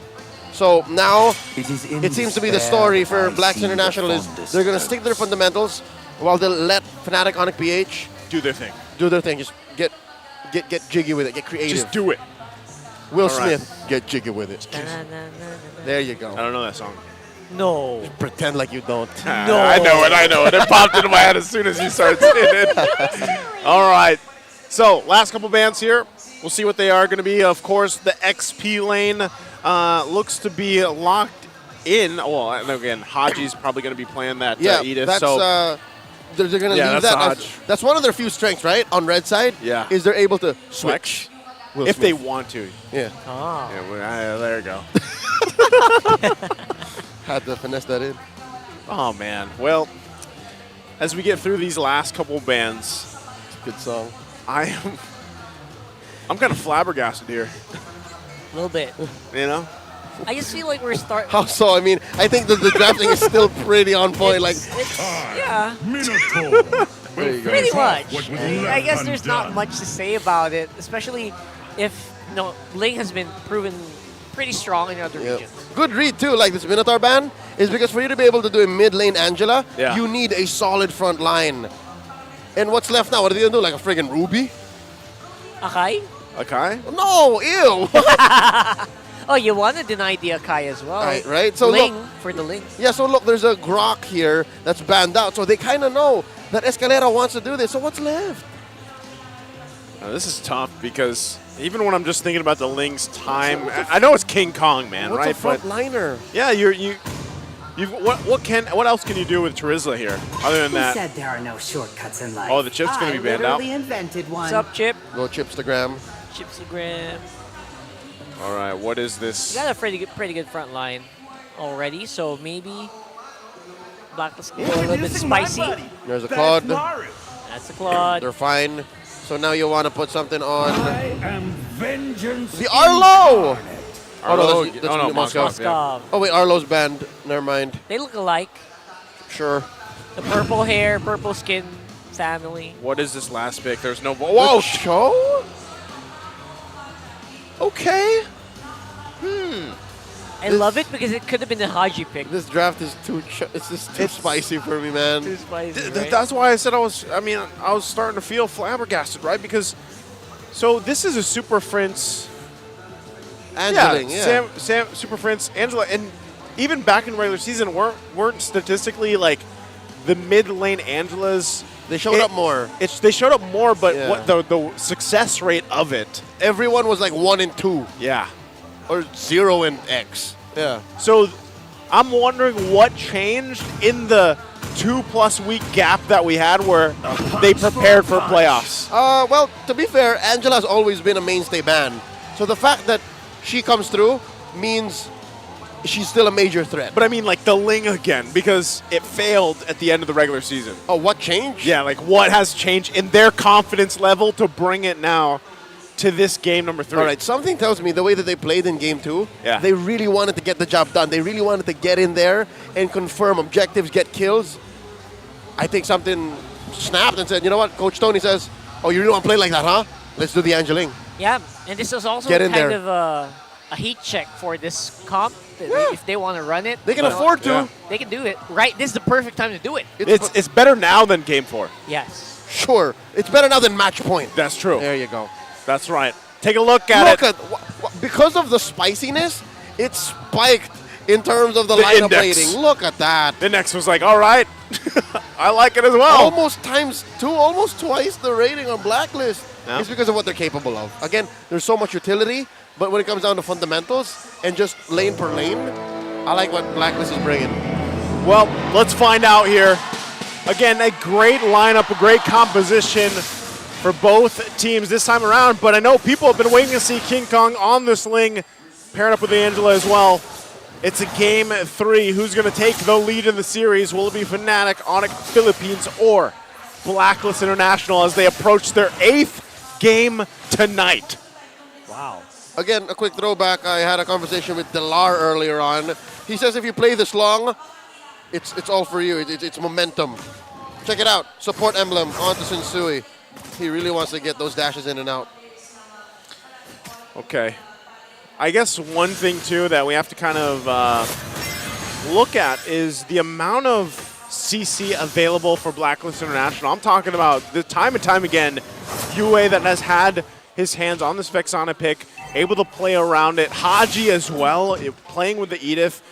There's so much available here, and I feel like that's going to make things a little more difficult for Fnatic ONIC PH to approach the objective fights. You really have to be timing your things correctly. I mean, Escalera picking up a Cho, and we've seen, guys, the way the Cho plays now in the current meta, it can work. There are obviously players that make this work and pull it off, but still, later on in the game, it gets that much harder to pull that Way of the Dragon perfect pick off, especially, again, when you're talking about here, Ohab's got the Purify, he's got this Claude pick, so it's going to be a little bit difficult to find the targets here. We'll see if Escalera is able to pull that off, go back to that Stone Cold that we saw back from game 1. Oh, so yeah. Turtle now forms up here in just a couple seconds. Level 4s waiting to come online here for a couple members for both teams. Oh, Prince missed the card, I think. Oh, Yeah, wow. That's massive. Now it's Prince suffering some damage here. Oh, my goodness. Even with the heals from the Angela, they don't seem to be able to sustain that long. And now the fight's happening around the turtle area. This is going to be crucial. Oh, no. King Kong? Oh, he makes it out. Oh, my goodness, that was close. Is that not a tail of time? Nice jumping in, coming in from Gem. But the answer is still here. Blacklist still has some firepower left in the barrel. They're going to shoot. They're going to shoot in the direction that they want. And they're going to catch Super Frizz. They're going to catch 3 members of Fnatic ONIC. They look a beeline straight for the purple. Not even Turtle. That is a lot. Oh, it's the start of the resource war. And they're choking out King Kong. Look, he's not even going to get the touch of purple now. If Blacklist has their way, King Kong is going to be starved. And so that's why I'm saying it's the risk is already from the first second of the game. But when you have something like that happen around your first objective, that is going to just be a snowball effect of pressure from Blacklist International towards this lineup from Fnatic ONIC PH. And you can see it already unfold here. Of course, the gold laners just doing their own thing. But you really have to keep an eye on how they kind of recalibrate from this, from the last couple minutes here. And even across the map, right? Even Kelra is affected by what happened all the way up top. He's down 300 gold from Oheb. Obviously something that you can kind of just recover from, right? But if you're thinking about what heroes they're using, Kelra should be so good at dueling in this lane. Yeah, he could force those purifies like randomly. Right. But instead, he's just forced to play it safe because who knows where else Black might rotate. They're way ahead. Speaking of ahead, Edward with that 2-0, he already got that Hunter Strike available to him, so that matchup now in that lane against Gem is highly in his favor, and he's just going to continue to whittle down Gem there in that XP lane. So we'll see how that kind of unfolds if they're able to stop Edward from continuing to snowball. Dude, I feel so bad for King Kong. Look, he was trying to look for some creeps. Yeah, literally something. Something. There's no one there. There's nothing there. Oh, the resource starvation. Look at this. He might have to just rely on the hard guard to go in and try to get the purple. They're getting ready. Oh, no. They tried to go for it, but they miss. He clicked the retribution to no avail. I think he hit someone. That's the worst. He hit a hero with the retri. So, I don't know, man. This is always like, you know, when people are just like, yeah, bring the assassins back, like, do that. You know, in the competitive scene, it's like, this is a reminder why sometimes it's a struggle. It's not that easy. It's not as simple as turning on a switch and I want to play Fling today. Yeah. No. Oh, there's a flicker. Again, it's early on, so we'll see if there's any adjustments that can be made for him. Because, you know, when we've seen this before from Lings or other assassins that are locked in, it almost turns into, all right, I'm going to give up all that stuff and I'm just going to try to push in the side lanes. I'm going to try to do something around here, even if it's try to take a turtle. We'll see if he's able to pull it off. Nope, not going to happen. Let's go there a little bit too late to the party, but now with the dive in, everyone seems to be ready to take it, and they are. Oh, you're way so low. King Kong's actually in a pretty healthy spot, able to get up on Finch Voice, but it's a full retreat. Oh no. ONIC, they're actually going to fall one. Oh my god, Fnatic ONIC members are losing members left, right, and center, brother. We just missed the KOF 1-on-1 versus 1. Yeah, we did. That was the old skin versus the new one. Yeah. But wait, check it out. There seems to be something we missed down bottom. Look at how much Kelra's pushed in, all the while we were focused elsewhere. Oh. Oh. There's a Hell Curve somewhere. Someone's activated. Uh-oh. The Hell Curve. And now the fight's happening around that buff as well. So crucially for them. It's so crucial for Blacklist to deny that, and they're able to do that successfully once more. Oh, this is so painful. About 4,000 gold ahead. Blacklist International is. They are the Guardians. Yeah, there it is. Oh, we're back. We're back, boys. They're the Guardians of the metagame, the gatekeepers of what's allowed in the MPL Philippines S13 Playoffs. Because they've stuck to the code, they've stuck to their fundamentals all this time, 8 games in. Super funny, I just want to share. I saw people turning on their phone flashlights. So don't like panic. what was gonna happen with that? Now it's Fnatic ONIC trying to get something done on top, and they get one. They get Edward at the very least. Shutdown. But the trade is happening on the bottom with Oheb with a turret of his own. That's a good. At least they found something there. Oh, hold on, Sensui. Oh boy, Earth Shatter forces back. Fnatic ONIC trying to be very safe here, but they take out Haji. Kelra's still alive? Kelra's still alive. Oh no. Getting hunted down by Oh my goodness! That is the kill that you want to get if you're Oheb. Now the siege is on. Eternal Guard is still walking. Oh, Dive in, King Kong wants revenge. Sensui, how are you alive? That is such a Fredrin thing to do. What? Here comes the Tempest Blaze. Nope. Nope. NAWP. Now. Just stood right there. And just like that, when we thought Fnatic ONIC could get on their feet, Blacklist International kicks him down one more time, securing the last turtle of the game. Can finally King Kong secure this? Oh! They're trying to go for it. And again, King Kong is not lucky enough, but Edward gonna suffer because of this. And the reset on the buff means maybe there's a chance King Kong can get it, but King Kong not gonna risk it at all. I just love that, hearing both KOF sound effects breaking out between the two heroes here. And with that, we're back. That was odd. That was odd. Okay. All right. We're back in it. We're back in it. Okay. Oh, man. 3,000 gold between them now. Fnatic ONIC PH. Obviously, they're showing that they have some teeth, right? That's the best you can hope for. But the angle's just off here. Yue with a counter attack here with the rest of Blacklist. Just trying to shove him back. And if you'll notice, man, King Kong still has no buff, no purple buff yet. It's making it hard for him to travel the map. Yeah, it's been tough, but I feel like he's still able to at least find something where he can. And he's not too far behind totally Sensui. dead, Yeah. right? Yeah. He's a level behind, but he hasn't died, and he's been able to at least find some XP, some gold to work with around here. And, you know, at some point, you're like, okay, well, how long could you keep that up? At what point do you actually pull something off? And that might be that first Lord, unless they're just like, you know what? We at least show face for that first Lord dance, but if we don't get it, then we can put pressure around the map where we can. Looking at the item game, he has a Berserker's Fury on his way to a, there it is, Endless Endless battle. All the while, the blade armor and the Guardian helmet on Sensui. I believe it's the helmet that was the culprit there. How he was able to get away with so much. Oh, wow, Gem. Oh, boy. Gem, even with the body of Smith, can't really last that long. And look at that. A turret even in danger. Escalera already used up the conceal. No one home. No one home. Tower fall. Oh, Head in front.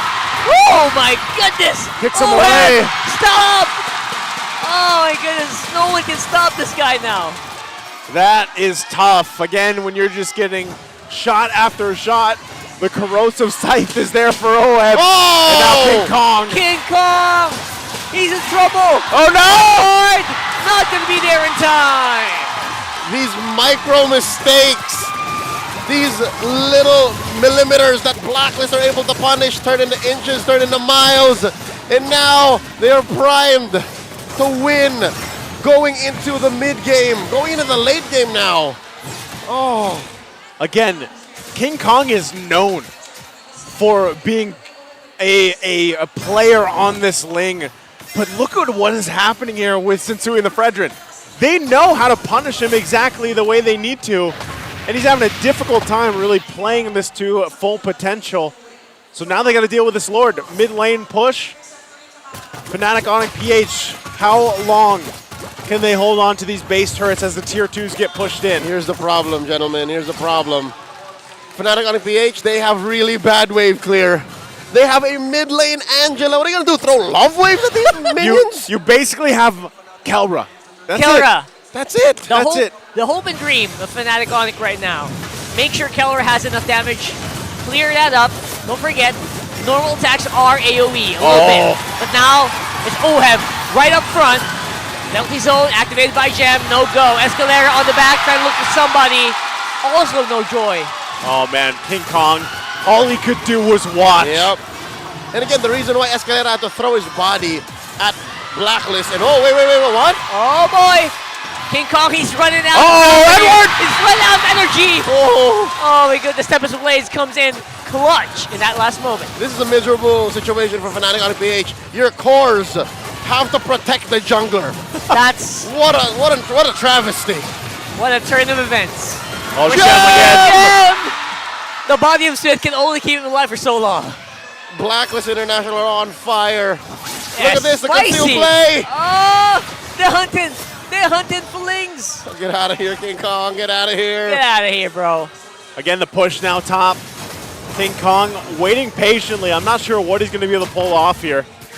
But just look at the damage from Blacklist International. Nearly 10,000 ahead, or 9,000 ahead in just a matter of minutes. Okay, did King Kong just steal the oranges? Grand Theft Orange?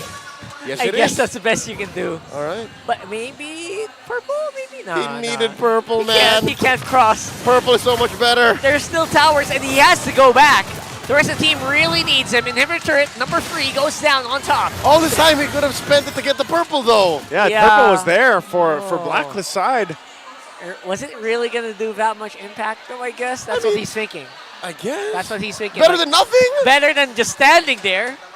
Interesting. What is this, a tactical scout? Or is he just tactical vision? Yeah. This is Ling in 2024. I mean, Tactical vision. If it works in other regions, it's not like this.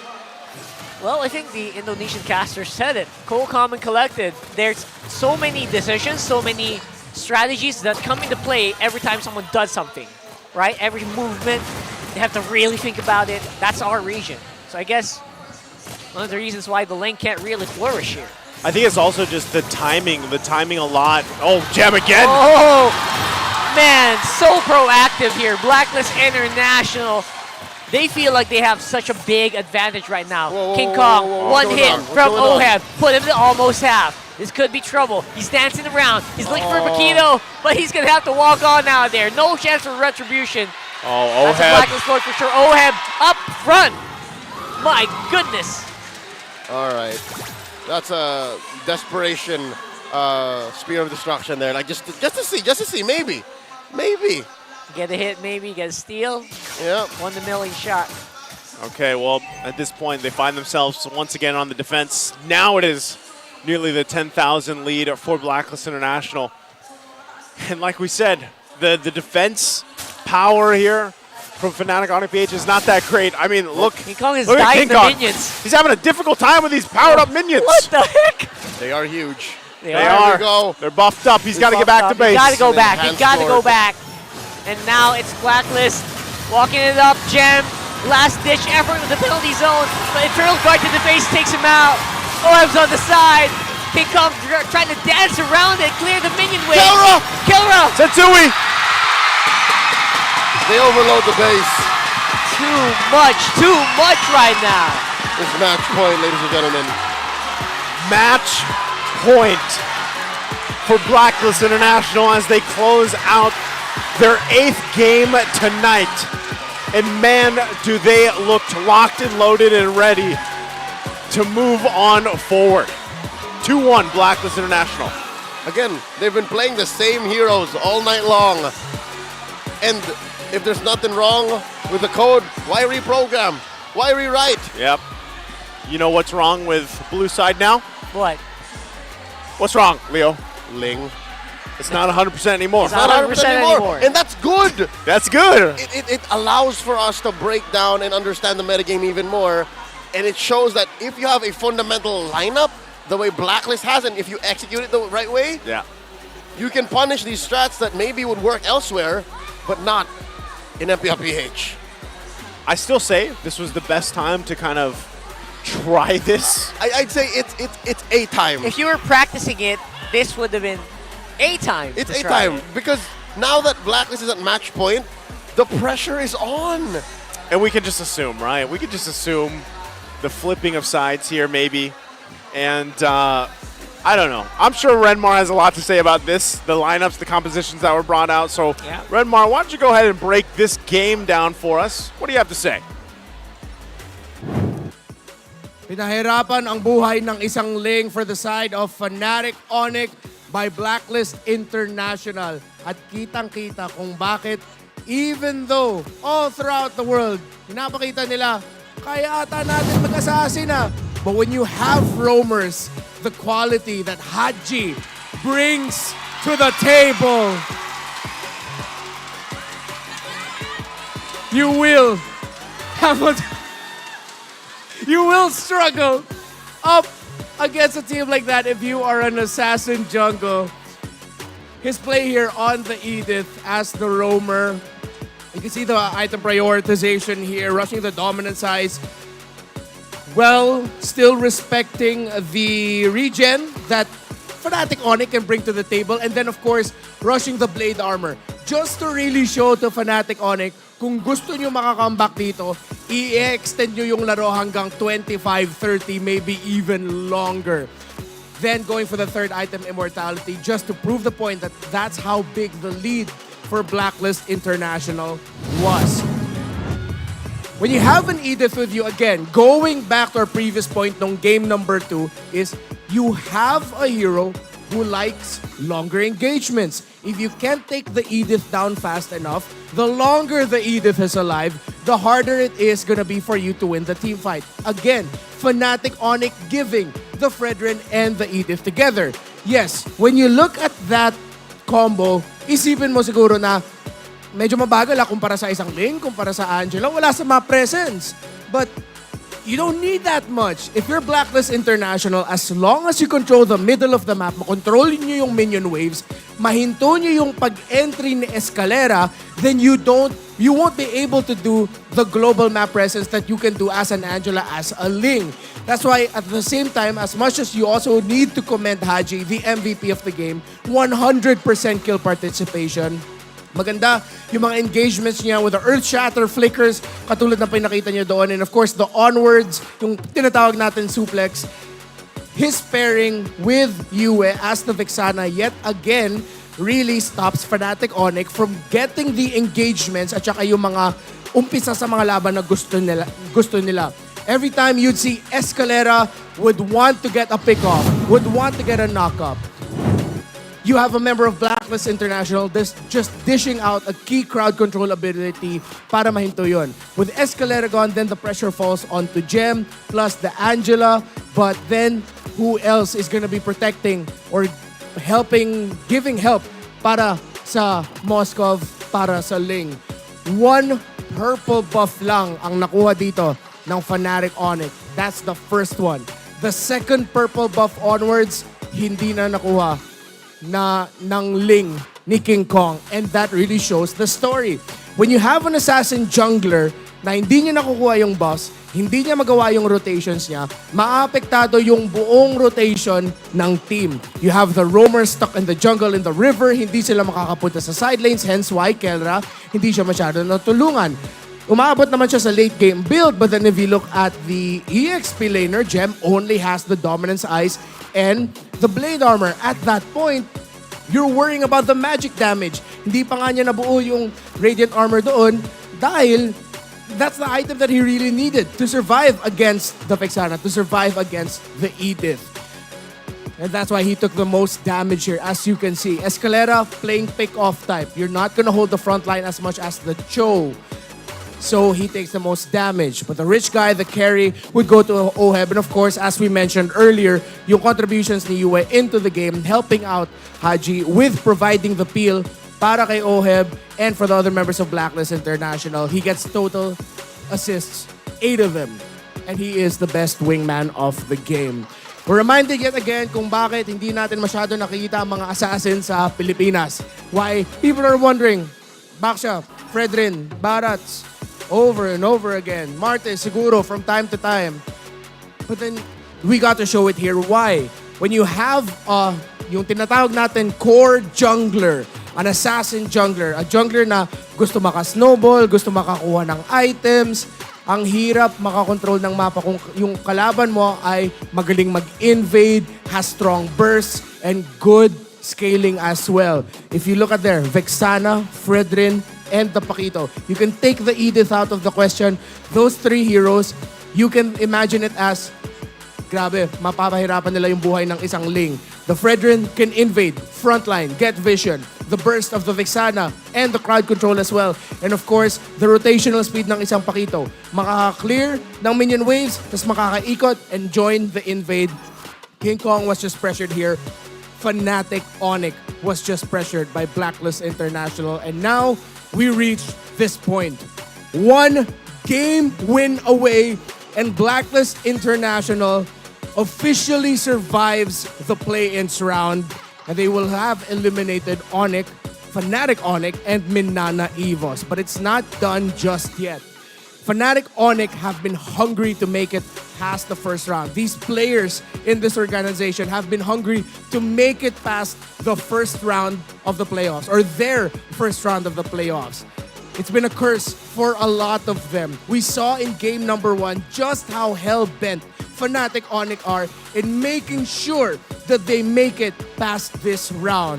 And if they have any aces up their sleeves, if they have any more unique strategies, the strategies that Fnatic ONIC have been popular for, it's time to bring it out. Will Fnatic ONIC force game number 5, or will Blacklist International send them home? Casters, paso. Redmar, that's a great question. Because I can't wait to find out either. And now, as we kind of get us situated here, guys, it has been a longer night here for playoffs day number 1, but I wouldn't have it any other way. And I'm saying that hoping, I'm going to test the waters here for game 5. Mall's closed, bro. Okay, here's the thing. If we want to see game 5, Fnatic ONIC PH have to do 2 things. Not what they did last time. Well, that's 3 things now. Do not do what you just did in game 3. Yes. Yeah. Number 2 is, again, upset the trend of the meta. They have to win off of red because most likely, once we see sides confirmed, I feel like black is going to go blue, right? Yes. And I'll tell you about that last thing after this. After this, and that is MPL-PH's live stream viewer awards are now available. Come and watch the MPL matches on TikTok to join the Goodie Bag Lottery, as we've had going all day long for you guys. How do they join, Rockhart? Open your TikTok app. Go There to the it is. MPL Philippines TikTok channel at MPL-PH_official. And then you'll see our faces because we're a live stream. And then you click on top left corner, get that goodie bag. It's that simple. It's that simple. Man, that is the lowest octave I've ever heard Rockhart go. I tried. Yeah, I can't. Maybe I'll try that some more. He's going to practice tonight. Go ahead and practice that. I'm going to practice having like really, really low voice here. Is this better? I don't know, dude. Don't ask us. You know, you're comfortable with. I feel like anyway. As long as you're happy, that's what matters. That's what I want. Exactly. I want you to be happy. And so I want to go back to your point, Yes. Leo, so that you are happy. Yeah. Finish your point. You were saying, what does Fnatic ONIC Philippines have to do to not get capped out here? Right. 3 things. Number 1, don't do what you did in game 3. Number 2 is upset the trend of the meta. You have to win off of red because most likely Blacklist will be blue. Once again, check out the draft from game 3. And last but not least is, this is just in my humble opinion. Yeah. I am just but a servant for the broadcast of the English stream for MLBB esports. What? Fnatic ONIC PH has to be lactose intolerant. Avoid the cheese, y'all. Avoid the the cheese. Do you think that this game 3 draft was cheesy? I mean, bit. we don't often see What kind of cheese was this? We don't. I don't know. That's the thing. I don't understand what kind of cheese this is. I know what it is. What is it? It's if there's Swiss cheese, this is a Miss cheese. All right, I'll allow this. Thank you. 2.5 out of 5. 2.5 out of 5. I've given so much less. But I'll give a more. 0.5 because it's kind of late in the night. Yeah. you. We'll do that. So here's the thing. Again, I this comes from the sweetest of places, and Okay. I'm sure this works in scrims. Yep. But not against Blacklist. That's in the heat of things. Not against a fully figured out momentum-based meta solved Blacks International. 100%. I think that's a great thing because you guys also brought this up in the game, and maybe some of our viewers out there can share some of their thoughts. Why is Ling not working here in MPL Philippines? There's a ling and there's a ding ding. I'm hearing something. Yeah, I heard something too. Yeah, There's I so did many too. things. So many things. There's so many things that Blacklist did that made the Ling experience all the more worse for ONIC, for Fnatic ONIC PH. And I think number 1 is they gave a false sense of safety to Super Friends. Yeah. And they put him on a hero that is, again, not Super Friends E. Not super frizzy. Not super frizzy, yeah. The Angela. Yeah. Right.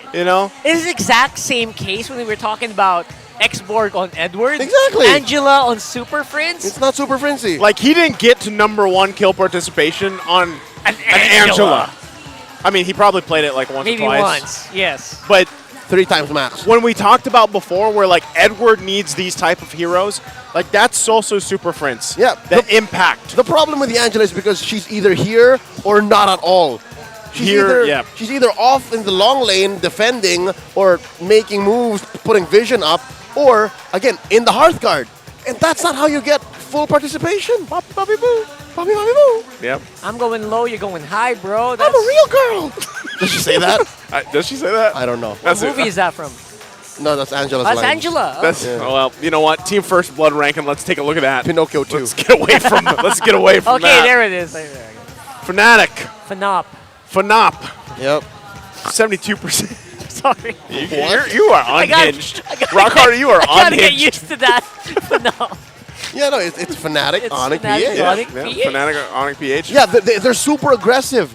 We didn't see that in the last 2 games when they lost against Blacklist International. Like, okay, I would say that with the lineup they had, cheese or not, they could have been a team that gets team first blood, but when you get smashed before the first turtle, that's right. It's not going to happen. So again, partly is because also the way that they played. Yeah. So I guess something tells me they need to pick up the pace. Like, the problem with a Ling and Angela, if that or not, but just a Ling in general, is if you get shut down early, it's almost like you're done.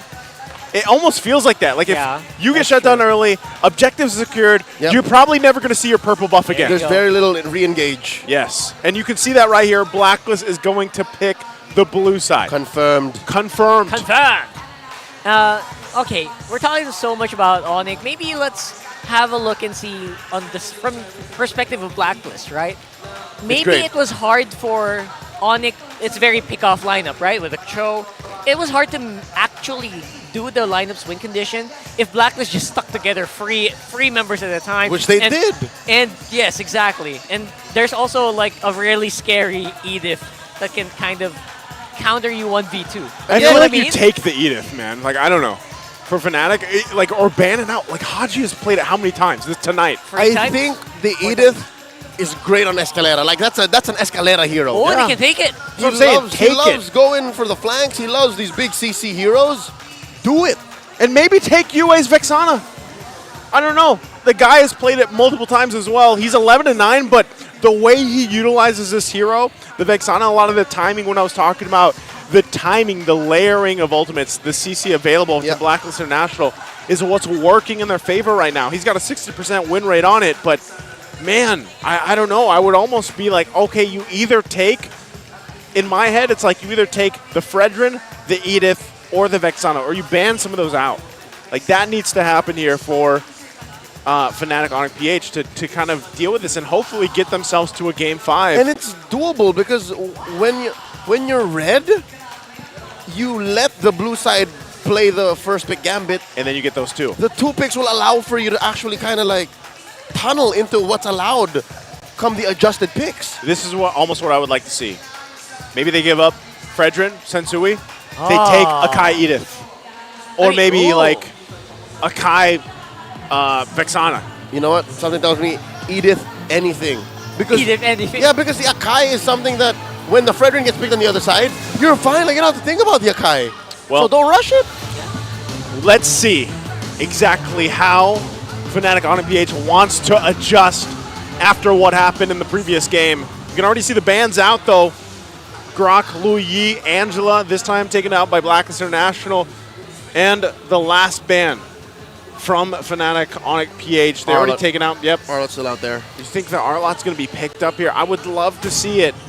Traded, of course. What's that last man? All right, they take out the Fredrin. You should. So they're gonna allow the either Arlot or Vexana. Arlot, give it to Edward. But yeah, it's probably going to be a Haji. I am the priestess But of it's an praise. Eden! Jeez. There it is. Blacklist knows. Blacklist knows There's the Claude. 100%. Nice answer. We're going into straight up ease of execution and comfort. Yep, no cheese here so far for Fnatic ONIC PH. And there's the Carmilla. Camila. Finally got wins over Minana Evos here in the playoffs earlier tonight. And what else do they go for? This is crazy, Rockhart. Yeah. Arlot's still out there. First, okay, to be fair, this did happen in the previous series as well. Yep. I think Arlot reached like second pick phase on blue side. Yeah. So, yeah, I mean, maybe it's still pretty much in the air. Yeah, but here's the thing. I don't know if we've ever seen the interaction of Akai and Carmilla just yet. That would be a cool matchup. They seem counterintuitive. Yep. Because This is the Emperor's order. There's the Akai. Oh, there's the Akai talking about. Okay, so with this pick, obviously the Akai can kind of just control the Moskov. Moskov 100% will be, I think 100% Purify here. Yep. That's number one. And number two, I wonder if there's still a possibility of, I don't know, what kind of mid lane possibilities we have here for Yue. Now that the Vexana's on the other side. Yeah, no, with this kind of situation, you don't want to put on Novarius because it deals an unreliable amount of damage. Like, it's not as bursty as you want on the Curse of Blood. Unless they need vision, which I think they still do. But from there, maybe I would consider a Valentina, since they are kind of dive at this point. No. Right? You have the Edith, and you have the Carmilla. Looking at it now, they both seem to be clamping down on XP laners. Is this Paquito? Are they going to ban a Paquito? Edward Heroes. Yeah, take out the Paquito Looking here. for Edward Heroes.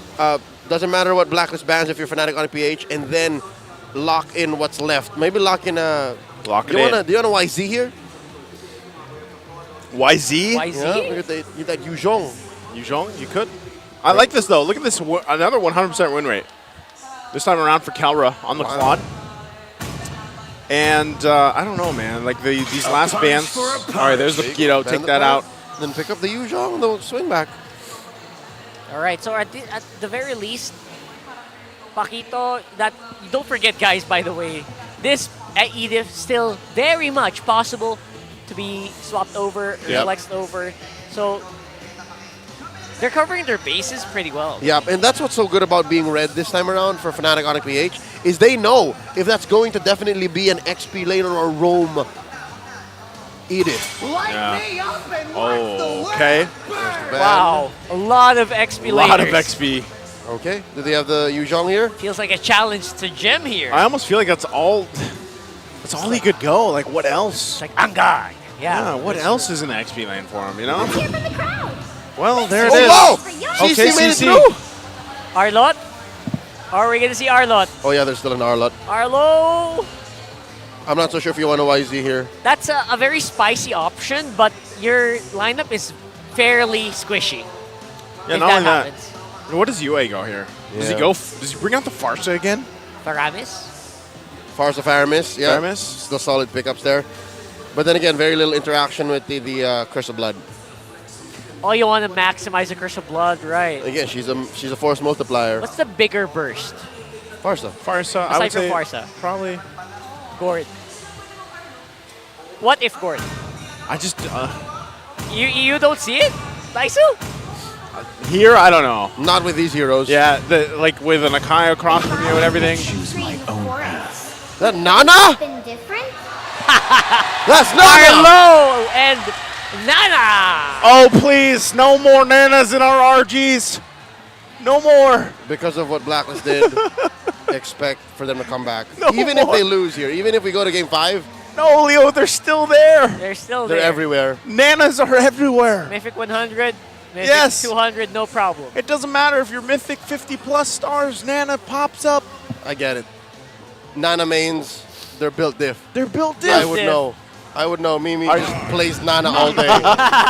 That's all she wants. And Oh, here we go. Minotaur, last pick. This is a lot of, I feel like, durability and also a lot of damage potential from this lineup from Fnatic ONIC PH. And we're actually back to the fundamental approach. This is the right move. This is taking the cheese, putting back in the, Let it I was going to say the ferment. fridge. Yeah. And what do you pull out? In Milk? the cellar. Put it in the cellar. But cellar. Put it in Put it in the cellar? Cheese cellar. You pull out milk. You pull out the... Wait, no, that's still lactose. You pull out the water. Okay, there you go. You pull out the lemonade. Stay healthy, guys. Yeah. Put out Also, the you lemon guys- infused water. Lemon infused? Lemon infused. With refills. There you go. 20 pesos.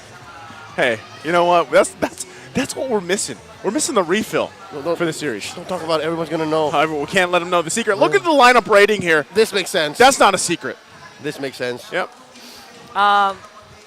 Yeah. By the I- way, I drink like it. water, guys. Stay healthy. Stay I like it. Uh, All right, so this confirms the Edith on the roam, which again is very PH meta. Very. Very PH meta. You put the Edith on roam, and then you let your EXP flex.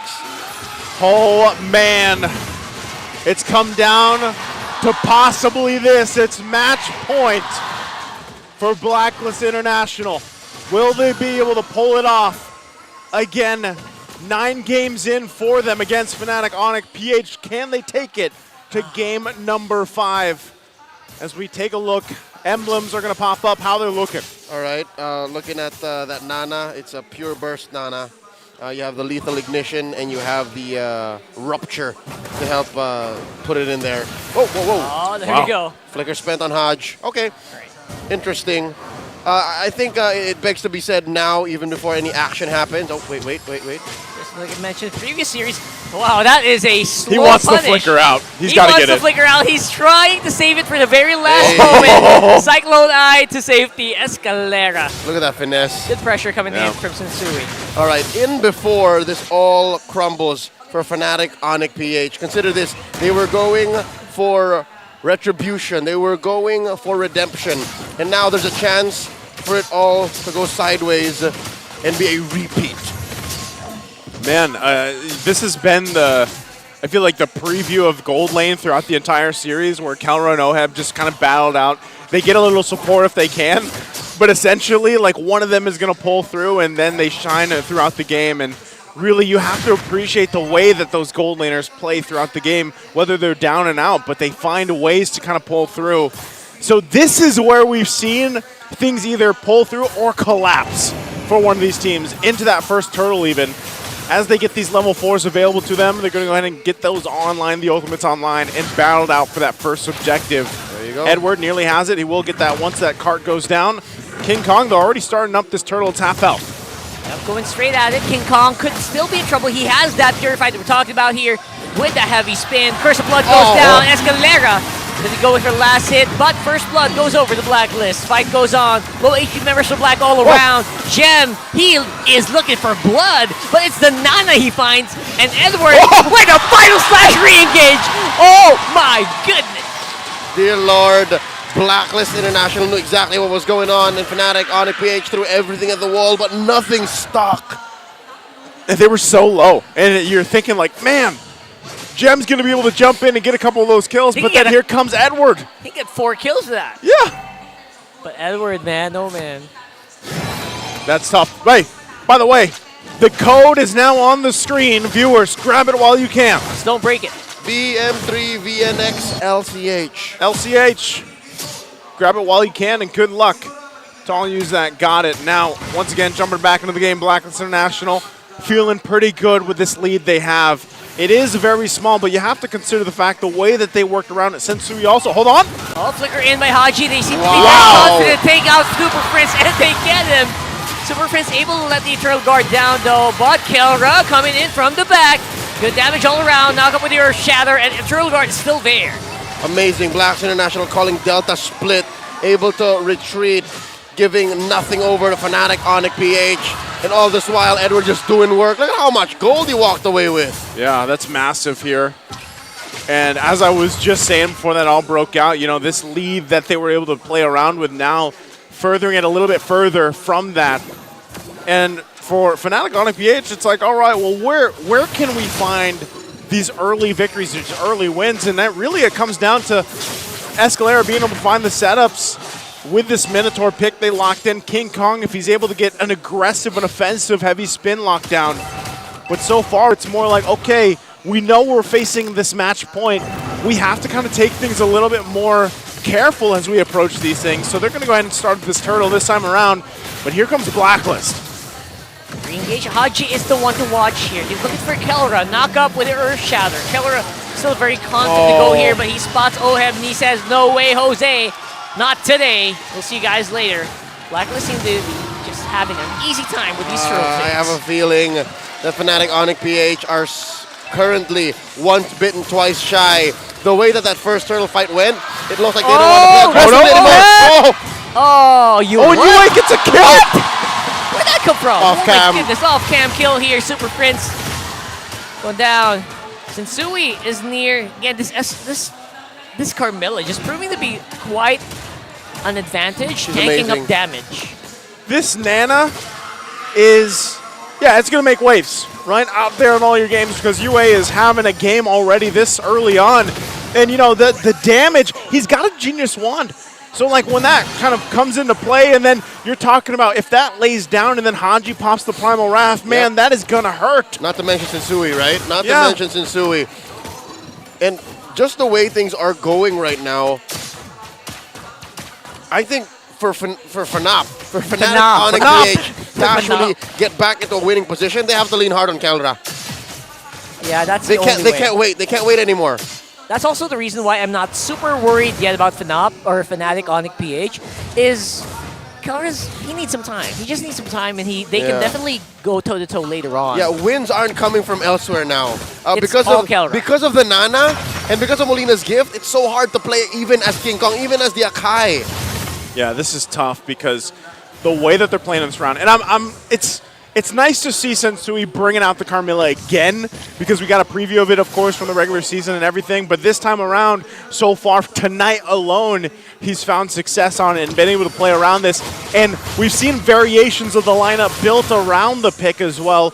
This works out so great because especially when he's able to land the ultimates, it's tough for FNOP to deal with it, right? For Fnatic ONIC PH, they have to kind of deal with things being set in that course, in that line of fire, and you're going to see it unfold once again. This turtle is up. It is 1-for-1 in the turtle department.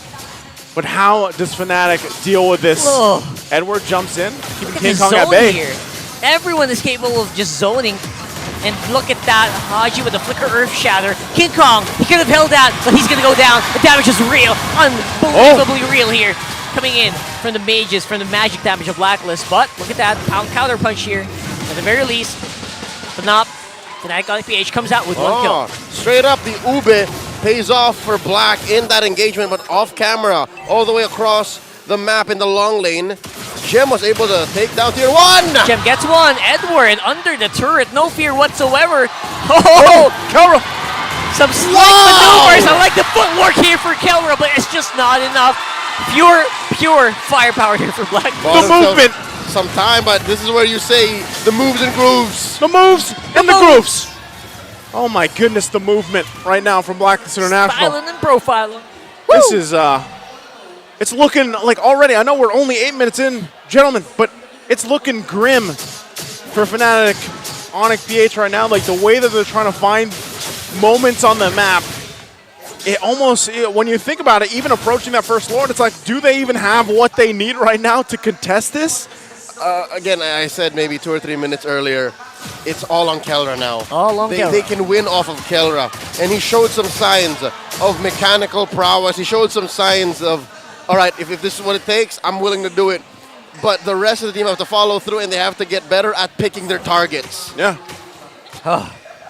It's scary when you really kind of approach it that, you know, this is your playoff lives on the line here. Yep. For Fnatic ONIC PH, and with this kind of gap they're having, the struggle that they're having right now, nearly 9 minutes into the game, you're really hoping that, okay, something can happen for us. And if that's up to Kelra, then just, you got to let him continue to farm up. He's not going to be where he needs to be so far on this clock. All the more difficult is the fact that this is already a UA MVP game incoming, man. Look at him, 3-0-3, and he's acting on all fronts. Offensively, yes, the burst. Defensively, Molina's gift. Like, it just stops everyone just coming in from Fnatic ONIC PH. So, even this Lord take, I'd say it's less than 50-50. I'd say it's closer to like 70-30. This is Blacklist favored, no doubt. No doubt about it. It's another engage from Blacklist. Primal Wrath all the way to the final slash. And it's King Kong suffering once more. Dive in, re-engage, coming in from Solera here. Haji falls. Good damage. Gem forcing him back. And Gem is all the stands between the rest of Fnatic, and he's doing a good job. Then just timed out though. So this could be a reset for both teams. Yep, that's a wash. King Kong sent home. The rest of Blacklist doing the same. And really, there wasn't much there. So that's a preview of what the best case scenario could be for Fnatic ONIC since they're down 3K. And so, given the fact that they're down 3K, that didn't look too bad. You know what I'm saying? Hey, it looks grim for Fnatic ONIC PH, but actually that fight wasn't so bad. And I don't know if that was just off the missed timing from Blacklist International, not finding what they wanted to angle-wise. But it looks like that with this, even for the next, that Lord that is going to eventually be claimed here, Fnatic is able to fight back. I'll tell you one thing, Joseph. Even if it did look like it was quite ideal for Fnatic ONIC PH, it was very expensive. Look at how much they spent when it comes to battle spells and even ults that just came off cooldown just now, compared to Blacks International, who spent very little, if nothing. Just the throw of the Earth Shatter, move a little bit, right? Yep. Throw those ults. No special care needed. Oh, wow. Oh, Lord here on a fifth of its health. They're going to work on this. It's a They're going in again. Happy to go once more straight into Escalera. That's going to be a huge advantage for Blacklist. Now that their roam is gone, and now Jam as well. Their front line demolished in an instant. 2 members down for FNOP. All right. Spoke too soon. Yeah. Thought they would be able to handle it, but it looks like not. Hold on. They get the passive. At least Kelra, though. All right, all right. King Kong, see if he can get a He's out of here. steal at least. But yeah, King Kong's out of here, 100%. Dude, that passive, devastating. That Curse of Blood, disastrous. They use so much to get proc that passive and then... Yeah, and again, it just comes at very few cost for Blacklist. Sensui just clicks the ult, okay. You're all stunned. Oh. Nana, you eat so much. Yeah. I'm backing out. I'm going to go back home. Yeah. I'm ready to fight again.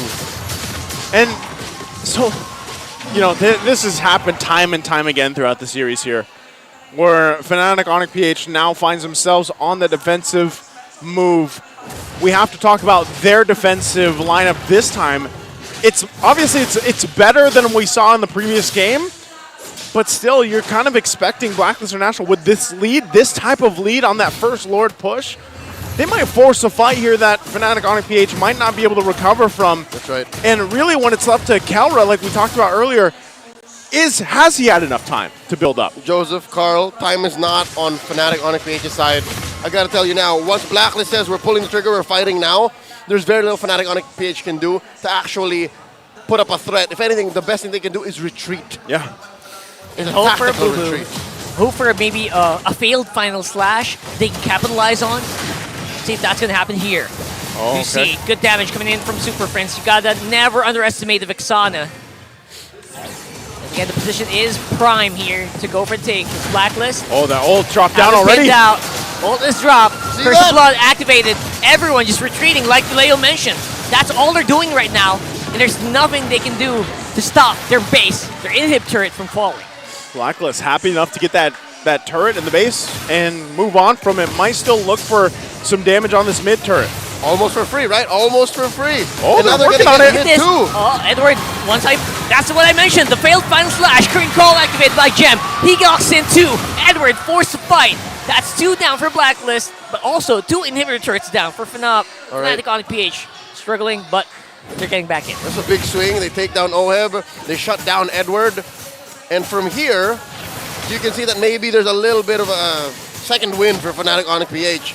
But it's less about the gold that they're getting. Again, this is a 5k gold lead, sure. But what the map looks like is what's more important. I'd say they're not out of the woods yet. And they need to win this next floor. 30 seconds in. This is a huge, I guess I would say, momentum shift, at least even in morale for Fnatic ONIC PH. Because when they got those 2 kills, yeah, they lost the 2 base turrets, but at least they were able to get something, turn it into items, of course. Even as we look at this, Kalra's getting closer to where he needs to be. He does have some defense as well with the Wind of Nature. So yeah, if ever he gets collapsed on by Oheb, hell, even Edward. Edward's a threat right now for Kelra. I think the hardest part about Kelra's job, though, is avoiding the Molina Blitz. Avoiding the magic damage that's going to come through. That's right. Especially with Sensui, right? The Curse of Blood here. Yeah. In my book, you is still the MVP. He is. Yeah. He's eaten so much skills, forced so much from Fnatic ONIC PH, and threatened them so much with the Molino gift here. The gift of Molina. Easier said than done. Yeah. That's actually so hard to dodge, The to be honest, GOM. speaking from experience. I think a lot of people can relate. Yes, right? It feels like it's so easy to dodge, but when you're there, it just happens. It just happens. You just die. Look Anyway. at Jem's positioning here. Position's great. Escalera on the back. Obviously waiting for Blacklist to make a move here. Oh, they're Aji going up in. front. He looked for the Earth Shatter. He hits someone. It's not the one they want. Aji will fall because of that. Sensui will still get the Oh, Lord but with can the they win red the fight? streak. But the fight might look really, really bad here for Fnatic ONIC. Or sorry, for Blacklist if they go for it. And they will retreat. Man, turning on Blacklist at this point is so expensive. that they spent all of that just to get Haji, and they still have to concede the Lord.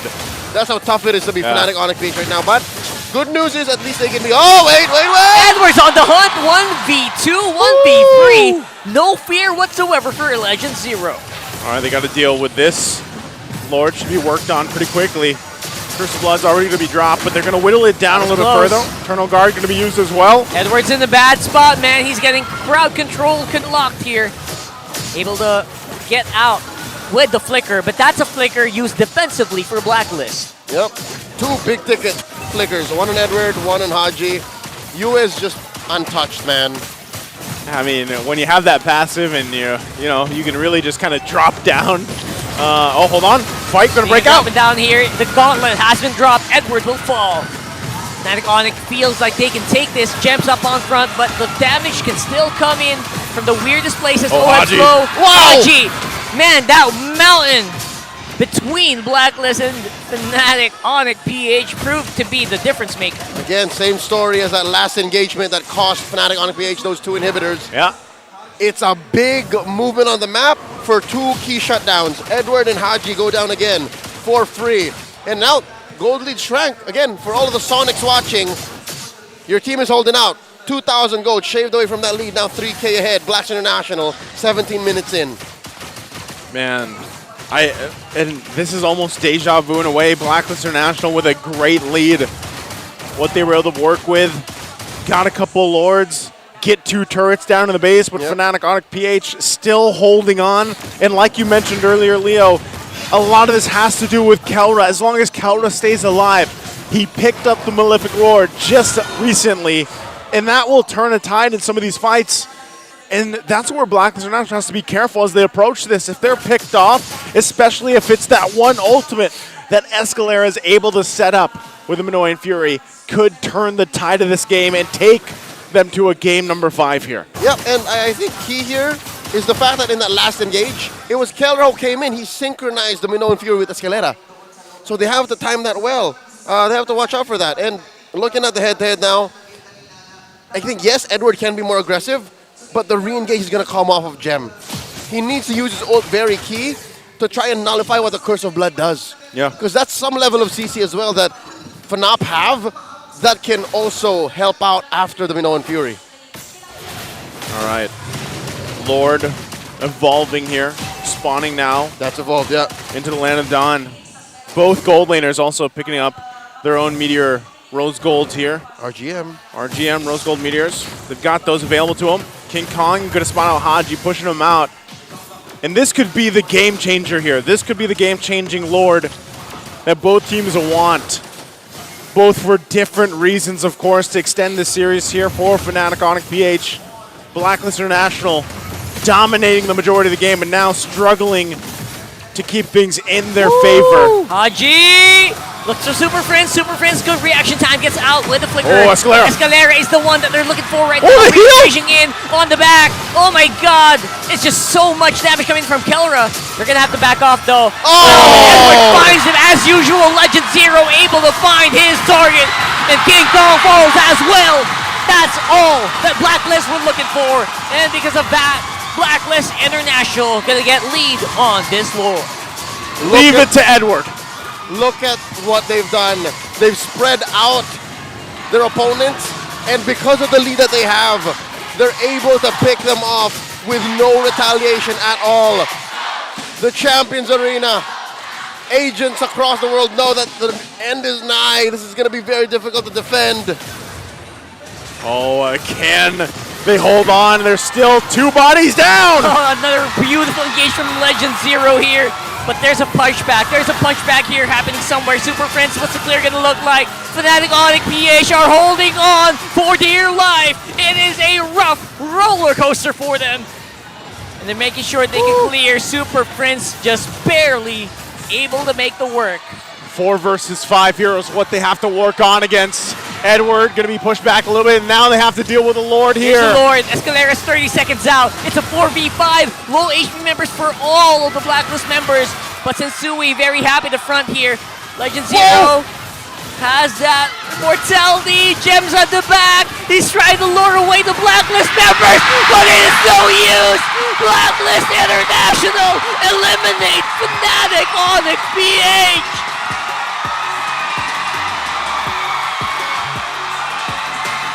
Nine games for Blacklist International today, and they stay alive for the playoffs. It's 3-1 against Fnatic ONIC PH.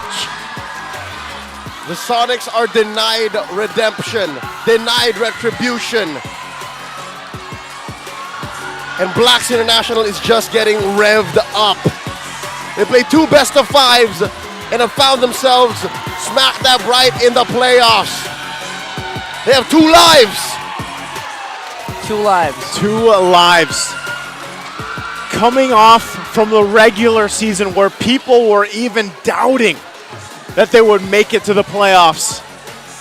And now they have cleared the play-ins to secure themselves those 2 lives moving forward. Hey. Talk about passing the endurance test. I'll be honest with you, I'm guilty. I got real impatient with Blacks International mid-season. Yeah. It took a while for them to actually get Haji, everyone, on the same page, and now they're here. They have knocked out 2 teams back to back. People were complaining about where's the shot calling coming from? What's the problem looking like for Blacklist? And coming into the playoffs, it does seem like they got some stuff figured out, at the very least, for now. More than figured out. Yeah. They got it laid out. It's laid out for them.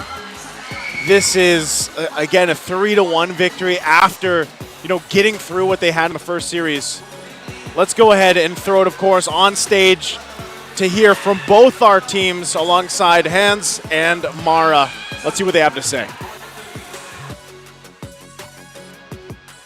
Thank you, Fnatic ONIC Philippines, for giving it your all this season.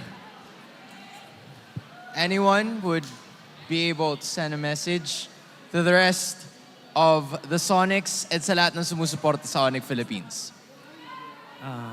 Sa lahat ng fans ng ONIC, salamat sa suporta na nabigay nyo buong season. I mean, sobrang na-appreciate namin lahat. Yun nga, despite na bagong team, bagong buo, na naniwala kayo na kaya namin. Pasensya na, we fell short. Pero yun nga, hindi pa dito nagtatapos lahat. It was a great run. Unfortunately, your journey ends here.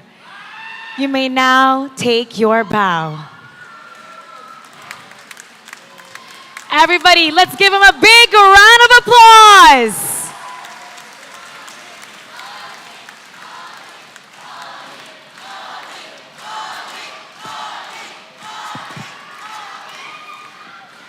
And now, the winner of our play-ins, defeating 2 teams today, Blacklist International. Congratulations, Blacklist International. Grabe. Parang hindi kayo napagod Come on over. Come on, move forward, Sensui. We're gonna get first dibs on this mic again. Okay, kaulit. Kasi you played a total of 9 games today. Wow. Usually, it's just a best-of-3 series pag regular season. What kept you motivated all throughout playing those 9 games and getting a playoff spot in the upper bracket? Siguro hindi po namin iniisip yung mga games na lalaroin namin. Hindi namin iniisip na sobrang dami ganun. Hindi one step at a time lang kami, saka lagi namin iniisip na na lagi lang game 1 kahit natatatalo kami. Siguro. 9 games, ang dami nun. Sobrang dami nun. Yue ko naman, what do you guys... Oh, yan na. Yan na ang mga Yue fans. Ano nang gagawin nyo? What are you guys gonna be doing after this? Are you gonna celebrate? What do you guys have planned after? Siguro magpapahinga muna tapos back to mag-prepare kami sa sa next match. Tapos swimming din. Swimming! Narinig ko kay Haji, swimming! Swimming tayo! Narinig ko naman kay Coach, matulog! matulog daw sila. Swimming might be the option. Edward, this question is for you. Sa'yo muna. Sa'yo muna. Okay, Edward. Babalikan lang natin ng regular season. Noong nabanggit mo na ang gusto mo makalaban pagdating ng playoffs is yung Falcons AP Bren. Nabanggit ni Flap TZ from before na okay lang. Or actually, gusto rin nila kayong makalaban and you get the chance to do that tomorrow. Anong klaseng form ang makikita natin from Blacklist International going up against Falcons AP Bren tomorrow?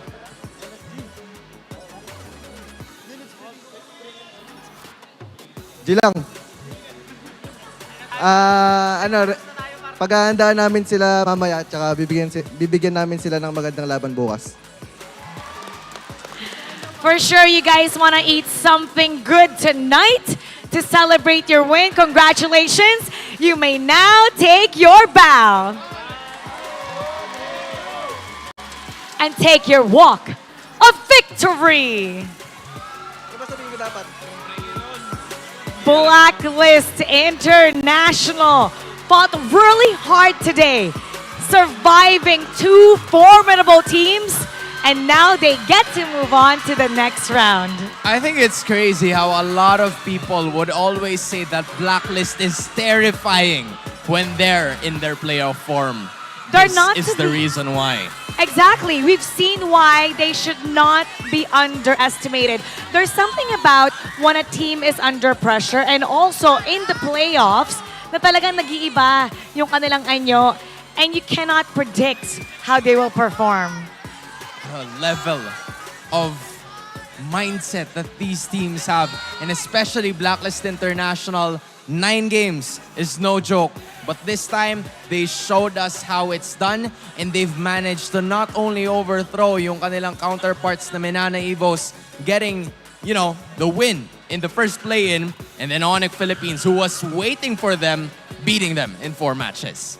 Great win for Blacklist International, and we're gonna break that down for you. So now we're gonna go to our analyst, Renmar. Pasok.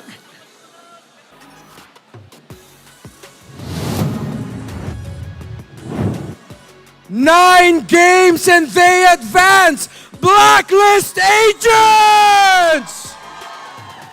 Y'all know it. When I say Blacklist, you say break the code. Blacklist! Blacklist! Director, show me the MVP! Where is it? MVP, please. And the MVP of that game, number 4, is Agent Zero. Edward, gawin nating impromptu. Who wants to join me for an analysis? Anyone? Anyone? Ikaw! Ate, bakit MVP si Edward? Kasi the best talaga si Edward. Ang pogi-pogi niya pa. Alright! As an analyst for MPL Philippines, I cannot just say pogi si Edward as my analysis, but thank you. But nakita naman natin yung epekto ng Arlot pick para kay Edward. Up against the CC, na shut down yung presensya ni Gem in the map. When you shut down the CC, you shut down a good amount of movements for Fnatic ONIC Philippines. And you can see Edward, even though he wasn't always in the fight, pag nasa fight si Gem, there were times that Edward was just split pushing. But the final slash of Edward, yung tinawag ni Manjin Faldas ng flicker final slash, the flicker slash combination ay nagawang magandang initiation tool ni Edward for Blacklist International, and most importantly, a very good surprise tool for Blacklist International. Hindi naman lagi kailangan si Edward yung nagsiset up with a final slash. He can just surprise the team fight of ONIC Philippines with that combination. 4-2-4 KDA, 62% kill participation, and Blacklist takes the cake.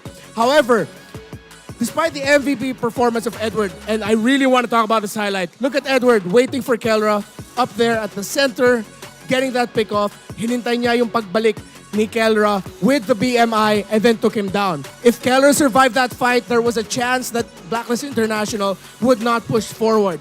But with Kelra taken down by Edward, Blacklist would just ride the momentum and ride the momentum that they've had all day long to end it at game number 4. ONIC Philippines, though, they made believers out of people. There was a chance, there was a time where people were thinking, wait, it's a sit.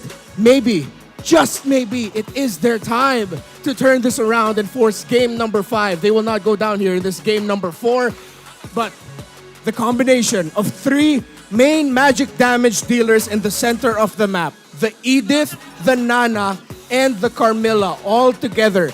Chain that and you have a lot of damage that Fnatic ONIC Philippines needs to try and survive through. Majority of the objective, of course, went to Blacklist International. All the Lords to the Turtles, although one of them went to Fnatic. After that, Fnatic was taken by surprise. Blacklist went for the turn and took members of Fnatic ONIC Philippines down. In terms of itemization, we have to check out what Edward went for. That is a full defensive build Arlot. No damage at all. He played for utility because he knows that the damage is already being dealt amongst 4 damage dealers. Yes, I count the Edith as a damage dealer. Once it's maxed primal wrath stacks, they needed a secondary tank as well, paired up with the Carmilla, so they had 3. The Nana and the Moskov are happy about all of that. Oheb is a rich guy with 763 GPM. Sandbag was Sensui, frontlining for Blacklist International. So you had the Arlot again, the Edith, and of the Carmilla as the frontliners. And the best wingman is Haji with total assists of 8. Super Friends actually dealt the most damage in the game as a Vexana. But at that point, it was just way too difficult for Fnatic ONIC Philippines. Going up against a very disruptive lineup. You look at those 4 heroes, the Carmilla, the Nana, the Arlot, and the Edith together, you get crazy amounts of crowd control. Parang ang taas ng hang time ng mga miyembro ng Fnatic ONIC Philippines because most of the time, naka-crowd control sila, na-knock up sila, or na-transform sila from the Molina, or they got stunned. Crowd control, way too much for Fnatic ONIC Philippines to handle, and why Kelra played the most careful game I've seen him play in recent memory here in the playoffs, and why Fnatic ONIC Philippines lost the early game. They had to play very carefully up against all of the crowd control that Blacklist International brought to the table. You see it in the GPM. Kelra didn't even scratch 700, 760 for Oheb. Blacklist International just knew the strength of their lineup and made the most out of it, giving Fnatic ONIC Philippines hell. A team that were hell-bent in making it further into the playoffs. Again, we'd like to thank Fnatic ONIC Philippines for the run that they showed, not just here in the playoffs, but in MPL Philippines Season 13. But the journey is not done for Blacklist International. After 9 games today, they will face the reigning and defending Philippines and world champions in Falcons AP Bren. One more time before we take it home. Blacklist! You think Blacklist can take down Falcons AP Bren tomorrow? Faith is high for the Blacklist agents, and that is it for day number 1. But we're not done just yet. I'll send you on over to Hans Galleria and Maracino to close us off. Once again, my name is Renmar Reptar Santa Cruz. It has been an honor to be your announcer and your analyst for today. See you tomorrow. Here's Hans and Mara. We opened the first day of the playoffs with 6 teams fighting for the championship title. And after 9 games that we've witnessed today, I am sure that we get to see a lot more of those intense matchups. Bukas, break muna tayo sa laglagan dahil upper bracket matches naman ang ating matutunghayan. Final 4, another set of best of 5 matches. Ilang games kaya mapapanood natin bukas? Alam nyo, sama-sama natin yan alamin bukas. Kaya huwag kayong mawawala. Muli, ako po si Mara Aquino. My name is Hans Galeria. Nang nagpapaalalang, magkakaiba man ang ating pinagdadaanan, sama-sama pa rin tayo sa laban para sa tagumpay. Keep it good vibes, everybody. And see you tomorrow.